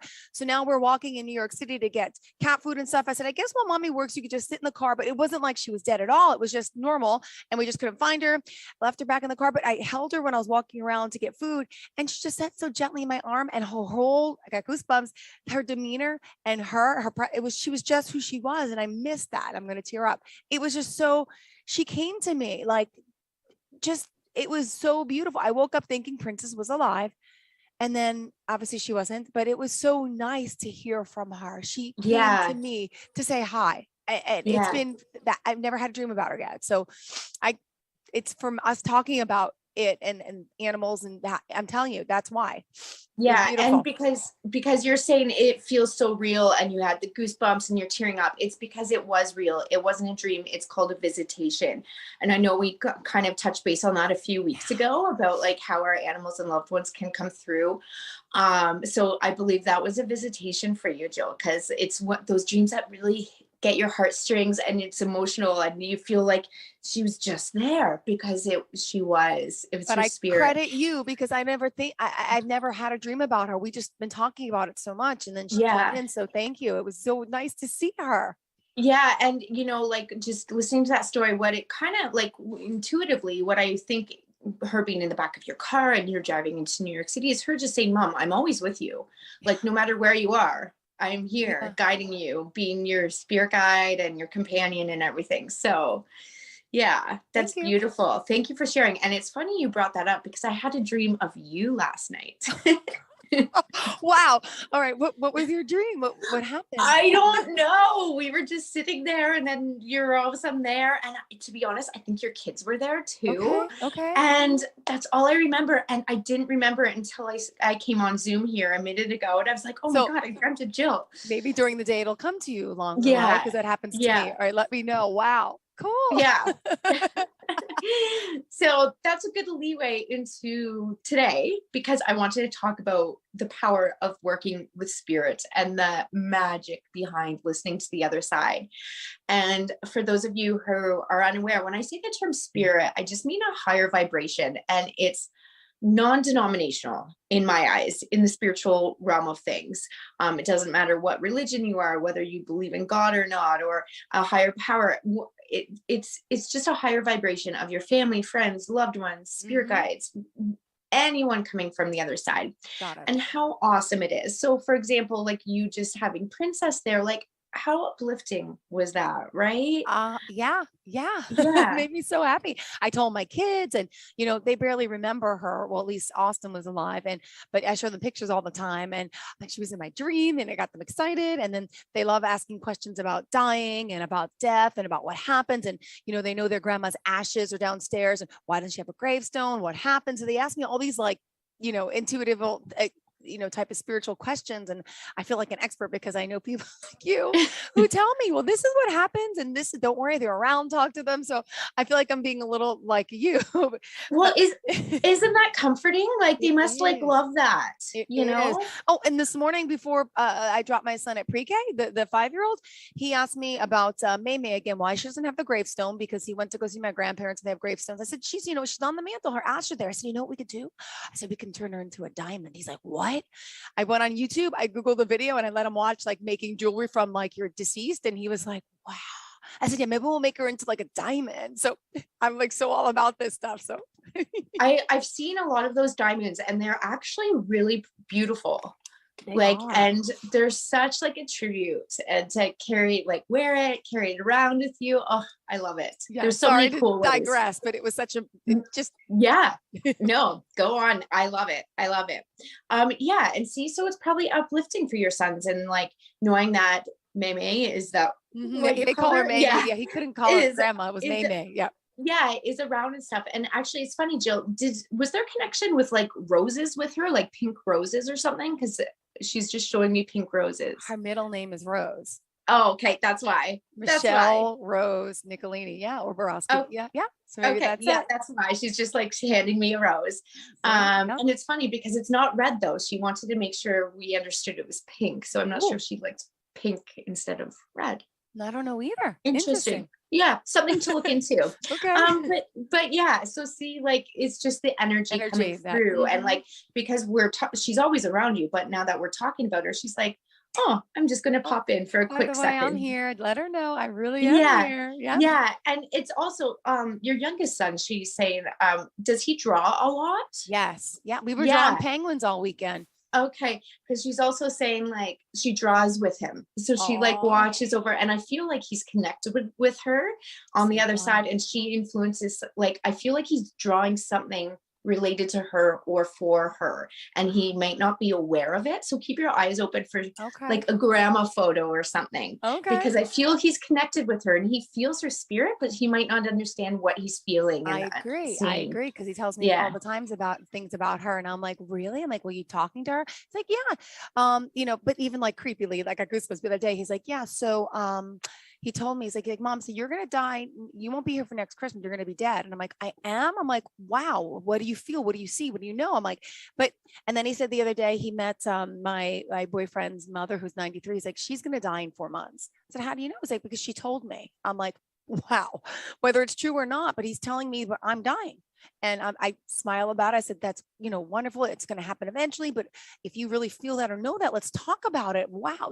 But I will always love you. And of course, I don't want to die in a few months before Christmas, but you never know. I feel like he is connected, Jamie. And for him to say the other day after he saw, she told me, and I was with him the whole time, and she never told him I'm dying in 4 months. But he's like, no, she told me. I'm like, okay.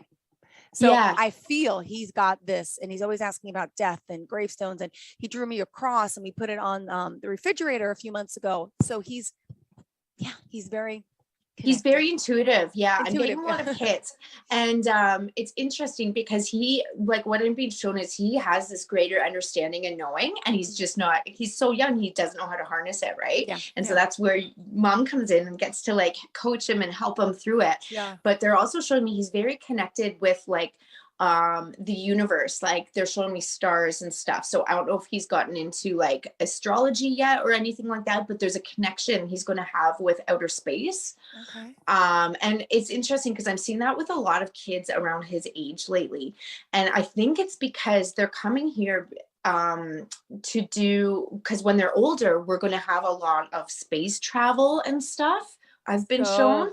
So all these, got it. Yeah, all these little kids, they're really connected to the universe and galactic energies and stuff. It's because they're coming to be like a space engineer or like an astronaut and stuff, because it's just going to be a growing industry. But I see him really connecting on that level as well. And it's interesting because May is coming through and showing me that she's teaching him about the universal laws and rules and everything about that. Wow. So yeah, let me know when his interest in that peaks starts, because it's going to be huge for him. Good. Yeah, they're also saying, how old is he? 5? You said? Just turned 5 3 weeks ago. Yeah. Okay. Yeah. They're also showing me him with lots of books, and books. I know we all research online now, but so it's just like an image for me, but he's going to be very into like research and learning and educating himself. Okay. He's going to be kind of like a different breed, if you will, like, but like in a good way. Got it. Okay. In a good way. Very intelligent. I think you're just going to be like, oh my God, where this kid get this stuff from? But he's getting it from the other side. Wow. Because they're also saying he's an extremely old soul. Yeah. Oh, absolutely. And just how affectionate. My other son, who I love, is 7, but different. Like all he does all day, he tells me, "Mommy, I love you. I love you." And he knows I'm upset. "Mommy, calm down. Mommy, calm down. I love you." Like he can sense it before I say something. If I walk into the room and I just got off the phone call, I'm upset. "Mommy, calm down. Mommy, calm down." He pets me. "Calm down. It's okay. I love you. And you're amazing." Because I teach him the self-love and look in the mirror every day, and he's got to say it. But now he does it to me. "Mom, you're amazing. Mom, you're calm down." And it melts me because he calms me down. He knows how I'm feeling. It's creepy. Yeah. Awesome. Yeah. So he's feeling those energies and the empath within him and everything. Now, which one is the one who's really good with the animals? Well, Austin is the older one, who's 7, who's into sports, and he's obsessed with his cat Cuddles. He loves Cuddles more than anything. Yeah, because I'm seeing with him working more in like the empath kind of arena. So working with animals and people and kind of almost like a nurturer in a way. And I'm kind of getting him sort of possibly becoming a veterinarian. Wow, the older one? Yeah. Because the little one's obsessed with penguins, and all we do is go to zoos to look at penguins. So I thought Jackson, the empathic one, would be more into the animals, but you never know. But Austin's got this thing with his cat Cuddles. They look at each other, they bond, they smile, and it's like so nice. Okay, good. Yeah. I see 2 different spectrums for them, but at the same, like both really intelligent, really energetic and feeling, but one doing like outer spacey stuff and one doing like the more like humanitarian. That's the word. Got it. Humanitarian. Yeah. All right. Now, May, leave her alone. Let her talk. We have stuff to get to. Block her out. She loves me. That's fine. Well, and that's a perfect intro to this because, see, it's fun working with spirit and the power of them on the other side. Mm-hmm. And like with your kids, like having grandma being their support network, why not? Why don't we use our spirit guides and our loved ones for reassurance, guidance, when we're making tough decisions, when we're feeling lonely, all that stuff. And it's just right there in the energetic fields. Mm-hmm. So why not? Yeah. And so, I was working with a client recently and her father was on the other side. And her parents are seniors. So one's on the other side, mom is here. And her father wanted to come in and, she wanted to reach out to dad, all this stuff. And then he started giving guidance for mom. Mom is getting older. We should do this, this, and this. So for example, he showed me this china cabinet in their kitchen. And when I say showed me, for those of you who aren't aware, I get flashes of images in my mind's eye, and that's called clairvoyance. And that's where I get a lot of my information. Also, I'm very clairsentient, which is a clear feeling. So I'll feel information. So Dad was showing me this china cabinet in the kitchen, and he showed me Mom falling into it and having a horrible accident. So I asked my client,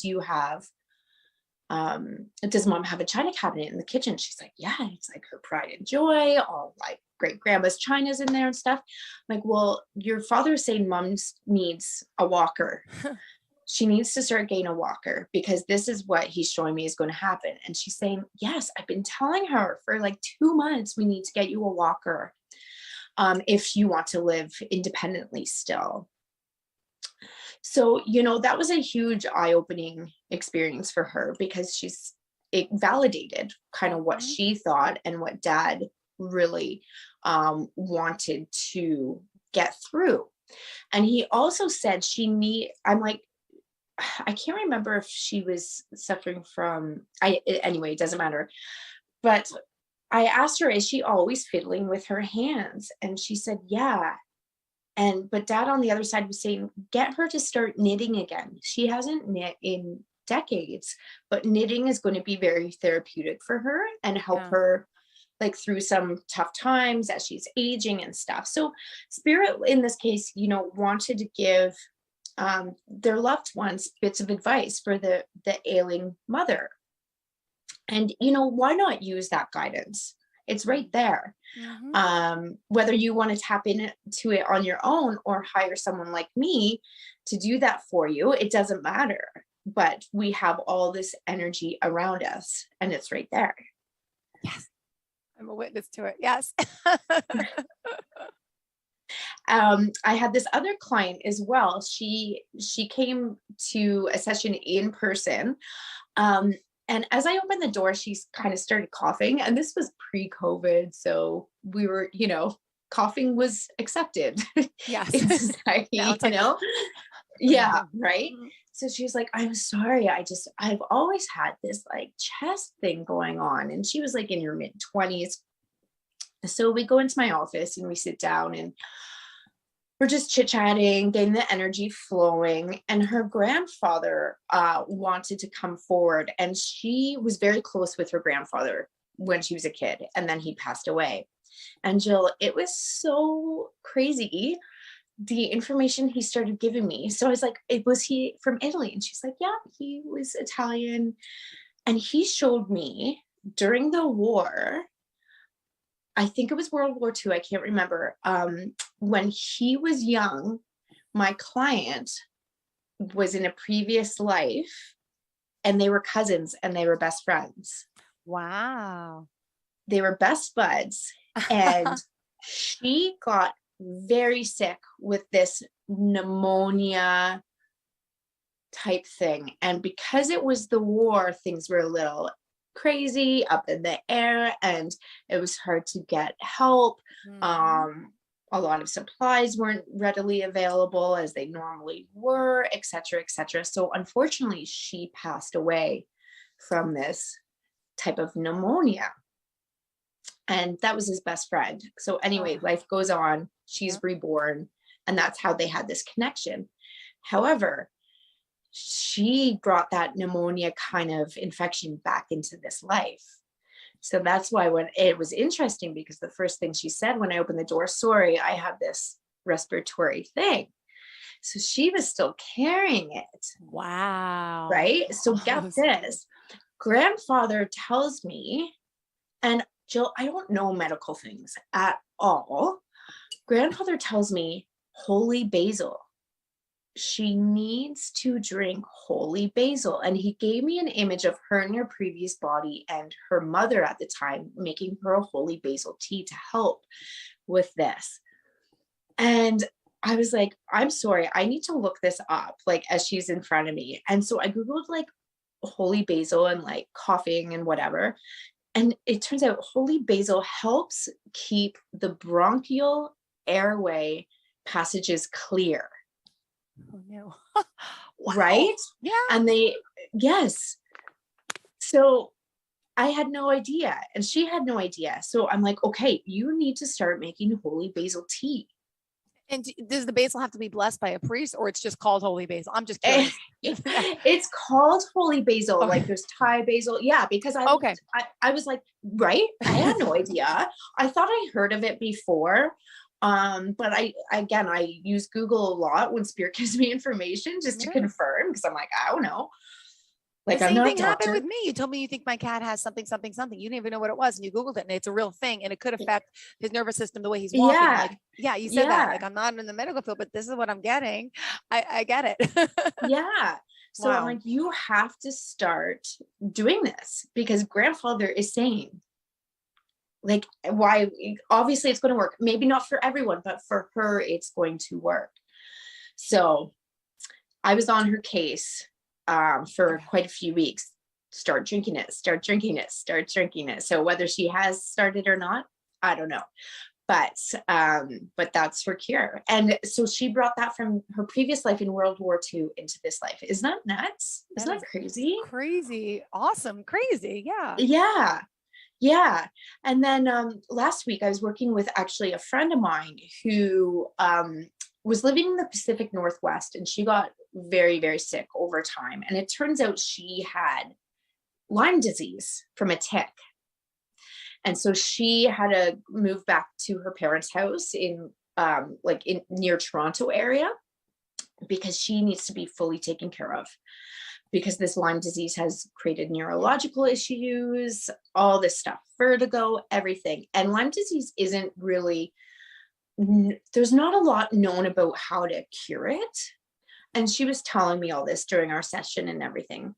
And it was interesting because I got a huge hit from Spirit saying she needs to move back to the Pacific Northwest. And I told her this, and she said, you know what? I've been kind of contemplating moving back in 4 months. But the problem is with Lyme disease, you're not supposed to be around like spores and mold. And the Pacific Northwest being very damp, there's a lot of like mushrooms in the forest and whatnot. But Spirit was showing me, no, she needs to start creating a correlation between the mold and her body. And she actually had an intuitive, she's very intuitive herself, but Spirit told her that as well, that she needs to start building that correlation back in order to heal herself. Wow.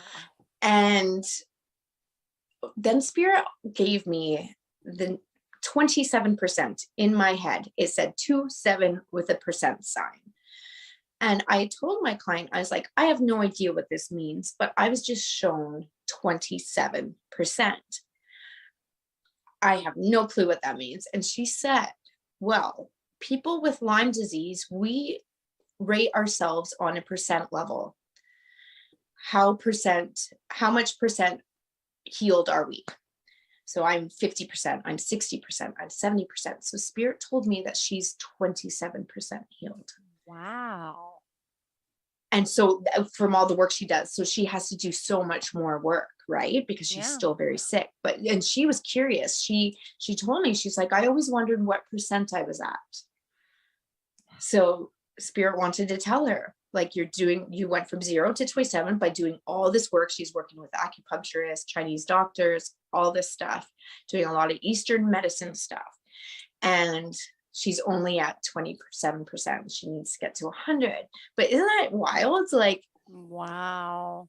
I love stories like that because it's out of my frame of reference. I don't know these things. And Spirit is sharing this with us to heal her, to make us, they want to make us better. They want us to use our natural resources and tap into the energetic fields in order to live a better, fulfilled life.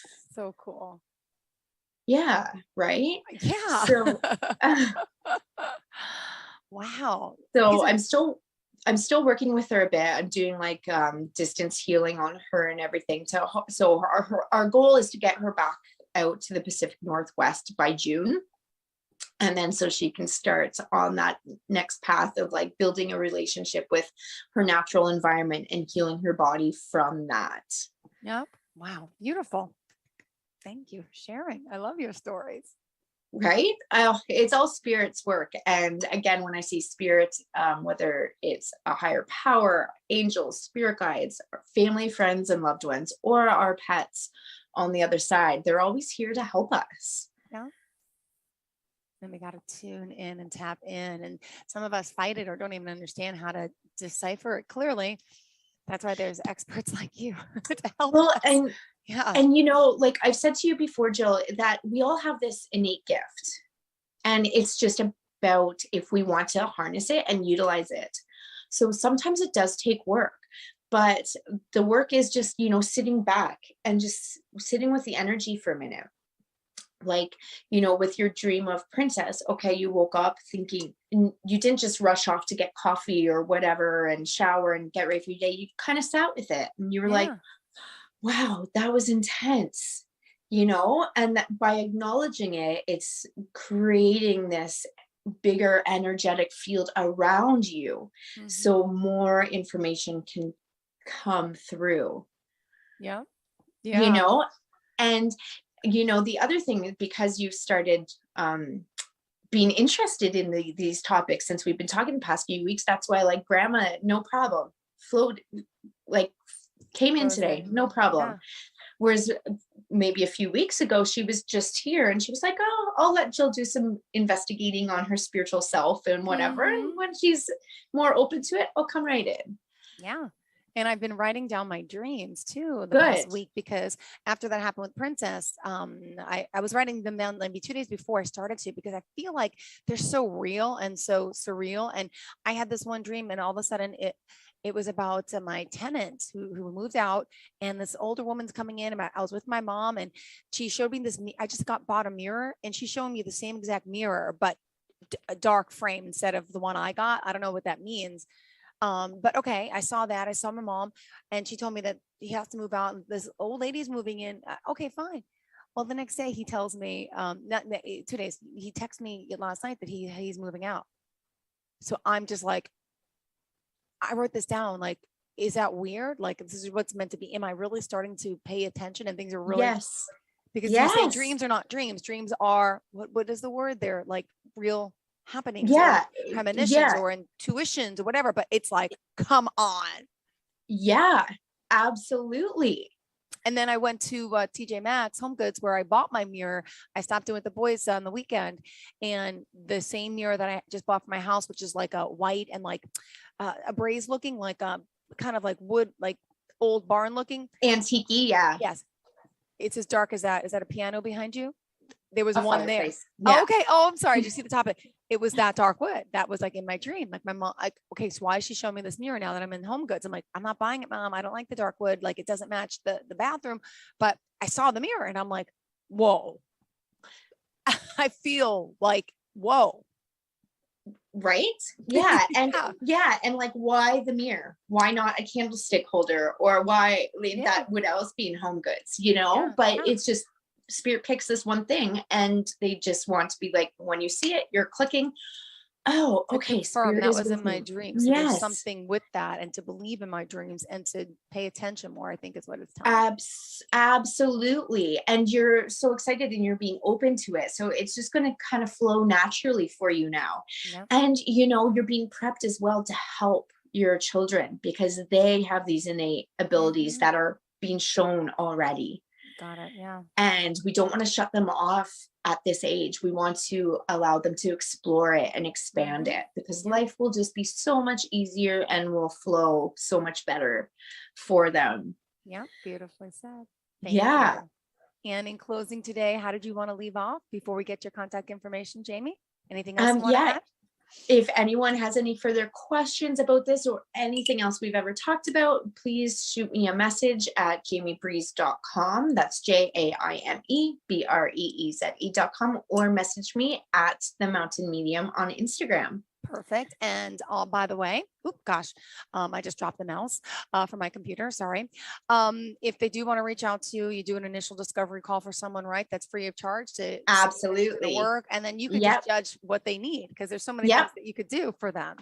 100%. All right, perfect. Good to know. Thank you again, Miss Jamie Breeze. That's Yes. JAIMEBREEZE.com. And looking forward to the next time we speak. And I'll write down my dreams. I'll let you know if I hear anything else. Awesome. Thank you. Thanks so much, Jill. Thank Okay. you. Are you looking for even more of the podcasts and hosts that you love? The Podcast Business News Network is proud to announce that you can now listen live on the MyTuner Radio and online radio box apps for iOS, Android, and the Amazon App Store. Or check us out online. Search for Business News Network on mytuner-radio.com or search Podcast Business News Network on onlineradiobox.com/US so you don't miss a minute of the action.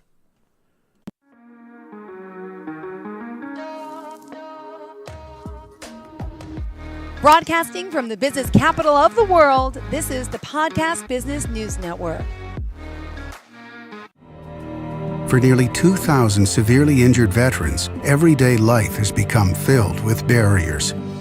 Day-to-day simple tasks can become pretty daunting. I have to carry my chair up 2 flights of steps or have somebody do it for me. What scares me the most is just the falling. When I'm struggling with my house, I think, to have that one great barrier just knocked down, it's crucial. Home for Our Troops is a wonderful nonprofit that builds a Mortgage-free, fully adaptive, handicap-accessible house. And there's no catch. It'll be our very first home that we've ever owned. This is a game changer. This is where your life begins again. We need you to join us in completing this important mission. Please visit hfotusa.org and help build homes and rebuild lives. Because of you, everything's going to be okay.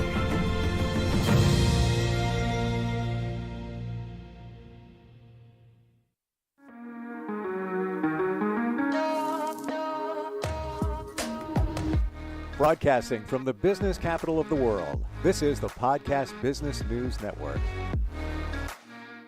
A lot of great things that we're going to talk about today and clear up some misconceptions about things, right? That could impact you and actually make your life a little bit better. He is the owner of Le Peristil Sanctuary. He is a life spiritual coach, and it's great to have him back here. We call him Papa Yatande, and his name is really George, but whatever. George, welcome. How are you? How's it going? I'm going fine. Actually, it's George Raymond Turnage. My brother and sister, my older brother and sister, we come out of North Carolina from the South. And when you're in North Carolina, they're going to name you the way they want to call you and remember you. So nobody's going to call you George Raymond Turnage like my mom or dad are different. My aunties or cousins. My name, because it was George Raymond, my name was Ray Ray. Okay, love that.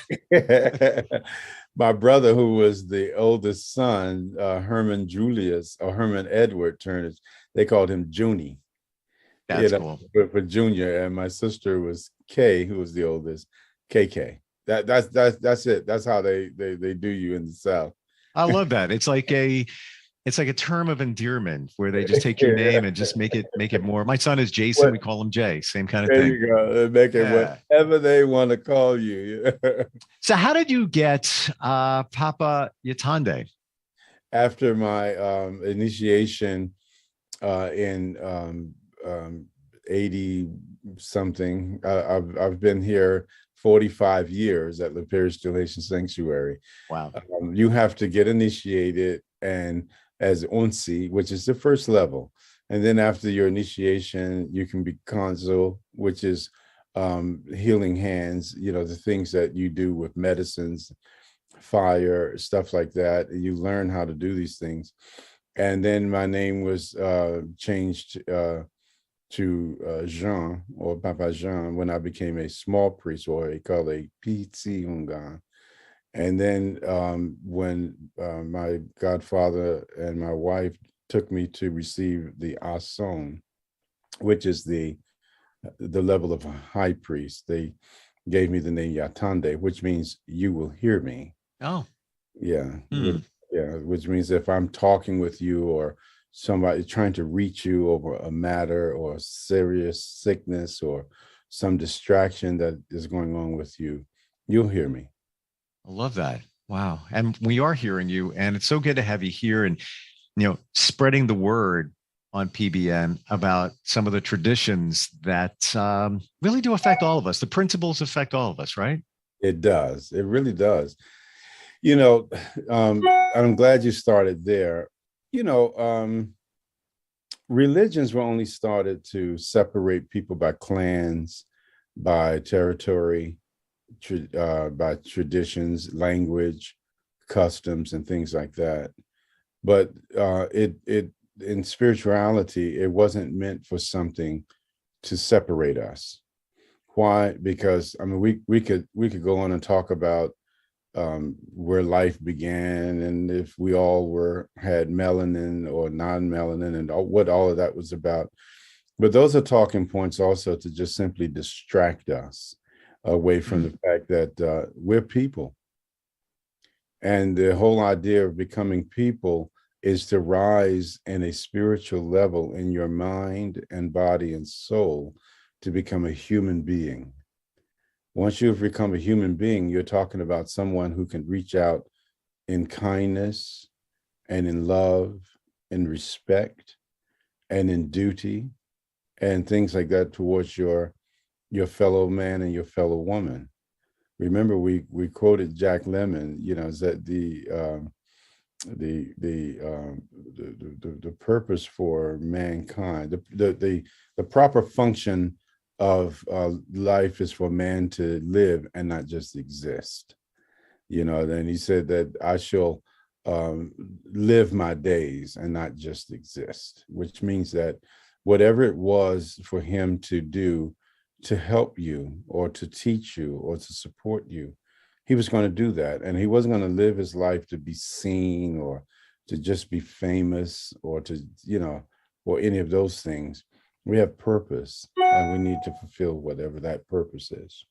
What do you think gets in the way when, I want to believe that most of us are all good people. But where does the block come where we don't give of ourselves and help others like we really should? I think sometimes also we forget how good it feels to help others until you do it. But a lot of us don't do it. Self-desire. Self-desire is something that gets in the way of a lot of us when we're talking about what we need to do for one another, to one another. What's in it for me? I think Bill Maher said, human beings are the worst people. I know he was making a joke, but if you know Bill Maher, he's also making a point about it in terms of the way that we are with one another. We all have self desire or things about us, because it's only natural for things to happen in our lives that to continue to support and continue our lives, but not to the extent where we forget about humanity, not to the extent where we forget about love, and purpose, and these types of things. Now, you can't help everybody, and you would be foolish to try. That's why I talked to you last time about living in even-mindedness. Your brain, you are the tree of life. I know in certain books they begin to talk to you about the Garden of Eden and things like that. You are it. When you really recognize what's happening spiritually with you, the truth of the matter is your brain is what you call the very top of the tree. And there are different parts of the tree, like the cerebellum, which is the dark hanging or low hanging fruit, and the cerebrum mind, which is the top, the one that's always in the sun and in the shade. And the problem with it is in that low lying fruit, we become what we call opportunists. We then begin to live very low life. We begin to talk about that self-desire. We do horrible, unspeakable things to one another, to whole groups of people, to whole nations of people. And then even on that other side where we're in the cerebrum mind away from the cerebellum. In the cerebrum mind, we're in the light. We're blinded by the light. We are so great. We're so important. We are so much in tune with God that in fact God see me, and you forget that you're blinded and you're walking over people that God made. You're doing things that have no purpose in the existence of the human existence. Such a shame. We could be all better people if we were more mindful. Let's talk about, we mentioned it last week, but voodoo spirit. And again, you just say that word voodoo and right away, trigger. I would do that. Yeah. Oh, let me get a voodoo doll opinion. Come on. That's not what it's about. But you also mentioned something briefly earlier, Lua. And I'm not really sure what that is. Can we go down that road there and shed some light? Yeah, Loa, spelled LWA. It's a Dahomean word out of Abome, and Loa means it's another way of saying forces. Forces are the forces or energies in nature. Because remember, voodoo is a system that deals with the quantum physics of the planet, of how nature is related and reacts to nature.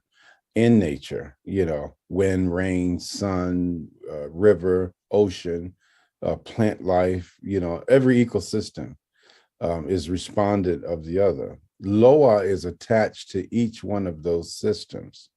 For example, rain is attached to Papa Dambala. Dambala is one of the highest forces of the Loa, and it is the one responsible for brain, thoughts, ideas, creativity, all of these types of things that Dambala produces when he releases the electrons in the brain, the electrons, neutrons, and all of these different atoms and stuff, and then continue to run down your spinal cord, and they're serpentine.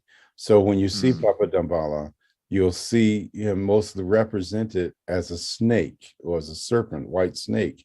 Now, here's the funny thing about it. Remember in the garden, they said the snake was the worst thing ever. And, the Lord he convinced Eve and Adam eventually to eat upon the fruit of knowledge, and he will crawl upon the earth on his belly because God. Now, it's great dramatics, believe me, it made a great movie, but the truth of the matter is that is not the truth at all, especially when paradise, heaven, the Garden of Eden and life is in you and I, and in just everybody listening to us right now. God is in you. When you look in the mirror, you are looking at God. When people ran off to find God in search of holy lands and different places like that, you know what they did? They killed people looking for God. They were actually killing God, looking for God. But the way the Loa works and connects with it all is Papa Dambala is the symbol of rain that falls from the clouds, because it creates renewed energy on the planet, and it involves in every ecosystem you can think of. I mean, from plant to swamps to human beings, everybody has Dambala. The same way as every other Loa, you have Agwe.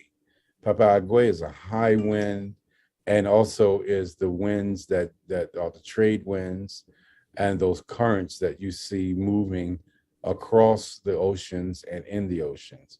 Agwe Wedo and Agwe Taiwo.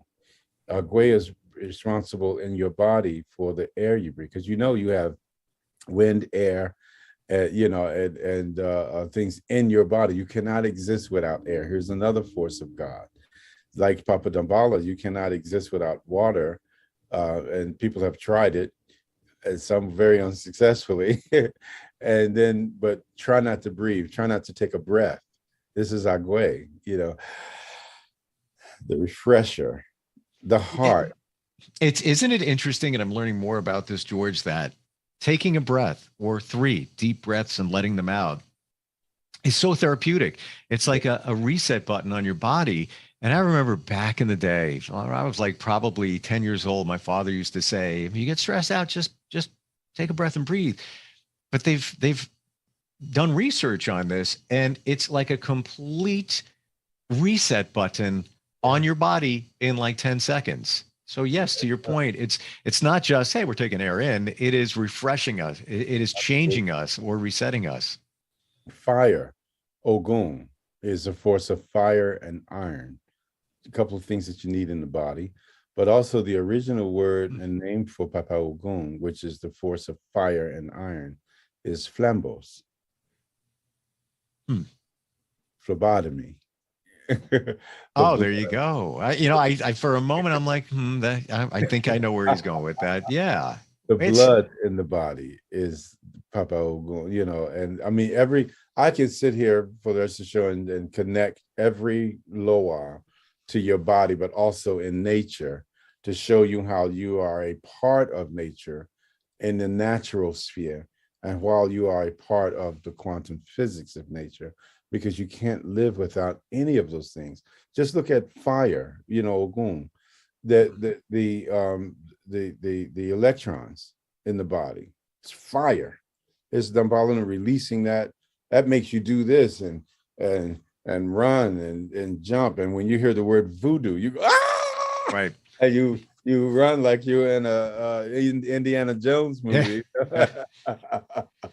Hey, you mentioned Loa, and you mentioned snake, serpentine, and you said it's kind of, intertwined. And I have this visual, and I don't know if it's right, but I have an older Jeep. Love this Jeep. It's I'm always got little issues with it, but it's my fun vehicle. It's decades old, but the serpentine belt recently snapped on it, and they call it that because, like a snake, but it goes through everything. It's the water pump, the alternator. It really is the engine. It ties everything together.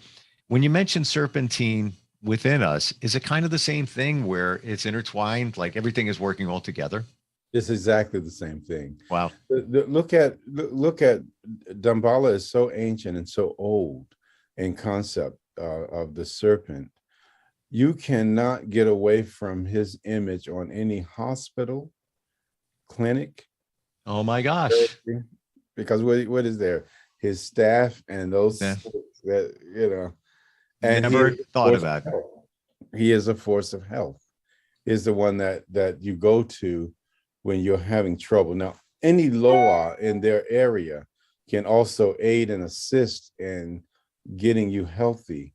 But Papa Damballa is the chief and number one that they report to, and then he gives the assignment on how to, like, for example, with your kidneys, you want to make sure, Steve, that you drink 4 ounces of water in the morning with a half a teaspoon of baking soda. Stir it up, because your kidneys can only process 4 ounces of water at a time.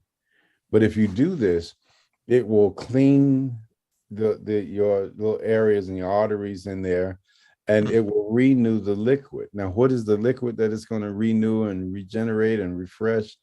The blood. Right. And then your liver, one of the things that you need to be very careful about is to make sure that you're eating the right things that help you with your liver, for the simple fact that you need to eat things like bitter melon. It's a green, ugly, bumpy little thing, and it tastes, but it is the best friend of the liver. Wow. As well as sea moss and all the other things that gets you back to the right place. Thank you for the sea moss reminder, because that was on my radar a couple of months ago, and I forgot about it until you just mentioned it now. But it is truly nature's superfood. It's moss, comes from the sea. Predominantly, some of the best places are in the Caribbean. Like St. Lucia, I believe, is one of them. Yes, but it's especially in the Lower Antilles. All you see is those old ladies there collecting the moss, as it goes, and then they cook and process it. But look at the sea. There's another force of Loa in the sea called Jili Dantor. She is reserved as the mother, because where does all life and all that generate? Coming from out of the ocean. And that is her territory. We call them territories. So Ejili Dantor is the blessed one. They recognized her in Catholicism, but as the Black Madonna, the mother of Jesus Christ, and so forth and so on. So I want everybody listening to us to know that this information is not just us having to talk. It's information for you to take in and learn and keep and hold, and to be able to get to. Please reach out to me, call me, bother me, bug me. This is what my God kids and everybody else do. I'm asleep, but when you call, I will awaken with fresh in my face, and we can have a conversation about whatever it is that you need to talk about. Use this information. That's why I'm so grateful for PBN when they put up my billboard in Times Square, because I said, do you want to know? And we talked about business. We talked about romance, health, the mind, and things. So those are just a few things I put out there to spark people's interest.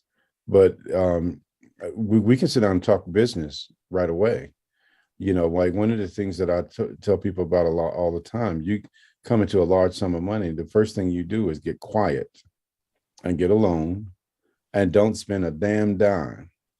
Make sure that you are thinking first. And instead of just dumping all your money into a bank, which is broke, and is going to use that money for their own coffers to create wealth for themselves, you're not going to make much money in a bank. But if you create a portfolio, now that's something can't be taxed, can't be stopped, there's a lot of advantages that you can do with a portfolio, a money portfolio. And these are the things that I talk to people in business, lawyers, even accountants, different ones who will come at me and say, Pop, what do you think about this idea? And I'll listen, and I will ask the law, because I don't know nothing, but I do know the law. I can find every answer that I'm looking for, be it finance, be it health, be it romance, be it whatever it is. I can go to them and ask, and they'll tell what is necessary. Wow. And I'm on your page about banks, and don't want to be negative, never try to do that, but they're not in your best interest. And you can see that nowadays, even compared to back in the day, the customer service, they're holding your money, and typically you can't even get them on the phone. I have a small business. I have a marketing company. I tried to reach out on the weekend. We're not available. Are you kidding? That's right. And you're holding my money. Right. Why don't I just give you my wallet? And it's one of the biggest banks around. And I'm more. I can name every one of them, but we won't do that because we don't need to. Platform for that. Right. But the truth of the matter is, go there and say, I need $100,000 of my money, cash. Oh, come back in 3 or 4 days. Like, no, I need my money now. We used to be, what was that? J.G. Wentworth. That used to be the commercial. It's your money. You take it now. When you remember that commercial. Yeah. But you cannot do that, in banking institutions, and the different ones, because they're broke, and the system that they're using is broke, and they're using your money. So you can't just get it back when you need it, but you need to be able to access your money anywhere in the world at any time when you need it. So that means that wherever you travel, whatever you're doing, that you can go to whatever system when you have your portfolio, or even a common trust, if that's what you're trying to do, to be able to access money without having to carry large sums of money. That whole checking system was created in Africa. The word check, if you look at the origin of it, was a Northern African thing from Mansa Musa. You remember him? You heard that name before? Don't know that one.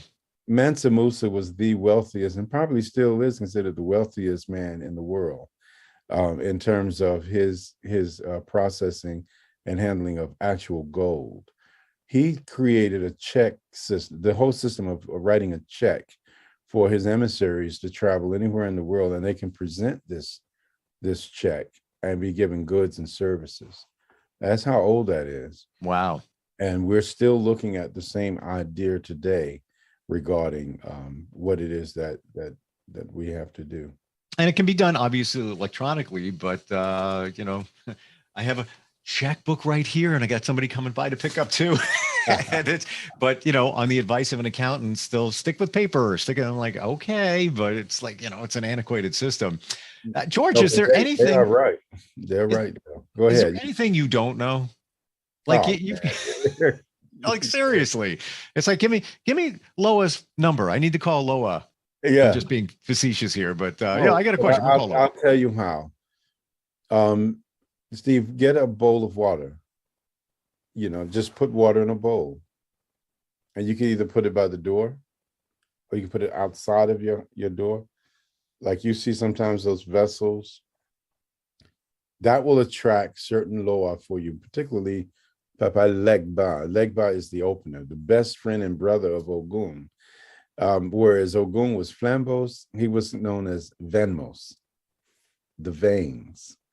And he is known as the one that can go and open doors and go in any direction that you want him to go. And always you'll find blood. You can cut yourself on any part of your body, just nick it, and there's some blood there because Venmos is there. But that's who you want to attract.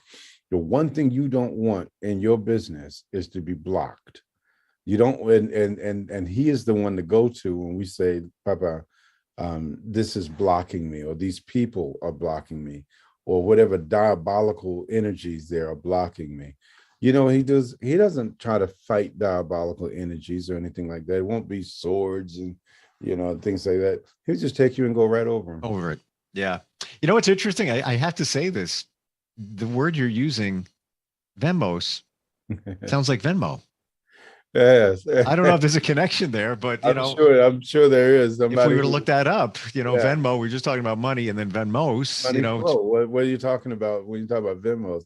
Is how to get and send or receive money, you know, in any kind of action in any area. Make it flow from here to there. You know, that's how the rappers say, you know, make it flow. Make it flow. Wow, we are just about out of time. But if somebody wants to reach out to you, is it the best way by going to the Sanctuary website? You can go to the Sanctuary website. I'm still building my own sanctuary. I mean, my own website at yatande.com. You can go to yatande.com and find me. But also call me directly at 215-869-5322. You can call the sanctuary at 215-276-3633. Or you can reach out to my man Steve. I'm here. You can find me anytime. Instant feedback, steve@gmail.com. And I don't have even an eighth of the answers that you have, but I will refer over to you. Yeah, good stuff. Like you are so grounded, more than I think anybody maybe I've ever met. I'm trying to think. It's the truth. It really is. It's my wife. Believe me, I don't take any credit. She's the one that made me grounded, and she's still telling me what to do. Even from the other side, I totally got you there. Yeah, George, always a pleasure talking with you, and truly looking forward next time we get a chance to get together. Yeah, I got some other stuff to really set out there for you, like we talked to today, and I hope that everybody is listening, and I hope that everybody understands that we're not here to take away from anybody's beliefs or anybody's whatever it is you're holding on to. What we're talking about is raising you to a much higher level to people, and if we can do that, then we can not see color, we cannot see language, we cannot see territorial borders, we can just see people. And if we can do that, then we can make it to being a human being. And then, you know what I talked about last time, where you get to be human, who knows? one day we can become extraterrestrial. Anything is possible, but the one word that keeps dropping out of the sky to me regarding you and even this conversation is inspiration. You inspire. Like even you bringing up the word CMOS. I don't think things happen coincidentally. There's always a reason behind it. And you to say CMOS almost to me says, Steve, duh, you were thinking about it a lot a couple of months ago. And then I got busy, and it is a amazing superfood. People Google CMOS, get it from a reputable source, but it's good stuff. And don't forget that bitter lemon for your liver. It's the best friend of your liver. And drink that 4-ounce glass of water with a little baking soda and a half a teaspoon, so that it can do some things to your kidneys that you just gonna love. Even if you didn't put the baking soda in, drink the water. I had a conversation. Now we digress, but I had a conversation with a counselor just doing one of these podcasts, and he said, "Would you believe that 90% of the mental challenges that people have, and they deviate toward medication?" He says it's because they don't hydrate. They're not drinking enough water. They can't think. They can't process. We don't realize how important it is. So, just what you said. Thank you for sharing that, even bringing it up. All right, George. Always great on. Looking forward next time. Yeah, bless you too. We'll be right back. Are you looking for even more of the podcasts and hosts that you love? The Podcast Business News Network is proud to announce that you now have even more ways to listen live. Check out the MyTuner Radio, online radio box, and Simple Radio apps on iOS and Android, or find us online. Search for Business News Network on mytuner-radio.com, or search Podcast Business News Network on streama.com and onlineradiobox.com/US. Take your podcast on the go and don't miss a minute of the action.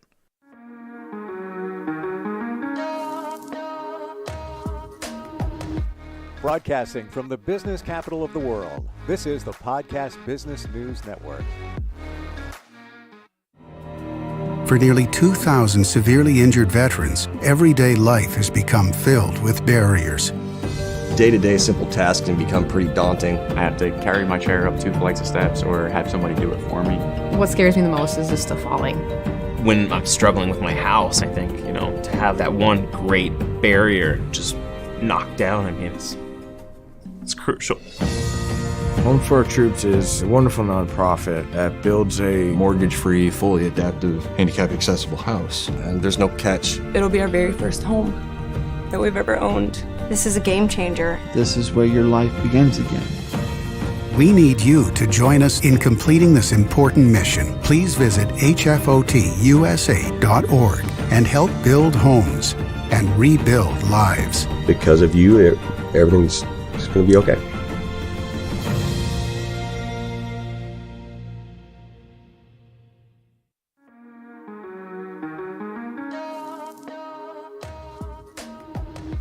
Broadcasting from the business capital of the world, this is the Podcast Business News Network. And we are back with Dr. Laura Griffith-Garland, and she's here again as a shamanic, she's a Reiki master, I should say. Also, your shamanic Reiki master, is that correct? Did I get it right? Yes. Perfect. Holistic inspiration coach and so much more. The owner of her own company, Charleston Reiki and Tarot.com. Welcome back today. How are you? I'm doing well. A little stressed out. Tell me, what's happening? It's Mercury retrograde. And what is that?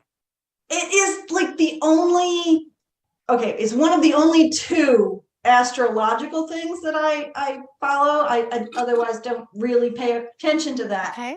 But I am a Gemini, and Mercury is supposed to be my ruling planet. And Mercury retrograde kind of kicks my behind sometimes. And what it is due to the fact that the way the orbits work, it appears in the sky that Mercury goes backwards in its orbit because of the way our planet's moving and Mercury's moving. So it appears to go backwards in the sky when really it's just orbits. But I have years of data for mine and my husband's business, and I think we've got about 10 years of data now. Okay. And I've looked at it statistically. During Mercury retrograde, we get 5 times the number of people changing appointments and 4 times the number of cancellations. And then the only time we get weird things happening, like people showing up at the same exact time for appointments when they're not supposed to be there, is during Mercury retrograde. Really? Yeah. So, and this is 10 years of data, and it is statistically way outside, like just random chance. So, but Mercury retrograde does things like that. It messes up appointments. Okay. So people all over, whether you're a Gemini or not, it doesn't matter. You forget your appointment. You show up at the wrong time to your appointment. You have to change your appointment because something happens in your life. Also messes with electronics. So, so right before we were supposed to get on, this is a Zoom call, and I always do it like 10 minutes beforehand just to make sure, it had to update.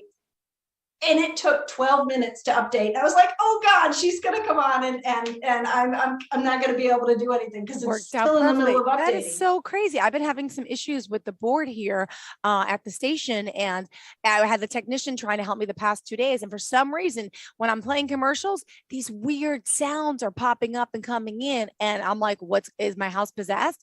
Maybe it's this Mercury retrograde. You said that it happens electronic. It is so bizarre. And he's a smart guy and he doesn't even know what's wrong. Oh yeah, he didn't have the standard IT guy effect, which is like, when they walk in the room, whatever was going on suddenly fixes itself. Yeah, no. Wow. Yeah. There's also transportation issues. So a lot of times during this time, we'll have clients like suddenly their car breaks down. Something happens, they've lost their keys, then can't get in their car. We have this every Mercury retrograde. Right now, because of everything that's going on with COVID, we decided to go back to virtual January. So we don't have to worry about people's cars. We just have to worry about our own. Yeah. This morning, we had the cars the wrong way in the driveway. So because I had to come out and my husband was deciding to work from home today. And so we had to do a whole shift to the cars, and I'm thinking my husband's car battery is not doing too well. It didn't start very well this morning. So it was just all kinds of things with Mercury retrograde happen like that. And updates on computers. Invariably, your computer will attempt to update during Mercury retrograde and it screws up. Or this is my favorite. One of my utility companies, whether or a bank or something like that, always does their upgrade during Mercury retrograde, and it always goes horribly, and then their whole system's down. And this time, it was my bank. They were down on Sunday. Wow. They were attempting to do an upgrade and it didn't go right. So, this is amazing. So if you're feeling super stressed and any of these things, communication and transportation, electronics, computers. Yeah, if any of those are not working, then it may be Mercury retrograde. And like I said, we have 10 years of data. And it's way outside the statistical norm for it happening during the Mercury retrograde. Wow. I'm not hugely into astrology. It's really not my thing. I do more astronomy, not astrology. But this one really comes up. And then there's the communication aspect, other than just us, like this today, with your partner, friends.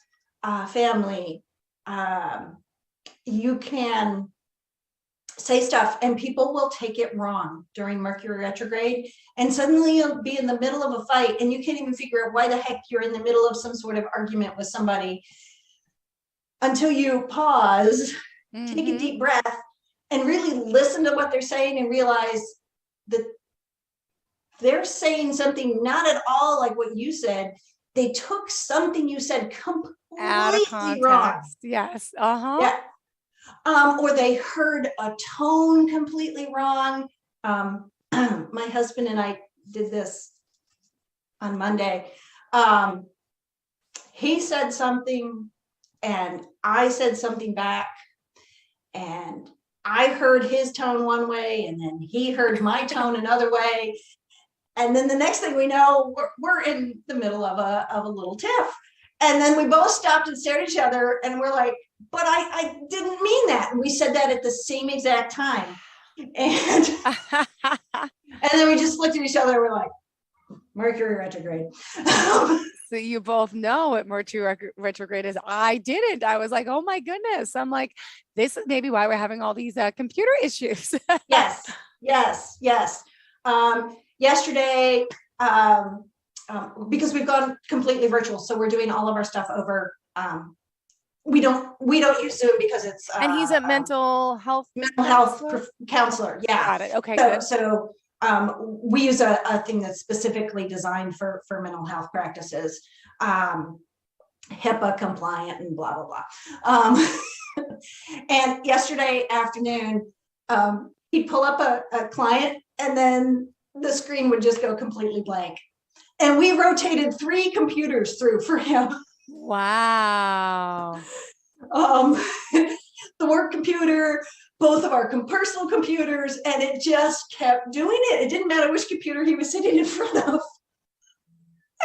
And as long as I was in the room, because I'm our IT person, so as long as I was in the room, it was working perfectly fine. As soon as I would step out of the room, it would stop. Wow. And of course, he can't have a session with me in the room, so client confidentiality and all of that. So it was just kind of nuts. But you are clearly in a great mood, so it's making you happy, and it's look at you. It's either happy or like become so frustrated that like a few minutes before I got on, I was really frustrated. But I'm just like, it's Mercury retrograde. You gotta let it go because we've got so many other frustrating things going on that we, like virtual January. My husband and I were really not looking forward to that. I mean, I do a lot of virtual with people who are different time zones, don't live in the area, live out of the country, whatever. So I'm fine with that. But my husband really, for some of his work, it's really best to be in person when he can be, because he does a technique called EMDR, which he can do virtually, and we learned to do that through the pandemic. But for a lot of clients, it is better to be directly in the room for him to do that. And so it's works for PTSD. It's probably the best technique for PTSD. And someone by the name of Melissa so-and-so developed it. Is that her name? I don't remember the name of it. Okay. I think it is definitely a woman, and that is who my husband trained with. Wow. So like you said, and so we were not looking forward to virtual January, but we have to. Our area down here has turned into a COVID hot zone. We have currently, last count was 17 clients have it right now. Luckily, all of our clients had been vaxxed, so their symptoms are really very mild. But yeah, not the best. I did want to talk about, because we've had some people say, well, why shouldn't I just go out and get this and get it done with? And I did want to mention just a few things about that, because I know sometimes the people who listen to us might not get news in another place. I'm not an expert, but I do carefully read this stuff, and I do have a lot of background in health.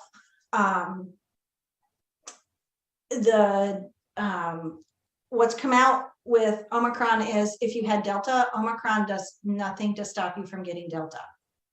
So if you get Omicron, that's not going to say that it's going to block whatever the heck next variant is that comes. So just doing that doesn't block you from getting whatever comes next, because having Delta apparently does nothing for Omicron.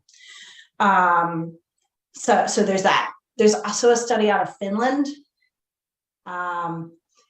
where they have looked at a lot of the populace who's gotten this. And if you had moderate to severe symptoms from COVID, you literally lost anywhere from 2 to 7 IQ points. Wow. Yeah. Really? Yeah. Lead paint poisoning, like, you hear about little kids eating lead paint and you shouldn't because it makes you stupid. Well, lead paint poisoning usually only loses about 2 IQ points. Mm-hmm. COVID, it's 2 to 7.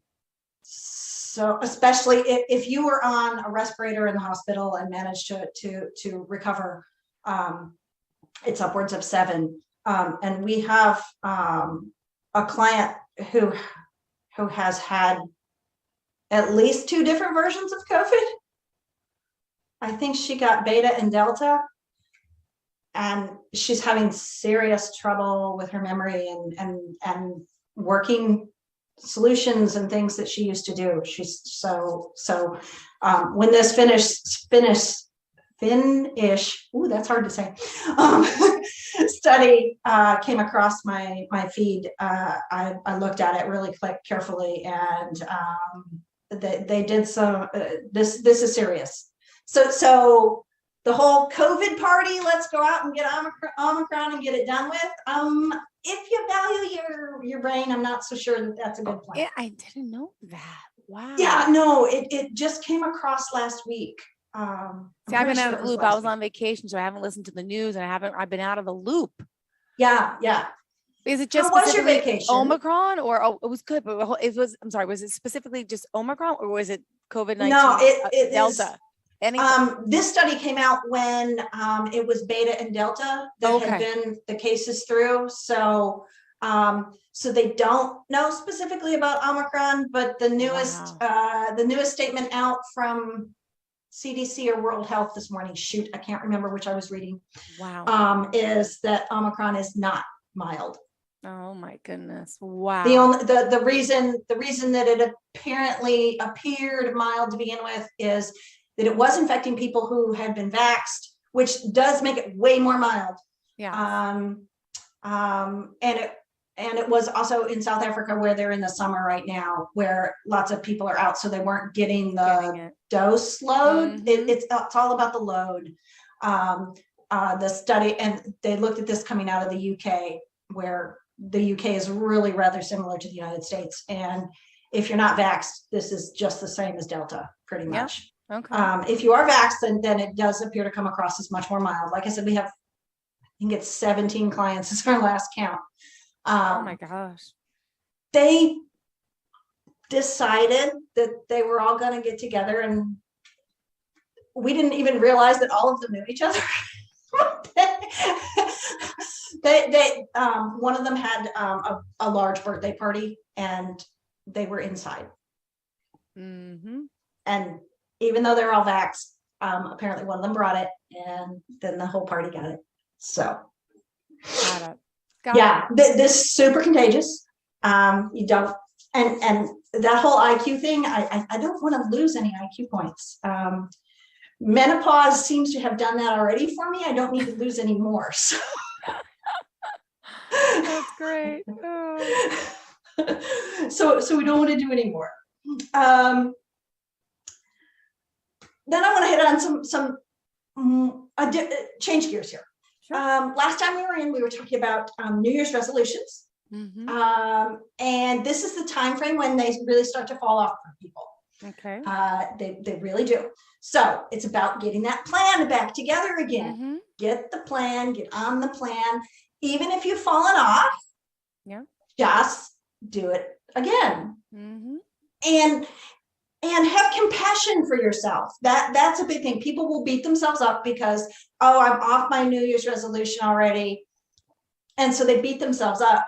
And then they don't want to go back on because they've made themselves not feel well about it. So let the blame go. Just let it go. It's a new year, and tomorrow's a new day. Heck, you still got almost half of today, depending on what time zone you're in. So So it's possible to just start again. And this is like what you do in meditation. In meditation, you're supposed to stay focused on some particular thing. Mm-hmm. A lot of times it's your breathing. That's what a lot of meditation teachers teach is you focus on your breathing. If you're doing a particular type of meditation that does the mantras, then you're supposed to be focused on the mantras. But especially when it's the breathing, a lot of times our minds are going like crazy. Mm-hmm. So we stop and we start thinking about something else.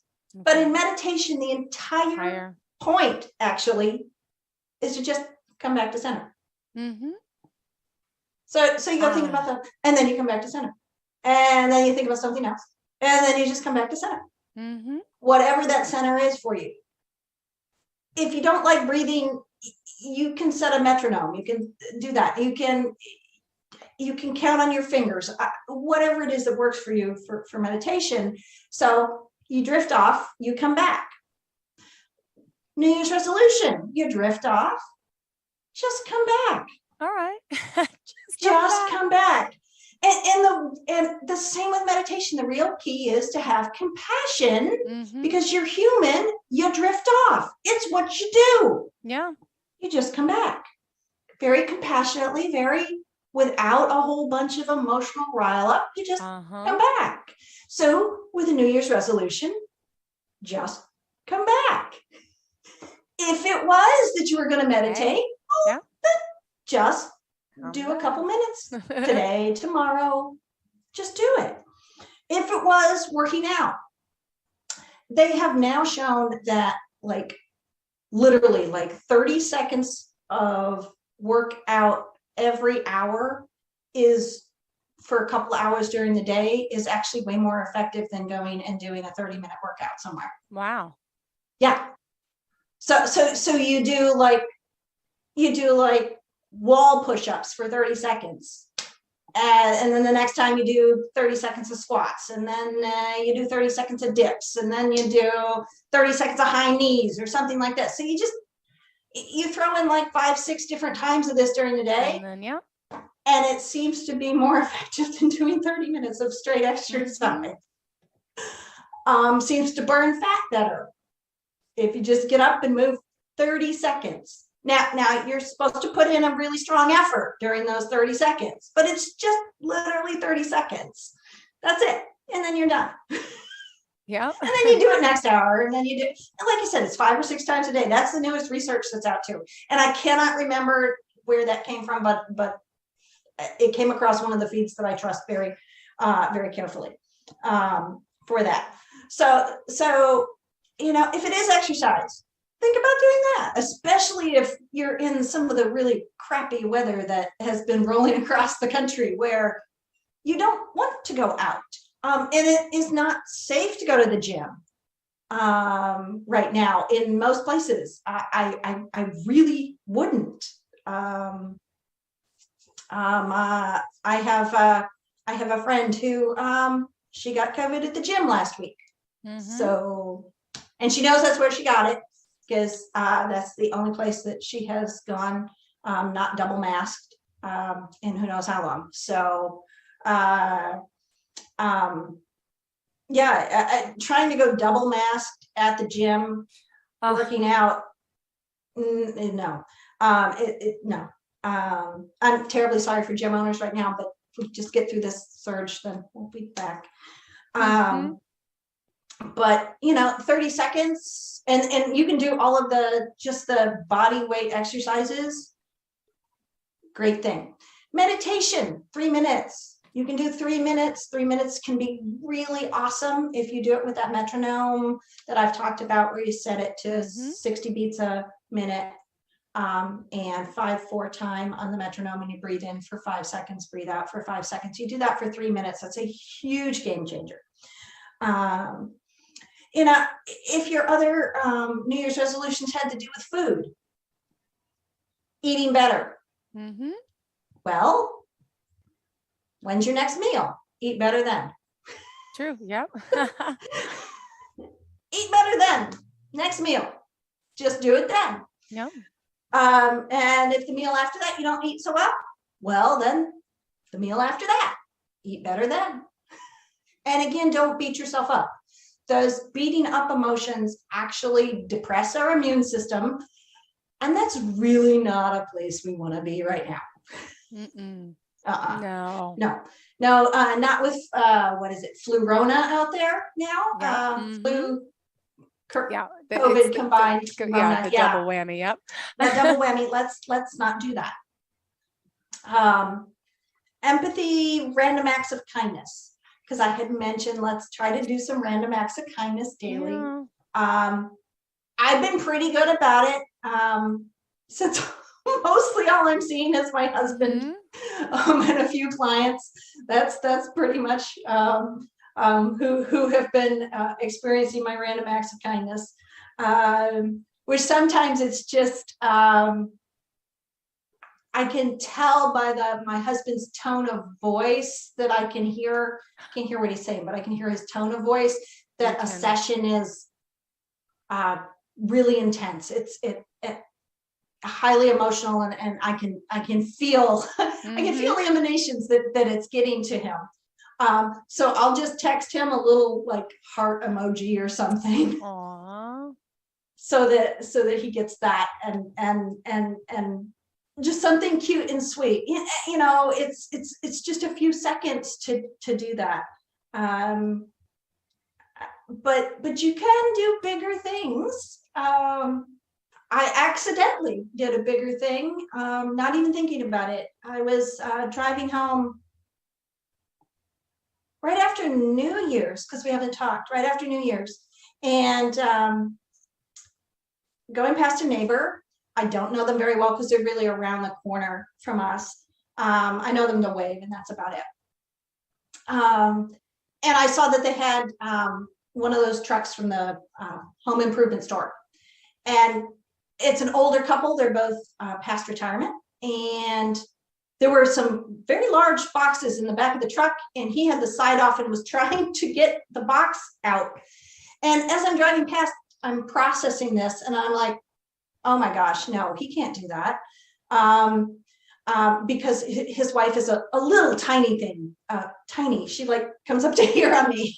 She's just tiny, and over 65. So I'm really sure some women can be very strong at that, but these were big boxes.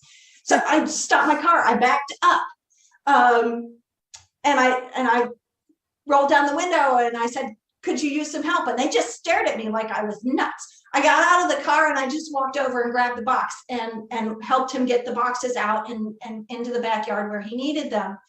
And they just looked at me like I was nuts. But then they just smiled so big. And on top of that, we are in South Carolina, and the couple does happen to be African American. And so I think there's been a lot of tension going on ever since Mother Emanuel Church here, actually. It just surprised them. I didn't even think about it. It was just, I could feel them struggling, and I just stopped. Mm-hmm. And you can do that. You really can do that. It's okay. It is okay. Yes. It's okay to help your neighbor. So think about your New Year's resolutions and just come back to center on that. Okay, good. And just do it. Aw, beautiful. And we still have 3 minutes left in the show. So what else do you want to share, hon? Empathy.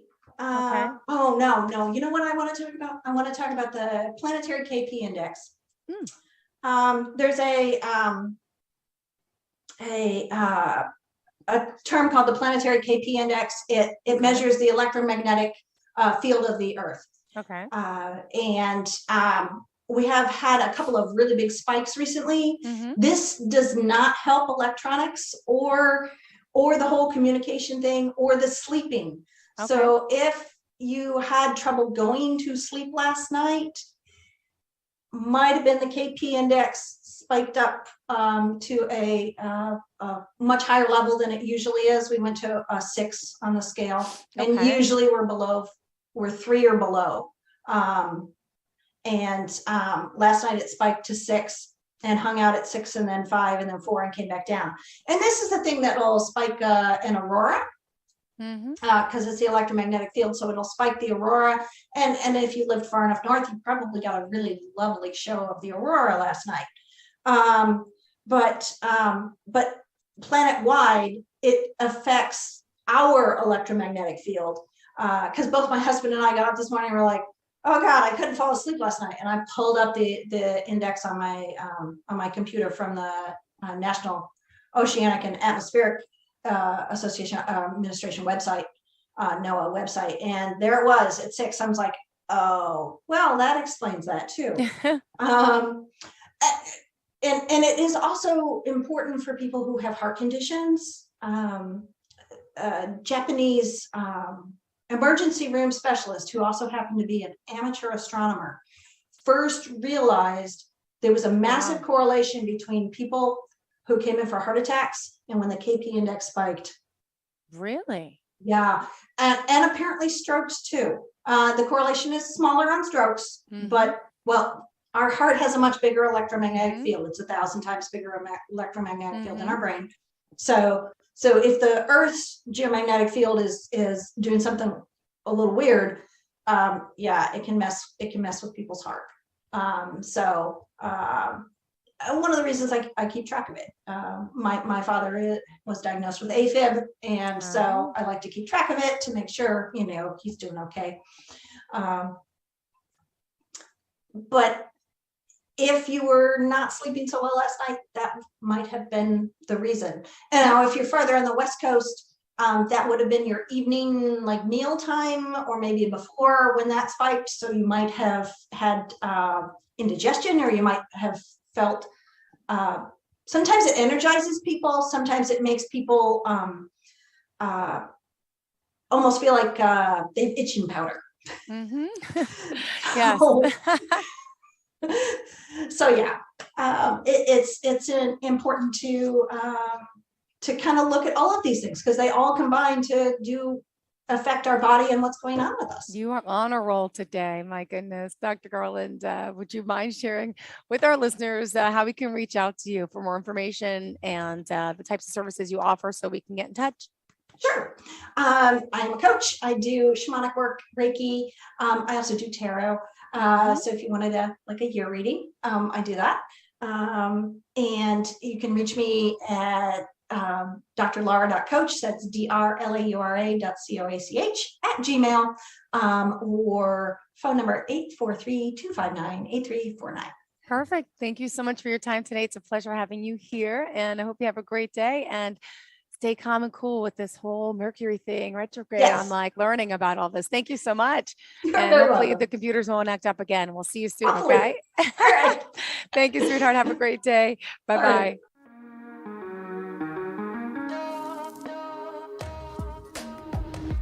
Broadcasting from the business capital of the world, this is the Podcast Business News Network. For nearly 2,000 severely injured veterans, everyday life has become filled with barriers. Day-to-day simple tasks can become pretty daunting. I have to carry my chair up 2 flights of steps or have somebody do it for me. What scares me the most is just the falling. When I'm struggling with my house, I think, to have that one great barrier just knocked down, it's crucial. Home for Our Troops is a wonderful nonprofit that builds a Mortgage-free, fully adaptive, handicap-accessible house. And there's no catch. It'll be our very first home that we've ever owned. This is a game changer. This is where your life begins again. We need you to join us in completing this important mission. Please visit hfotusa.org and help build homes and rebuild lives. Because of you, everything's going to be okay.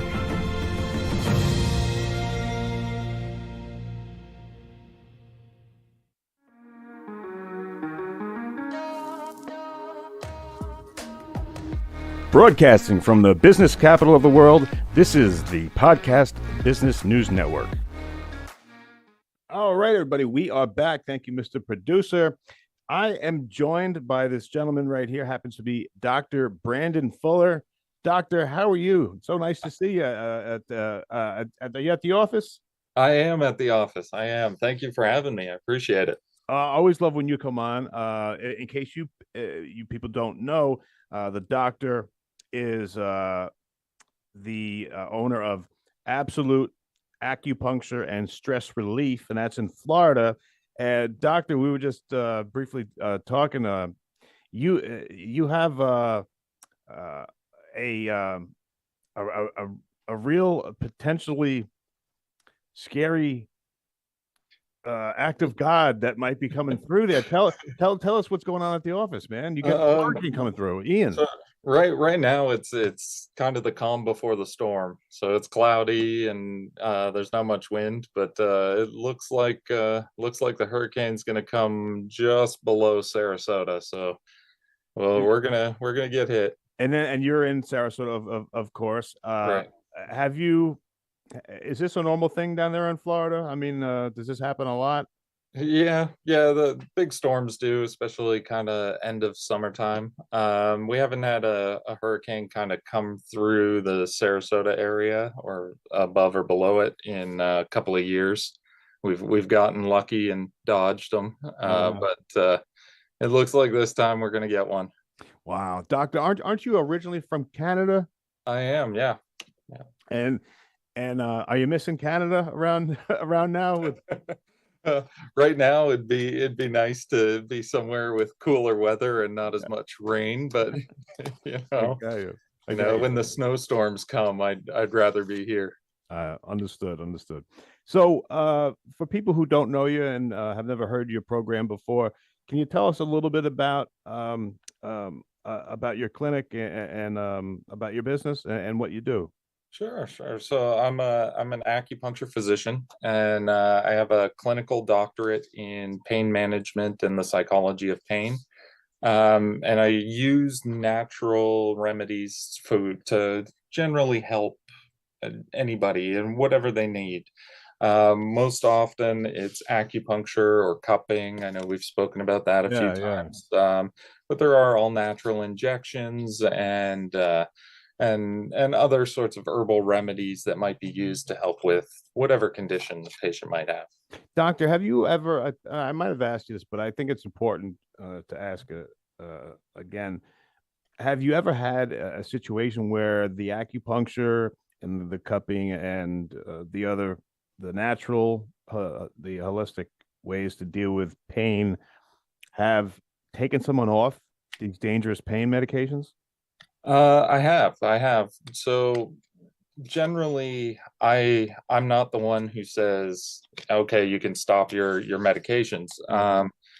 But we've gotten patients to the point where they can manage their pain. So I've had those who have been on opiates from back surgeries and things like that for years and years and years. And then they go, you know what, I'm done. I'm not taking them anymore. And I kind of do my little panic where I go, you can't just stop. You gotta wean. And but I do have herbal formulas that help with the withdrawal from those opiates. Wow. While it also helps kind of manage pain. And it's non-addictive, which is nice. So people can start and stop them. There was research done many years ago showing that this herbal formula in particular we talking about kratom? No, this one is just Chinese herbs. Wow. So yeah, this one's great. It's non-addictive, and the research actually shows that it's the equivalent of about 1% morphine. But the body utilizes it differently so that you don't become addicted to it, but it still helps manage the pain. Wow. So this can stop with I guess they call it being dope sick. Right. When people stop the opiates. I mean, that's a real thing, isn't it? Right. Yeah, it is. They get very, very ill, which is usually why I go, don't just quit. You gotta wean off, speak to your doctor. Let's work out a plan, that sort of thing. Doctor, what about that? Do you know anything about that kratom? I've had a about few that? patients. Yeah, I've had a few patients that are on it. I've heard good and bad things. There's good research, there's bad research. I think what I'll say is everything in moderation. So it can be useful in certain situations, but more often than not, somebody who's in pain will just keep using it, and it can actually cause harm and damage if it's consistently used for a long period of time. So it's addictive, huh? Not in the sense like an opioid would not like an be, opiate, but more in the sense of it's helping manage my pain, so I need to keep using it. I see. Yeah. How about the CBDs and all that? Do you use that in your repertoire? I do in small amounts. I don't have like oral CBDs or anything of that nature, but I do have topicals that I do use here, and they're highly effective for pain, especially for athletes who have just done a really rigorous exercise or something of that nature, and they come in and they're stiff and they're sore. CBD usually helps them recover a lot more quickly than doing nothing. How about the Chinese herbal one that you were talking about? How is that dispensed to the person? Is it one of those shots that you were talking about? Tell me how that's given administered to the person. It's an oral formula, so it's actually in capsules. I make it myself, and then I have it encapsulated, and then I sell it here at the office. It's given, so there's about 60 capsules to a bottle. Patients are usually told to take 2 capsules at a time. So 2 capsules, it can be 3 times a day or kind of as needed. They're easy to take. It's easy to put in a purse or in a bag. They're there for you. I try to make everything as convenient as possible in my office for individuals. Got you. And all this is done in conjunction with the acupuncture, right? Because they go hand in hand. They kind of they work off each other. They do. There are some cases, I know in the past we've kind of talked where I can do kind of a teledoc, and because you can't do acupuncture over teledoc, but you could give nutritional counseling, and you can write a script to have herbs shipped to that individual and that sort of thing. So there's the herbs tend to be one of those, they can stand alone by themselves, but in conjunction with acupuncture are highly effective. Got you. And are there any holdups with like state to state? Are there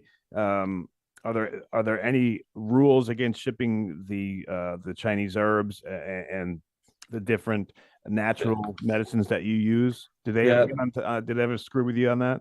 No, because herbs in general are considered more of a nutritional kind of guideline. So they're more of like a vitamin, like a supplement type thing. Yeah, it can be shipped wherever without a problem. So herbs are in that category, so it's not too big of an issue. I see. You know what's awesome is that you just said that you make your own these so that people know where that they're getting it from, because I know in that industry there isn't there's some shady stuff because it doesn't go through like the FDA or whatever it is, but at least we know we're getting a good product because we're going through you. Right, exactly. Right? Yeah, and the herbs that I use are bought from a company that does outside testing, so I know that there's no chemicals or anything of it like that in the herbs that I use. Okay, so that I heard that's a real important thing to know where you get it from, the trustworthy, right? It is. It's very, very much one of those things where you need to know where your product's coming from. Hey, Doc, what about what kind of role does nutrition play in your program with the acupuncture and the herbs and every different part of what you do for pain relief down there. Does nutrition play a part at all? It does. It does. So think of it kind of this way. If we're looking at, um, say you've injured yourself and you have a bit of swelling, my job would be to reduce the swelling and to allow that blood flow to keep moving through there so it can heal. But without the proper nutrition going through that area, you can't heal the way that you should, right? Your body will start to steal from other places and go, okay, well, maybe your lungs don't need as much nutrition today, or your heart doesn't need as much. We'll take from that so we can heal this damage down here.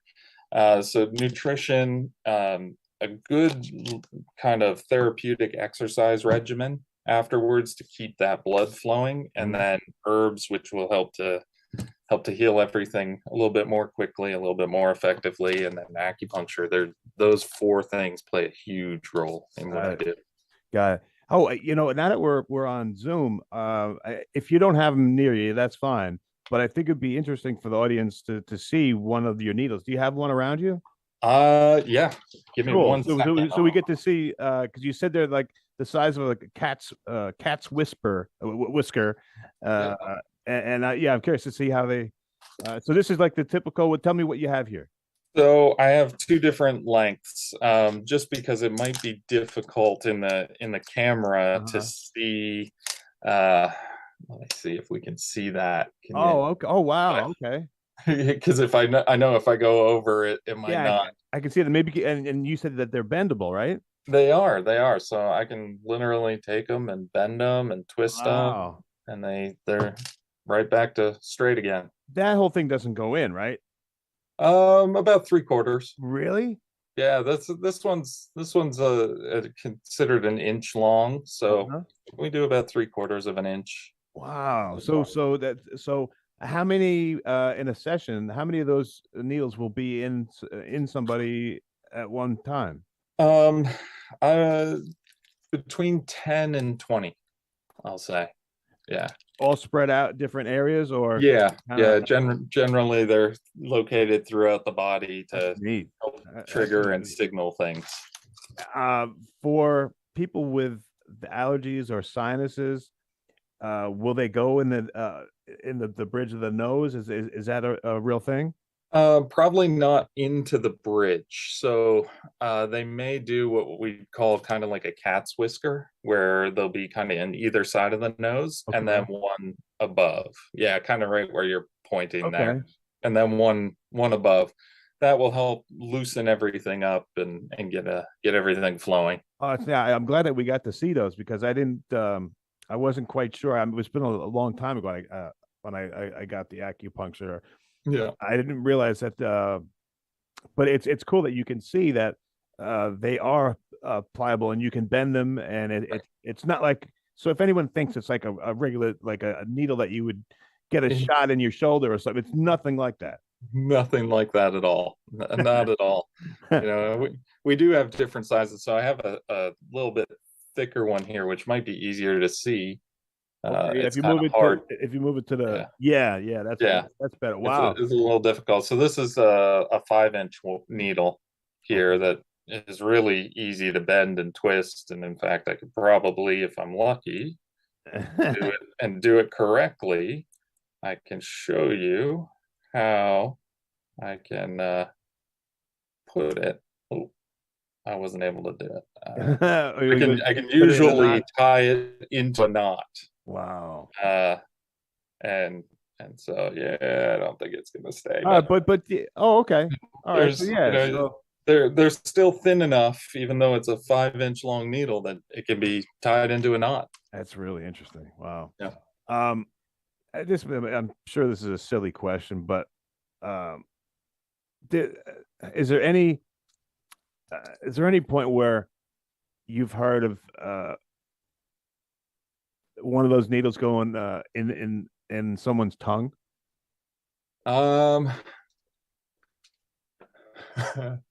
So I'm gonna say yes. Really? But it wasn't kind of the top of the tongue. So there are actually two acupuncture points on the bottom of the tongue. Oh wow. And they're used more often than not for stroke. Normally, we don't use an acupuncture needle there. We use like a lancet, almost like a diabetic lancet. Uh-huh. And kind of bleed the bottom of the tongue to get the blood flowing. And it really actually works well for helping those with speech impediments after a stroke. Wow. So it's a sometimes I've seen some acupuncturists kind of go, you know what, I'm just gonna put a needle in there, that'll help. They don't stay long though, I will say. Real quick, right? Yeah. How about in people's around the earlobes? Is that a part? Are there any points there? Absolutely, absolutely. So the whole ear is considered a microsystem, kind of like if you've ever had reflexology done on your foot. Yeah, yeah. It's the same basic thought process in the ear, where there's different organs and areas, and it's great because it's actually been shown through functional MRIs to help with things like drug addiction and pain management and a whole slew of different diseases that are out there. So I use it constantly. I use the ears. I would have thought. How about feet? Do you are there points in the feet that are effective? There are. I do generally it's the tops of the feet that I use. But there are a couple of points on the bottom of the feet. And it really kind of depends on what's going on with the patient. And for stress, often I'll put a couple of points in the feet, and it just helps to bring everything down, settle them quite a bit. See, that I might think might be ticklish. It's really not. It's not, right? It's Wow. not. No. Really neat. Hey, let me go to the audience because I always forget about them. Audience always has Mr. Producer says I got a bunch of questions. So Mr. Producer is going to read some questions from the audience on the instant feedback. We have Brian, Minneapolis, wants to know, do acupuncture and chiropractic work well together? Ooh, good question. Absolutely. Many chiropractors want acupuncturists in their office even. What they've found is certain situations where muscles can't really be loosened with massage. Acupuncture has that added benefit of creating what's called a vesiculation. So you insert the needle, and the muscle will actually spasm a little bit and then release. And in doing so, then it makes it a lot easier for an adjustment from a chiropractor. So those two, they commonly go hand in hand. Oh, who knew? That's interesting. Good question, whoever that's from. What else you got there, Mr. Producer? We have an anonymous one just came in that says, can the needles get stuck? That's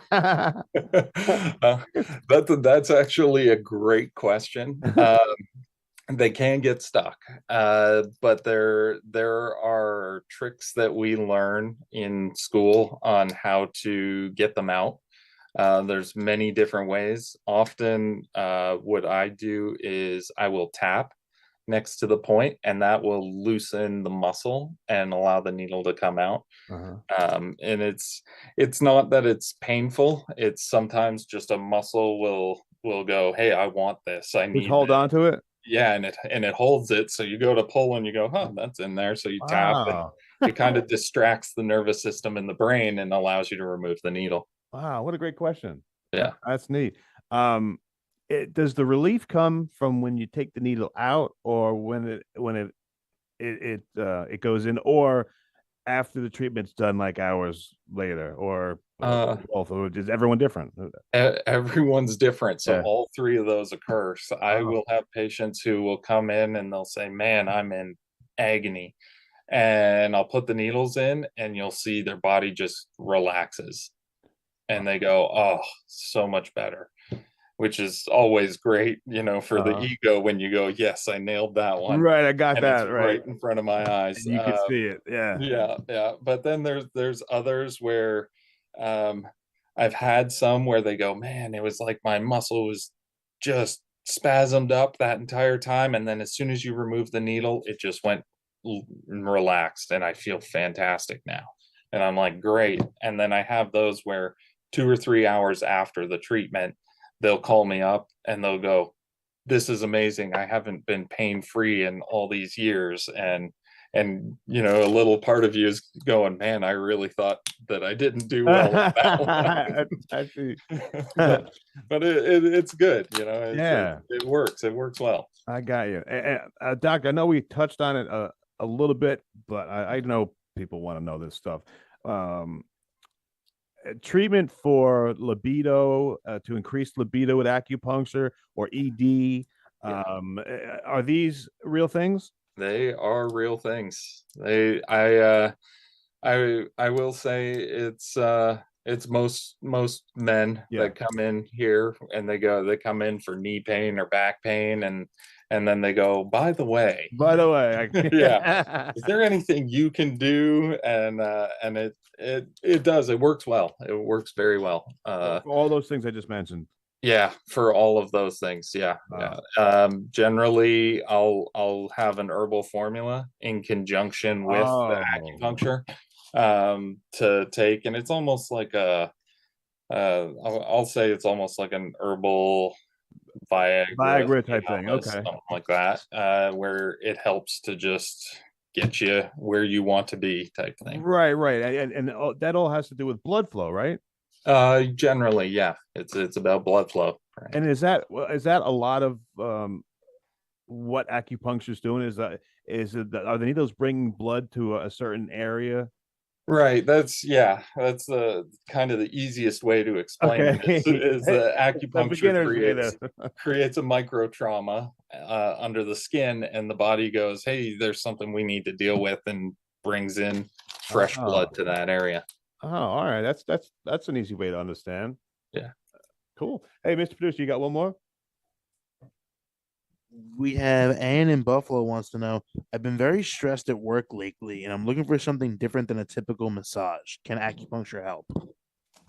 Absolutely. I kind of coined this treatment that I do here. I call it the Quaalude treatment for those old enough to remember what Quaalude is. But it's a simple treatment. There's 16 needles. There's 10 in the ears, and then there's 6 on the body. And generally I've had patients who've left and forgot to put their shoes on afterwards. Oh my God. I've had them get up. I've had one think that the door was at the window and tried to leave through the window. Now not most people don't want to feel like that when they get up, but right. They get so relaxed that nothing bothers them. That's cool. So it is a great way to help with stress management and stress and anxiety and that sort of thing. And you say a lot of people will fall asleep during the treatments, right? Absolutely. Yeah. Almost. I'd say probably a good 90% of my patients take a nap. And how long does a session last usually? Usually it's half an hour with the needles in. Mm-hmm. I'll come back in, I'll pull all the needles, and then I use Theragun, which is a kind of a massager. I'll show you here. Yeah. It's a nice little heavy duty massager, and it gives you kind of a deep tissue massage at the end of your treatment. Most patients, they go, wait, I'm not leaving until I get that. Right. So you just said something that was interesting. So you'll leave those through the whole session. You'll leave the needles in they stay in for about half an hour, 25 minutes to half an hour. And then I come back and I pull them all out. And like I said, most patients they come in and they go, get them in as quick as you can because it's my nap time, and and they wake up and they feel fantastic. That's great. That's awesome. Hey, doctor, always a pleasure having you on and learning about acupuncture and everything that you're doing down there. Let me give you the last word. Anything you want the audience to know, and then let us know how to get a hold of you, please. Sure. So, for those of us in Florida, stay safe out there. Yeah. Hunker down for the next day or two. just do your best. That's all you can do, right? And so if you need to get a hold of me, my number is 941-500-2767, or you can go on to my website. It's www.absolute-acupuncture.com. All right, guys, the Dr. Brandon Fuller Show.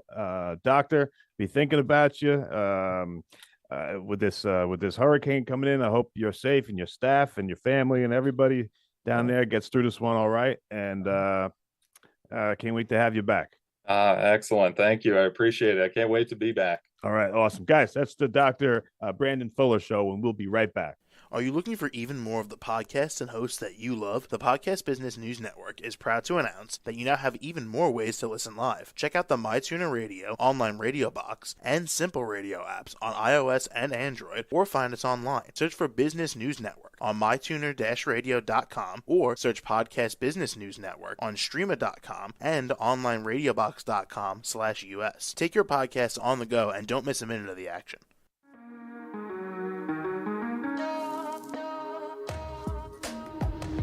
Broadcasting from the business capital of the world, this is the Podcast Business News Network. For nearly 2,000 severely injured veterans, everyday life has become filled with barriers. Day-to-day simple tasks can become pretty daunting. I have to carry my chair up 2 flights of steps or have somebody do it for me. What scares me the most is just the falling. When I'm struggling with my house, I think, to have that one great barrier just knocked down, it's crucial. Home for Our Troops is a wonderful nonprofit that builds a mortgage-free, fully adaptive, handicap-accessible house. And there's no catch. It'll be our very first home that we've ever owned. This is a game changer. This is where your life begins again. We need you to join us in completing this important mission. Please visit hfotusa.org and help build homes and rebuild lives. Because of you, everything's going to be okay.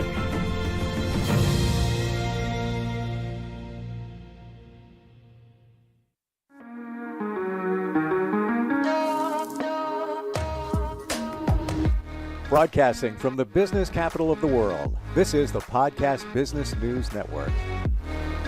All right, so you might not be having the best day ever. I hope you are, but if you're not, we're going to work on that with you, and we're going to be positive. And I know some people say, well, be positive. Everybody talks about being positive. No, there's a reason, because we're talking about the power of positivity and the power of attraction, being positive and how it attracts positivity to your life. And to help us along with that, we've got Kathy D. Carter, who's just an amazing energy healer. She's a Reiki master. She does so many different things to help people. And it's great to have you back, Kathy. How you doing? Thank you, Steve. I'm doing great today. Glad to be here. You sound positive. Yes, I am. It's in life in general, it is so hard to be positive. And I get that. We have so much going on that you can't be positive 24/7. However, you can try and find the positivity in even the little things that are going on to just propel you, make you feel a little bit better from time to time, right? Absolutely. One of the biggest things that people don't understand is that our brain, our mind, most people let it be on the runaway. And in reality, that's what meditation is for. It helps us get control of our thoughts. Our thoughts should not be on runaway. We should have control of them. And meditation helps us to focus in so that we can even hear what we're saying to ourselves. That's one of the first steps that people have trouble with, is just being able to tune in and hear the phrases they say to themselves. And in order to be positive, you have to catch those before you can try to retrain yourself to be positive. Yeah, it's so true. And I can speak from experience. I know exactly what you're talking about, because all the little things in life that used to happen, I used to miss them.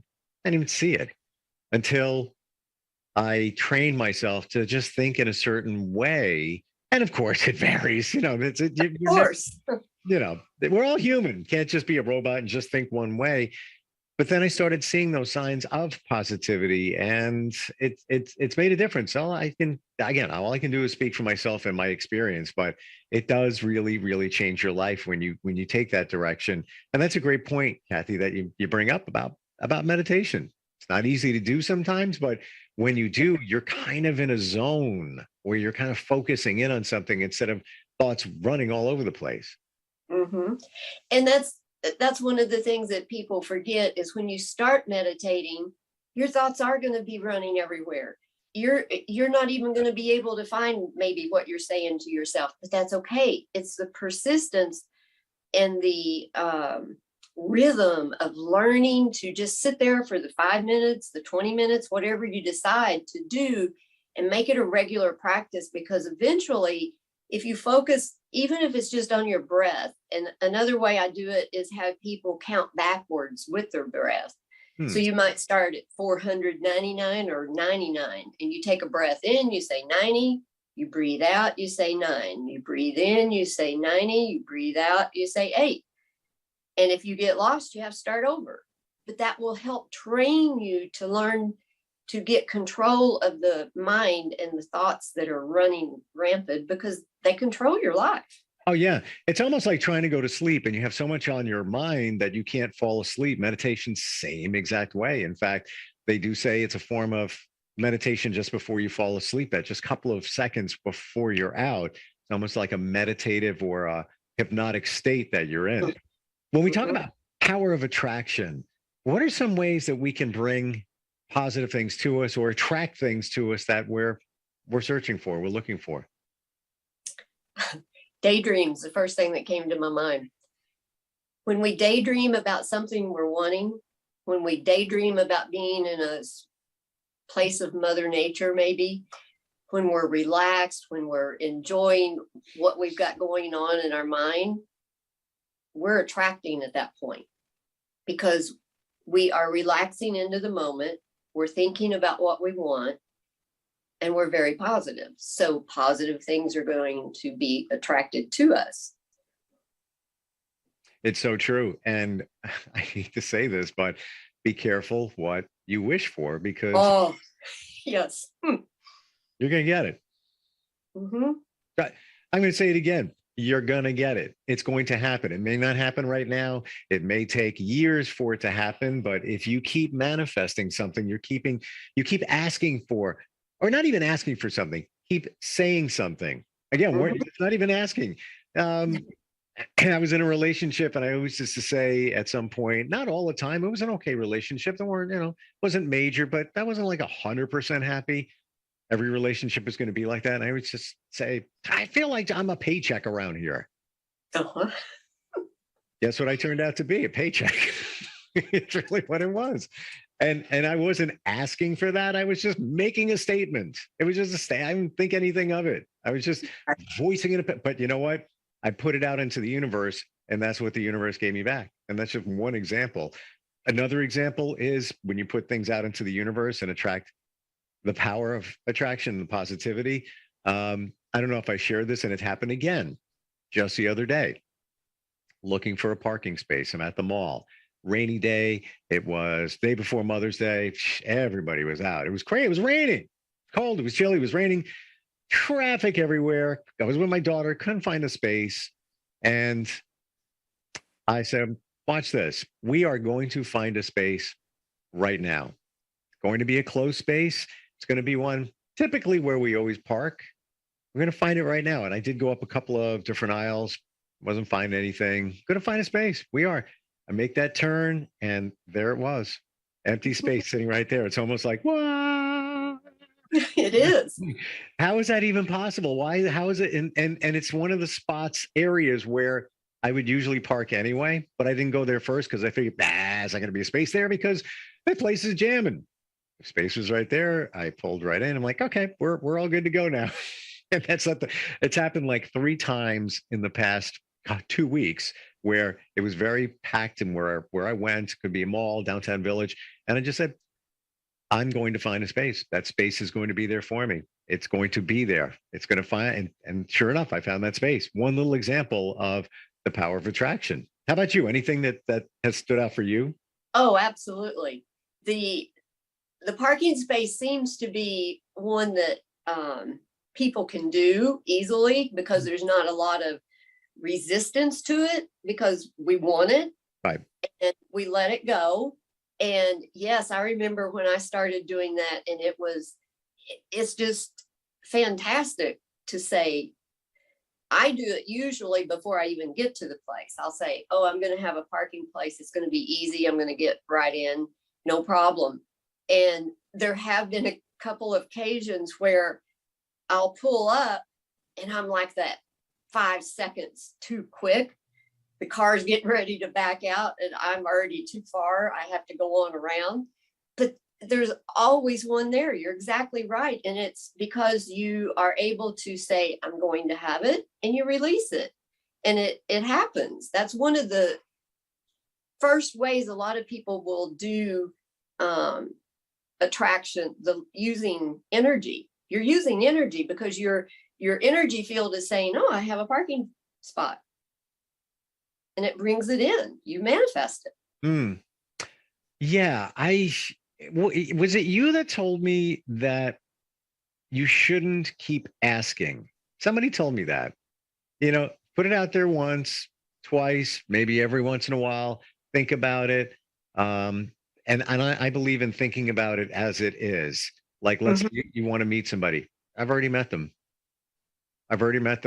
They're wonderful. They're beautiful. They care. They're authentic. They're genuine. They support me. I'm going to support them. They're there. They're going to show up.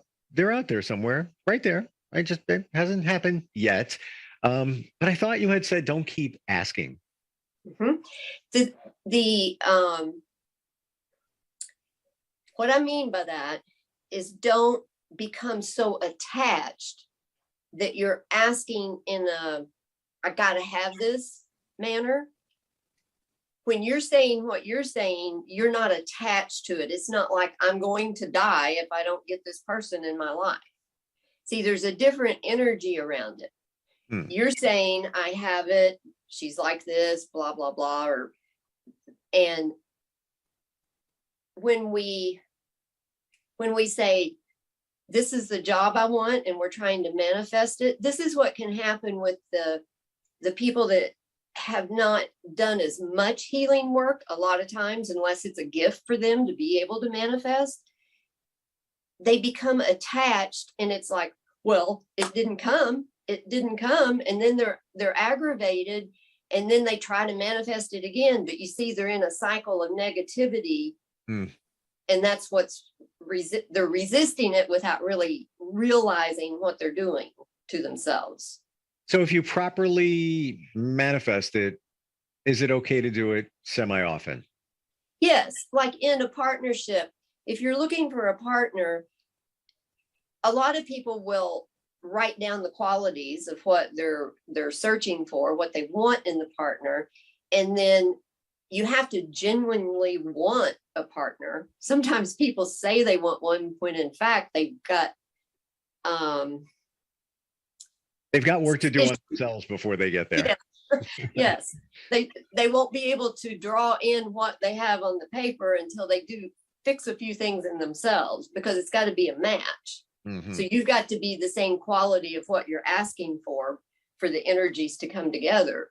And some people write it down and then they may hang it on the wall. Some people lay it under their pillow, under their mattress. Other people, as you're saying, when the thought will come in, it's kind of like, I think I said in one other video, is when you want that red Lamborghini, and whenever you see a Lamborghini, you think, oh yes, I have one.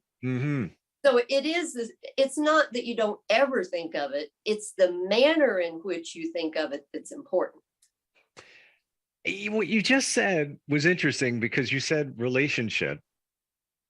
And my brain went over here, and you were talking about a true relationship, but it's almost like you have a relationship with the universe. Like you guys, call the universe somebody. You guys are working together to make things better for yourself and for others. I think it can be like that. It's totally like that. We're all one. That's what it's hard for people until they do clear out a lot of the stored emotion to start understanding that. I mean, I still don't understand it totally, but as we heal more, we understand more how I am you, you are me. And what I do affects everyone. And what everyone else does affects everyone. And the more that we can get closer to that understanding, the closer we're going to be able to manifest everything we want quicker than what we can now. And we have more compassion and more unattached love for everyone. It's so true. You have a different view. So why and how can we push away some of that negativity that kind of creeps up in our lives? It's, and you'd be driving and you find you have a negative thought, something happens to you and you don't want to be negative, but maybe it was something very profound, something huge, and it affected you in a negative way. How do you keep pushing the negative out? That's a good one.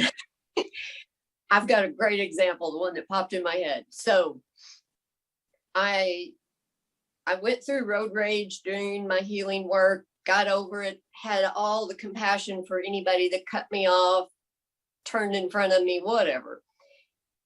Recently, however, I noticed myself getting angry when that would happen. And the traffic in Dallas is, it's a lot and it's busy all the time.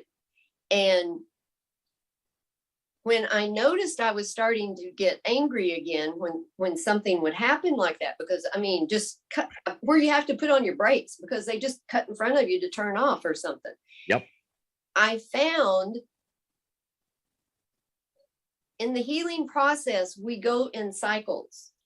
I describe it to most clients like learning to ride a surfboard. So you try to get up on the surfboard, you fall off, you go down.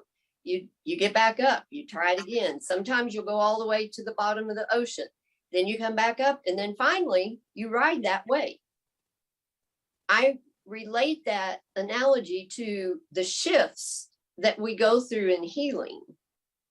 So when I recognized I was getting angry again, I said, oh, we've got some stored emotion to clear here. I need to look inside and see what is bringing up the anger, because thank you, driver, I've done the same thing to other people. So I can't really be mad at them when I've done the same thing. But that driver, I can be grateful to for having triggered the anger in me, because it made me, emotions are the keys. They're golden. They're the jewels to our healing. When you get triggered with something like that, I then sat with it and I said, okay, where am I angry inside? What is going on?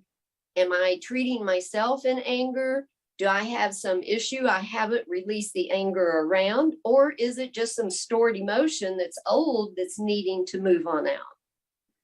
So there's a process we can use with all of that. Interesting. So when that negativity or negative situation comes up, what you're saying is it's a stored emotion. There's something there that created it, because if it wasn't there, it wouldn't bother you. Exactly. And that's all we need to say, really. Yeah. It says a lot. That says a lot. It makes you think for a second. Wow. Yes. Uh-huh. Very interesting. And it makes total sense. But the big challenge is trying to figure out where that emotion came from. Mm-hmm. And one of the ways that I have clients do that is, first you have to really identify the emotion, because a lot of people are not used to doing that because we've been taught to ignore our emotions. So the first step is actually getting in touch with your emotions and knowing I was angry and being able to say it and label it and identify it. And then it's like, okay, when have I felt like that before? And you go back to a time, and it'll come to you once you've practiced the process, it will come to you and you'll say, I was angry like that when such and such happened. And then you sit with that and you say, oh, I'm still angry about that. And then that's when in my process, I would say, okay, we need to use the anger room. Go release that stored anger. You had mentioned that. And then, I mean, your emotions are your gauge as to where you're at on the healing path. Because then if I'm out on the road and I have a guy cut in front of me and I say, it's okay, I've done it too, and I'm not upset, then I know that I'm at another level where I'm okay again. You see what I mean? Because if I was still getting road rage, then I know that I've still got stored emotion that's needing to be healed and released. And I need to dig deeper and find out where this is coming from. Thank you for the reminder, because we did a few podcasts back, we did talk about the what room is it? The anger room. Yeah, okay. And I forgot about that. And I was cleaning my garage last couple of days, and found a couple of things. And I was like, yeah, you know what? I feel like smashing something. But I didn't put the two and two together. But it felt pretty good. It was just garbage. It was in a garbage bag. I'm like, yeah, I got a sledgehammer hanging here. I'm like, yeah. But I did feel better after it. I didn't set an intention when I did it. I just did it. But it does make a difference. Of course, disclaimer here, whatever you're going to do it safely, right? Yeah, absolutely. Yeah. And it's interesting too, over the weekend, I had a situation with a member of my ex's family, way over the top, just like out of nowhere. And in the past, I would have been like, and I looked at the whole situation and I said to myself, it was a surprise, but I said, wow, I feel bad for this person. Like, what is wrong with them?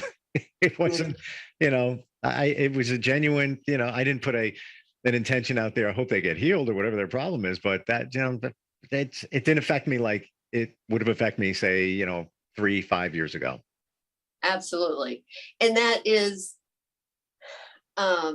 one of the ways in which we learn to get more control of our thoughts and our emotions. Because see, when we're immediately triggered by something and we're just in so much anger we can't stand it, it's not the action that just occurred. Mm-hmm. That action that just occurred, it's not even that person really. It could be, but it could be sometimes not. That person is a golden nugget to you because they have triggered something you're needing to heal. And that's how relationships work, whatever kind they are. The person that you think is your friend and buddy and they trigger you, the trigger is golden. That's what you need to help clear your energy field of all the stored emotion that you've never dealt with. Yeah. And I just do want to, and you're 100 billion% right, but I do want to say that it's not always you. It can be them as well. And you may be both trying to heal something within yourselves. Absolutely. Yeah. Oh, absolutely. Because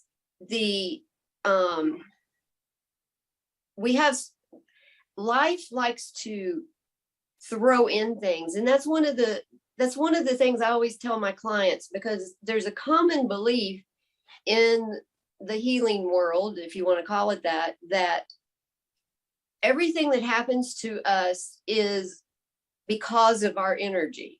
We attracted it. You've got a problem. You must have an issue to learn, blah, blah, blah. That's not 100% true statement. And that can send many people into a depression and into being they feel hopeless. Because when they have so many things hitting them, yes, maybe it may be, but that's not a good belief to have, that everything that's happening in your life is because you did it. You created it and you drew it in. You follow what I mean by that? Absolutely. Yeah. Yeah. And that's why I guess we need to clarify what we said earlier, where you attract things, you can, but if there's maybe not the greatest things going on in your life, it may not be just because of you. You may have manifested it and it showed up, but it's not always you. Like we just said with the relationship. Yes, it's a golden nugget to your healing when something happens, but it might not have been your situation. It could have started with the other person, but you were part of it. And because you were part of it, it helps you heal. You got to identify it. You got to see it. You got to know it. I will say, taking a positive outlook on things and looking for the power of attraction. I can only say, in my journey, and I wish others feel what I feel, but people are so much nicer in my life. Like, what the hell is going on? It's because I'm putting out positive energy. Absolutely. But I Absolutely. never realized it. Damn it. I wish I knew that a long time ago. Just random people I meet. It's like we have a conversation. I'm like, and I walk away like, yeah, that was cool. Yeah. Wow. I don't know. That's nice. That's nice. Mhm. Yeah. And you're probably finding that you're more present in the moment too than what without you doubt. used to be. Yeah. The stored emotion will keep us out of the present moment because we're always living in the past, or we're in anxiety over trying to live in the future and trying to control it and everything, and we're missing the most precious moment right in front of us. Yeah. And the gratitude journal, as you're saying, just listing 5 new different things every day that you appreciate and you're grateful for is huge in starting to draw in positive things. I got to do that. I always forget. Life is too busy, but you're 100% right. And it's funny you should say that because the first person I met on my call it journey said, why don't you live in the moment? Just live in the moment. And it sounded like a good thing. And I'm like, yeah, all right, yeah, fun. We're having fun. All right, great. Yeah. I didn't really pick up on that until recently. And you just stated it, but you made it. And that's why you're so great, Kathy. You make it very clear because either we're living in the past, and when you live in the past, you have that stored up emotion that's screwing things up, or you're worried about the future. What are you doing? You're worrying. If you're here, and it's all good. And here is where you want to be. Try to stay here as much as possible. Absolutely. Yeah.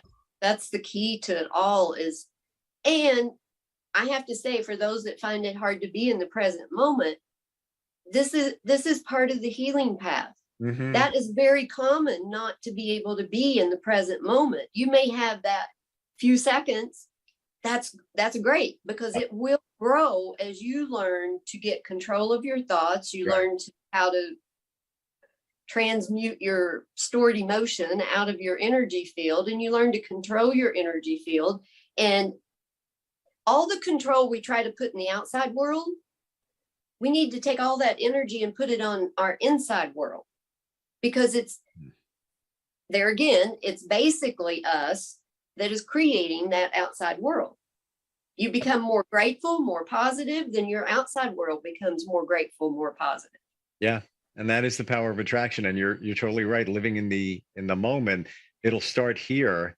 And then as you call it heal, learn, and then that moment gets wider to the point where you're in there's no worrying about the future. Yeah, you're thinking about the future, but that's not a worry. The future is going to come here.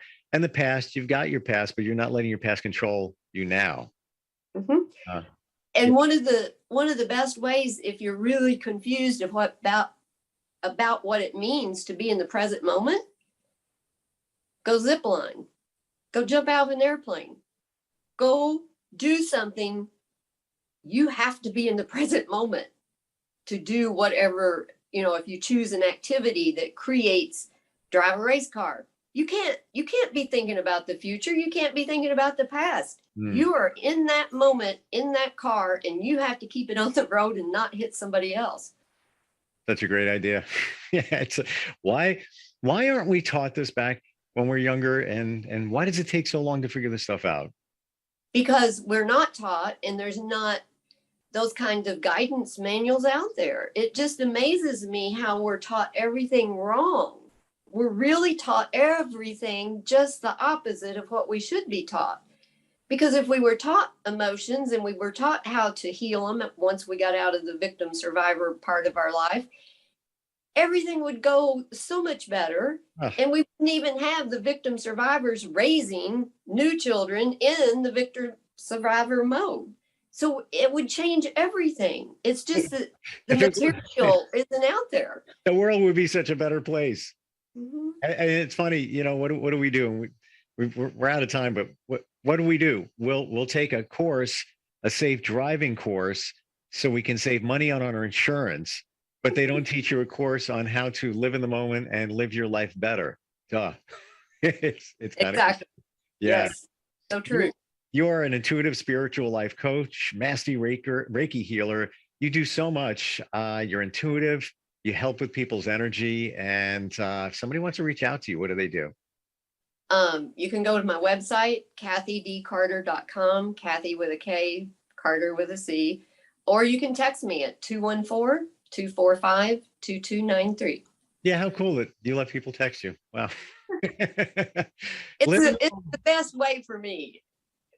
Yeah. Email, I just get so many. It's hard to get through them all. So the Right. text so much better. Yep. Live in the moment and attract some positivity. That's what it's all about. Kathy, it's always a joy. And I really mean that. It's always great talking with you. Thank you. Don't die on me. I want you around for the next moment, if that's okay. All right. Thank you very much. And we'll talk soon. Okay. Are you looking for even more of the podcasts and hosts that you love? The Podcast Business News Network is proud to announce that you can now listen live on the MyTuner Radio and online radio box apps for iOS, Android, and the Amazon App Store. Or check us out online. Search for Business News Network on mytuner-radio.com or search Podcast Business News Network on onlineradiobox.com/US so you don't miss a minute of the action.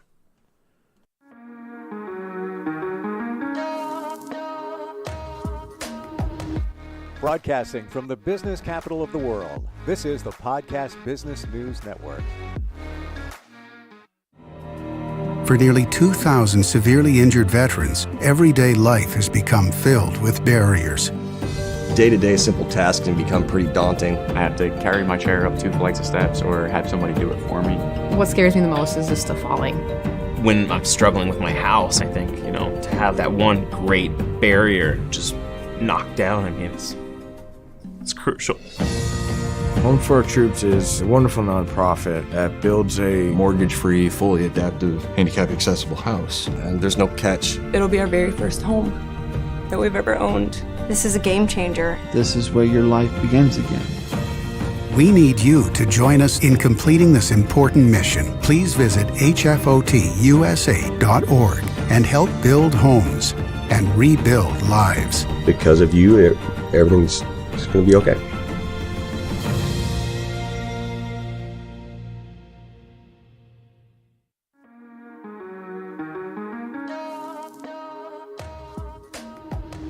Broadcasting from the business capital of the world, this is the Podcast Business News Network.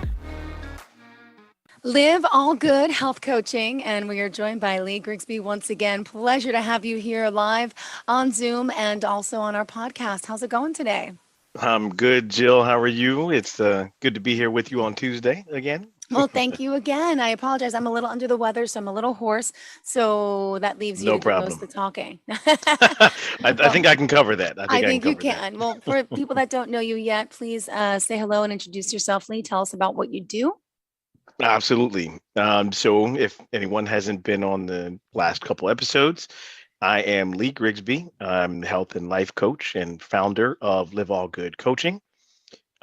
Everything ranging with health coaching from weight loss and overall diet, balanced diet, life coaching. There's so many topics around life coaching, but really about communication, also about mindset, and so many things that come along with that. So, Yeah. And just to point out, where are you located exactly? yeah, so DC? I'm in Washington, D.C., but the location does not stop me. No, it doesn't. No, I do a lot of work remotely and have connections and work with people all around the world. So, And it's liveallgood.com. Again, liveallgood.com to get more information to start living your extraordinary life. Is that what it was? absolutely. Extraordinary Absolutely. lifestyle. Yeah. Okay. Good. It's that little extra, right? That little It extra. is. That's what So, it is. what did you have in mind for us today on today's show? What did you want to share with our listeners in particular? Sure. Well, I don't know if you remember how we start, but we will start again with what has worked well Yep. over the last week. So I went first last time, so it's your turn. You'll go first this time. Well, I've been under the weather. I have a 4 and 6-year-old who had bad ear infection. So my week wasn't so good. They were home from school for 2 days. I've been working 2 jobs. Yeah. So I've been a little extra tight now with the sickness, but I still have a little bit of a positive mindset, a little bit, not as much as I had because I'm a little bit out of it now. Sure, But sure. I felt good because I got something done for myself this weekend. I got to organize and clean the house a little bit, and I feel good I because love it. it's like the weight is lifted after, the week and not be able to go and Sure. clean the kids' rooms and organize and put laundry away. It feels good. I don't know if it's a girl thing, but it's just an organizational thing that makes me feel better. And so I take that away from my weekend and I feel accomplished that I got to organize the That's house. Really. that is amazing. Actually, you know what? I want to roll with this for a All second. right, If you go. don't mind, right? No, not at all. That is a critical piece that I actually start with clients at first session we ever start with. Call it clearing the clutter, right? Now I'm not saying you had clutter in your house, I but here's still have clutter. It's true, but I'm working on it. I have to. whoa, no, we always work. It's the ongoing thing, right? Here's why it's important though. When you are able to clear a physical space, right? Whether it's a table, desk, you put stuff away, it not only you open up the space physically, but it opens up space mentally.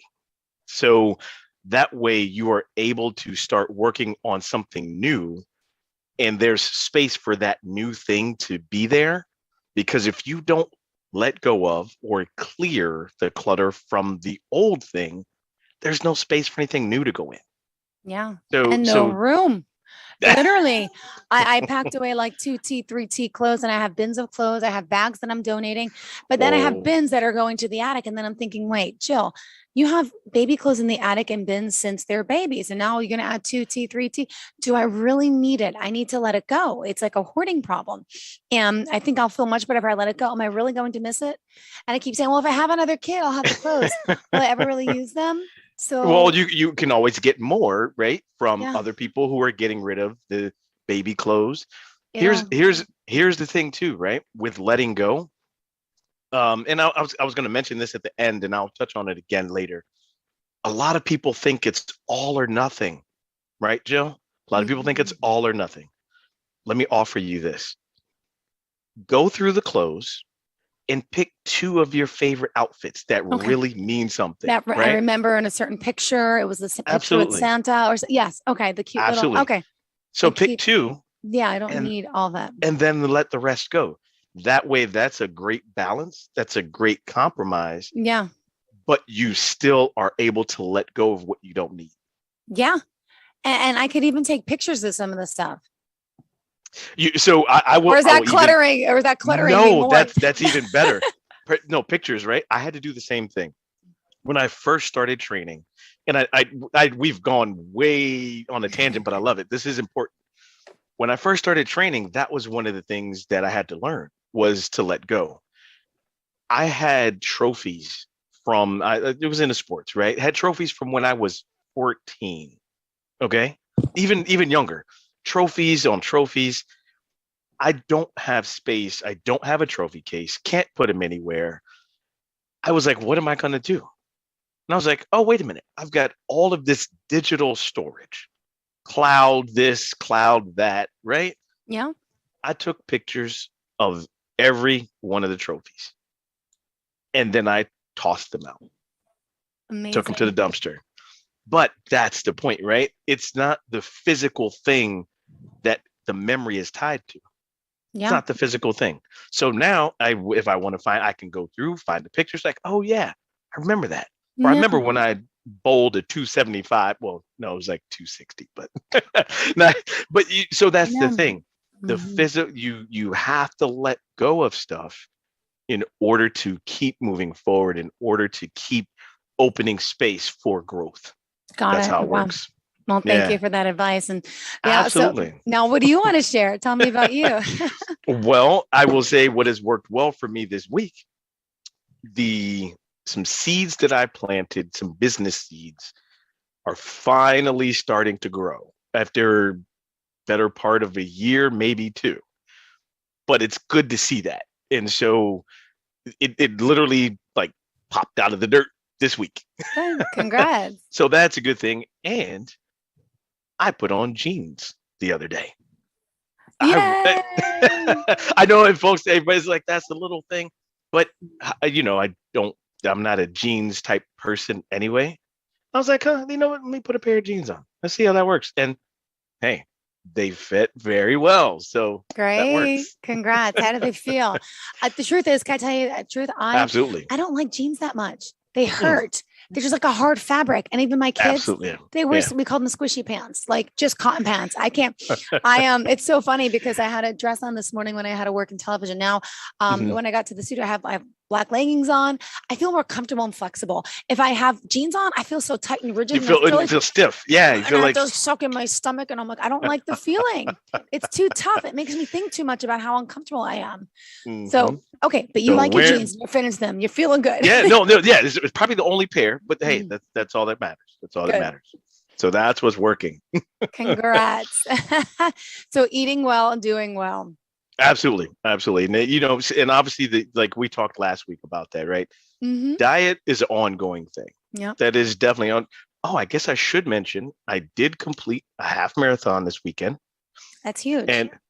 and I finished 11 minutes faster than I did 2 years ago. Wow. Congratulations. So Where was the marathon? It was here in DC. See? Here in Okay. DC. Congrats. Yeah. So it kind of goes around the city. Oh my gosh. I'm just curious, how long is a half marathon? How many? 13.1 miles, or for our metric, Yes. listeners, 21K, I believe. Wow. Yeah. Wow. Yeah. We had the New York City Marathon in town, and Yeah. I watch it. I could never do it. I lost so many coworkers and friends, everyone grouping together to do it. And then by the end of the training, before it even happens, we always lose half the team for injury. So I'm like, I can watch it's a real it. deal. I'm like, I'm a good watcher. Good. Well, I don't know if I'll ever get to the marathon stage, Mhm. but never say never. I can tell you I never thought I'd reach half marathon. So there's that. Perfect. Well, good, Lee. Thanks for Yeah. inspiring us with the positive talk and always looking for the good in what we're doing. And we should Absolutely. highlight that because we don't so often. Yeah. That is so important. Always looking for, we're so conditioned to really look for what we don't do well or Mhm. what we need to improve, Yeah. what didn't work. Yeah. And having a positive mindset is not about, oh, everything is perfect. Perfect doesn't exist. True. There's no such thing as perfect. True. But having a positive mindset is about, always looking at what's working. And when something does go wrong, you don't Mhm. dwell on it. You address it. You see what can change so that it doesn't happen again. And then you let it go and move on. Mm-hmm.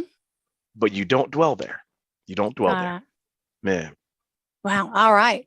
So let's not dwell. Let's move on and be focused and positive. And what do Absolutely. you have in mind for the mental state today? So I want to share a story. This is about how I became a bike commuter. Okay. But I want to, it hit me the other day because it kind of illustrates the small steps you have to take in order to get where you may not even have thought you will get. Okay. So we're going back about 9 years ago. I knew that I wanted to get back into better shape. Had some leg injuries, that kind of thing. So running even wasn't on the plate at that time. Mm-hmm. But I was like, okay, I still got to go to work. It's 4 or 5 miles away, not that big a deal.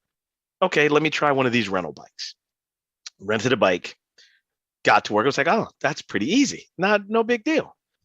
But then I started thinking, okay, well, I can't pay $7 each way. That's gonna, by the time I start paying that every time I go to work, I'll be broke. Mm-hmm. Yeah, it's like to go to New York City and back, my tolls, it's about $20 a day. Do the math. It's a lot. I can only imagine, right? So I started thinking, I'm like, well, okay. And again, right, remember earlier I said everybody thinks it's either all or nothing. Yeah. Keep that in mind. So it's not all or nothing.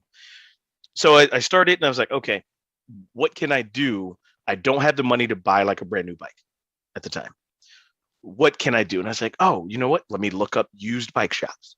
Right? That's a good way to start. That's a start. Because if I ride this rental bike 5, 6 times, that's cost of a used bike. Okay. So I look up used bike shop, get a bike that fits me really well, good to go. I think I purchased like the chain to lock it up and maybe a few lights because there were times where I would work either early in the morning and it's dark or late at night. Got the used bike, riding that. Then I thought, oh, because my daughter was young at the time, she was like 3, I think. Like, all right, let me get a bike seat, right? That because we're a 1-car family, so let me get a bike seat. That way, I can take her around. Do what you got to do. So one day I'm ready to take her to summer camp and I'm devastated because the bike is gone. It is a thing. The bike theft happens. But I want to mention that I had a part to play in this because I did not have a lock on the gate and I did not lock my bike. It was just out for, I'm not saying it's right for someone to take that, But I had a part to play in that. Oh. Okay. Mhm. So anyhow, we, first bike stolen. To talk to my wife about it, was like, man, I can't believe that. I don't know. She was like, well, what can we do? And I was like, I'm not even sure I have money to buy another used bike. Well, let's just see what we could do. Okay. Bought another used bike. Okay. A little bit more expensive than the first one, but bought another used bike. This time bought like outside storage. Tried to do better with, okay, let's put a lock on the gate, all of that. Let's get better. Let's take another step forward, right? So I had that bike for 2, maybe more like 3-4 years, something like that. And then with this outside storage, it inspired, my wife ended up getting a bike. By this time, my daughter was riding, so all the bikes are in the storage. Guess what happens again? They broke into the storage unit and got the bikes, plural. Yes. All 3. Oh no, I was okay because they only took mine and my wife's. Oh. They left my daughter's bike for whatever reason, so I could live with that. Yeah. So all right, now we get to the bike that I have now. I was like, all right, what are we gonna do? How are we gonna change this? We moved some things around inside. So we're not storing bikes outside again because we have a lock, we have this, Doesn't but matter. still, yeah, it can happen. So store the bikes inside. I bought a brand new bike. Okay. Now, Don't tell me your Oh, house no. into. I'm like No. sitting on the edge of my chair saying, "This poor man." No. There's No no luck. more. Okay. No more bad parts to the One story. broke into No more your bad house. parts. Okay. Wow. Like you must have really good bikes. Everybody. Okay. go Oh ahead. no, not at all. Because Uh, that'd be a different story. I may Okay. not be here talking to you if someone broke into my house. Yeah. Got it. Okay. So yeah, get the new bike and we keep them in the house. And this is the bike that I have now. Then it turned into getting the right gear, right? Better lights, riding throughout the year. So I've added warm gear, winter riding gear, a lot of different moving parts. That story, I wanted to share that because it has taken time, right? We're talking a period of 9 years here. And also it wasn't like all or nothing. I would have been much more devastated if I'd bought the new bike 9 years ago and that got stolen. I would have been like, you know what? I'm done. I'm not going to do that again. Right. That's a mindset where you dwell in the negative, right? It was important to look at, well, hold on. Okay. We're not saying that the theft of the bike was great, but how can we change that? What part did I play in What did you making that learn? easy? Absolutely. Okay. And so each time I upgraded, right? So the next time, got the outside storage, still didn't really lock the bikes in the storage, but okay, lock the gate, all kind of stuff. Still learned a lesson from that. Like, okay, we can't keep anything valuable out there. Yeah. So now we all three have bikes again. We keep them in the house. And if it's a small inconvenience to take my bike in and out, that's okay. Because guess what? I've had it for 5 years now. You know? So I want people to really understand. Like, and I know people are like, okay, Leo, you're talking about riding a bike. Apply that to anything though, right? Don't try to start at the the top, the best, the top. No, You can't do that. Gotta work on it. Baby steps. Just start with the step that you can do. What is it that you can do? Explore that. And whatever it is you can do, then you continue to build and level from there. Level up, I should say. Okay. That's the importance of that story. And literally, I was thinking about that because, like now I commute and I've over my commute started at about 4 miles because that's the straightest route. I now have added, a few turns and a few hills purposely. And it's like, I'm crazy. I must be. Yeah.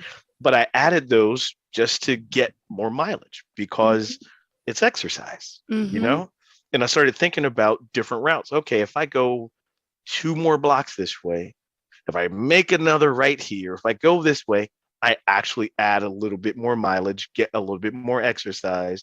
There's a hill that I added on purpose, but that's the mindset, I never would have thought that I'd be doing that 9 years ago. Wow. That was not where I thought about ending up. It was about how do I get more exercise in my daily routine? Yeah. And I have to go to work. That was the thought. Okay. That was it. Well, thank you. So just wanted to share that. It's true. But it does take that time to build that wiseness, that perspective to realize what, even though back then you wanted that new bike, so glad you didn't get it. Right? Yeah. Because it would have completely changed the experience. It would have completely derailed my mindset from everything I do now. True. Very interesting. That's a good story. Sorry about the bikes, but I think you're okay now with this one for 5 years, right? Well, and I would say again, you know what? If something like that gets stolen, it's frustrating, but it's also material. It's also something that can be replaced. Okay, ready? Get this one. 2 years ago, I live in New York. Boyfriend was living in New Jersey. Went to his house for the weekend. I travel with a little carry-on suitcase all the time for work. So it's got my best pair of jeans, best pair of shoes. For working in television, I have all my jewelry in there. You got to have everything in there just in case I get call everything. Hair dryer, curl night, you name it. There's everything. Socks, undergarments, like a lot of costume jewelry and some real jewelry. Yeah. He has a pickup truck. We leave his house to go to my cousin's to get my hair done. Next thing you know, we arrived at my cousin's house. He's trying to do the reverse camera, put the car in reverse, and he sees like the ground. He's like, what? The bed of the truck, he never closed. Oh. Not only my suitcase went bye-bye, his went bye-bye. He went back to go find it, couldn't find it. 3 days later, he showed up. Someone put it on his porch. Mine never showed up. I lost jewelry, like from my mom who's passed away. I've lost thousands of dollars worth of items, more so sentimental value than the stuff that cost money. But I was devastated. I was crying, thinking it's the end of the world. Oh, absolutely. Clearly, I never got it back, got nothing back, but learned the lesson of keep everything next to me in the car, hold it tight. But really learning that importance. I have pictures, like the earrings that my mom bought me from Mexico, and I have pictures, so it's, but it's hard to lose, and especially stuff that's sentimental too. Yeah, that is hard because you have an emotion and you have a feeling attached to that. But I'm glad you were able to find pictures of those things. Exactly. So I'm thankful, but I could understand that concept of but you learn a lesson. It's next perspective. Time, who would ever think I have to double check someone to shut their trunk? Well, guess what? Now I'm you're going to check 3-4 times, absolutely. And it's better to have done that, right? Than to assume, oh yeah, it's closed. It's the moment you let your guard down is the moment that it's going to happen. I sometimes don't lock my car doors. And, people say, what are you doing? I'm like, well, I have nothing valuable in there. I'm like, I have a few jackets or sweaters, but what happens if it gets broken into? And then, oh my gosh, I lost my sweater. Yeah, so it's, yeah. And those, now you're making me, oh my gosh, I got to lock my doors. Okay. Well, for safety, yes, please lock your door, Jill. Yes. For safety. Thank you. Great perspective, though, Lee. All right, good. Yeah. Well, and even like talking about the trophies, like thank you for bringing that up, where we were talking about clearing the clutter and really like that.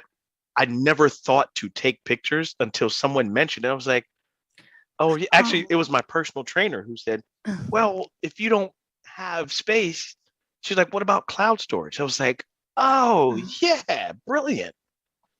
So, yeah, that's. They say when you die, you can't bring nothing with you. And that's right. You can't take it with you. No. So, again, there's nothing wrong. I want people to understand there's nothing wrong with having sentimental value.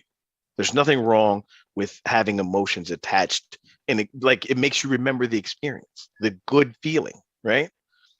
But remember that that's a material thing. The memory doesn't go. The experience doesn't go away, So yes, work through the frustration of whatever gets lost, stolen, broken, let it go, and then focus on that good memory. Focus on that experience that you won't forget, Because that's priceless. It is better than anything tangible, for sure, to have that right here. And I know we keep talking about mindset. That's how you start building it. Got it. That's how you start building the mindset. Before you know it, you do it without making yourself think about it. Yeah. It just happens naturally. Yeah, absolutely. Thank you for our lesson, Lee. Well, I had to lose 2 bikes in order to share that. So yeah, no big deal. No big deal. And lost a few pounds to fit into your jeans. Yeah, absolutely. Good, trying to do more. No, of course, we all do. So we still have 5 minutes left. I just want to make sure we're getting to everything. That's it. Is that crazy? It happens so quickly. Man. Sorry to. No. Well, I do want to share this real quick. We've also mentioned communication, right? And we can touch on this obviously more next week, next show. But I want everybody to kind of think about this. Everybody wants to fix communication. Everybody wants to talk, be able to what's more important, being understood or being right? Or being heard. That's what they say, right? Or being heard. But I ask people, what's more important? Do you want to be understood or do you want to be right? And some people will say, well, I want to be right. Okay, well, if you want to be right, then that becomes about you. Yeah. But if you want to be understood, it's about the other person. Yeah. Yeah. And then what's most important about communication is honesty, but with yourself. If you can't look yourself in the mirror and say, Lee, did I really do my best at X? Did I really try? Did I really listen to that person? Did I really understand what they were saying? Right. And with an open mind, with curiosity, not with another biased opinion of, well, they're going to say this. And when they say this, I'm going to say this. Right. Yeah. No. Be open, but be honest with yourself about what you're feeling, how you're feeling in that moment. Because if you can't be honest with yourself, trying to fix communication and fix someone else doesn't work. Not gonna work. Got it. Not at all. Giving me a lot to think about, and I hope our listeners too. Really. Wow. Absolutely. Yeah. That's the number one thing. And folks, I want you to know that these are things that I work on. I'm not sitting here talking at you. Preaching. No, I'm talking with you. I'm talking with you. These are things I try to incorporate in my life. Yeah. Empowering people. I do towards my a healthier best. Lifestyle. That's right. Helping them break through fears. I'm reading it, but I know it. I love it. Self-sabotage. Yes. No, but you coach them about awareness and all, which we've talked about. The website's liveallgood.com. liveallgood.com. And my goodness, so everything from nutrition you help with, mindsets. Yes. What other aspects can you help our listeners with that may be new to the show today? We only have 3 minutes left. What would you say? I think, other aspects, I think, well, you kind of mentioned it, like fear, right? Yeah. I'll touch on this in a couple weeks or Okay. even next week. I really want to mention how the sport of triathlon helped me break through fear. Were you always scared of running? No, it was swimming. Oh, triathlon. That's right. That's the third. Oh my gosh. Oh yeah. How'd you Yeah. overcome that? Remember when I said sometimes you just have to do it afraid? Yeah. Sometimes you have to do it afraid. Got it. So, Wow. so I will definitely share another story about Okay. that. And absolutely. But yeah, it's like, folks, get out of your own way. That's it. You know, right. whatever you're sitting with, think about, is enough enough? You know, and when enough is enough, Yeah. you know where to find me to help you go through that. I don't tell us where. Well, you can find me at liveallgood.com. Thank you. You can find me on social media, Live All Good Coaching, Instagram, Facebook, Lee Grigsby, Facebook. You can also reach me by email, liveallgood, the number 44 at gmail.com. Or you can call me or leave a text at 202-455. 202-455-6104. Lee really helped me pause and take a look at my accomplishments. I so easily overlooked them and was distressed that I was not doing enough or on the right path. Lee was there to always point out an accomplishment or to tilt my perception to notice a win. I felt seen with Lee and felt like he was on my side more than I was on my side. He was an unexpected breath of fresh air so many times for me. That's from Dean Munez. And of course, there's a whole bunch more testimonials on the website. So testimonials, I should say, read them, check them out, and live all good in the meantime. Absolutely. Thank Living you all so good. much. That's the way to go. Beautiful. Thank you so much. Have a great day. Thanks for the conversation. Thanks, Jill. Love being here. We'll see you next week. You got it. Same here.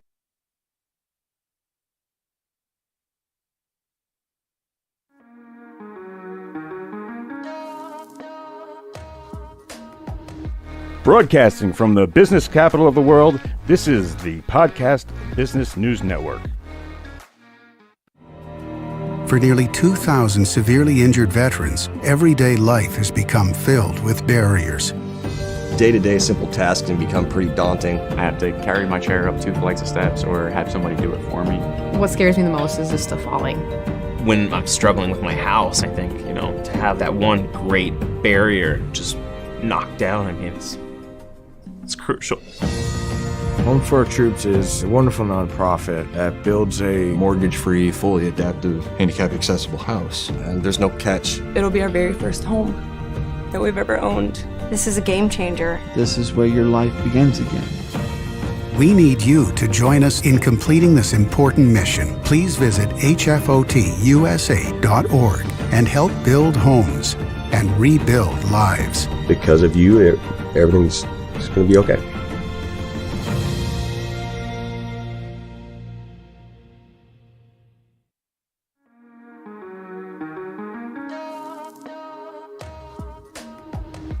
Broadcasting from the business capital of the world, this is the Podcast Business News Network. And it's all about healing energy of light. And we're here with the founder and owner of the company. That's healingenergyoflight.com. Francisco J. Juarez, thank you back to the show. Welcome back to the show, I should say. And we're excited to have you here. For those of you just on the podcast, we're also live on Zoom today. So I got to see him in person, and we're going to have a great conversation as always. How are you? I'm doing good, Joe. It's nice to be on this. Nice to see you. Nice to be on the Zoom call for sure. Thank you. So let's get an introduction. Tell us a little about yourself to start. Okay, so my name is Francisco Juarez. I am the owner of Healing Energy of Light. I do this in Reiki. I do Reiki on pets. I also do charges for crystals. And today I have a special guest. I see someone in the background. It's a little blurry, but who's that? Oh, this is AJ. I'm sorry. I don't know how to change the setting, but the setting's on here. AJ? Say hi there. Hi, AJ. Okay, No. so he's going to be doing the energy healing today. Oh, wow. Okay. Well, it's going to be a demonstration, so it's not going to be too much, but it's going to be how I how exactly I perform the healing. Wonderful. And let's start. Where are you based out of? Just so we can tell our listeners. Chicagoland area. The Perfect. southwest suburbs of the Chicagoland area. Great. And clearly you work in person. Also, you do virtual work as well to those elsewhere around the world? Yes. Do a distant Reiki for anyone around the world. That's correct. All right, great. So again, to reach out to you, let's remind them of the website and best forms of contact, and then we'll get started with the demonstration. All right, so healingenergyalike.com and 708 is my number, is 708-631-2005. Perfect. All right. So walk us through the process. All righty. Now, Francisco, I must say, for whatever reason, your whole picture is blurry. When right there, you're clear. When you come into the forefront, you're clear, but right now I cannot see you or AJ. It's all a big blur. So as soon as you get, I see you there. So there maybe there's a setting on the camera, because you look perfect right there. But the background is all fuzzy. So that maybe it's a camera setting that. There you go. Perfect. All right. Good. I just want made to it. have the best footage. Perfect. Now I can really see AJ. He's not just a blur. All right, go ahead. Walk us through this. Okay, so typically what I do is I'll cover them just to give them some warmth and some protecting their body, just not to be exposed too much. Okay. I do not. There's no touching whatsoever unless I'm drawn to the energy. If I feel that there's a blockage that I need to draw in, mostly in the feet or the head. Okay. Maybe that doesn't happen too often, but it does happen. So initially, I would just do an initial scan of the body of the client. So, and all I'm looking for is I'm seeing that I'm feeling the energy to see if there's any blockages or just to get familiar with the client.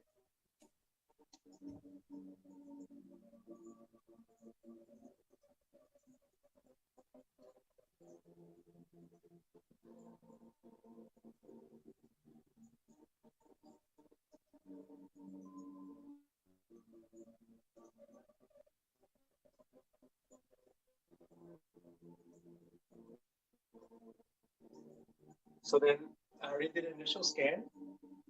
So then I'll open up the crown chakra, right? It's on top of their head. So then I'll just start going down and I'll start feeling and start opening up anything that's closed off. So right where their hips are at the back, the base of their spine would be their root chakra. So I kind of go towards the hips and push the energy towards the base of the spine. Are you noticing a blockage in that area or something that's just not right with AJ? No, he's fine. So if I'm just doing if I'm just checking for the blockages, I would do that. I would center on that part. Got it. But since he's already been through it. Actually, he's already been through a couple sessions. So got it.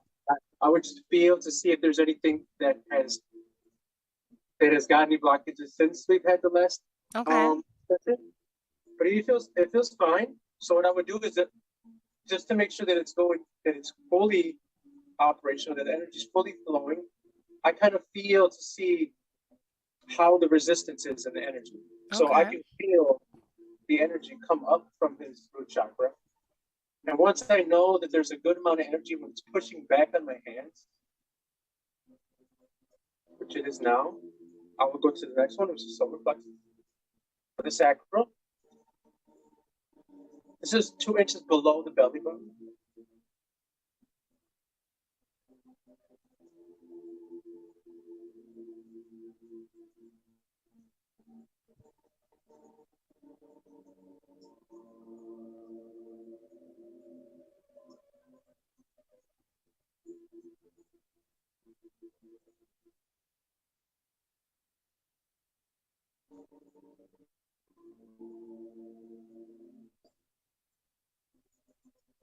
So as soon as I start to feel my hand go up and I feel the resistance, I know that everything's flowing. I can feel it in my fingers. I can feel the energy flowing up.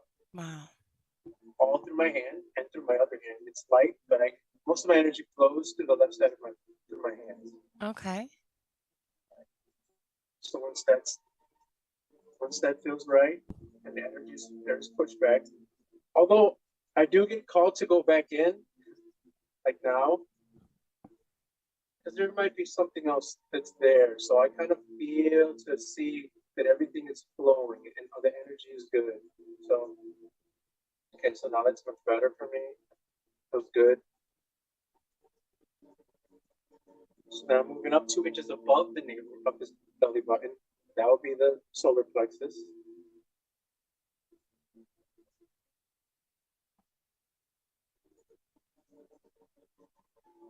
So a lot of the times I'll have my hands closed. I just want to focus more. If you see my eyes are closed, my eyes are closed because I want to feel more. I just want to get in sync with what I'm doing. But for me, it's easier to have my eyes closed.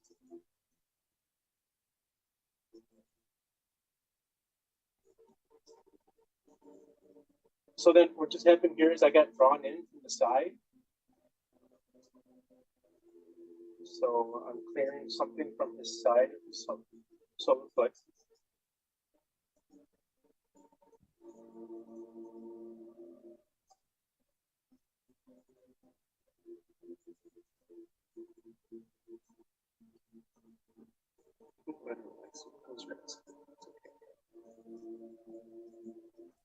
Okay. So now I'm moving up to the heart chakra.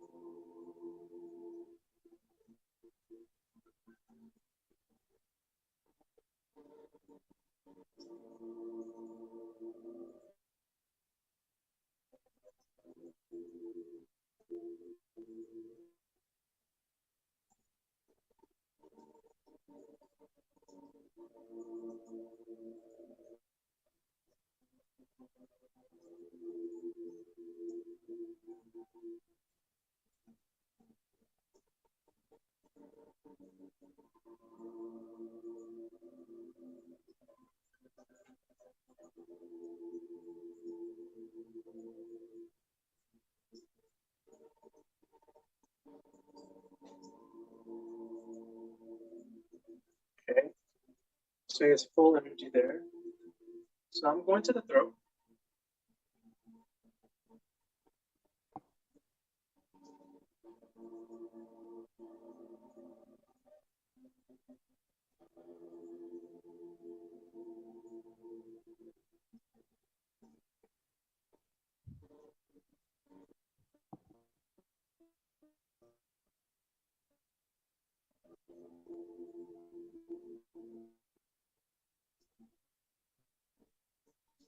Okay, that's good. So now I'm moving up to the third eye. And that's between his eyebrows.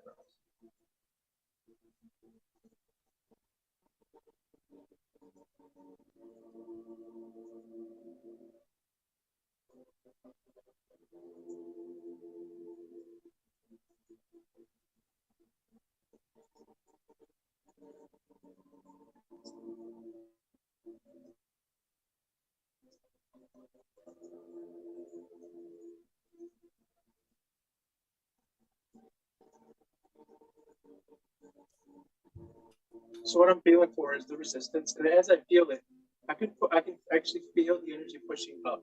It's saying, okay, the energy's there, it's there. So that's what it tells me. So, but then like it'll push up, but then it'll have me go back down. So it's still working. So I have to make sure that it's a full energy flow that comes up.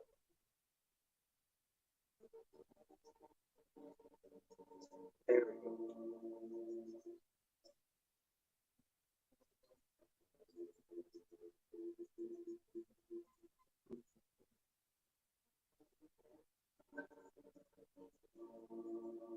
That one was pretty easy. There's some energy already flowing through.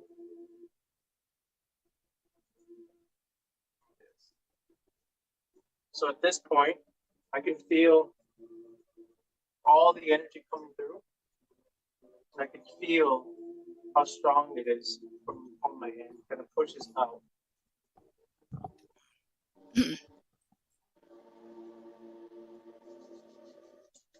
So right here, I'm gonna warm my hands up. I'm gonna actually push love towards his heart.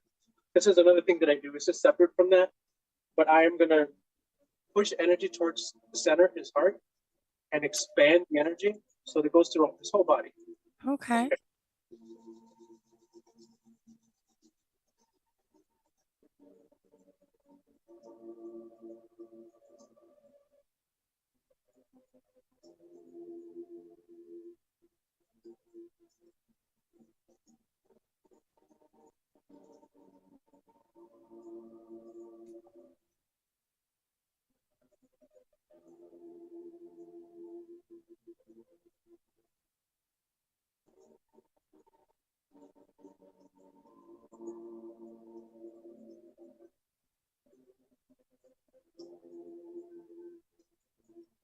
Okay.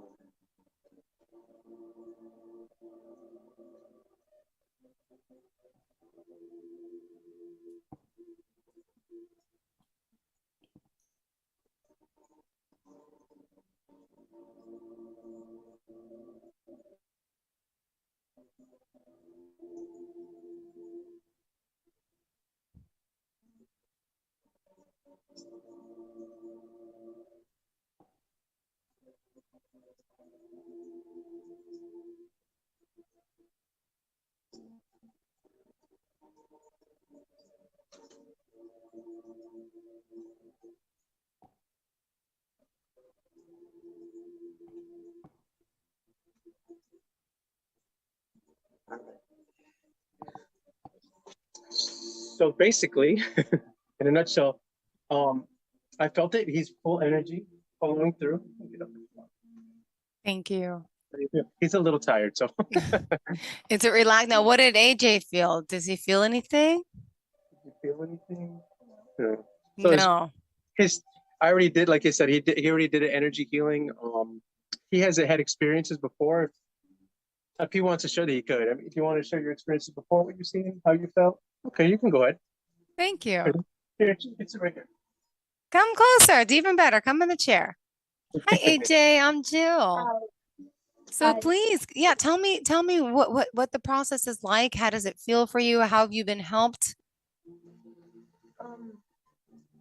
So what I saw, and like when I closed my eyes, I saw like colors, like green and like yellow, and that's all I pretty much saw and like felt. Wow. Do you feel relaxed? Do you feel, and this is not your first time doing it, right? So in the past, have you felt anything else besides just seeing colors? No. No. So what about the colors? Now, where does that come from, Francisco? Is that normal to experience the colors? Is the energy in color in a sense? Yes, it is. So when he's seen that, he was seeing the energy kind of open up, and he was seeing flashes of it, and his eyes were fluttering. So like he was seeing it, and he kind of opened his eyes because he obviously when we have our eyes closed, we don't expect bright colors to come up. So yeah. He's actually the first young person I've ever did the Reiki on. So when he did that, I could see that he was seeing things. I just didn't know exactly what he was seeing. But it was so bright and his eyes were closed, he didn't understand that. Yeah. That those bright colors could happen when his eyes were closed. And originally, when you started working on him, what are some of the things that you noticed or you felt were kind of out of line in his body? What areas? And did that relate to AJ at all? Did he say, like, did he have a stomach issue? Did he have a headache? Like, what kind of happened, if you don't mind sharing? Well, his energy. We know that he had blockages in his energy. I felt it before. So it's actually something that he said he wanted to do. So I was like, okay, well then let's do it, you know. But then he also actually did say he's seen a shape. Do you remember what shapes you seen? Like triangle. Like he's seen a triangle. Like it was. Wow. It was like a triangle, it's like spreading out with the yellow and green colors. Wow. So it actually was opened up all his chakras, and it kind of opened up his body in a ways where he never experienced. And actually, out of the clients that I've done, he's actually the one that had the triangles pop up like that and the color at the same time. So it was significant because and actually I could see the difference in how he was and how he how he was. And AJ, how old are you? 10. 10. So Reiki works on, and it's for everyone, even babies, right? Yes. I haven't done any Reiki. Anyone, he's actually was the youngest. Is he your son by any chance, or? No. He's the okay. He's my stepson. Oh, wonderful. Wonderful. So you get the benefits all the time. And what are some of the things that you feel after the Reiki? Do you feel more relaxed? Do you feel happier? Is there any way to describe it? I feel like calmer and happier. Good. Oh, wow. And so I think a lot of people out there could use that type of help. And not everybody even understands energy. And for those that you're on the radio cast, not the podcast, I'm sorry, not the Zoom, you couldn't see, but he was just putting his hands over different areas of AJ's body. And tell me, AJ, what you feel. You're able to feel his energy, if it's too strong, too weak. How does it work? Like it was normal. It wasn't like slow or too fast. Oh, well, thank you for sharing your thoughts. Go ahead. Thank you. Appreciate that. All right. You can go lay down. You can go play now. Yeah. He's like, yes. So you mentioned like the different chakras and what could be affecting people. Give us some examples of when you've done that with someone and the type of things you felt and how it correlated to them. Because I'm sure they were probably like, yeah, that's an issue. Like, give me some examples if you don't mind. So, okay, so a good one is digestion in the stomach. So a lot of it's drawn into the stomach. And like AJ, I was drawn into the side of his stomach. That does happen, and it happens on both sides. Sometimes I'm drawn to push on the other side as well. And a lot has to do with our eating habits. I know I touched on it a little bit before, but the energy does tell me that, hey, there's blockages here. And sometimes, yes, the energy does work, but if we don't monitor or watch the things that we eat, that can be a constant thing that's going to pop up. It's not going to let our energy flow. Obviously with the thing with our heart, those are things that we can control. The things with our heart. Yeah, you were sending extra love, and explain that concept. So what I do and I feel, so I push the energy into what I envision and what my hands are doing. They correlate, right? I am pushing the energy, and what I'm doing is putting an extra love into the heart space. And as I'm doing it, I can feel the energy growing and growing. And then once it grows to a decent amount and it starts to flow, I just let the energy just flow through the body, and I extend my arms that way. And I think that's important because the heart has a lot to do with everything of our body, right? It controls everything. This is like a control center. Yeah. So if this is not in good shape, then our body's not going to be in good shape. Our emotions are tied to the heart. So if we don't let some of that stuff go, it can affect our energy flow. And with the foods we eat, right? And it's kind of hard. It is hard. It is hard to eat the right way. And people tell me, it's expensive to buy organic food, and it can be expensive, right? I know that. Everybody knows that. But if we're asking and we're letting these companies know that the demand is for organic, I mean, that's what we're requesting, and that's what they're going to give us, right? And then the cheaper, it comes along with cheaper prices. Exactly. Yep. Because everyone's going to be providing it, and then they're going to try. Yep. I got it. Exactly. So, I mean, I just tell people that, hey, try to do as much as you can. Try to eat as much vegetables and fruits as you can, organic. And then we have H3O2 that actually is better to hydrate our body. So we only get those from fruits and vegetables. We can drink as much water as possible, as much as we want, but to fully hydrate our body, we need this HbO2 in our body. So it does help our body. So that's what I would say. I would say I am drawn to the stomach a lot. I'm drawn to the heart, and I would tell people that, hey, start eating healthier. Start eating a lot of the processed foods. We'd stop to eat those things, and start eating a lot more healthier foods. It would be better for your energy flow, and I guarantee you'll feel better. I know it. I'm a testament to it. I feel great. My heart feels good. I feel my body feels energized. I consumed a lot of caffeine. By eating all these foods, I was basically making myself slower and move slower, and I felt sluggish. And what do I do? So what does everything tell me to do? It says drink more caffeine, drink coffee, drink energy drinks, drink anything that has caffeine, because that helps you. It helps you get your energy back up. But it's not the healthy way to do it. We're kind of damaging our body, because caffeine is like a drug. I mean, it can be addicting. It's hard to get off of caffeine. I had a hard time getting off of caffeine, because we're so used to saying, okay, I'm tired, I'm getting up in the morning, I need a coffee, I need an energy drink in order for me to start my day. And it's a bad cycle to get into. And I would just challenge anybody, if you want to do better for yourself, eat the right things to help your body so that they can keep healing. You won't have to worry about diabetes. You won't have to worry about all these illnesses, heart disease. Your heart and your body will take care. Our bodies are amazing. And placebo effects are a testament to that, because the placebo effect, right? They give some people the medicine, some people not. What happens? Some people that don't have the medicine heal themselves. And because we put that in our heart space to say, hey, I'm healed, we can do that in a daily basis, on an everyday, say, hey, I'm healing. My body is okay.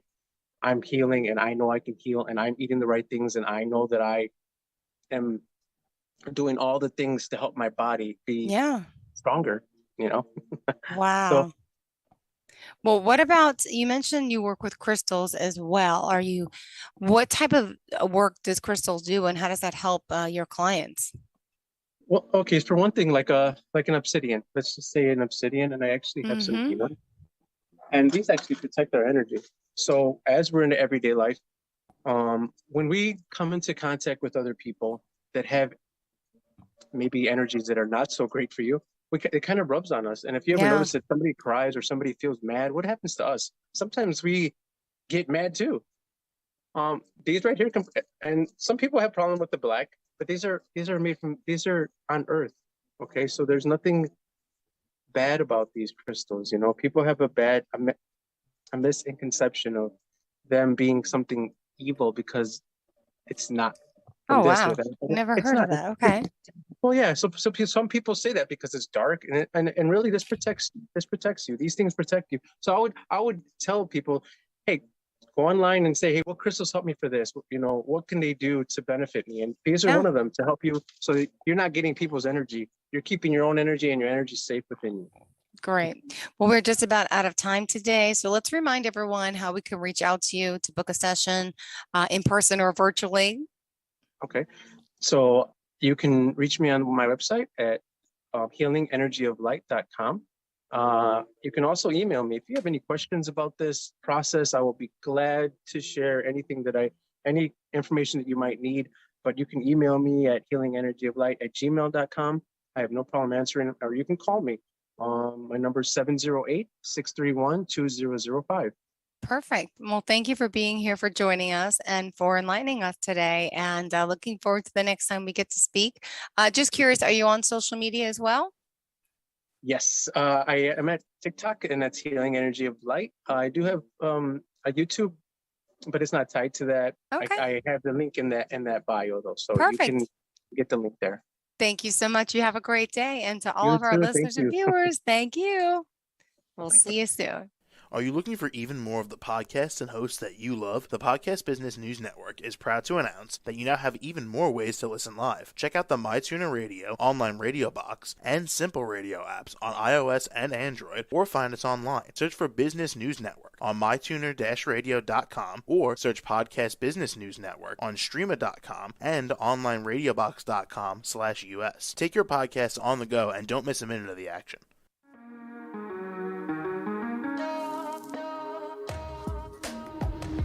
Broadcasting from the business capital of the world, this is the Podcast Business News Network. For nearly 2,000 severely injured veterans, everyday life has become filled with barriers. Day-to-day simple tasks can become pretty daunting. I have to carry my chair up 2 flights of steps or have somebody do it for me. What scares me the most is the stuff falling. When I'm struggling with my house, I think, to have that one great barrier just knocked down, I mean, it's crucial. Home for Our Troops is a wonderful nonprofit that builds a mortgage-free, fully adaptive, handicap-accessible house. And there's no catch. It'll be our very first home that we've ever owned. This is a game changer. This is where your life begins again. We need you to join us in completing this important mission. Please visit hfotusa.org and help build homes and rebuild lives. Because of you, everything's just going to be okay.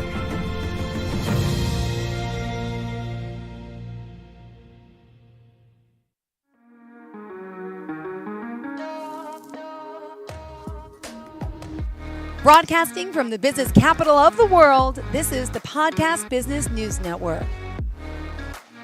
We are back with Cherry Home Designs and, of course, the owner, Christine. I can give her many last names. Do you want me to pronounce it Escribano, or do you want me to add the whole Maggiore, Pizzi? There's so much. So how should I introduce you? I get confused. I know. Right now, it's still Escribano. Okay. I haven't legally changed my name yet, Jill. So it's going to be Pizzi soon. Well, I know you're the owner of Cherry Home Designs. I met with you and your husband last week. We got to discuss the work that you collaborate on together. Now there's a new face on the screen for those of you that are just on the radio cast. I get to see. Now, is it Uncle Jeff?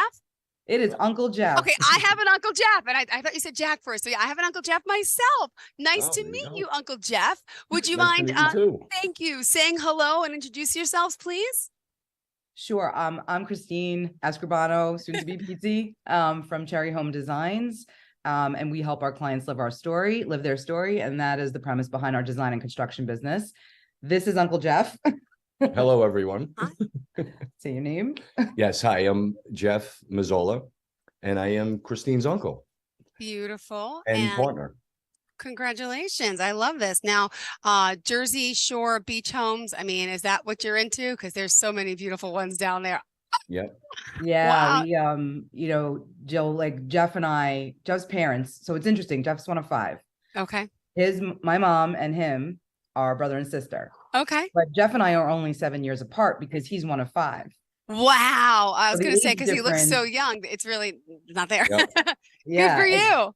It's really interesting. And I moved to Westfield to be near Jeff and his family. Yep. Unfortunately, Jeff's wife passed away. And I was getting divorced around the same time. So we sort of patchworked our family together. Aww. And then we always had this dream, right? Tell them about the dream that we had with the dream.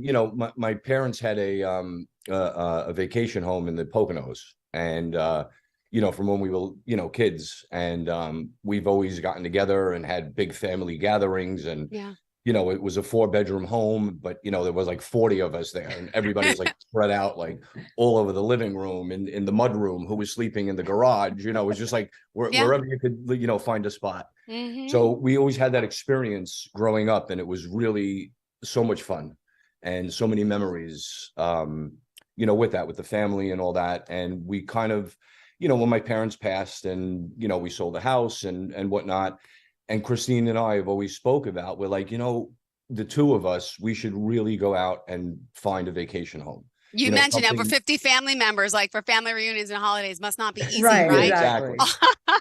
Yeah. So, goodness. That was the whole thing behind it, was to, we were kind of just like, we should really kind of rekindle this and get the family back together and have that, have those same experiences for our children, growing up that we had. And COVID made us really kind of accelerate that dream, because we would normally be together for all the holidays, and because of COVID, we couldn't. Right. Yep.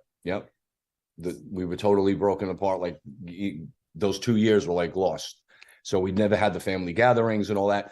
But during COVID, that's when Christine and I really like kind of said, let's go and do this. Let's go find it. And so the reason I met John was because of Uncle Jeff. Oh my gosh. They met at the Italian club. Oh. So he was at that party then too? This is before the No. party. They Oh, met 6 oh. months before John and I met. Oh my So gosh. John and Jeff became friends. Like the year before, yeah. And they then invite your friend Gary invited all of us to this pirate party, and that's where everything just sort of blew up. Yep. And John and Jeff get along really well, like brothers For the most part. Yeah. Of course. No, we until did. we don't. Aw. So that's the story, Jill. That's the background of the story. And now we're, we have 2 vacation homes. The first one really was about what Jeff said, us bringing our family together. Yeah, how did you do it? It wasn't always so easy, right? Because I think you made a bid on one house, didn't Yes. get it, right? Yeah. So we got to let our listeners know that